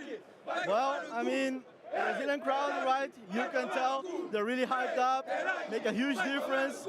So far, so great, right? 1-0 Furia. Yeah, I don't think Heroic is handling it that well. No, definitely not. Like, knowing Heroic and some of the players, they're hesitating a lot. They're not playing good game right now. And, you know, it has to be the crowd factor. They're probably feeling pressure. And, I mean, let's see what comes on Ancient, but usually not a good map for them. And Furia has a lot of momentum, so let's see how this one goes. What does your feeling say? Is it just going to be Furia 2-0? Well, if the crowd keeps supporting like this and we just keep it loud as it is right now, I think it's going to be a tough one for Heroic. And for Furia, we'll take it 2-0. Okay, awesome, thank you. And we're just going to party with these guys. Back to you. Yeah, you're going to be partying with us. You're strapped in for a best-of-3 semi-final, and with Hometown Heroes, a map to the good. They said there that Heroic haven't handled themselves well. Well, as the desk put it, they've been through it now. They've experienced it. The map is done.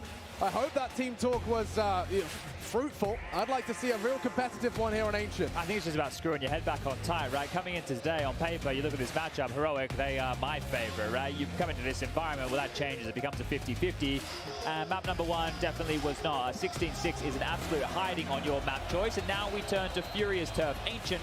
They took down Na'Vi yesterday. So they're going to be feeling extremely confident here. And someone who isn't is Shush. He has been the A anchor on this map. So if they want to test him, well, actually, they're going to be heading towards B on the pistol round here. So straight towards 4. This is going to be Biffy. It's going to be Biffy. It's going to be a death match. Who's the first to fall? Already one down, another as well. The farming headshots here for Heroic. Art trying to back away. Quesarato does go down as well with the ship, and now running out of players. It's Art and Safe running into Heroic one after another. Now, you mentioned his name. Shush gets his name in the feed early. That could be important as well. Yeah, and it's going to be a key factor, right, for Shush to be online here as an A-side anchor on a map like this. I think you're going to want to stack up as many rounds on the CT side as humanly possible to wash away Inferno and take us to nuke as that third here. Now, Heroic, I'm pretty sure that they watched the demo for Furia, and Furia just ran a very similar pistol, if not the same pistol as they ran against Na'Vi. So that's why likely we see that 4-man B stack coming out. So great reconnaissance there from Heroic coming into this. And it has to be the full eco. No plant, no kill, no extra cash. It is just going to be that 1900 loss bonus, getting everybody up to that 2K mark. qWiNt continuing to lead from the front of the pack here. Well, he knows he can win any duel he encounters on his journey, but this is so early. Well, the desk touched on it. He's still playing his game, right? And it's maybe not that the rest of the team they aren't. And I discussed this. qWiNt can't shield you from this anymore. Everybody else is going to have to step up and be countered on the Heroic side of the server. And you'd love to get a closer fare here. Just a very thorough investigation. You can see what qWiNt was up to. It means that Shush will be there as well. Well, look how boxed in they are, right? You've got Yabi up over towards that ledge position. qWiNt's actually given them a way out by pivoting here. Maybe they want to use him forward with the MP9 to try and farm some kills, get that extra cash alongside of Tessus. There is a flash for Stown to maybe send over the doors, but I think they're coming through first. qWiNt looking to farm. The whole squad is here, and it is Panther on the menu. It's actually a lot of damage with just blocks there, so 2 kills. Going to be pretty content with that. They will walk away with the 2 M4s and the FAMAS in the hand, so those MP9s tossed to one side. But a little bit more costly considering Heroic had all the information right there. You'd like to keep that one clean. It's definitely not end of the world, but if you're Furia in a full block eco, you go, all right, we'll take those 2, and Quesarato will add those to his stats. And now those AKs are coming out, so let's see. What's the bomb site of Furia's affections? Quesarato is just a threat with whatever is in his hands. So the Glock, 2 frags already. Now equipped with the Kalashnikov. We'll go again. Furia looking to put themselves on the board early on this attack. Every round a step closer, and every death further. Art's been caught. Stown responsible for Cave and captures him through the smoke. There's 2 now holding in on Donut. The supportive flash is brilliant. Does deter the line. And Heroic have to toe the line with that flexible defense. You want to be getting that information, but traveling around as a pack and enabling potential trades. Now, Stown is not one of those. He's on his own here.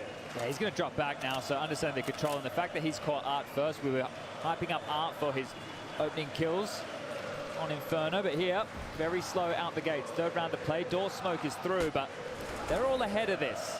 Furia aren't too worried about being boxed in. This is a big test for Stown, and Yuri, too good. Will level the odds.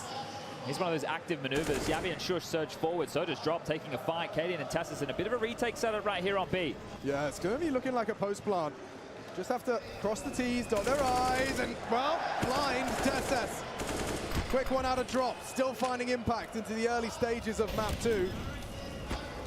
Burning, but bodies dropping. Quesarato again.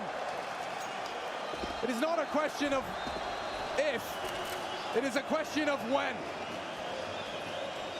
With qWiNT22 in the server, he will hit those headshots. It looked good for Heroic there. Like the fact that they get that opening pick, Stan gets isolated, sure, that retake setup on the side, it's enabled by Drop to get that kill on the way through. Their aggressive maneuver, it was looking good. The reactive play to what was being offered up, that's a classic Heroic maneuver. Like, it's not out of the book for them to go for exactly that. So Furia dealing with it extremely well here. And that's a T-side round early on a map like Ancient. So a big positive for the Brazilians. qWiNT does retain that M4, but that's about it. They are likely to see them force buy behind this. So they want to take a timeout to discuss their options here. So there's Yuri. That's a great shot from him. Drop as well, and Tessus just mauls him, and then qWiNT just stands and delivers with two big ones, both headshots there. Doesn't feel like Furia are going to be caught off guard by too many of these reactive, proactive qWiNT's actually opted for the Mag 10 this time. He's going to go out the guts a mid here. Yeah, why not? Charging, looking to punish. Yabi, full blind, and now being run down, hunted, and he fights his way out of trouble. Another opening kill here for Heroic. They have to convert one of these here. Lesser weaponry, but now a man advantage that could have changed. Hard shot, Art reveals himself. Donut pressure. Smoke on top, denies vision, gap on that. Problems now if you do choose to commit. Furia, shush, unaccounted for. Straight through, good find on the SMG. It's Yuri back, and he's into the site. They spotted the bomb. They know it has to be the safe play unless they drop all the way. And qWiNT, he doesn't get the kill on the safe. And now the bomb will go down. It's a deep smoke. Yabi will try and test his luck through.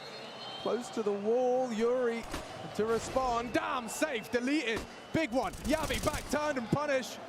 Very, very promising signs from Heroic's defense now. Only drop. 18! Oh my God! He's doing the impossible for Furia.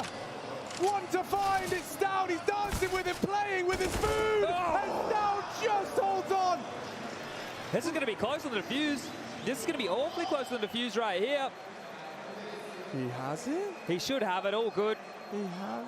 He's got it, he's got it, yeah! The tiniest of margins, but only just extremely close right there, but it's down. He's not messing around. Drop did a great job to make this costly for Heroic into that force buy back. The saved M4, they were able to buy their best they could, dancing around the box, two great kills. And all he had to do was delay a millisecond longer, and there's no way that Stown can defuse that bomb, and you can see how skittish he's getting towards the tail end there, surging to get the defuse. Look, the celebration coming through, you gotta wait for that defuse too. And they're keeping themselves alive here, Heroic. Furia with that plant can buy again. Their buy is looking a little bit tidier. A Famus and an MP9 for Tassus and Shush respectively. Loving this. Fast on to A. Change of pace. Straight through for the jewel. Hard one. Drop again delivers. He refuses to quit.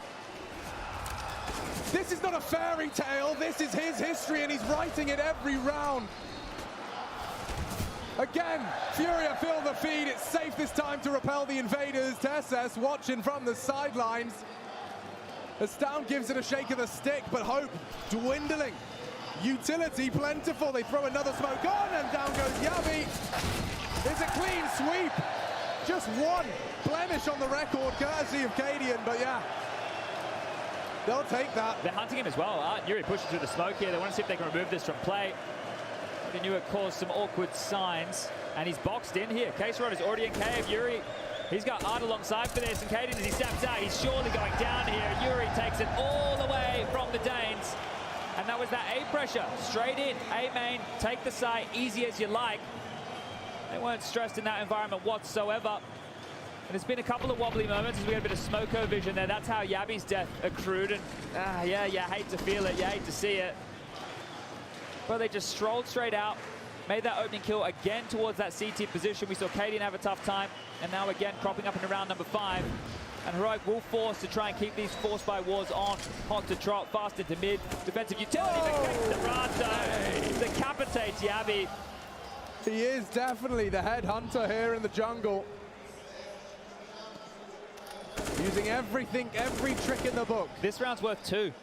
This round right here is worth 2 for Furia if they can convert, whereas Heroic, they're just battling to try and keep themselves that one-round lead. And yeah, 5-7s are great, especially on mass and in these surprise positions, but with a 4 versus 5 in front of them, Heroic feels like their days are numbered here, unless qWiNT has got anything to contribute on Amiga SMG. Yuri will be diligent, as will Furia, who will take that fight first. Oh no! One is all cadiaN's kept to, and that should be the start of the end for Heroic. Yeah, you can bang through those boards. It's just a 5-7. And as Chad has outlined, prioritization might be weapons, and Shush might lose his, or Nice find shot. himself a lovely AK. Yeah, just turns. See if you can get everybody else out here as well. Down and Tessus hanging around, looking for a little bit more. I'm sure they'd love an upgrade as well here. Safe passage is CT way. Away from that bomb blast. Yeah, it feels like they've identified that here as well. Furia, they're going to rotate through, so trading opposite ends of the map here. Heroic give themselves something. Shush can drop that 5-7 or the AK across to cadiaN or Yabi into the next round to play, so they can have 4 players with an upgrade. Drop will go down with the bomb. Shouldn't cost Furia too much here, but as I said, it's meant to be worth 2. Now, if Heroic can cause a few issues, kick up a bit of a fuss here.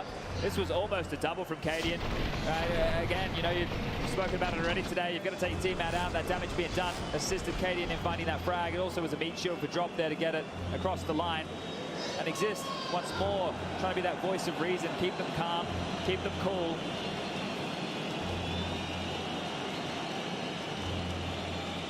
A lot of Heroic style hinges on,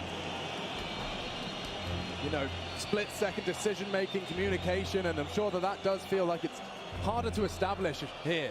And the individuals hitting shots. You look at this team, it's cadiaN the AWPer, the in-game leader, the captain, and then everybody else is a plucky rifler. Like, Stound's the jack of all trades, right? He can do everything. You want him to AWP, Deagle, rifle, he can do all of that. Whereas Tessus, Shush, and Yabi, they're all extremely solid riflers, so they need to make sure that they're hitting those shots. If they're having a difficult time doing that, well, that's step 1 to victory. Yeah, and it could be absent. Mid, quick, Art with pace, Furia continue to keep it dynamic. And this is the only gap on the map right now, so if they choose to push through this top mid smoke, they're going to profit a lot of map control here. Especially with them kicking up a fuss. Drops flashing in B, all attention's drawn. They will start to investigate the flank. Okay, just distraction, sound cues, keeping Heroic with their ear pressed to the wall. Now that's the rifle. Shush is coming, and okay, lots of action. T's have broken through to middle. A smoke to imply it's all lost, all for naught. qWiNt22 to oversee the potential walk through. Wow, quick deletion. Just as Down braves the smoke, he's taken out. No commitment here from Furia just yet. They park the bus over towards Donut. Art's in spawn, qWiNt22 warding off anybody trying to make their way through that smoke again. Bit of chip damage onto Tessus, sure. cadiaN trying to go around the world to find something. Has been able to find another AK-47, and Yuri will remove Yabi and should remove the pressure here. I think cadiaN will want to save this. But that was the only gap, and I'm almost positive on the X-ray there. It looked like Shush was running back. So these are the little details that normally Heroic would have a great understanding of. But the fact they were so far pressed forward, they had that space. I mentioned it was the only gap at that point within the round. And if you're going to be noisy and leave that space where you're going to get punished, I'm not sure how much Furia heard, but they were more than ready. And Shush was the one with the AK. He didn't even get a chance to use it. So that is a massive issue. And I understand it's just this eco round with a saved weapon, but it's those little details that are going to start to add up. It's not just in the vacuum of round number 7. It's in the context of this entire series. And we saw even on Inferno, when Heroic had made the right info play, cadiaN steps out, short side, AWP up, nobody home top mid, rotates his entire team towards that B bomb site, and they still lose the round to drop 3K. That can't be happening here if Heroic want to make a grand final berth. I mean, Furia have had so many good reps on Ancient as well. You know, even in the best of ones, beating Na'Vi in it, best of 3s. We've seen Ancient work well for Furia in the past. The reason they picked it. But T-Hall already solid. 4 in the bag. Just 7 of play. Heroic are geared once again to the teeth. Starting 3 mid here to try and deny any of this space that they've been taking. So top mid smoke, sure. qWiNt22 just limps forward his smoke. That keeps them on notice. Yabi needs to be careful. He's got R behind him here as well. Might see Stound tested as well. As Art's just disrespected the smoke. Stound saves Heroic. And qWiNt22 pulls us right back in. That was a very aggressive maneuver. Oh, under the smoke. Pushes smoke as well. Stound onto drop. Now he's into the site, but it's not safe, you'd think, planting for safe side. qWiNt22's so worried about, qWiNt's so worried about qWiNt22 mid right now, but he's actually gone all the way through main. So if there is a save call from Heroic, they will fall back. Two players on B lane, sure. What do we do with this? It's such a tough round to get in, and Shush is going to find himself flanked any second now. Even if he backs off, he's a dead man walking. Oh, this is going to be really painful for Heroic. You lose a round and you lose all your guns as well. In behind, looking to tap away. It's an exposed man. It's Shush gone through the gap. qWiNt, the last to fall. And Furia, they'll take the round and they'll take it all. Heroic, nothing saved.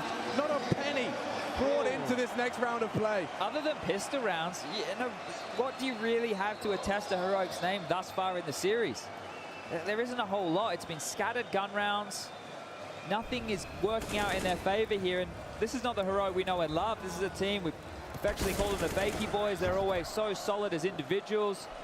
And they're always all on the same page. I feel like they might all be reading different books. Yeah, I think this is that pressure we spoke about, right? That stress being applied.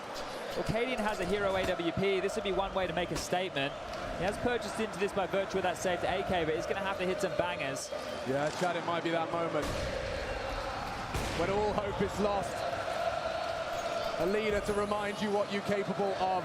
If they immediately surge towards B right now, they have all the advantages in the world. Sure, they don't have cave control just yet, and they know there's Deagle on the other side, but qWiNt to rotate back over is likely in a retake stance, not a forward position. Stown needs to take a risk here. And that is risky, firing off shots. Into the wall. Path of least resistance, straight up B ramp. The rotation's coming, sure, but they don't have any info just yet. They're about to get a lot of it. Face full of information as qWiNt does connect on that AWP. They're hoping on and praying they can see more from Heroic. Furia the opposite as they do push through. Art caught, punished by Yabi. Bomb still not planted and Heroic are here.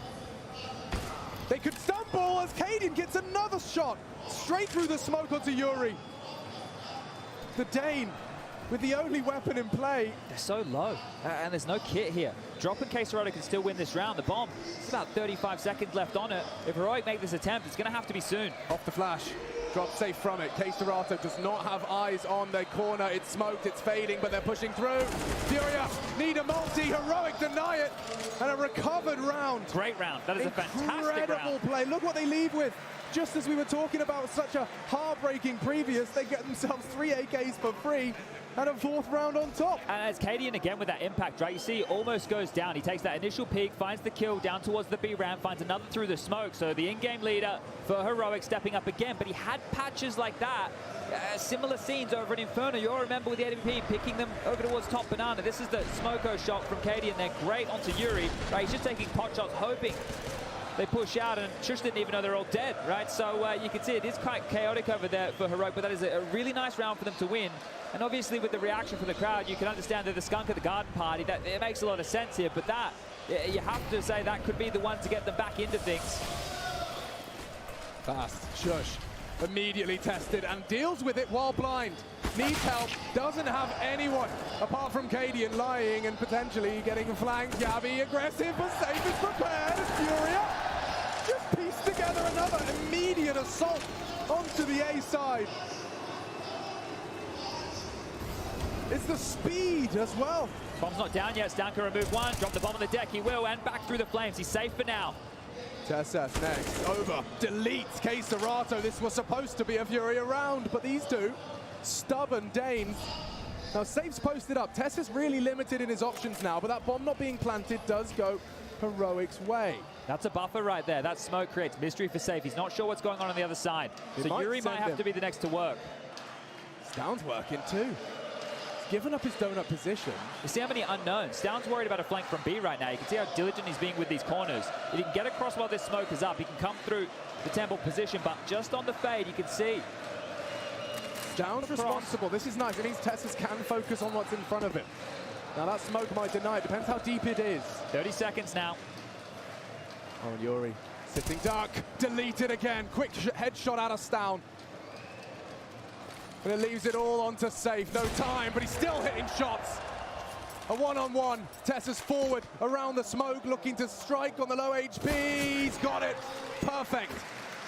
from Tesses. And what a recovered round out of Heroic. Yeah, and if it went either way right there, the conversation would have been Shush did his job. He got one and put enough time for the rotation to come in. Right, a question how he was going to be pressured over towards her, and there's been 2 rounds where they've tried to just slide on out quite quickly. One with success, one with not so much. And this was really well handled by Tesses and Stown here.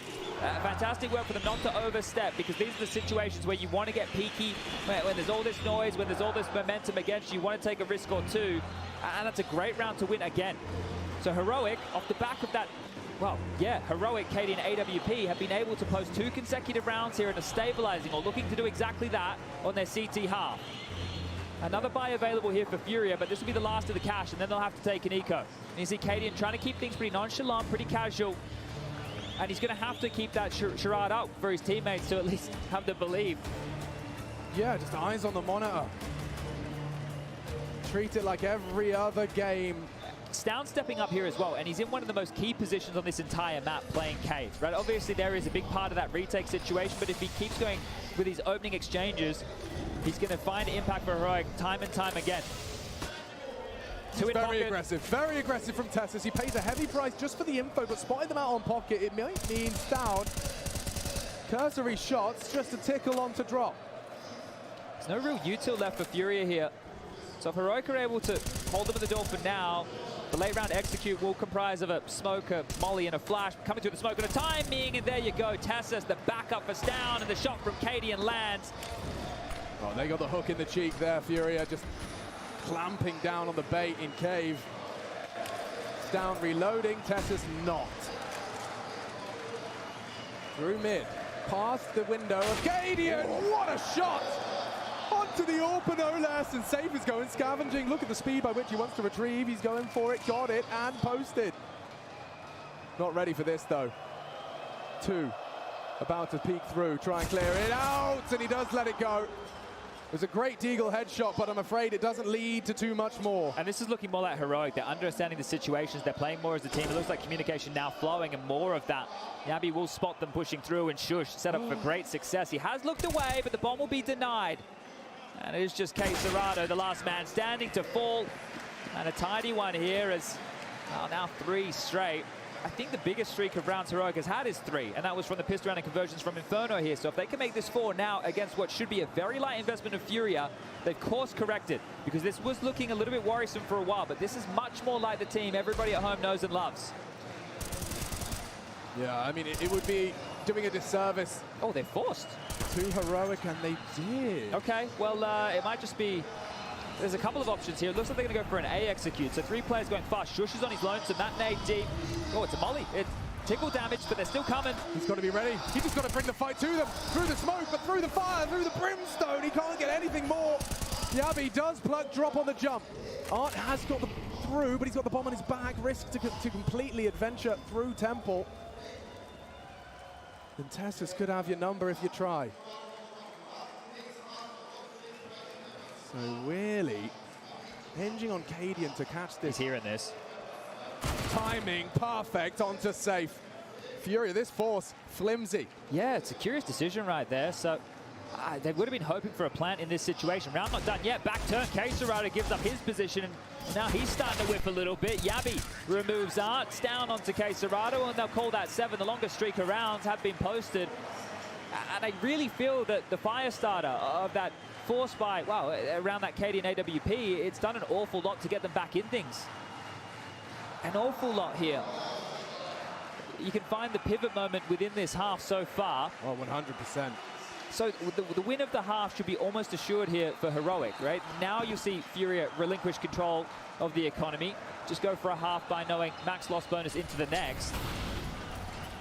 There's a big conversation, is 5 enough? Well, how many do Heroic want? Get themselves up to the double digits. Stray shots through the smokes, down under pressure.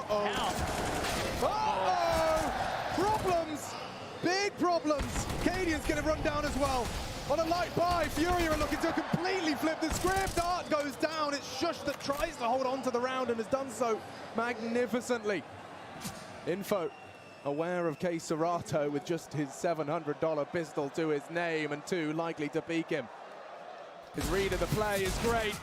And Yabis puts him away. They're playing off of each other so well now, Heroic, right? It's the info plays and then jiggling into each other, taking the fights. It's not necessarily buddy-buddy shoulder system of trading, which was once upon a time to go, but it's making sure they're in positions to clamp down together, and that's going to force the second time out of Furia here, who can get back into the buys.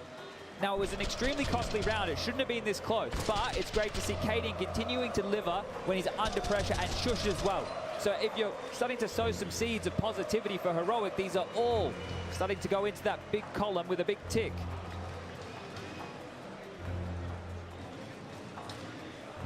Now, Furia have had a fair few different looks to their T side.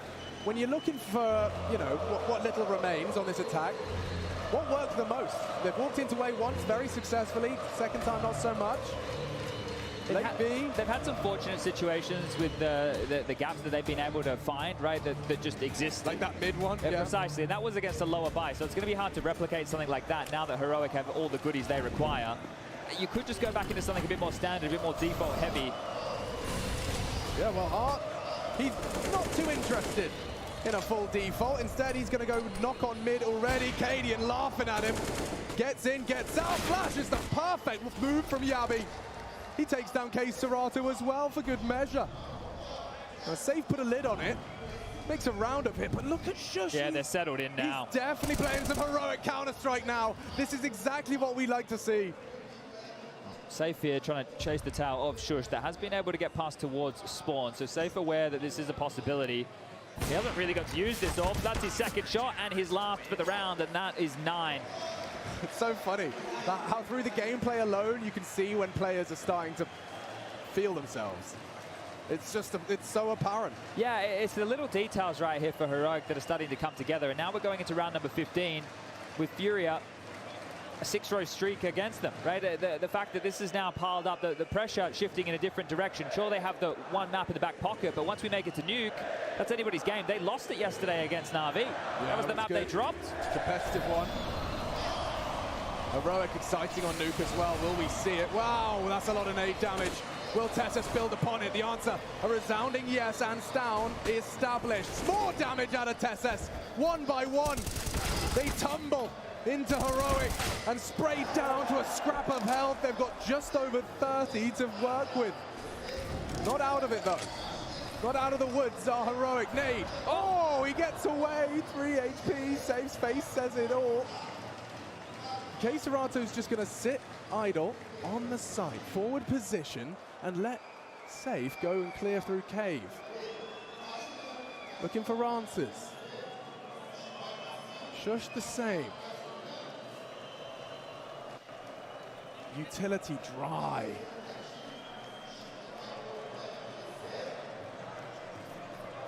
And health stacked against them. Cadian, this cut of the noise has got him nervous. Both there. Easy for that for Shush. And a 10-round haul. In response to what was a lost first map, Heroic have come in and laid down a solid defense. We'll be changing sides. We'll see if Heroic's attack is equally as flamboyant and potent when we return.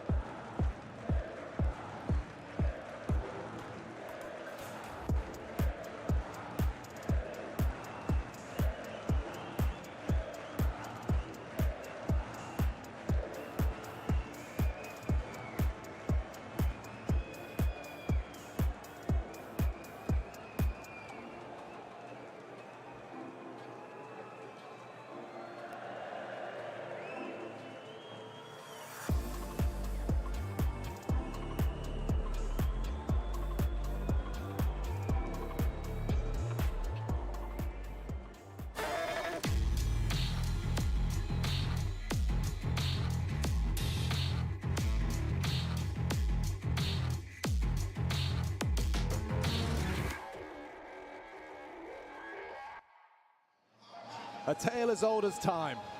Competition. The taste of victory, the reward, and of course that harrowing defeat, the price you pay. We've got 2 teams and only 1 spot in the grand finals. We've already got outsiders waiting, likely watching to see who will face them. Now, Heroic didn't quite show up in that first map. In fact, they may have been swallowed by the cauldron that is this arena.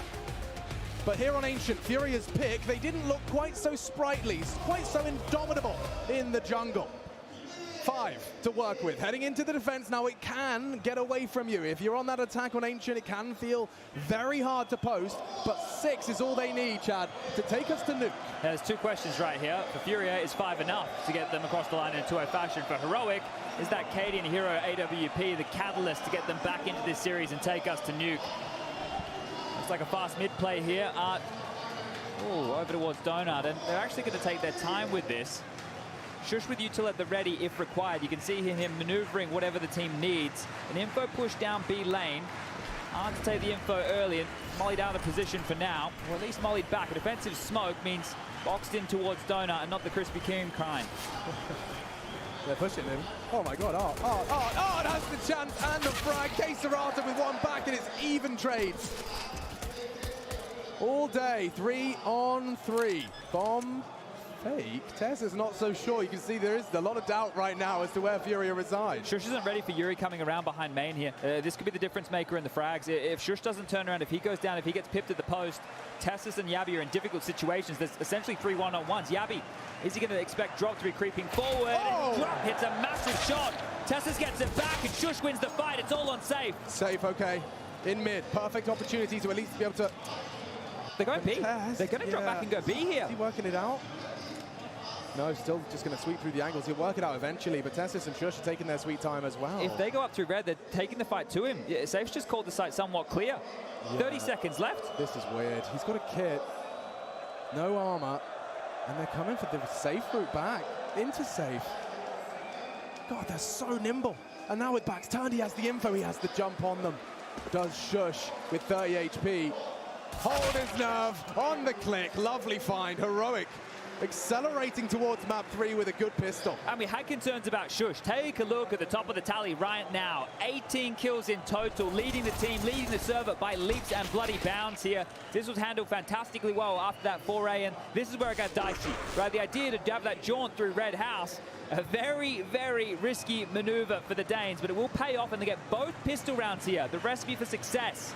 That 5 being enough for Furia, well, you start to doubt it. Especially on the eco. This one looks like 12 all wrapped up with a bow on it. Nice flash, doesn't catch down, and he's going to have a lot of love of frags in the round. There they come, 3 and 4, and it's all 5. Forced down, farming himself up some cash.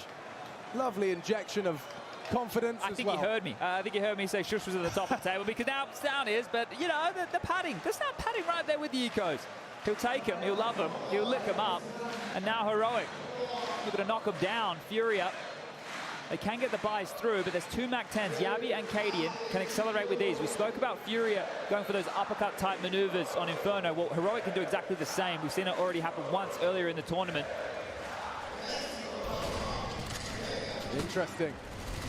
Cadian. Very noisy. Very noisy. Whether that's deliberate remains to be seen. It certainly does seem to be the case. Look at the way they're moving.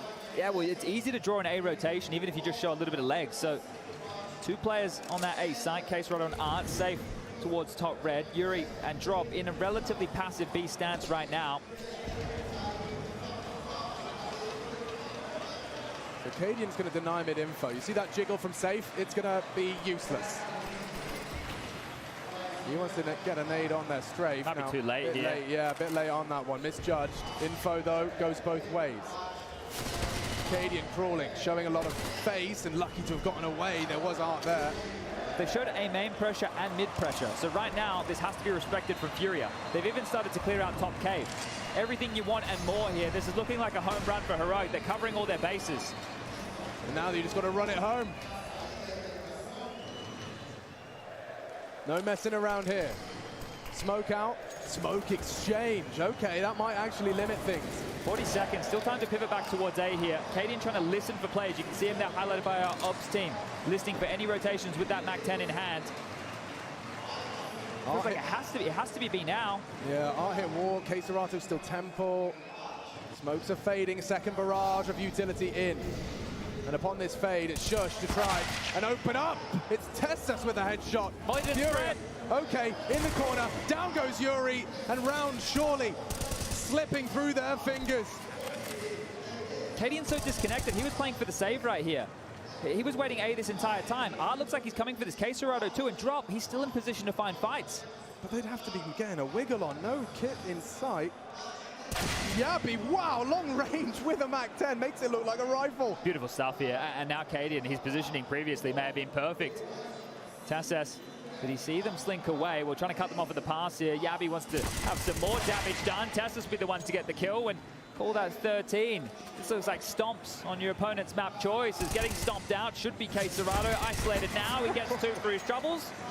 qWiNt finishes him off, and let's see if he... Oh, he can't. All right, the round had ended. I was going to see if he could find himself a rifle there and a blown back. He just carries through a USP. That's not ideal, but it's not the end of the world. Yeah. You take the round over the weapon, I believe. Nice one out of Tessus, and he built upon that as well. Yuri, I mean, at this point, once you've got that first, you're going to be double peaked. But did you hear the color by number Counter-Strike? A main, mid, K, XQB.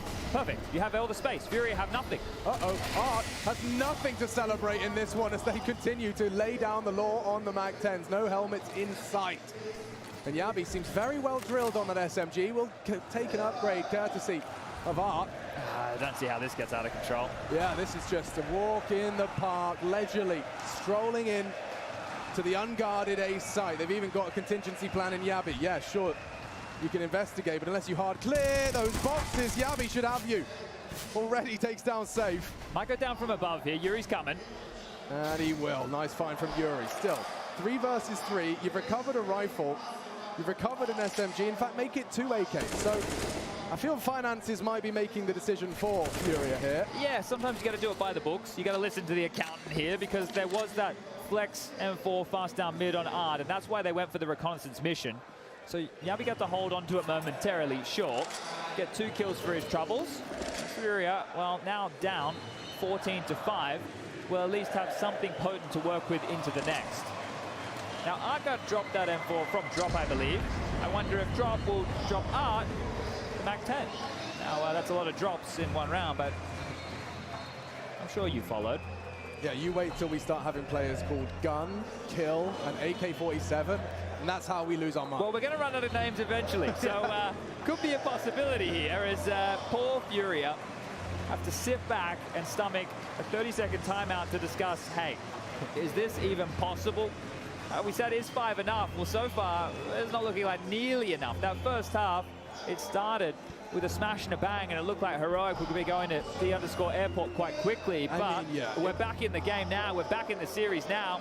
Those 5 rounds from Furia were in the 8 opening rounds. It has been a long time between drinks.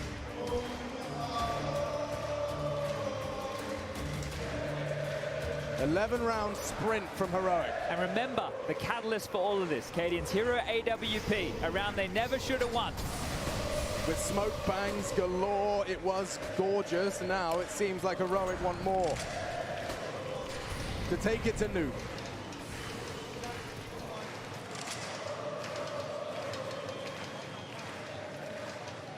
So many smokes used already here. qWiNT has 1 available for the late round, and we're still at 1:25, so it might just have to be a pack roll mentality and try and maul them out here. Now, look at Art's position towards Donut. He's playing well, he was playing ahead of the Donut position. You can see he wants to flirt with a fight, flirt with some info. Right now, Furia are in the dark. Yeah, completely blind, no idea.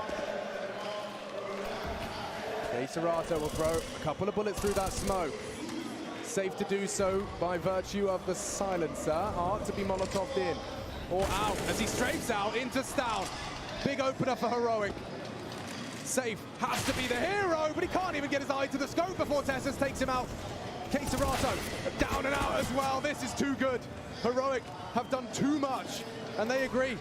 They agree. Yuri, drop out of there. This is the simple side of Counter-Strike. When you looked at Heroic on map number 1, Right, they just weren't hitting the necessary shots. When they even had the correct stacks on the bomb sites, they were just out of line. There was some whiffy moments, even early stages of Ancient, where they were taking those long-range duels over towards A. They were just missing shots that they should be hitting, and now they're hitting absolutely everything. The Heroic are back in a big way. And do you know what the most promising sign of all of this is? Not only Heroic maybe going to give us a banging third map with Furia, it's Shush and Stown are clearly handling it with an environment like this. You know, and when we get to Nuke, they're going to be equally as important here. Right. I mean, some of the most influential riflers on the team. Tesses as well, he's been hanging out, holding his nerve. And look, it wasn't that Stown was a non-issue throughout the Legend stage, but he wasn't the Stown that we all know and love. He is, if you're going to pick anybody in the team, meant to be the superstar, but so far in the playoffs, he's finding that form that we expect from him. Final timeout exhausted here from Furia.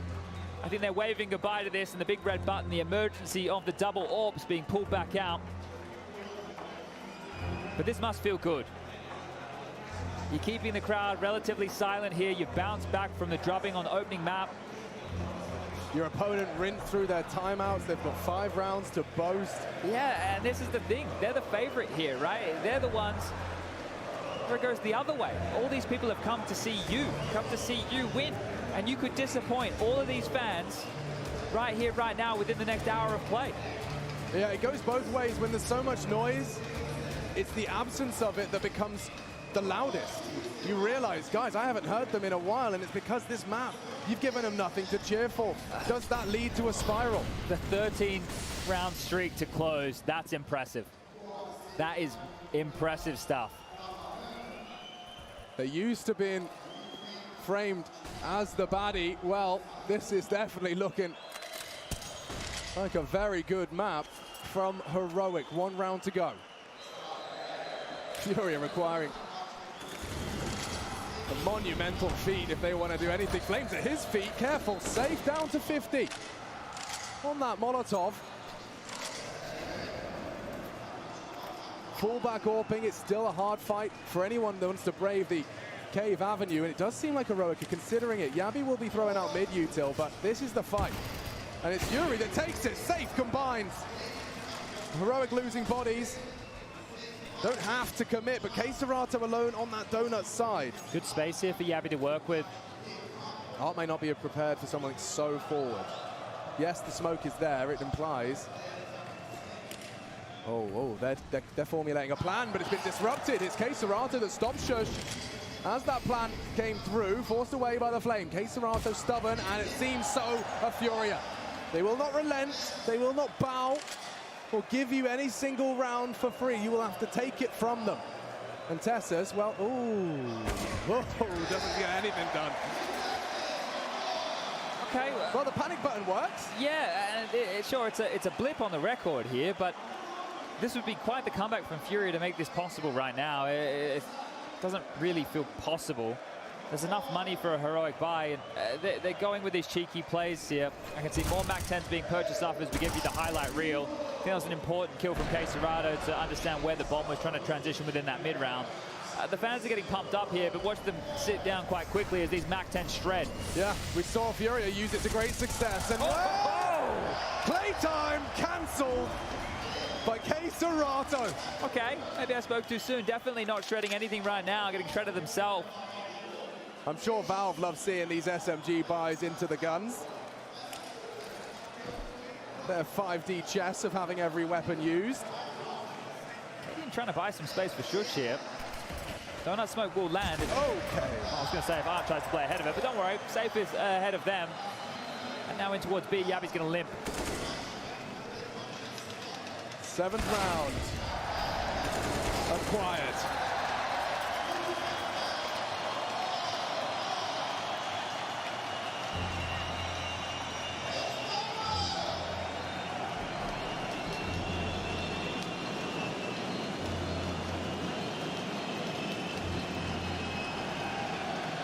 It's all right, you can buy a new one when the Heroic win the next round.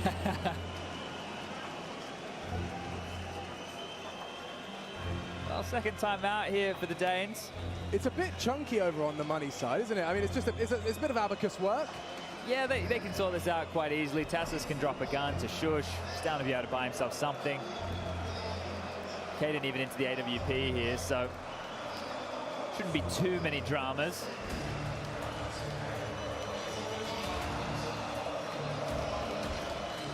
This is just such an uphill battle for Furia to take this back. Then they'd have to go to overtime. Then they'd have to convert in overtime. And you wonder the energy that you're going to use here to try and get yourself there. Is it going to be worth it come nuke? Well, let's see. qWiNt posting up early with the AWP. Nobody on the cross. You can see the smoke that they've dropped gives him a little bit of a gap to deal with that deep incendiary. And they're actually going to use this to usher themselves forward. Yeah, and I mean, they encountered an AWP once. Not to be this time. But the supportive flash leads to a great first frag. Again, qWiNt22 is opening up into mid. He nearly takes two. Art now will fill the gap. They're in trouble. Heroic do recover. Nice from qWiNt, hunting down his drop. Big frag through the smoke to deny. Aggression from the defense. Oh, spotted there. Shush almost had a key piece of real estate over towards Temple, but qWiNt22 has noted him, so he has to drop back here. Yabi and Shush left on polar opposite sides of the map here. The bomb is marooned in middle. How do you dig yourself out of this one?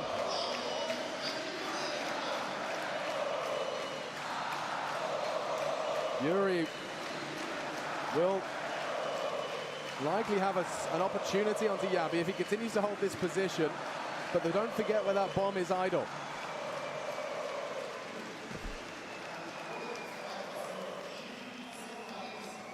Drop responsible for a whole lot here. Shush will Molotov drop out. Oh, Steve, yeah, that's the one way. That should be it. It should be. That's very nice. You can use that one way to stop. Unless Yabi gets it first. 20 seconds. What do they do? Back to B. They just have to beat Yuri here. This is the shot we were talking about. Yuri, aware they're going cave side. You can play the ramp, stop the bomb, win the round. And extend play as backs are turned and bodies are dropping. Trying for the plant. Run on down. Safe will save them from an extra bomb plant to contend with. But yeah, that's certainly another step in the right direction.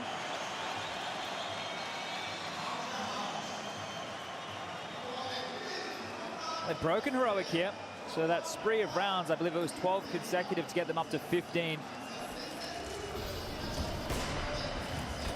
Now they've been slowed. Furia putting together 3 of their own. Some light investments to keep us somewhat interested in this, but Furia not giving up hope just yet. See the B lane completely laden with flames. So many incendiaries there to make sure that there's no quick maneuver from the Danes. And there's 3 players on this site. You've got to handle this by the book. You don't want any extra bomb plants or frags. If you were truly to forge a comeback as ridiculous as this one, this has to be handled with grace. Yeah, precisely. Look, it's going to be difficult because as you win rounds, the loss are starting to build for Heroic as they get slammed through the smoke. Yuri finds one, and that gives a whole lot more information. Running into Drop, who's going to take 2 more. Now it's just qWiNt. It was just qWiNt. All right, one more for the double digits.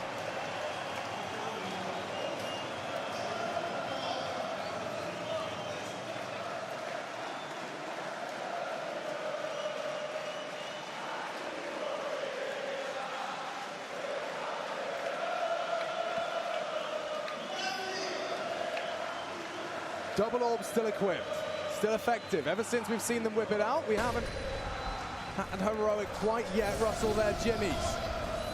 Art posted up in mid with qWiNt22 in support. Yabi forward of the Flames. Conversation being had for the setup. Safe with his AWP on B. An AWP apiece.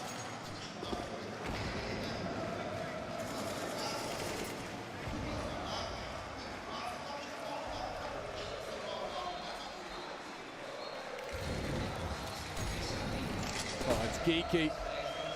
And it gives them that full control. They have the knowledge.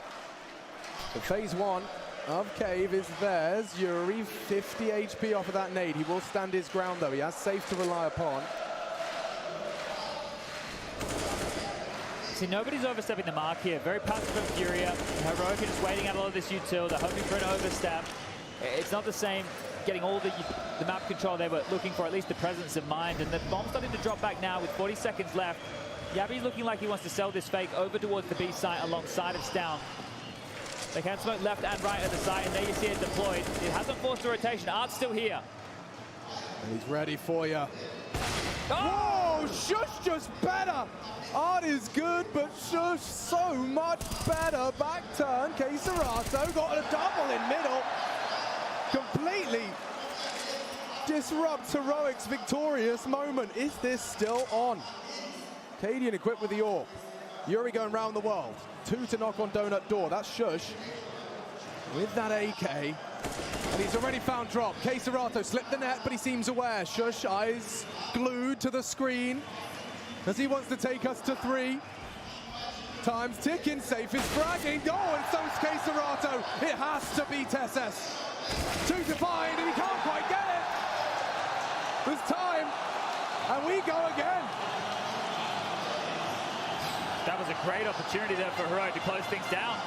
You get the entry kill in towards the site. qWiNt22 with that double. It can't be understated, the impact this man is having, and he's just stone cold the whole time. Nobody rotated towards A. He was the closest member to be able to do so, right? So you had Arc close main, you had qWiNt22 top mid, and the other 3 were committed towards that B side because of the fake. This is the shot from safe on Acadian. Gets traded out, but qWiNt22 and Yuri, the Fangs of Furia, delivering right here to get to that double digits. With the plan, Heroic get themselves a little something to work with, and this might have more pace behind it. It looks like it. Oh, look at the damage. Look what they've done to them. Yuri kept sleeping. Didn't realize Tesses had slipped through. But the nades, the flames have put Heroic in dire straits. They've recovered the AK that Shush brought through. Onto the now healthy Stown. And Drop wants answers here. Now Stown could find a big headshot. Running for another. Oh, and he gets it onto safe. This leads us into a very kooky mid-round. Strap in. Things are about to get funky. Yeah, this is a classic Heroic here. They tend to send one member out aggressively. That's Cadian going for space, and Tesses might quick caught in the back. That's the bomb down. Cadian's fun and games is all over Red Rover. qWiNt22, another impactful frag. As they're up to 11. I mean, we said it was impossible. I think there might only be 5 people that didn't believe that. And they're in the center of that stage. Heroic still. Many an opportunity. Already posted 15. It is just the elusive 16 that has passed them by 6 times. 6 opportunities. Gone awry. It's a good couple of kills, right? But again, the context has to be set. This was just a half investment to level out the cash, for the loss bonus to come through to get the full buy now. They have a couple more opportunities in rounds like this, and if they keep planting the bomb, they'll get a whole lot more. So that's something that Heroic you have to keep in the back of the mind. They get a lot more chances to swing for the fences in an environment like this. But that sinking feeling for the Danes, it has to be creeping in round after round after round. We just need one. Let's get this done. Let's get to nuke. Starting to get hungry for it now. Everything you could need to post a single attacking round. qWiNt22's not stopping. He's actually taking a lot of A main aggression here. So this is going to give them early information right here for Furia that nobody's coming toward A whatsoever. Only 2 players on B, which is the change up from the last few. You saw a shadow. Evades Cadian's T side AWP. Pulls the smoke out at the very least. Yeah, they're just trying to block to buy time. If the rotation is safe, has to come back. That's a conversation they're having now. They're leaving him towards Donut. It's actually Art and Drop. Like ships in the night here. Maybe an exchange of utility. And sure, she might get caught off guard by this. qWiNt22 forward. So far forward. And qWiNt22's ready, willing, and able. 25. Safe already in the feed. Heroic. This heavy investment is just being plucked piece by piece out of the server. Looking to recover. A nice smoke to facilitate Tesses taking this duel, but Art's ready for you. He slips through. And forward it is Tesses. So ballsy! He does go down on it. And that was the bomb. Committed. Art takes him from the grave with the flame. And now tapped away, it's Yuri, takes a chunk out of Katie at long range. They're boxed in here. They're boxed in and there's not enough time. Safe. Down. There shouldn't be anything more to be said already. Information flowing, but it's qWiNt22. He's a problem. You gotta get through. qWiNt22. What a beast. This is his round. Cadian trying to hold on to his prized possession. They're running at him. He will be cleared. Oh, okay. Whoa. He got tickled right there. Yeah, he got tagged on up. Almost hunted down in the final throws of that one. And remember, I said the bomb needs to go down. They need that cash injection. Well, no, denied right here. A great shot from Tessa's Shore. He braves the flames. You mentioned the bomb. This one's good from Yabi, but they were boxed in. It's a horrible place to find yourself when there's not a lot of time on the clock. And a final moment, that is stressful. Well, you can work with this. It's not ideal. Certainly, in contrast to the previous, Heroic's chances are lessened, but let's see if Fury can teach him another lesson.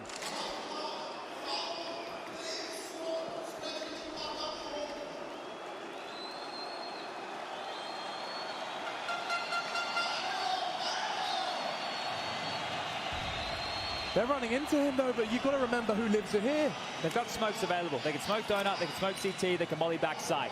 Is that the preference right here for Heroic? That's the big question. qWiNt22 has a flash. He will not be able to extinguish. You can see that smoke that's been used to block the top of main. The question is, will this free up a rotation? Drop is starting to make an info play down B ramp. So how quick will the penny drop? Apparently, pretty damn fast. Art's here as well. The cavalry has arrived. It took too long about it. qWiNt22 and Art then. A donut lean for the defense of A. It's full contact. Where's the U2? They're just going in dry. They're hoping Kaden can make space. The nades will fly through. Counter molly or smoke is even better. And now the fights are taken. It's qWiNt22 again denies. 2 in the feed. From the sharpest bang as Yuri is there to put the pieces in place. Last to find. All bodies dropping. Yabi gets 2. Oh my goodness! God damn, that was close to ridiculous. Run and gun with the Galil from Yabi right there, but denied.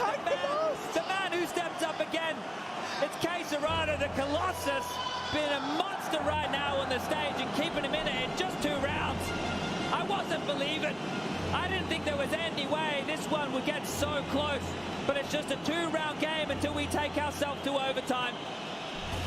Look at him, just handling business. This dude doesn't sweat, he doesn't shake, he does not give up. 2, look at this, the 3rd on this. He even catches a tag on qWiNt22. Let it be known, he got down to 50 HP. Yabi went for something absolutely absurd there, but we go again. I think in this string of rounds, in the rounds of part of this comeback here, I think there's been only 1 opening kill that Heroic have been able to get. I think they've just been blanked in that regard. It doesn't look like there's a whole lot to work with here. If they can find that opening kill, that could be the catalyst to things starting to unravel here for Furia. But from who? With what? Tech 9? Furia digging their heels in deep. Unwilling to succumb to this Danish attack.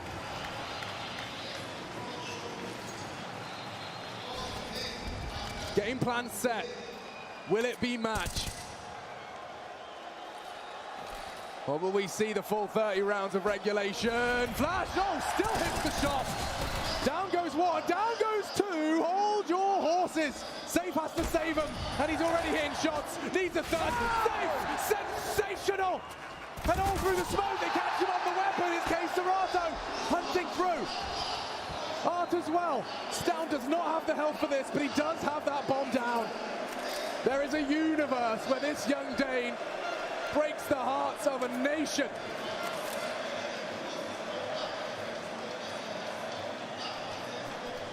Smoked off. What's the react? Do you go for the bang? Do you go for the walk? Art and qWiNt22 hyper aware. Another smoke on the bomb. Nothing for Stown to work with. If he could just find the diffuser, it's got to be qWiNt22 again and again. 32 kills for qWiNt22. He will not relent. He will They were so close there, Chad. Safe with some heroics as well. For a moment, the Danes may have thought it was in their grasp, but Furia, they stash it again. Serato, the savior they need. As we go to a full 30, can they hold on to this rope for one final round, and we go to OT? Or will Heroic, after all of this, still have enough in the tank? All it takes, as you discussed, is one opening kill, one player on this Heroic side to get the better of them. And this house of cards of hype will come tumbling down, dispatching qWiNT early towards the A lurk. Might have to be a bit of a heroic classic here. Find yourself in a mid-round 4A and then play the rotation. See if you can play ahead of Furia here. It feels like qWiNT positioned over towards A main is there for exactly that. Again, this cave presence being felt. Safe is on the line here to make sure that he can detect any leaks. And they're just starting to rejig. Yuri backing him up. We've seen this one before. Counter util. Shush on the corner. Safe burning down off the place of that Molotov. Has to be replaced. And no, drop. Caught out on the switch. Quick trade back. It's Safe that keeps things level. He had to hit that.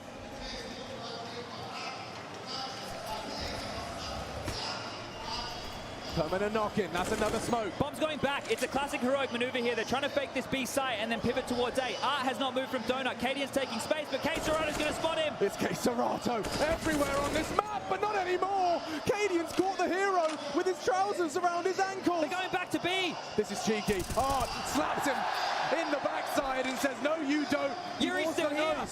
Tucked in the corner, down on the ball. Okay, Furia hitting their shots, and the impossible manifests in Rio de Janeiro. I can't believe we go to OT. It was set. It was written in carbon. This was going to nuke. But the power of the crowd willing it into existence, we see overtime. 10 straight rounds to go 15-15.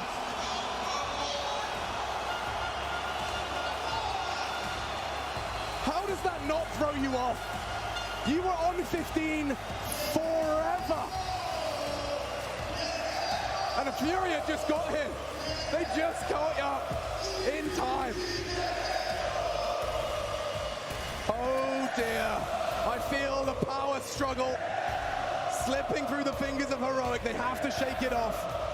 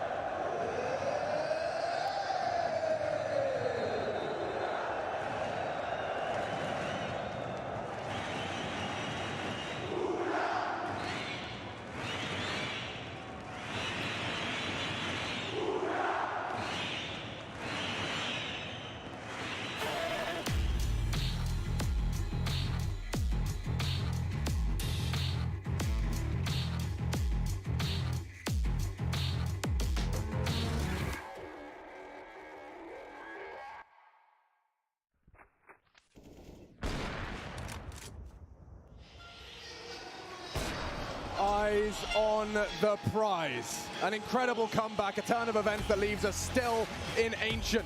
Overtime, $10,000, MR3, first to 4, and Furia within touching distance still of a 2-0. We thought Nuke was a certainty, Chad, but we've had a reality check that Ancient is still on. The score was 15-5. Heroic had a 12-round streak to get them there, but Furia, with 10 consecutive of their own, level things out, and we go again.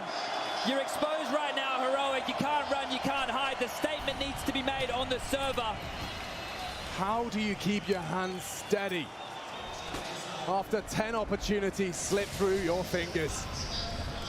Yuri already on the prowl. Forward defense of lane.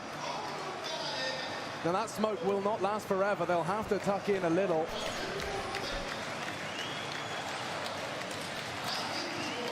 Flash to their face on mid, looking for the fight, yeah, and oh, safe! He is alert, he is able to find an opening for Furia. Drop's got another head. Tessa's still there, they want to fight them. K-Serato's coming too, you will not leave with your lives. Molly for the fight, Drop plays his time, and still gets the frag. How is he playing like someone with so much experience? That is a seasoned play right there. Almost quite literally, let yourself be flambéed to take that fight, to get that kill, to leave Yabby and Cadian scratching their heads. A 2-on-3 situation with an open runway in towards the B side, but Art's here with something to stay. Oh, careful now, Art. He's got his teammates coming. The bomb is in. Cadian to get it down. Oh, but on the gap, a mad smoke leads to Art doing Art things in the smoke. He loves them. And Cadian's got his knife out. He is not ready. This Furia train has no brakes. This is the save you wanted to see. Brought into this team, 27 years of age. He's no spring chicken. This is when we're in the era of youngsters, the academy, the next generation. He's the AWPer for the team, showing that he's doing it on the biggest of stages. Yesterday with some good performances, today contributing yet again. He's trailing K-Serato, sure, but his AWP is being felt in the server right here, right now. I feel like I've said his name the most. And that right here is now 11 consecutive for Furia. One more, they'll tie things up with just the amount of rounds that Heroic had. And remember where that Heroic spree of 12 started. Cadian with a hero AWP. True. Feels like a lifetime ago now, but do they need him to be the catalyst again to get them back on the board? They've forgotten what winning feels like.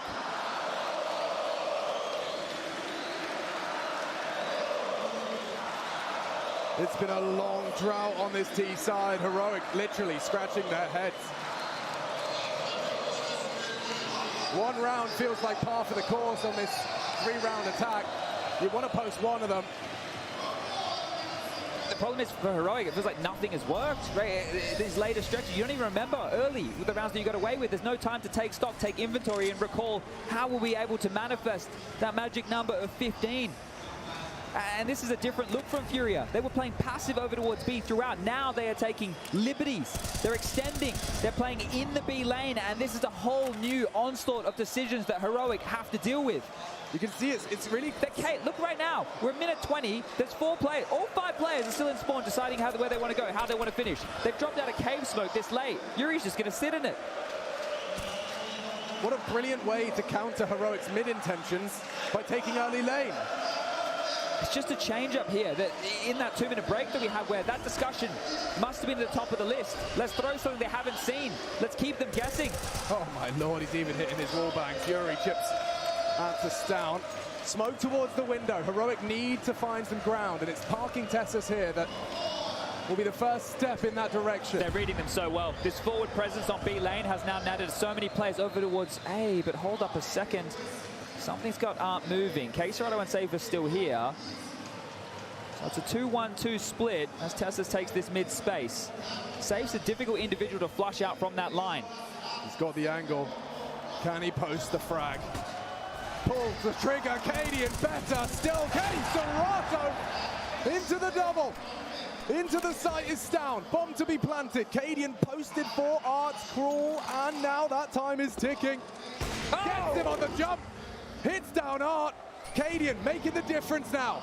on that aggressive AWP drop, and Yuri remain, and Tessus, the contingency plan, they're not expecting this. Oh no, they certainly are now. Rips their health away from them, very low. Heroic, this is their round, and they're just confirming it. Yuri hiding in the corner, but that's the elusive T round. How long did it take to get this one? What was that? 11 straight. 11 consecutive here is no time on the clock. Yuri's going to go down with the ship here. Might want to take a couple with him. Down also. He's going to fall, and Yuri, as you can see, removed from the server short. But qWiNT, opening kill and the follow-up. The AWP from the in-game leader again. This guy is not the emotional self that you traditionally see, because he knows that he can't win this fight. He has to do it in the server. And that's the impact. Sure, it might feel too little too late, but they're not out of this game just yet. We tie things up 16-16, and finally, the streaks have been broken. Presence of mind to jump to clear the corner before the peak is masterful. Last round of Furia's defense. It's been a very successful jaunt on the CT side. Oh, and Art, talking of jaunt, is going to walkabout. qWiNT is prepared for that.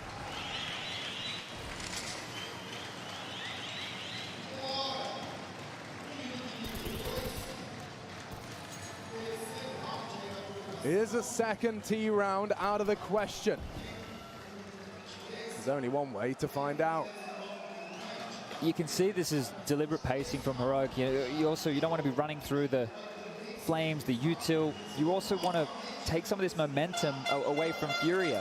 Have a slower start. Allow them to sit there and stew in their own juices for the first few seconds. They were the ones just riding this high, this momentum, trying to close things out. Well, now they're scrapping to keep themselves in it again. They are on this more favorable side, and we know that they had their own struggles on the T half. So you mentioned it, a 2-1 split. That's what Furia are looking for here, but the same can be said for Heroic now. And once more, they're testing A. K-Serato, Art, Safe. They're all in touching distance of defending this side. K-Serato's been a thorn in their side on this site, but he has Art to take contact first. Nades barraging in. It's still K-Serato though, knocking him down. Heroic condemned. You can try the remaining two. Doogie put up a fight. One from qWiNT, one from Gabby. A double into the smoke on the spray. The newest addition to Heroic demanded to do the impossible. 18 seconds. They know where you are. There's nowhere to run, but they may know. Oh my goodness. Yabi is threatening. Furia up to 17. They got their 2 defensive rounds. We swap sides and we go again. But again, K-Serato never seems to have a problem on those A commits. Yabi's been getting close to some miracles recently. Oh, his rounds, right? They brought him into this team to be that X factor, the player that can step up in these moments, and he's been so close. Can he break through? Well, speaking of breakthrough, send out the tip of the spear. Send out the sharpest tool in the shed. The man that's been dropping almost 40 frags. He has so much space to work with here. Sure, the smokes, they shroud him for now, but remember this gap. Remember this gap from earlier in the game. They were able to pivot against Shush once. Maybe they can do it again. qWiNT attending to it. He's been spotted out and he dips through. Bates as Shush gets the first frag, and qWiNT as well will oblige. Yuri gone, relinquishes control of that bomb involuntarily. And K-Serato's forward on this. And he's so scary for a head-to-head duel. Tessus tries his luck. Successful this time. Safe still the only member of Furia left to go. One missed shot, that's how it goes. Heroic, they need to match, if not do better. Can they lock out Furia? It's going to feel rough knowing that you allowed this to go from a 15-5 scoreline all the way back into OT. Sure, but a win's a win. In a semi-final of a major, Heroic, they've been to the quarters, they've been to the semis, they have never been to a major grand final. And the same can be said for Furia on the other side, but they've already done one better. The last 2 majors for Furia, they only made the quarterfinals. They're in uncharted territory right now. Never mind on home soil. Shush, a deep incendiary or Molotov is beaten by Yuri's rush. A second in place, well placed. Extinguish? This implies pace. qWiNT has to deal with it, does put drop on the dirt. A quick one out of the Zilpa. He's racking him up. His 2 of the shots necessary. Safe on the rifle, dips away. Frag back, still limping off Furia. Very attentive defense. You see how quick they were there to support qWiNT. Things will slow down upon that smoke. You can understand why they want to hang around and see if they can catch anybody overstepping the mark here, because they don't have anything to reinitiate this fight with. It was an all-in, and this is for 18. qWiNT's done a great job to get them 2. We're into the mid-round right now with plenty of time on the clock, and Heroic are the ones answering the questions. Shush and Yabi top mid are calling this clear. Tassus is still playing passive over towards B. Stown has relinquished this A control and has joined the pack. They can surge around the map here if they want and search for any information. And it's so smart as well. If you keep the majority of you in mid, you want to get that bomb down on A. We're very quick to react to Stown's call. It's Stown that will be that first contact. They've sent 2 probes out here, but they might not get it first. Stown might be the first to take the fight.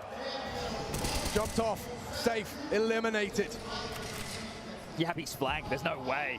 Yeah, they're going to get the bomb down, but that might be all they have to celebrate. Queserato round the smoke, deleted. And Art having a go with 4, hunting down. Quick clear from Yabi.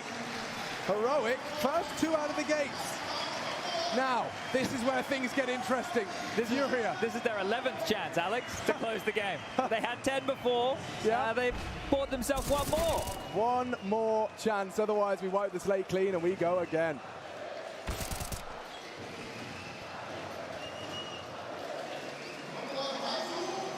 A very high stakes round of Counter-Strike. Safe, equipped with nothing more than a scout. The T-size woes are coming back to bite Fury in the arse here. This is a risky play from Pacey. They're putting it all on the line. All on the line. And this map hangs in the balance as it's traded out. qWiNT22 racks up 2. Safe connects. Stown needs it. Gets it. 2 on 2. And there's still a whole round. They're not looking. They're not looking. No one's ready. He gets the 1. Drop still somehow alive and in it, where that there was potential on the flank. Tessa's round. Stown knows where he is. If he gets the bomb, he can run towards A. I think he's this plan. Does manage to get away from the initial fight. He missed the bomb. Still okay. Tessa's already on the rotate. Maybe this is all part of his grand plan. Drop. They're ahead of him here. They're so far ahead of him. Heroic should have it. Nuke a single kill away. Resilient, but Stown, he's brilliant, and so are Heroic. Holding on in the face of adversity, in the face of a very wobbly second half. Heroic have secured it. They had to fight a 15-5 scoreline that felt almost squandered. This is going to be good. That is going to lift the mood in the camp. It's still a tall task. Neutral face, but they've got drive. 1 more map away to separate these 2.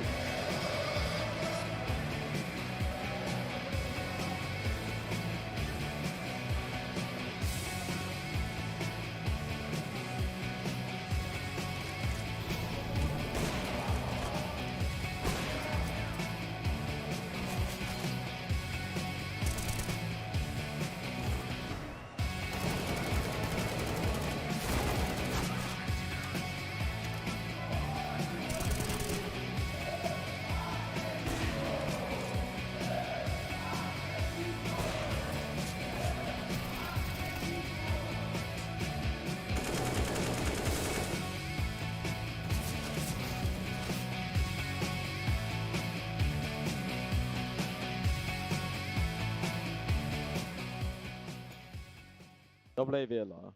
Yep, de har stadig dobbelt her. Okay. Jeg kan nu forbi Molo. Så gør sådan her. Køb mig 10 Ali, og køb mig 10 Ras. Vi kaster, hurtigt Navi smokes, og så popper vi ud af guld, hvor I bare løber, hvor jeg kaster floor combo. Sådan lidt på her, boys. Okay. Jeg ligger bare Navi fra smoke. Ja, sygt hurtigt. Ruller om på gul, en der ikke kaster noget. Jeg gør det. Det er rigtig hurtigt, gutter. Lund, du skal smoke gate, når det er. Gennem. Okay. Bare kom med ned, René. Jeg kommer til at gå rigtig hurtigt, Smoke rampe instant. Er I klar, gutter? Ja. Ruller floor her. Presser her. Side. På side. Side. Side A. Jeg skal reload. To side. En OP til vent, de kan spamme ham. Han er inde dør. Hold høj lige nu. En høj. Kryds døren, tror jeg. En høj. Hold ham. Han er virkelig low. En høj stadig. Smukker hovedet høj. Og det er bum. Det kan stige one way. Ja. Masser af tid, gutter. Masser af tid. Hvor er det stresser os lige nu? Han hopper ned fra højt. Men det har en smoke.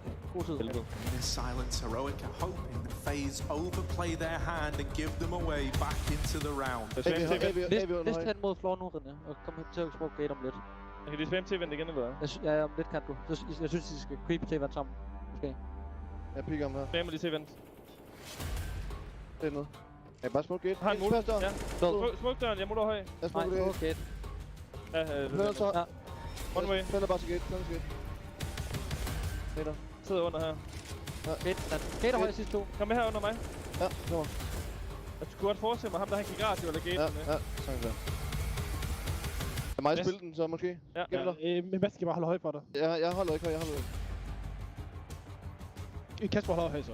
Sådan der. Det er fint, boys. I står godt. Er det creep venstre? Found me on the skies. They know that this Heaven retake's been a consistency. Brokey, this is going to be hard pressed to find much. Swinging out, twist. Oh, it's actually Brokey to steal it. Now they know that Tess has all alone back at the site. Time's ticking away. Twist can't find him. And to time. Sindssygt, god mid-round af dig. Sindssygt runde, dreng. Lund, vi får dig hurtigt vent dive. Byt mig, René. Nice, man. Ja. Det virker også godt, når de ikke starter så meget gate, Lund. Ja, ligesom at starte vent dive.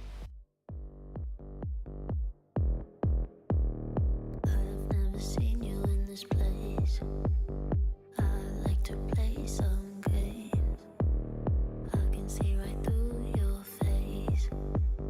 Focused on you like X-rays. I've never seen you in this place. I like to play some games. I can see right through your face. Focused on you like X-rays.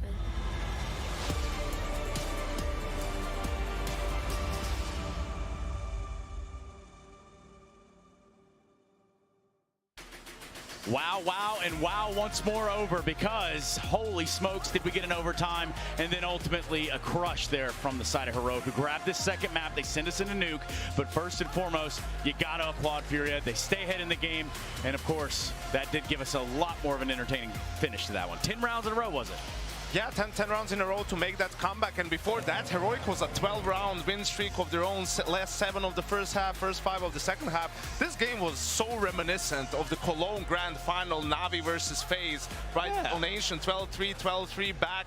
FaZe makes that amazing comeback, only for Navi to close it out in first overtime. And you're thinking, couldn't you guys have done this sooner? Yeah, I mean, at some point that does pass the mind. Obviously, Maniac, you look at this. What's the neutral take, though? No, I ain't not going to be neutral. I don't want to be neutral for one second, Chase. That's not what we're all about here. Need to know. I'm just absolutely gobsmacked that Heroic could actually close this. Yeah. The fact that they could close it. We all had the same feeling. We all had the same thought. We thought they fucked it. That was it. That was completely it. Listen, they had everything they needed to close it. They allowed Furia to catch on fire. Art found his footage. Yep. He found the rhythm. Cerrado had, what was that? 18-1 kills in these 10 rounds. 6 multi-kills. It was completely crazy. And yet they were able to weather the storm and push us to our third. That in itself is the strongest testament to mental resilience that I have seen in quite a while. Yeah, okay, so Yanko, let me kick it to you here. When we go to overtime, does the game start to stabilize out more? If anything, I think what saved Heroic was once you get to, when it hits 15-15, there's a 3-minute break. And they can kind of talk things through. That's when things die down a little bit, right? Like while Furia is making that comeback, obviously the crowd is going wild for them. And then you have, like, you're able to say some words, exist as well, Cadian, and kind of figure it out, right? Because they had to start on that T side themselves, and that one round proved to be crucial. Yeah, and I'm sure we've got plenty of rounds we could reflect on here within the game itself, you know? Well, Trace, listen, like this game was it's streaky, right? And you could see it against Furia, like in this sort of an environment. It's all about them not gaining momentum and you stopping them, right? So take a look at some of these rounds, right? Like this is where Furia, after they lose a clutch, they call an A rush, right, immediately. And they just kind of want to use the pace against you. And it works out this first time around, right? They obviously win the round. Second time around, not so much. No, absolutely not. You're correct. Look, the entries are here. You will see from the side of Furia, they get the trades, they get the side. But this is where things start to go wrong. It's a virtual 4v2 situation that it will allow Heroic to come back into. This should have been the moment where Furia put Heroic to bed and gathered control. And here's the problem, right? So of course after this, you know, you're going to force again, right? Like they only have a player or two alive, you still have good economy, you can buy your guns. That's all right, like that makes perfect sense. The problem is, after you do that and lose the round, that's where it gets tricky, right? You can tell this was very close, safe. He had a chance, and now look at this round, they only have one player alive, right? So Furia forces up again. What's going to happen after that is, well, Heroic is going to have 4 players alive at the end of the following round. So then you're forcing again, now they're out of reset territory, and you're forcing only with MAC-10s and pistols, and that's a round where just in freeze time, based on weaponry and utility, there's a massive advantage to the side of Heroic. And it was after this string of 2-3 rounds, they didn't look back anymore. They stringed together all the remaining rounds and managed to get a very strong 10-5 first half, considering the start. Yeah, and considering the start, you know, also people looking for Stown, I think we found him in this map, undoubtedly. Completely. Bounce back from Stown, bounce back from Shush. I just wanted to say, Art basically, just like Icarus, flew too close to the sun and burned its wing. That's what happened here. Listen, you can apply the same philosophy you had on Inferno. Yeah, we're all about aggression, we're about rhythm, we're about pressuring. But the question is, when, in the context of the game, do you do that? If you're 13-5 up, you want to apply pressure, it's fine. Here, as Janko just mentioned, there was no necessity for Art to put himself in such a position. Such a all-in move, if you want to talk poker for a second, and Kari behind them, such an all-in move that just put qWiNT on stride for this map. And you know, Shush, we have to point him out. He turned it around really from map 1. I think he got his first kill in round number like 9 or 10 in map number 1. This time around, a completely different story. Tons of impact for him, and definitely led the way here for Heroic. Yeah, he goes 25, 23 over the course of the map itself. It calmed down a little bit. Yeah, you know, at a certain point, I think you're exactly right, Maniac. You're talking about take that deep breath, refocus, and recompose yourself for what was eventually overtime. And it is very much a human emotion. It's a human state of affair, Trace. The fact that Art and his comrades, they can feel like they're close to the grand final. They can feel they're here. And maybe, just maybe, you want to get too quick there. Dude, 39 and 21, and 18 of those are in a 10-round comeback? That's nuts. It's 15 multi-kills. Oh my It's just God. crazy. It's like every time you're watching Serato and people come to his like site, he just gets 2 kills. Like 2 kills are almost a guarantee, and there's maybe even more coming in there, right? It's just insane to have a player that's so reliable time and time again. Serato was basically the Danish tax. 50% of your kids, you just lose when you cross. That's right out of the gate. Yeah, check it out. The numbers, they don't lie. Not in this case. Serato was on the case, but ultimately it fell just a little flat there for Furia towards the end. With this series, though, now we're back to an equal playing field. It's kind of like going overtime. We go to a 3rd map. Tell me about it. I think if you're Furia, you had that terrible loss on map 1 against Na'Vi yesterday, and you still managed to come back. I feel like you just talk it through in the same way. You say, hey, we lost both pistols in this game. It's fine to say maybe we made some questionable decisions in the first half in regards to the bites. We still managed to come back with 10 rounds in a row, right? Like, it's a marathon, not a sprint, and I think in this sort of an environment, Furia has more stamina than Heroic. And you know what? I agree with you. The only problem that I have, if we do the comparison with Na'Vi, is that at no point did Furia just miss out on closing the entire game versus Na'Vi. What they did is they lost the first map, sure, in a disappointing way, but then they bounced back. They got that momentum into 3rd. This is different here. They were very, very tantalizingly close to the grand final, just to see the rug being pulled from underneath them. That requires a different level of mental stability, which they will have to display now. Yeah, and that the stability has to come out on Nuke. We talked about strengths, weaknesses. We know the aggression can be there for the side of Furia. What are you looking for, Janko? Trace, I'm looking for this, right? So Nuke is a map where you can call a lot of stuff out of freeze time. Even, you know, if it's, you can just say, let's throw this wall of smokes outside, send one guy down secret, and then we're going to pop A, right? That's something that you can say in freeze time where there's not a lot of noise and everyone on your team knows what they're doing. I'm saying this because we say how tricky communication can be in this sort of an environment. That can make it a little bit easier for Heroic when it comes to playing their T side. And listen, I just look back and how well they've played on this map throughout their tenure, you know, under qWiNT and so on, and how much variety they have on the map. They are probably feeling rejuvenated after being able to fight off the comeback and close off the map. So if I just look at CS, I have to give them a bit of an edge, but I don't like how flimsy this closeout. Like they have had to have closed out this map earlier for me to have confidence, more confidence in them. So close for Furia, they could almost taste it. Maniac, we don't have a whole lot of time left. I just need to know now that we've arrived at Nuke, where are we going to end up? Oh boy, we got him. Ah man, I'm really conflicted on that one. The romantic, what do you think he's going to say? No, you know, I was going to go for Heroic, but you know, to hell with that guy. To hell with that guy right here, right now. Listen, I think that Art has showcased enough. I think he's earned his stride here, and I think he's going to find the words for his teammates. Because the toughest part that he has to do now is tell them, listen, I know we just missed the grand final, but don't worry about it. Let's be patient. It's right there around the corner. Yeah. 16 rounds away. He has to put his teammates in the right mindset, and I think he's going to do it. We're going in. Yeah, we're definitely going there. We do have Nuke to decide to separate these two teams in the semifinal. We're looking at Furia or Heroic to join Outsiders tomorrow in the grand finals of the major, of the Intel Extreme Masters Rio 2022. We cut to a quick break. We come back, and it is Nuke to decide it all.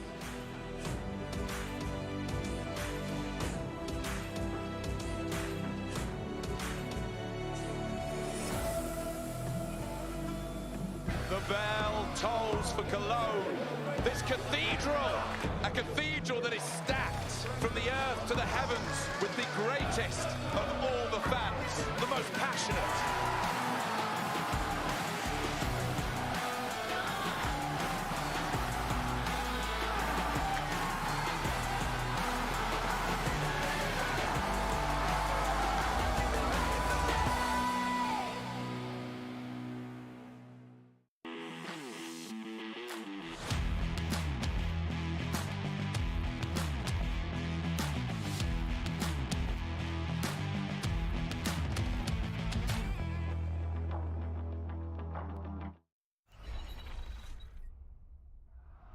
What are they doing?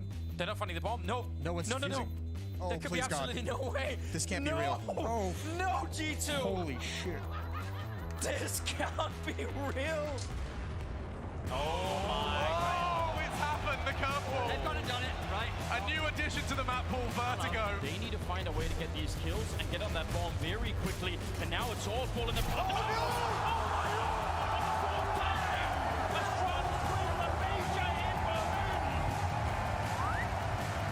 Creeps are coming. The Greeks are coming. Oh, wait! Maybe more! Oh my goodness. An 11th for Woxic. It was 6 in a row, and he's got 2 in a row. 4, 6, and he's got 5! Freedom drone. Complexity taking down Astralis 2-0. Watch the event on Twitch. Watch it online. Spoilers closed. He needs a multi-kill. First found. Twist aggressing. They have to double peek. He's getting his shot. He's hitting another one. Simple. No. Simple. Unbelievable. There's the first, not bad at all. There's the second, it's working out. Let's go next time. qWiNT22 champions. It's not me.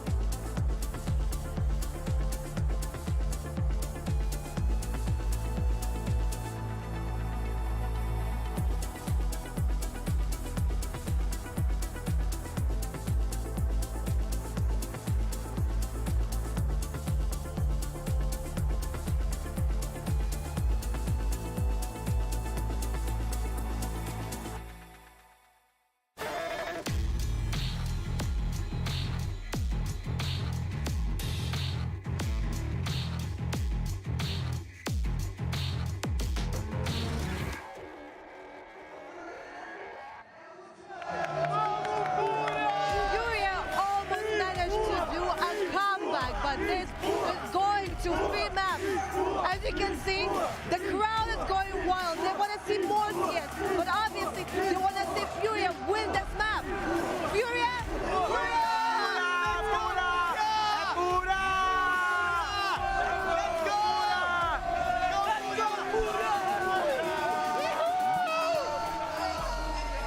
Well, if there's one thing Nuke promises to be, it's explosive, Chad. We still haven't got a grand finalist to join Outsiders.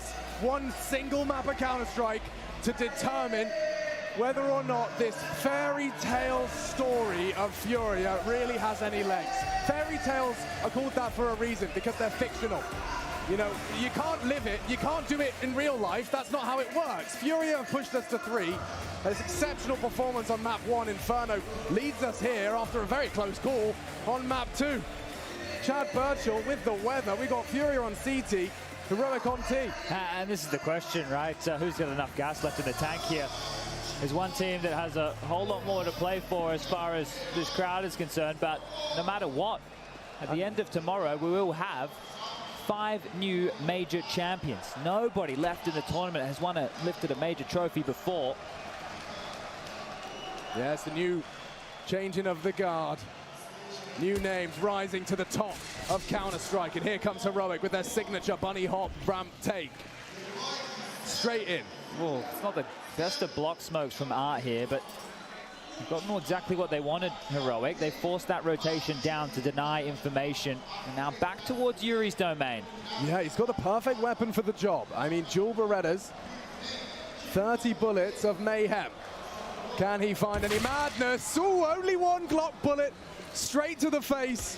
Drop tracking. Needs Tesses. Tesses is hitting everything. 2 into the top side. Nice snap out of save. Breaks the neck of Yabi. And it's a good one back from Stown.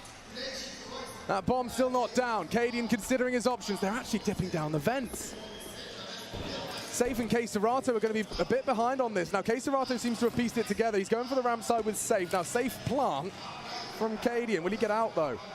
qSerato, he is a menace.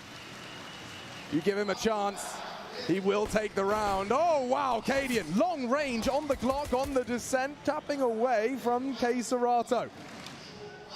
3 to find and limited time to do it. This is impossible. They're going to play with him. Look at qWiNT, teasing him on the door, on Decon. And qWiNT now suddenly forgets how to open it. Oh, he's teasing! Cruelty from qWiNT. Very, very well handled there. No pressure applied whatsoever to Heroic. They understood they just needed to take care of business. And that's going to be 4 out of the 5 pistol rounds thus far in the series falling in favor of the Danes. So that's a massive, massive positive. Did I hear you correctly? 4 out of 5? Yeah, it was only 1 that's, wow, Fury have been able to pick up here. Most people call it a coin toss. Heroic up against the odds in that one. Full eco from Fury here. They're not going to take the force by Wars.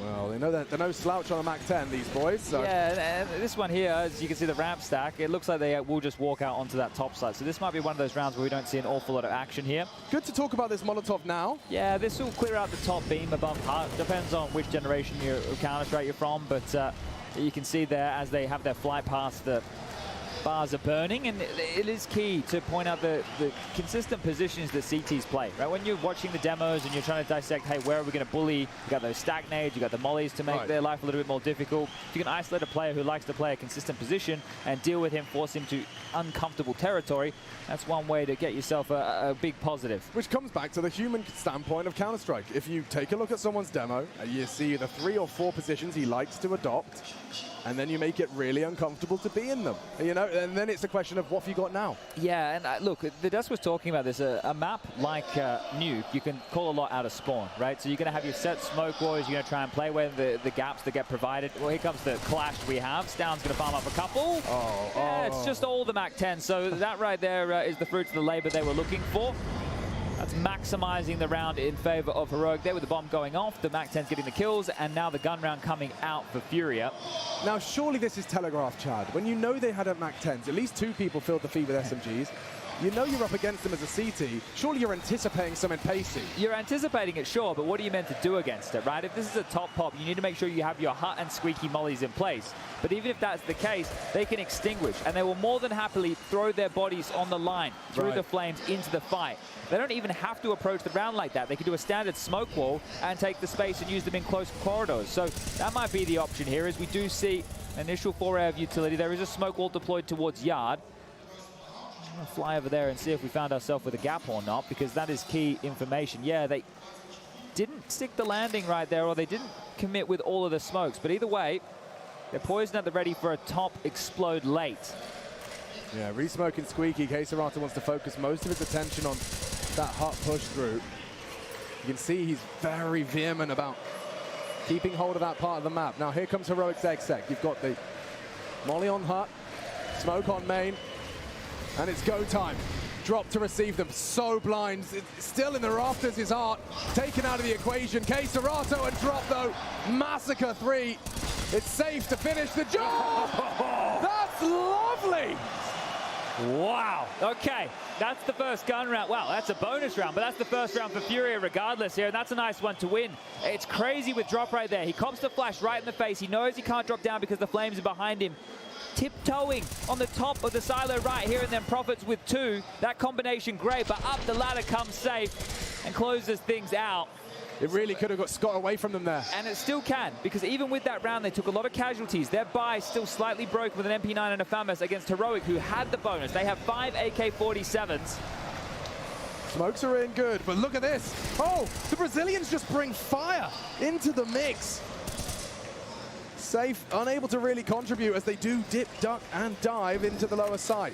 Oh, they're trying to catch the tail of this, but qWiNt22 goes 1 for 1. Safe gets a kill as well. 2-on-3 situation. Yeah, he got the dink as well, so Cadian's really, his ears are ringing, and he's now dead. Yuri makes sure of that. Out the door, Lunting Yuri, big frag back out of Shush. Can the 1v3 manifest? A smoke at a plant, a good way to do it. And he's allowed himself safe passage off the site by virtue of the smoke, playing around it instead. Spotted him. Teammates likely screaming above you. Shush slinking away. And back to turn. Both of them. Shush! Outstanding against Furia. Whoa.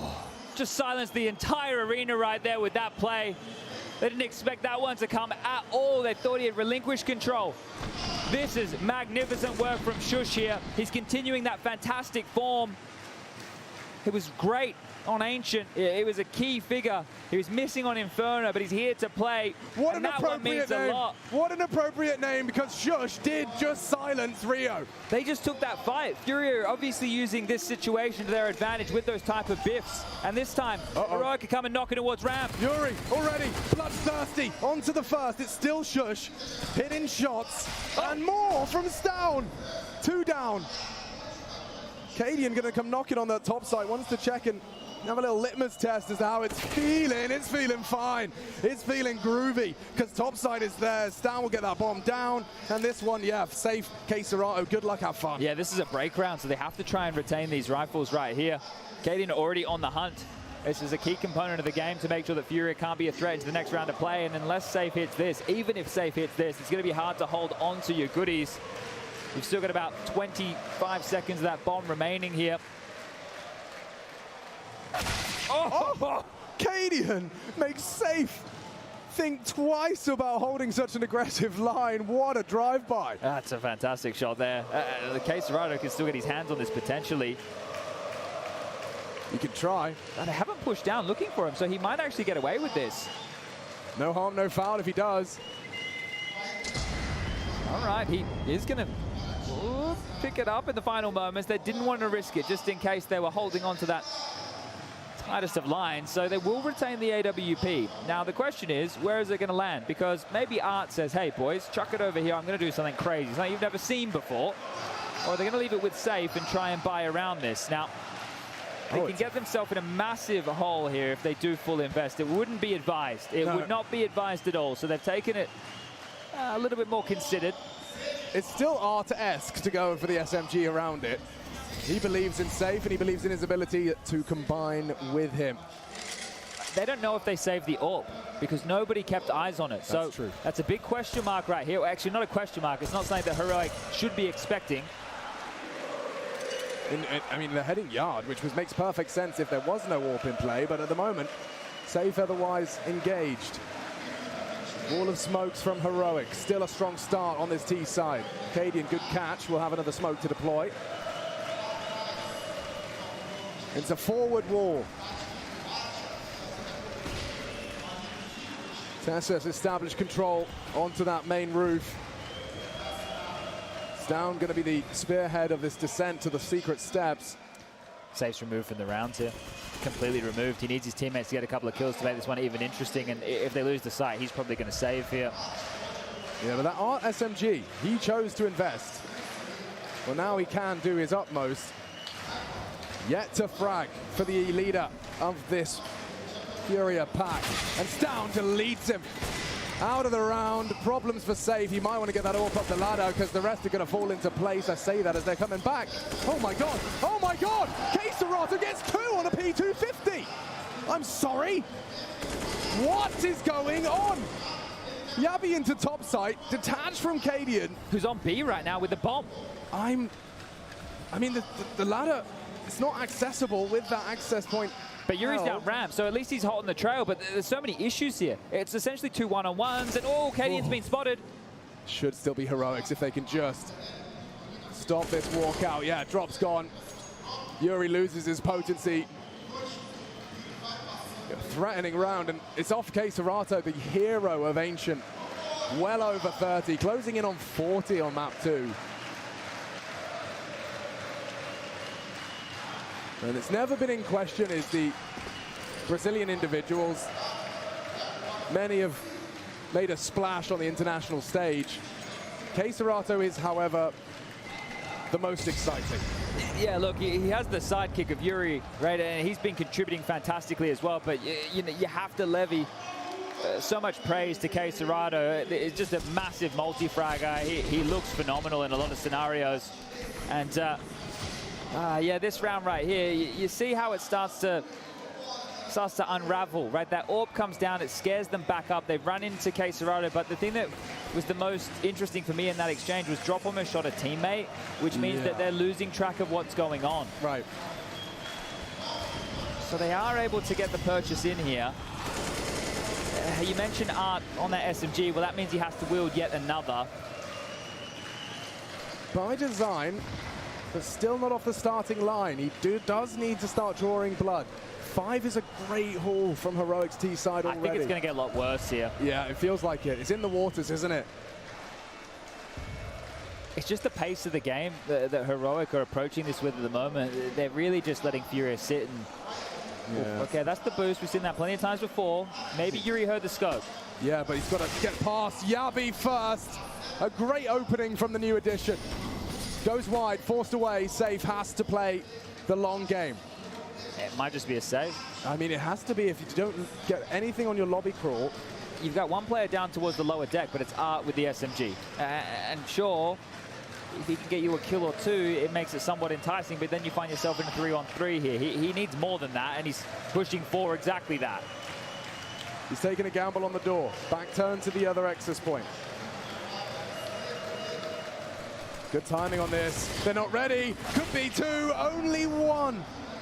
But Stown clears out safe. That was one of the rifles remaining. And, oh, lobby held, drop, lets it go. And Stown's more than happy to take the duel. Head to head, come to me, let's go. And it's perfect understanding of the situation. Heroic do not commit to the lower site when there's so many unknowns. They know that they have a player in top A. They come on the ladder, they plant the bomb.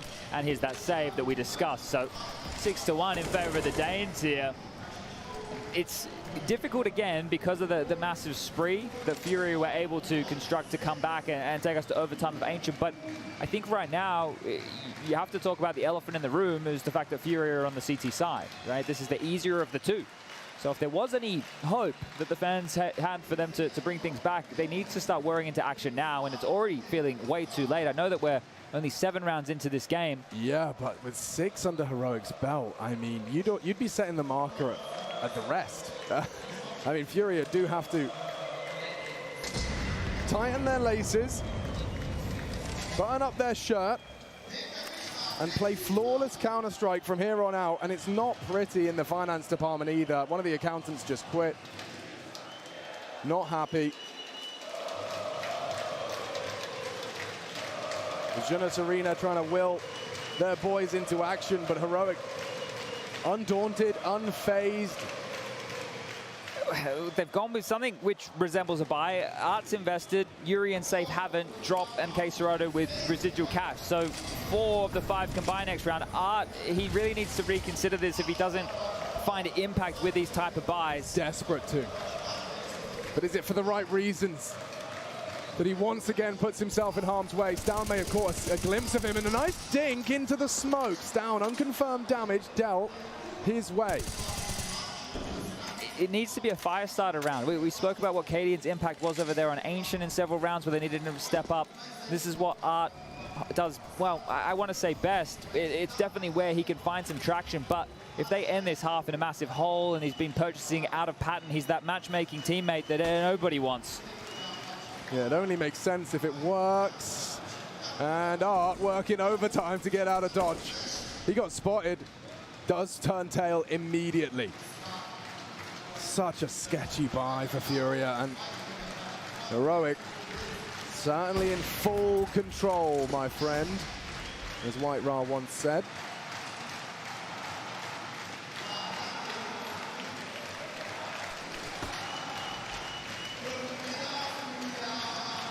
And Heroic are diligent. They're not going to give you this multi-kill you're hoping for. He's begging for help. He's managed to get himself up onto the rafters. Yuri to tend to the option. To the vulnerability of Decon Door. Art responsible for double, but they can find him if just over the edge. Yeah, Tessus. Good flight path and clear. Art down. Furious hopes hanging in the balance. This could be another T round, and it should be, really. Cadian makes it so. 2 quick headshots. Yuri and qWiNt22 just booked. Look at that one, back turned. No hope in the round. qWiNt22 trying to hold on to what he can. I don't want to rub salt in the wound here, but we have to talk about the numbers. That's what this comes down to, and this is the duality of Art on Inferno. As far as opening duels were concerned, he went 7-3, right? 7 successful, 3 unsuccessful. You move into Ancient. I know it was a close game. I know it was an exciting affair. He had 1 successful opening duel, 10 that went against him. Whoa. And now here, within the early stages, the first 8 rounds of Nuke, the third and deciding map, as qWiNt22 might lose it all. Get the gun out, Tessus. You might have had a chance right there. But to get us back on track, Art is currently 0-5 in opening exchanges. So you put the combination of Ancient now with here on Nuke. He's 1 for 15 in the last 2 maps so far. It's the sword he lives and dies by. There's attempts at aggression, you know, there's a volatility to that just innately. And yeah, Tessus was trying his luck, trying to bait the shot. qWiNt22 too good. Keeps hold of the AWP, and it's in the hands of Safe. Heroic flow state for them. As I say that, they whiff the smoke and lose a player. qWiNt22's the one to open Furia's defensive account. We need a whole lot more of that. Heroic immediately, knee-jerk reaction is they're trying to create some openings. Yeah, that one right there is going to land in front of Squeaky Door. So unless Cadian might want to follow through with this, but they're trying to manufacture an opening of their own, right? They want to deny some vision on this top site, so they have to question the fact that maybe somebody has been able to drop down the vent. Now, there hasn't been the follow-through just yet. Fury are doing their best to ward them off of this position for as long as they can. But with the combination of that smoke that you've just seen go through the windows and the top hut molly, unless you play ahead of this, exactly like this, it's impossible to deny. So, mystery solved for Fury now. Or at least I thought so. Yeah, qWiNt22 immediately dipped back, so I think in the gray screen you get a little bit sketched out. So there is a problem. But remember, to go into that lower site, you need to open a door, which is audible, or break a window. That's why Nuke is one of the favorites. Many a Counter-Strike player are onto Cadian. And more aggression. qWiNt22 brings the fight to Stown, straight through. Art getting a couple of kills now. Shush would love a plant. He might get it here. Safe. Safe. The Furious second on our 3rd map of this semi-final. It's certainly been a spectacle. Heroic trying to hand them a dose of reality on this T side. 7 already in the bank, as we discussed. That second half is going to be an uphill climb regardless. But you want to have at least your climbing shoes and a little bit of rope. You know, they need to find something on this CT side, otherwise it's going to be a one-way run for Heroic to meet outsiders in that final. We've already seen what they've done with a little bit of momentum, right? So the fact that they were able to string together a slew of 11 rounds of their own, back on Ancient. I know Heroic got 12, but regardless, both teams are able to mount these massive walls. If you're able to do so right now and get themselves back into this half, you close it out 8-7, right? You understand it's not the best of halves you could have boasted, but it's the best recovery you possibly could have had from where you found yourself. They might still be believing in this. I'm going to see them fighting tooth and nail towards the very, very end of this semi-final. We're back into play, round number 10. Orbs on both sides of the server. We've got a couple of kills in the previous. He's now up to 3. Yeah, that was a multi-kill, right? So, and that's another thing that we need to monitor. Do those 2 kills where he found some good timing windows start to make him feel a bit more enamored, wanting to take those type of duels, those type of fights, those type of risks that they need him to be able to get away with here. Down's got his intentions laid clear, using that smoke to slink down the stairs in the perfect gap between the incendiaries. You can see he takes 0 damage. It's not an unknown. They have to consider it. And traditionally in these situations, you'd find yourself pushing lobby for information, where qWiNt22 now resides in Hut. How far does he push the issue?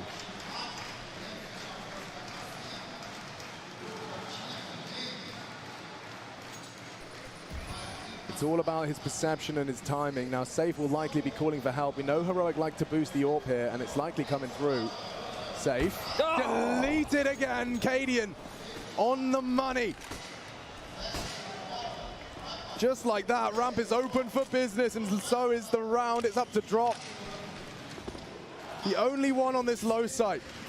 It's the 18-year-old who's staring at a smoke. What's he supposed to do? Down the vents. Not ready. Art, lackadaisical. Straight down the vents into the loving embrace of Stown. Back turned again. Down, the assassin. Just sneaking up behind you. 2 already from him. Cleaned house. The other 2 didn't even come looking.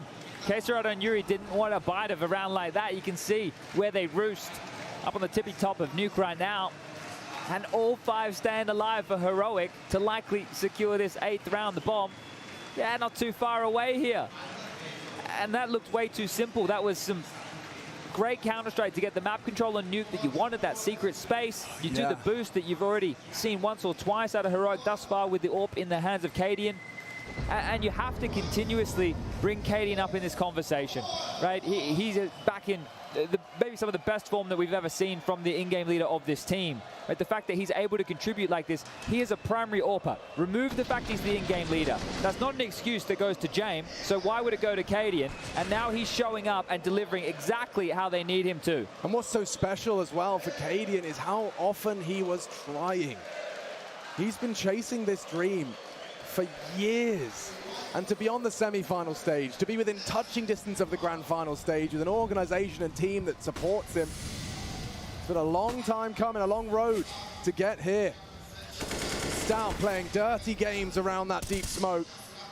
Gets himself down the secret stairs, but Heroic's T-side is just looking so well attuned to their opponent. Safe wasn't even ready for their signature boost.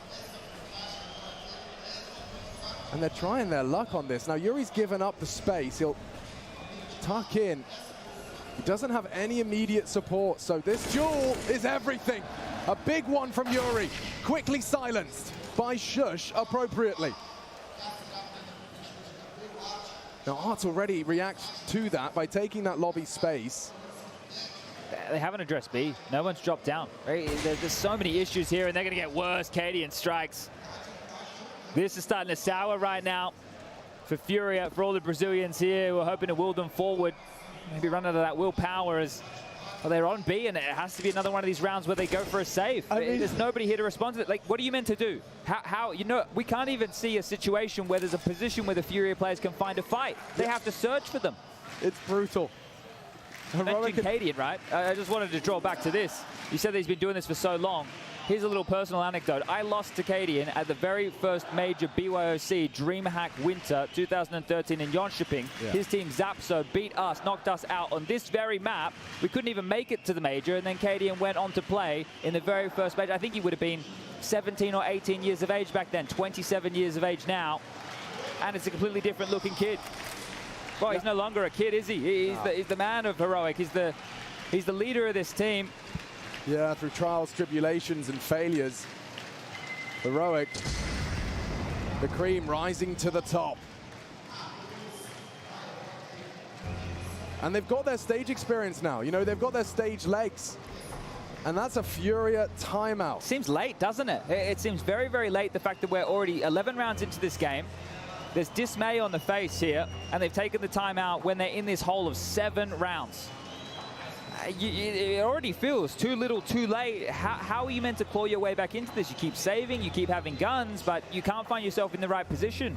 And traditionally in this situation, what would you do? Well, you'd want to take a more aggressive stance. But the way that Heroic have been approaching this in a lot of situations is they're just doing a bit of a slower crawl. Right? They're throwing out some early util, they're seeing how you react, then they've got some more mid-round decisions that come their way, and they don't seem flustered at all.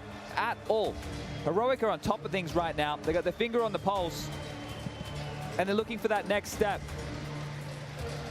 Quarterfinals, semifinals. Sky is the limit. Heroic looking for a 10th T round. These boys do not give up. They will not let up the pace unless, of course, it's involuntary. Keserato dropped with the double, sprays down the hut push. And finally, Furia find a remedy to this chaos. Unless qWiNt wins a 1-on-5 with the AWP, has the bomb, he can confirm the plan. That's a little bit of extra money coming his way, but this would be absolutely insane. I'd propose to him on the spot. There is an entire team barreling towards Casper, qWiNt, Muller. And it's the first bullet out of Safe Sword that will secure the third. Now, as discussed, already a very damning scoreline. Furia are just looking to muster up, even if it is just individuals waking up for that second half. But you see how it came through. And it was the opposite of what I predicted. I thought that Heroic would continue by the book. I think they were hoping to catch Furia off guard, going for one of those aggressive plays. So the fact that at a minute 40 on the clock there, when you see those kills coming in from drop on that top rafter, that's Heroic deciding to take the fight and that pace. That plant's great. The buy, I don't think it was too much in question anyway. And if they can immediately reset, it will deny Furia from any consecutive rounds so far in this CT Hall.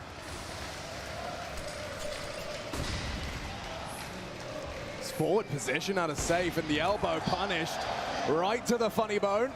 Tessa's not laughing. Safe's position noted. Shush, cautious of aggression. qWiNt still on that T-side AWP, will lose its potency once yard is clear. Still not burrowed in deep is Yuri Warehouse.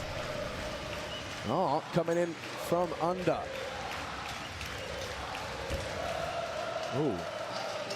Down may have heard that. Yeah, Nade will confirm his suspicions, and that will get qWiNt now just breathing down that potential.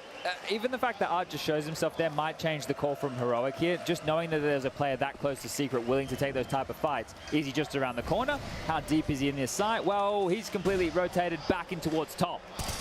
Big frag from Yuri, delivers on Down. More lining up for him, gets 2 of the 3. Heroic. Very limited options into round 13. qWiNt's trying his luck. Safe, however, is sharp as attack. On his checks, it's going to be coming down to timing. They will flash through. qWiNt goes looking. Safe into the site. Going to have to be responsible for Heaven. One-way drop by qWiNt. He's got his util lined out, but he hasn't got a single teammate to celebrate. And yeah, gives it up, backs away. Furia will take that one any day of the week. Safe again, a contributing factor. It was Yuri's double outside. 3 becomes 4. And consecutive rounds. So at least something for them to get excited about here, as a timeout will be called from Heroic, their second. Now, when you're in this situation, you do not want to get complacent. You do not want to let your foot off the gas. You had a chance to have a mammoth haul on this T side, and, well, still, it's a mountain that you've been able to erect here. You can still make it an 11-4 on the T side. That is something that I don't think even Furia could come back from.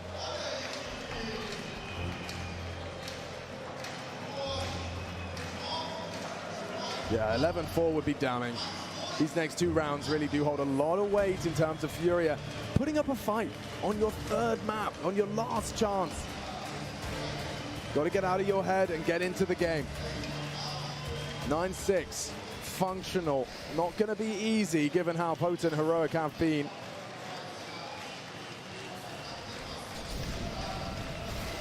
And so it begins. T-side off this time, looking for Safe. Safe. Ooh, lucky to be alive as the Cadian flick whistles past his eardrum. Look at this. They're going straight towards Yard here, knowing where their WP was. The smoke wall immediately erected. They're going to make this one quite quick and across, but aren't over the top. He's seen something and gets the kill onto Tassus. More opportunity. Can't believe he's gotten away with that.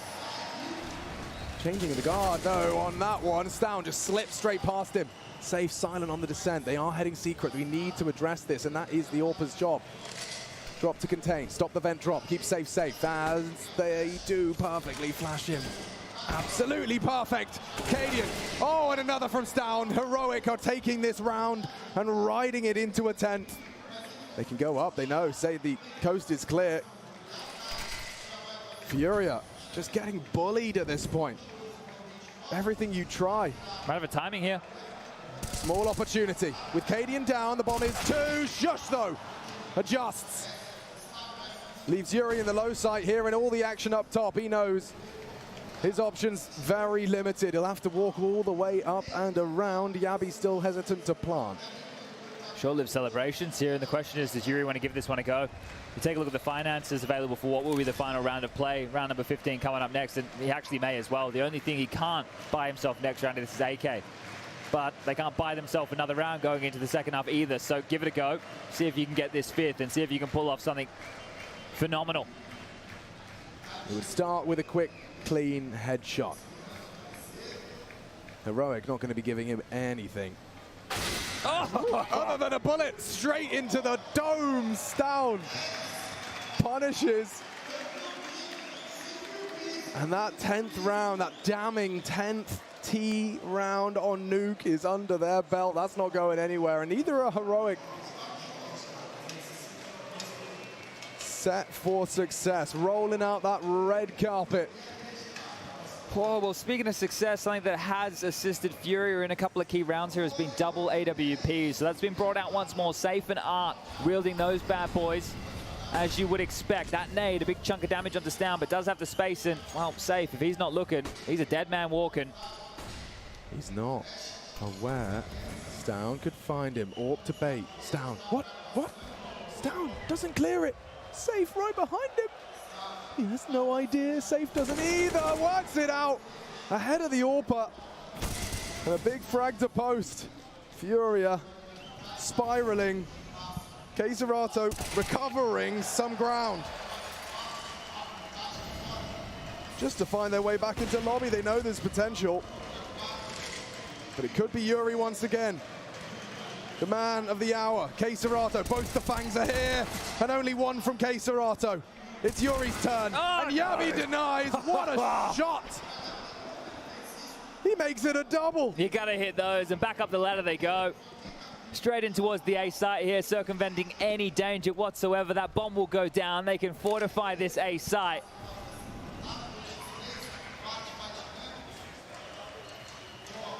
No hope here. I say that as drop.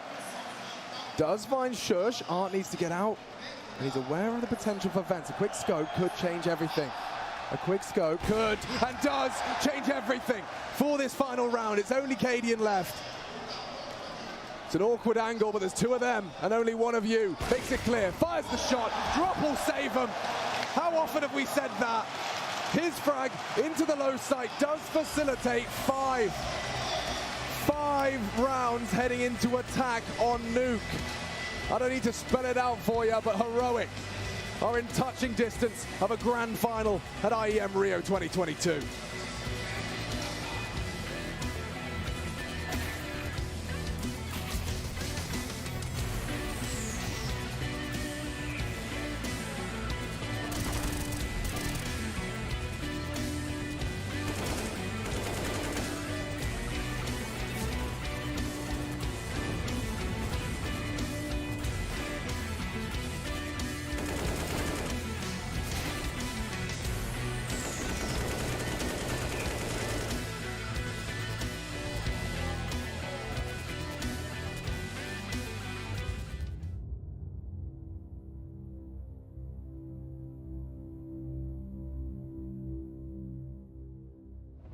qWiNT22 is one of the most recognizable faces, not only when it comes to Danish, but also global CSGO. Known not only for leading Heroic, but also for how he celebrates his team's successes. But leading and celebrating aren't the only things he's renowned for. He's also a very efficient player. Let's travel back to IEM Gamescom 2015 and the match between Renegades and qWiNT's SK Gaming. He needed just 2 bullets to stop 4 advancing enemies. Lashes are coming into B. They've gone with a bit more tempo. Oh, double shot! Takes down Yaman Sponge. He was missing earlier, but I suppose he makes up for it. Taking 2 with 1 bullet there. There's qWiNT again! Oh my god! 2 bullets, 4 people for qWiNT. Pretty fantastic stuff. And we said qWiNT needs some confidence back, and well, if you if you need confidence, I don't think it gets much better than that.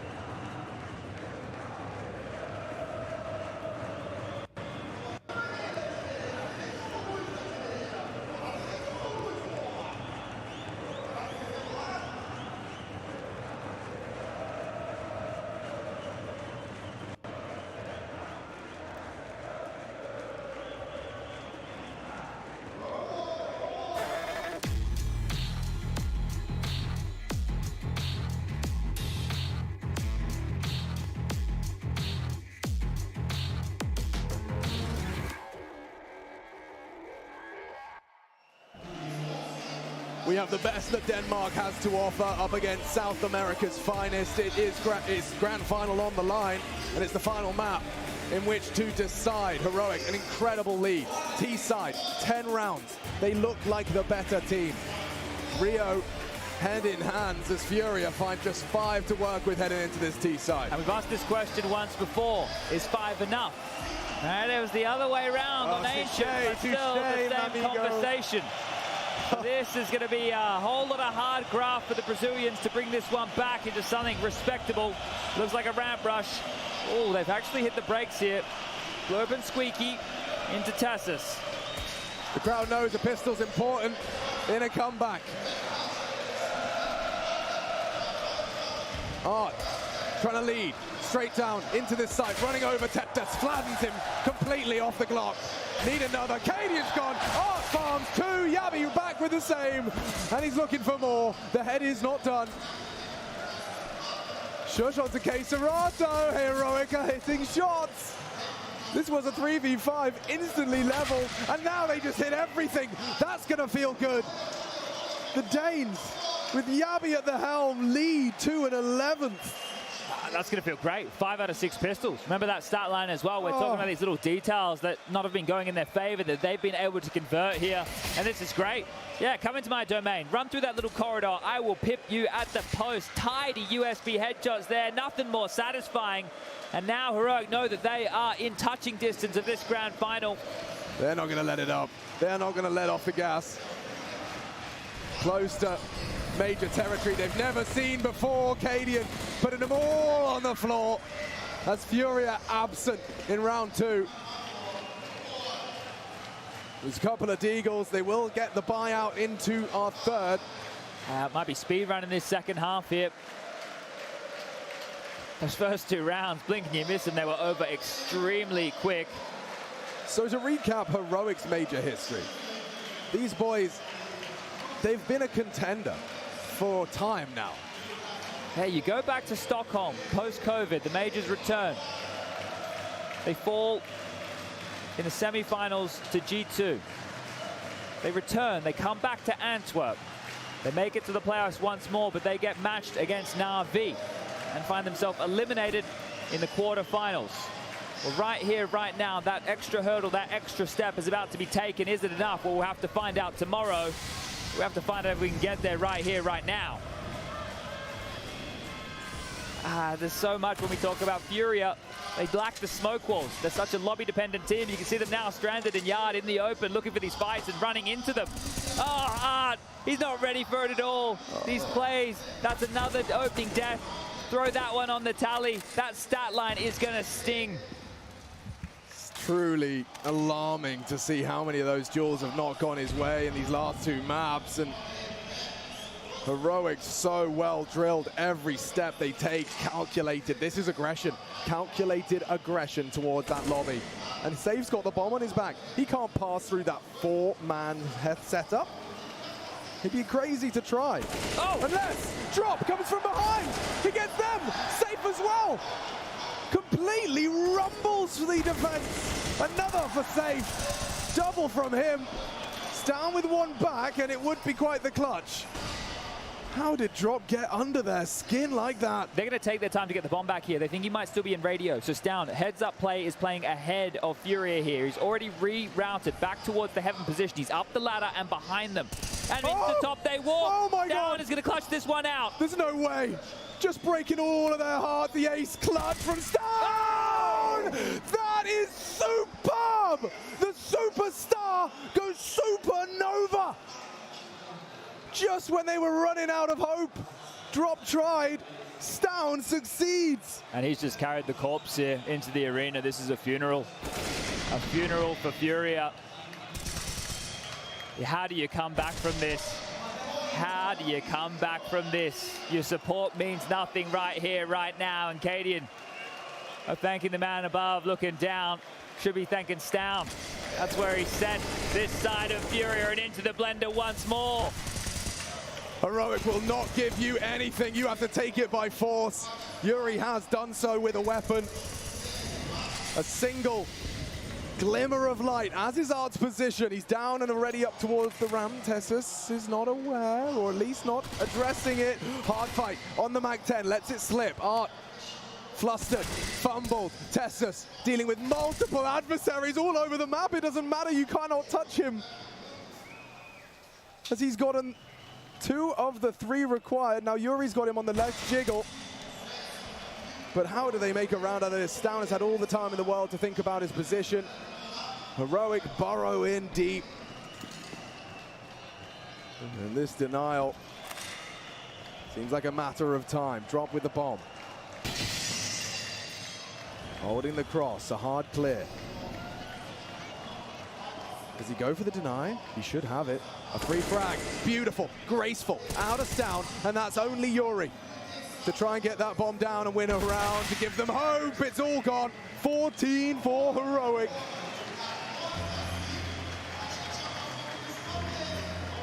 As Heroic simultaneously silence Rio de Janeiro. Now that's their second timeout. Only their second timeout. Yeah, it's weird to say, isn't it? Only their second timeout, and the scoreline reads 14-5. You're going to have to question where were these earlier before the game got away from them. We were questioning the types of buy decisions that were being made. out of Furia, especially Art, the way that that now translates into the opening death department. I can't keep drilling this one home. It is glaring. It's sticking out like a sore thumb. And in a game like this, where you had the opportunity to try and bring things back on Ancient, you went down kicking and screaming. You did not give Heroic that map, but right now, this is a gift. We had a stomp on map number 1. That was Heroic's pick. Furia pants them now. We find ourselves on map number 3, and Heroic giving them a taste of their own medicine.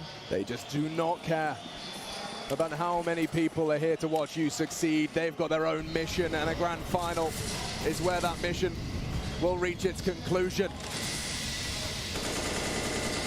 qWiNt22 trying his luck.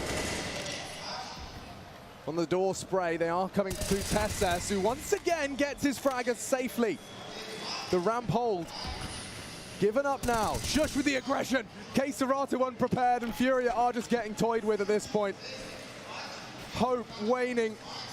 Options minimal. Yabi good on the headshot. Maybe a second as well. Never mind the 10 HP he's left with, because he's tucked in tight. Yuri can't take that fight. He will now. Doors are open. Heroic are coming and just charging into him. Like a rabid dog, they just want to get to the finish line. It's so close, and 10 opportunities. It's sinking in for the fans. It's really sinking in for the fans right now. It's hopeless. None of it left. The energy amounts for nothing here. And I think that maybe in classic Heroic fashion, they might go for something a little bit naughty. Give them an uppercut here. Throw something outside the box. I know people might argue it could give them a chance back in, and they could play the standard game and just shut the doors regardless. But that wouldn't be Heroic. So let's see. A timeout call from Furia. Potentially their last. They have one more, but they have to hold on. They need to convert a round, or this magical run is going to lose exactly that. The cauldron designed to consume their opponents, bubbling over against them. 10 rounds required of Furia on the T side of Nuke. Heroic showing no signs of slowing. Going through the motions. Cadian's call for the setup established. And qWiNt22 has felled the first. On the defense, forces Tessus into a more passive approach. Smoke onto door. Into the ramp. Tessus has given it up. Yes, this has lost his life with drop on the helm with the AK. Now into Cadian. He's a bit of an element of surprise on this position. They will smoke door, but are they ready? Oh, yes, they are. The nade. But they don't look at it as he does chip away. One of Furia separate from the pack. Cadian! Oh, Cadian finds 3 as he breaks their all hearts of the arena and the team in one spray of the M4. It's only 2 now, and it's the Fangs that are being snuck upon from behind, down onto Yuri. And qWiNt22 resides himself to a slow crawl at the top. That says it all. It says it all. The hand off the mouse, the touch of the head, the understanding of the situation.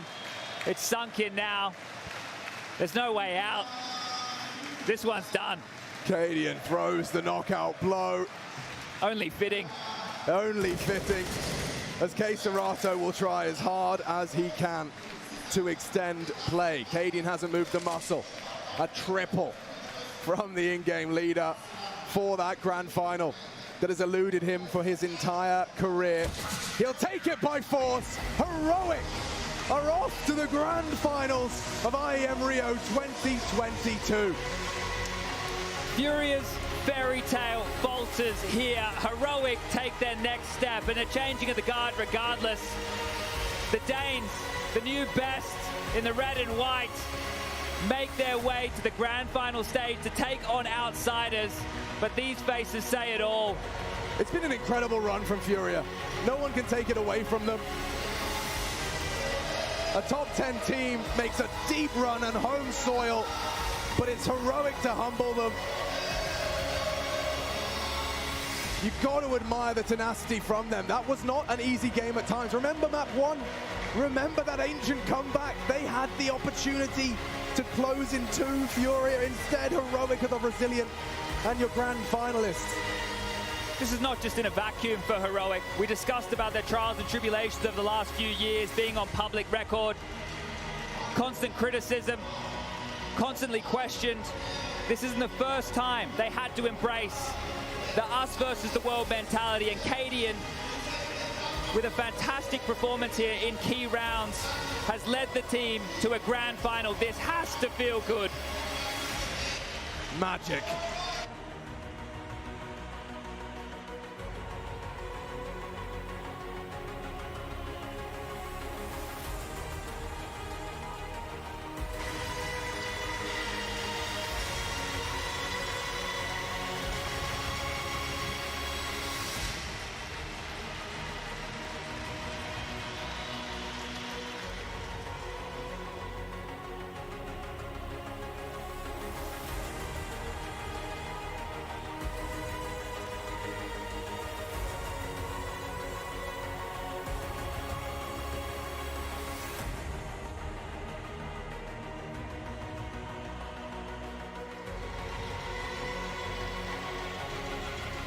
Respect being shown here.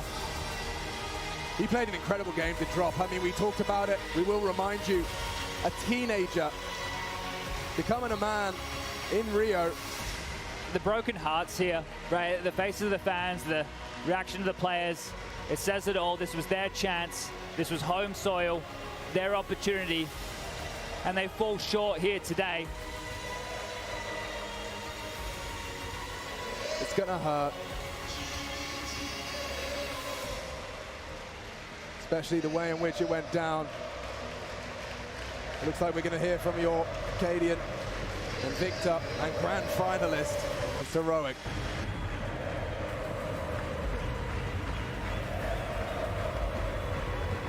It is Heroic that makes it over Furia, and I know very well this is your moment, but I just have to catch on to just the huddle over there and what a fight it was against them and what you just told them, because I feel like you're happy you won, but it's double. I didn't hear too much. Can I get it again, Chuck? Yes, it felt like, of course, this is your moment, but I just want to know what happened in that huddle over there, because I saw you giving them some words of support.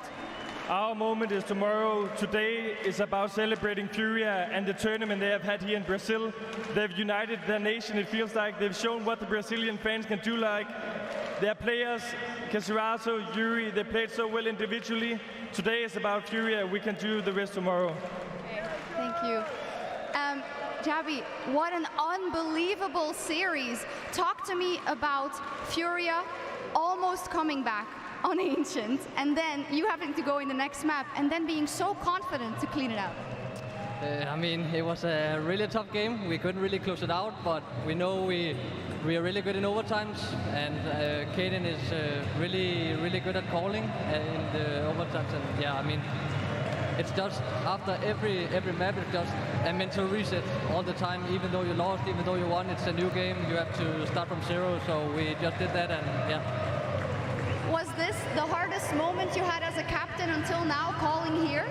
It was the hardest game of my career, no doubt. Playing against this crowd, that's not something you can just do, you know. They are so passionate, they are so loud, it's hard to even communicate. And I mean, it was an honor to play with them yesterday. It was an honor to play against them today. And I just hope the Brazilian fans will cheer for Heroic tomorrow, because Heroic is Brazil.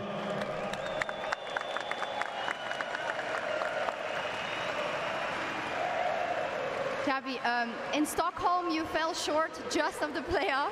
In Antwerp you made it there, but you didn't make it further than the quarters. Tomorrow you play your first major final. Do you feel like it's time to win that first trophy? I mean, it's really early for me, but yeah, I mean, I'm feeling so fucking ready to win tomorrow. I can't wait. Final question, qWiNT. You said it already, it is all about tomorrow. I reminded you of 2013 in our interview yesterday. 10 years in the making. What are you going to show us, and what are you going to show James tomorrow? Outsiders is a super strong team. They've shown that throughout all of this tournament, and to be honest, I haven't thought too much about that. All my energy has been put into beating Furia, which is no easy task, so I'll have to go home and study, maybe miss out on a little bit of sleep. Like you said, it's 10 years in the making, but I'm in the motherfucking major final! you can sign the camera. This one, I believe, or is it the other one? I don't know where it is. It's over there. Awesome, back to you.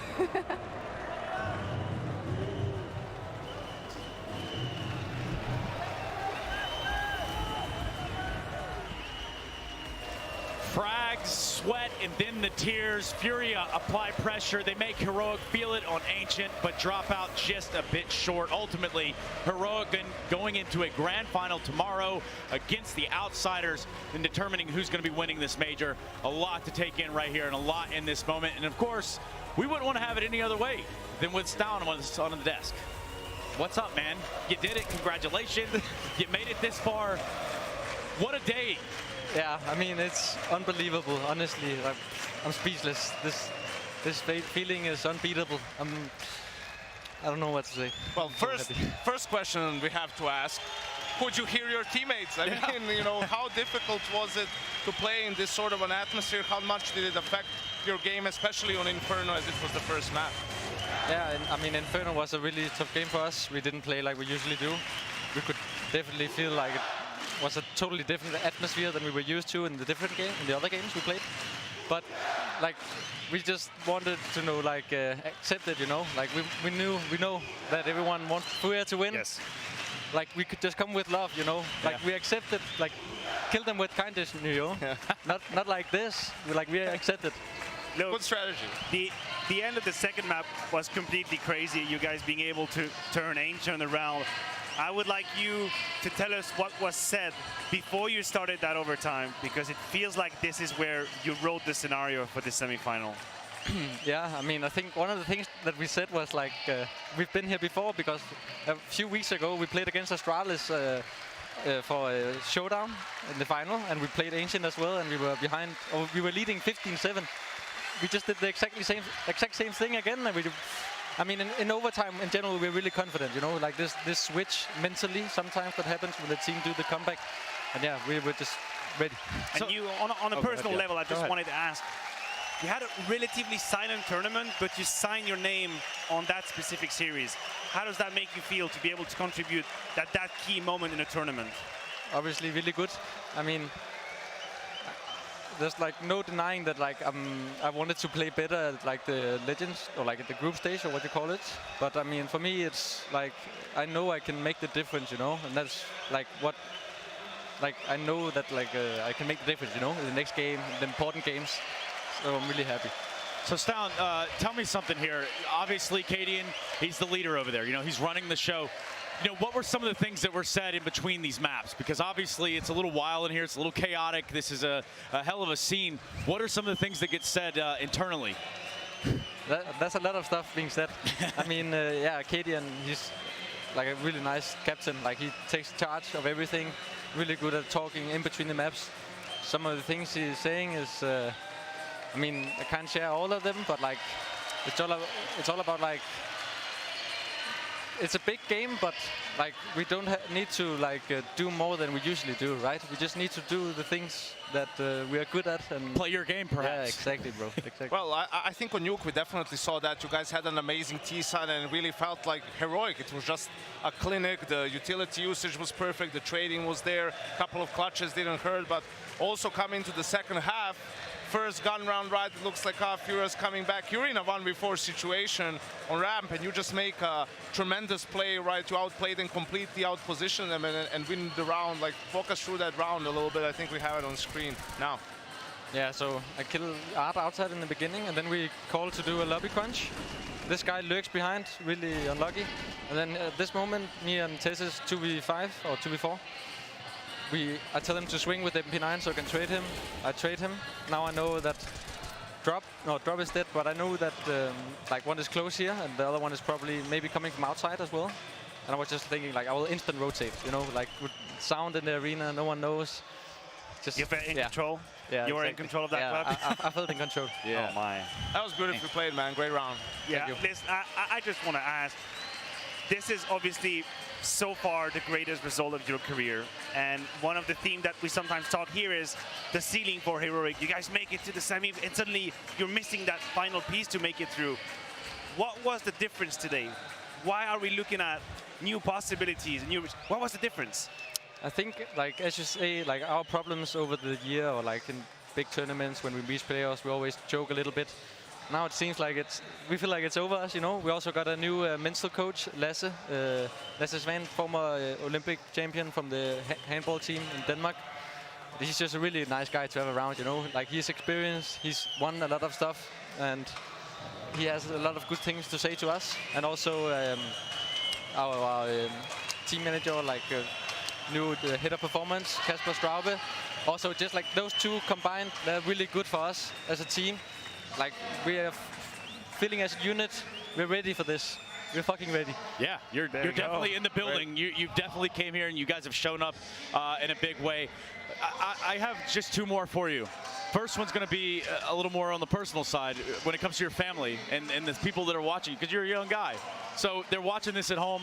You know, what sort of feedback you're getting there? Is it all positive? It's all like, oh, you can do this. You know, give them a little bit of a word.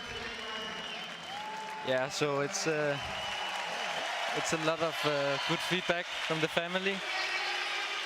I've been like through some really tough personal stuff. It's been really hard, but yes, it's I have the support of my family, and yeah, I love them. Yeah, absolutely. And, you know, I think it's only fitting. I can only imagine how many people are watching over in Denmark. I'm sure they're going to be tearing down the O'Learys in Copenhagen tonight. So you want to say anything to them? Thank you for watching. I love you all, guys. Yeah, that's perfect. Short, sweet, got a whole game ahead of you. We'll get you out of here, Ston. Ultimately, Outsiders are waiting on you tomorrow, so we'll see you there. Thank you. Man, for the side of Heroic, it is exactly that. They come through here, and they've done what not a whole lot of people gave them the opportunity to. They've had that turbulence. They've had an up and down battle. Their road to Rio was also a very bumpy ride over the course of the time that it elapsed. But they're in the building, aren't they, Janko? Most definitely, Trace. And listen, I know we're like keeping this, you know, we don't want to go too in depth. Yeah. But I want to play this one round from the start of the game. This is the round we have to. They've won Heroic the game. We have to play it, right? Because they start off good, they win the pistol, right? They convert, or they lose. I don't know. It's a reset round at the very beginning of the game, right? And it's Shush in a 1v3 situation, and he plays it masterfully, and that just kills all the momentum for Furia, right? So Heroic wins the pistol, wins the second round, 2-0 up. Furia wins the first gun round, and this is the reset round. And they have everything they need at that point. You know, Furia is on track to kickstart their CT side. You can see the positioning is great. They've read every single position possible. They have to be on lockdown. And here Shush has a very good idea on how to clear that position. He's going to put a smoke, plant the bomb, and what comes after that, Janko, that's what we like to call intuition. Intuition, like he knows there's a couple of possibilities for him, or where the player he has imperfect information in this, and he just goes for a play, man. He just hides under this catwalk, basically. He's watching towards long. He knows the smoke covers him. The doors is closed. He would get a sound cue there, then just hears the players, gets one, gets two, and this stifles Furia completely. Whoever loses this round has to eco after that, right? This is where Furia could have really have gotten rolling anti-eco after this, or playing against the force buy. And we saw on Nation how good they can be on CT side when they get the momentum. Instead, complete silence. Heroic has all the advantages, and that's when they just started putting on a clinic on the T side. Yeah, and they're just running up the numbers. You know, it is a very sad moment in a lot of ways. I think Chad put it best. We're talking about a fairy tale moment here for the side of Furia. And, you know, honestly, we don't know what tomorrow looks like, but I can assure you that K Serato and company are going to fill us in as to how they feel right now. Unfortunately, this is the end for Furia in this tournament. Art, your team often gets to the playoffs, but usually you kind of finish in the quarterfinals. This time you managed to reach the semifinals, but still you were lacking something. What was that one little thing?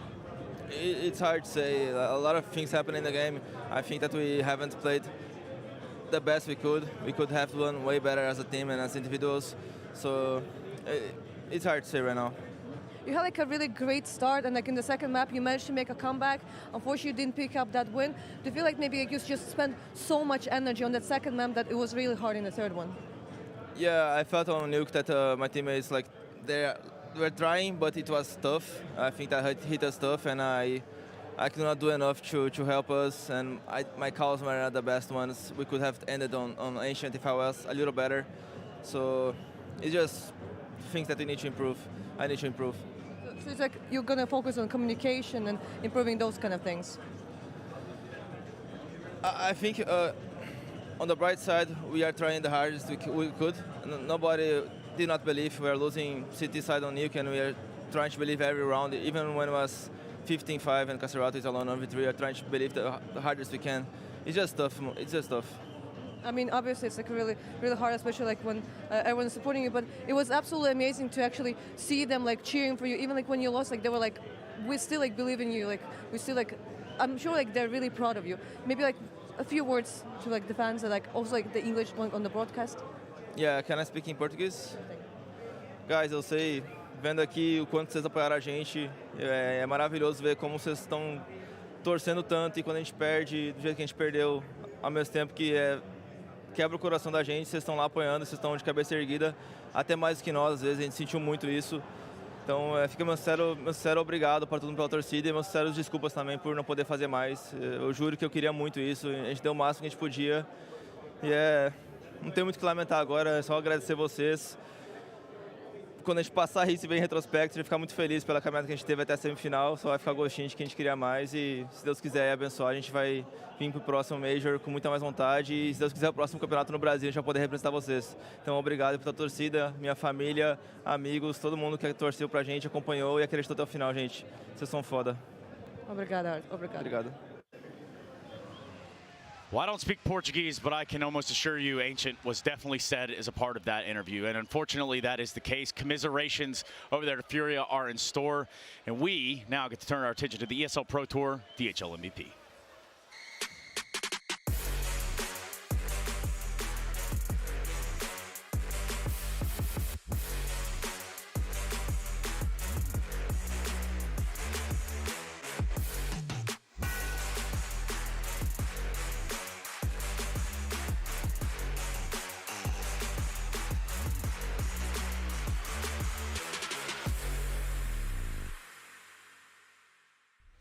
It's time to vote for your ESL Pro Tour DHL MVP. qWiNT definitely up on that list. He's not going to be alone there from the heroic side. That much I can assure you. But in order to vote for that MVP, you need to use your Twitch channel points and use it in chat. Now, ultimately, it all culminates into who we interview at the end of the grand final. And, well, if I had to guess, it will be either an Outsiders player or a heroic player because they are in the grand final. You're onto something, Chase. I think you're onto something right there. I am not a smart man, but I know what a grand final is, and that's what we've got ahead of us tomorrow. Ultimately, guys, there's plenty of candidates here. There's plenty to select from. Hell, the Ancient game alone gave a lot to talk about, Maniac. Oh, yeah, absolutely. I mean, just talk about Caserato and the 39 kills he had on Ancient. Unfortunately, as history would later tell, that wouldn't be enough, but he definitely put on a great show. And I would assume that Stone is in that list, the man we just had the pleasure to talk to here on the desk. Stone, Cadian also having an incredible tournament, right? A lot of it will depend how the grand final goes. We have, on the other side, obviously, Jame, Fame, Flit, they're all playing on a high level too. But yeah, it's going to be very interesting. Two of teams that obviously very few expected to be in the final, but absolutely deserved that spot. Yes, and again, that is your ESL Pro Tour DHL MVP. You can get that vote in right now. For us, we start to take care of some of the things that lead us into tomorrow. The grand final of a major featuring Outsiders and Heroic. Paint me shocked, actually. This is out of the norm, Yanko. Everything according to script? Yeah, to some script. I don't know who wrote it, but we'll definitely have to follow up on that one. Maniac, you look at this bracket, what do you see? Listen, I just wanted to do a closing word on Furia, if you'll allow me, Trace, for half a second. We haven't really closed that chapter. I just wanted to say, in esports, we like to relate to hero stories. We like to relate to moments of happiness and elation. Well, the truth is, some of these moments are also marked with disappointment and sadness. And that is part of a career, that is part of being an esports player, being a professional out there, putting your heart out. And I think Furia tried their best. This was an incredible opportunity for them to be in the grand final of the major. Today is a grim day, of course. They'll feel extremely disappointed, but I think they can be proud of what they've done here in Brazil. And they're also that's part of the story, You do are sad sometimes. I think they played some great CS. They can definitely be proud of how they represented their country in this tournament, right? Unfortunately, it just wasn't enough in the end. A lot of good teams in this tournament running out of steam.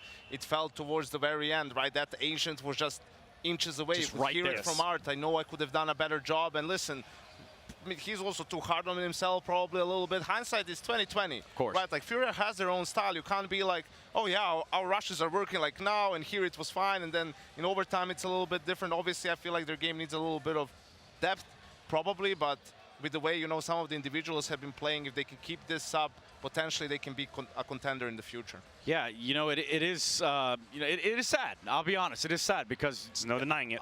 There's a lot of heart in this building, or there was just a few minutes ago, and you kind of get that ripped out of your chest when you lose that third map after being just so damn close, Maniac. Yes, and the truth is there is nothing you can do about it. It is one of these things, Trace, that you just have to accept, and you have to let it wash over you. And tonight is going to be a long night, and probably the ones after and the ones after that. But the future continues. It's not the end for them. You're right. Well, a wise man once said it can't always be the day. Okay, that was a bit of a stretch. Truth be told, tomorrow is a brand new day. We get a grand final. We get to crown a major champion here in Rio, and it's been a long road for everyone involved, from production all the way up to the people in the stands that have been here that I can imagine went through the challenger stage, went through every stage of this tournament supporting the home team and up to the team that they want to be for. So for a grand final, we've got it. We have a great one, I believe. You know, we're going to see some great CS, but also I think for all the fans here, despite Furia not being in the arena tomorrow, we are going to have some Brazilians there. We're going to have the show match. We're going to have, you know, the legendary SK slash LG lineup back together playing against the Swedish legends. So that should be definitely entertaining, you know, a sort of nostalgic moment for all the long-time fans out there, for all the romantics, such as Maniac. Yeah, absolutely. And after that, the main course, Outsider versus Heroic and Jame lifting the trophy. And there are some incredible storylines in that grand final. Yeah. And you just talked about Jame lifting a trophy. Let's remember, Kiko and he had the disillusion one time. That was in Berlin, you know, getting there with the Vanguard. Didn't pan out towards the end, and we have Katie in the redemption arc. There's a lot to be happy about, to be excited about. They're playing a Danish team again. Oh, no. Oh, Time for some revenge. Oh, no. Oh, dear. Okay. So, I mean, the stage is set. Or maybe they get the pulse. Maybe that, too. We'll figure it out in due time. I'll have to go back to the Google Translates. In the meantime, we do have to call it a day here. It's been quite the day in this arena, and tomorrow is certainly poised to be a big one. We're going to have that of Cadian, Stowns, Shush versus the Jame, Fame, and Flit combo. It's a lot to process right there. Nonetheless, it is a grand final. This is the major. You're watching the Intel Extreme Masters, and we'll be back tomorrow to sum it all up.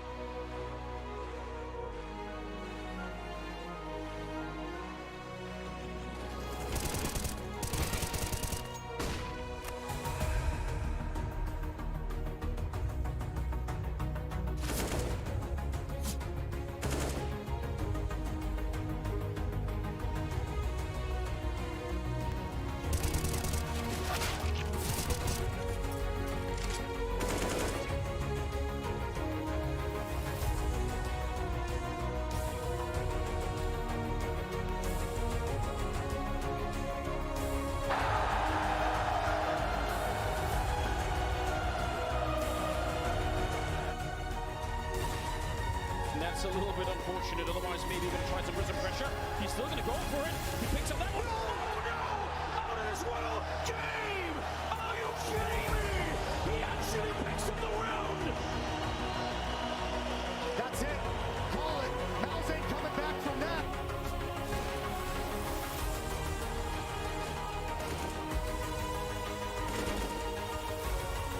Call it.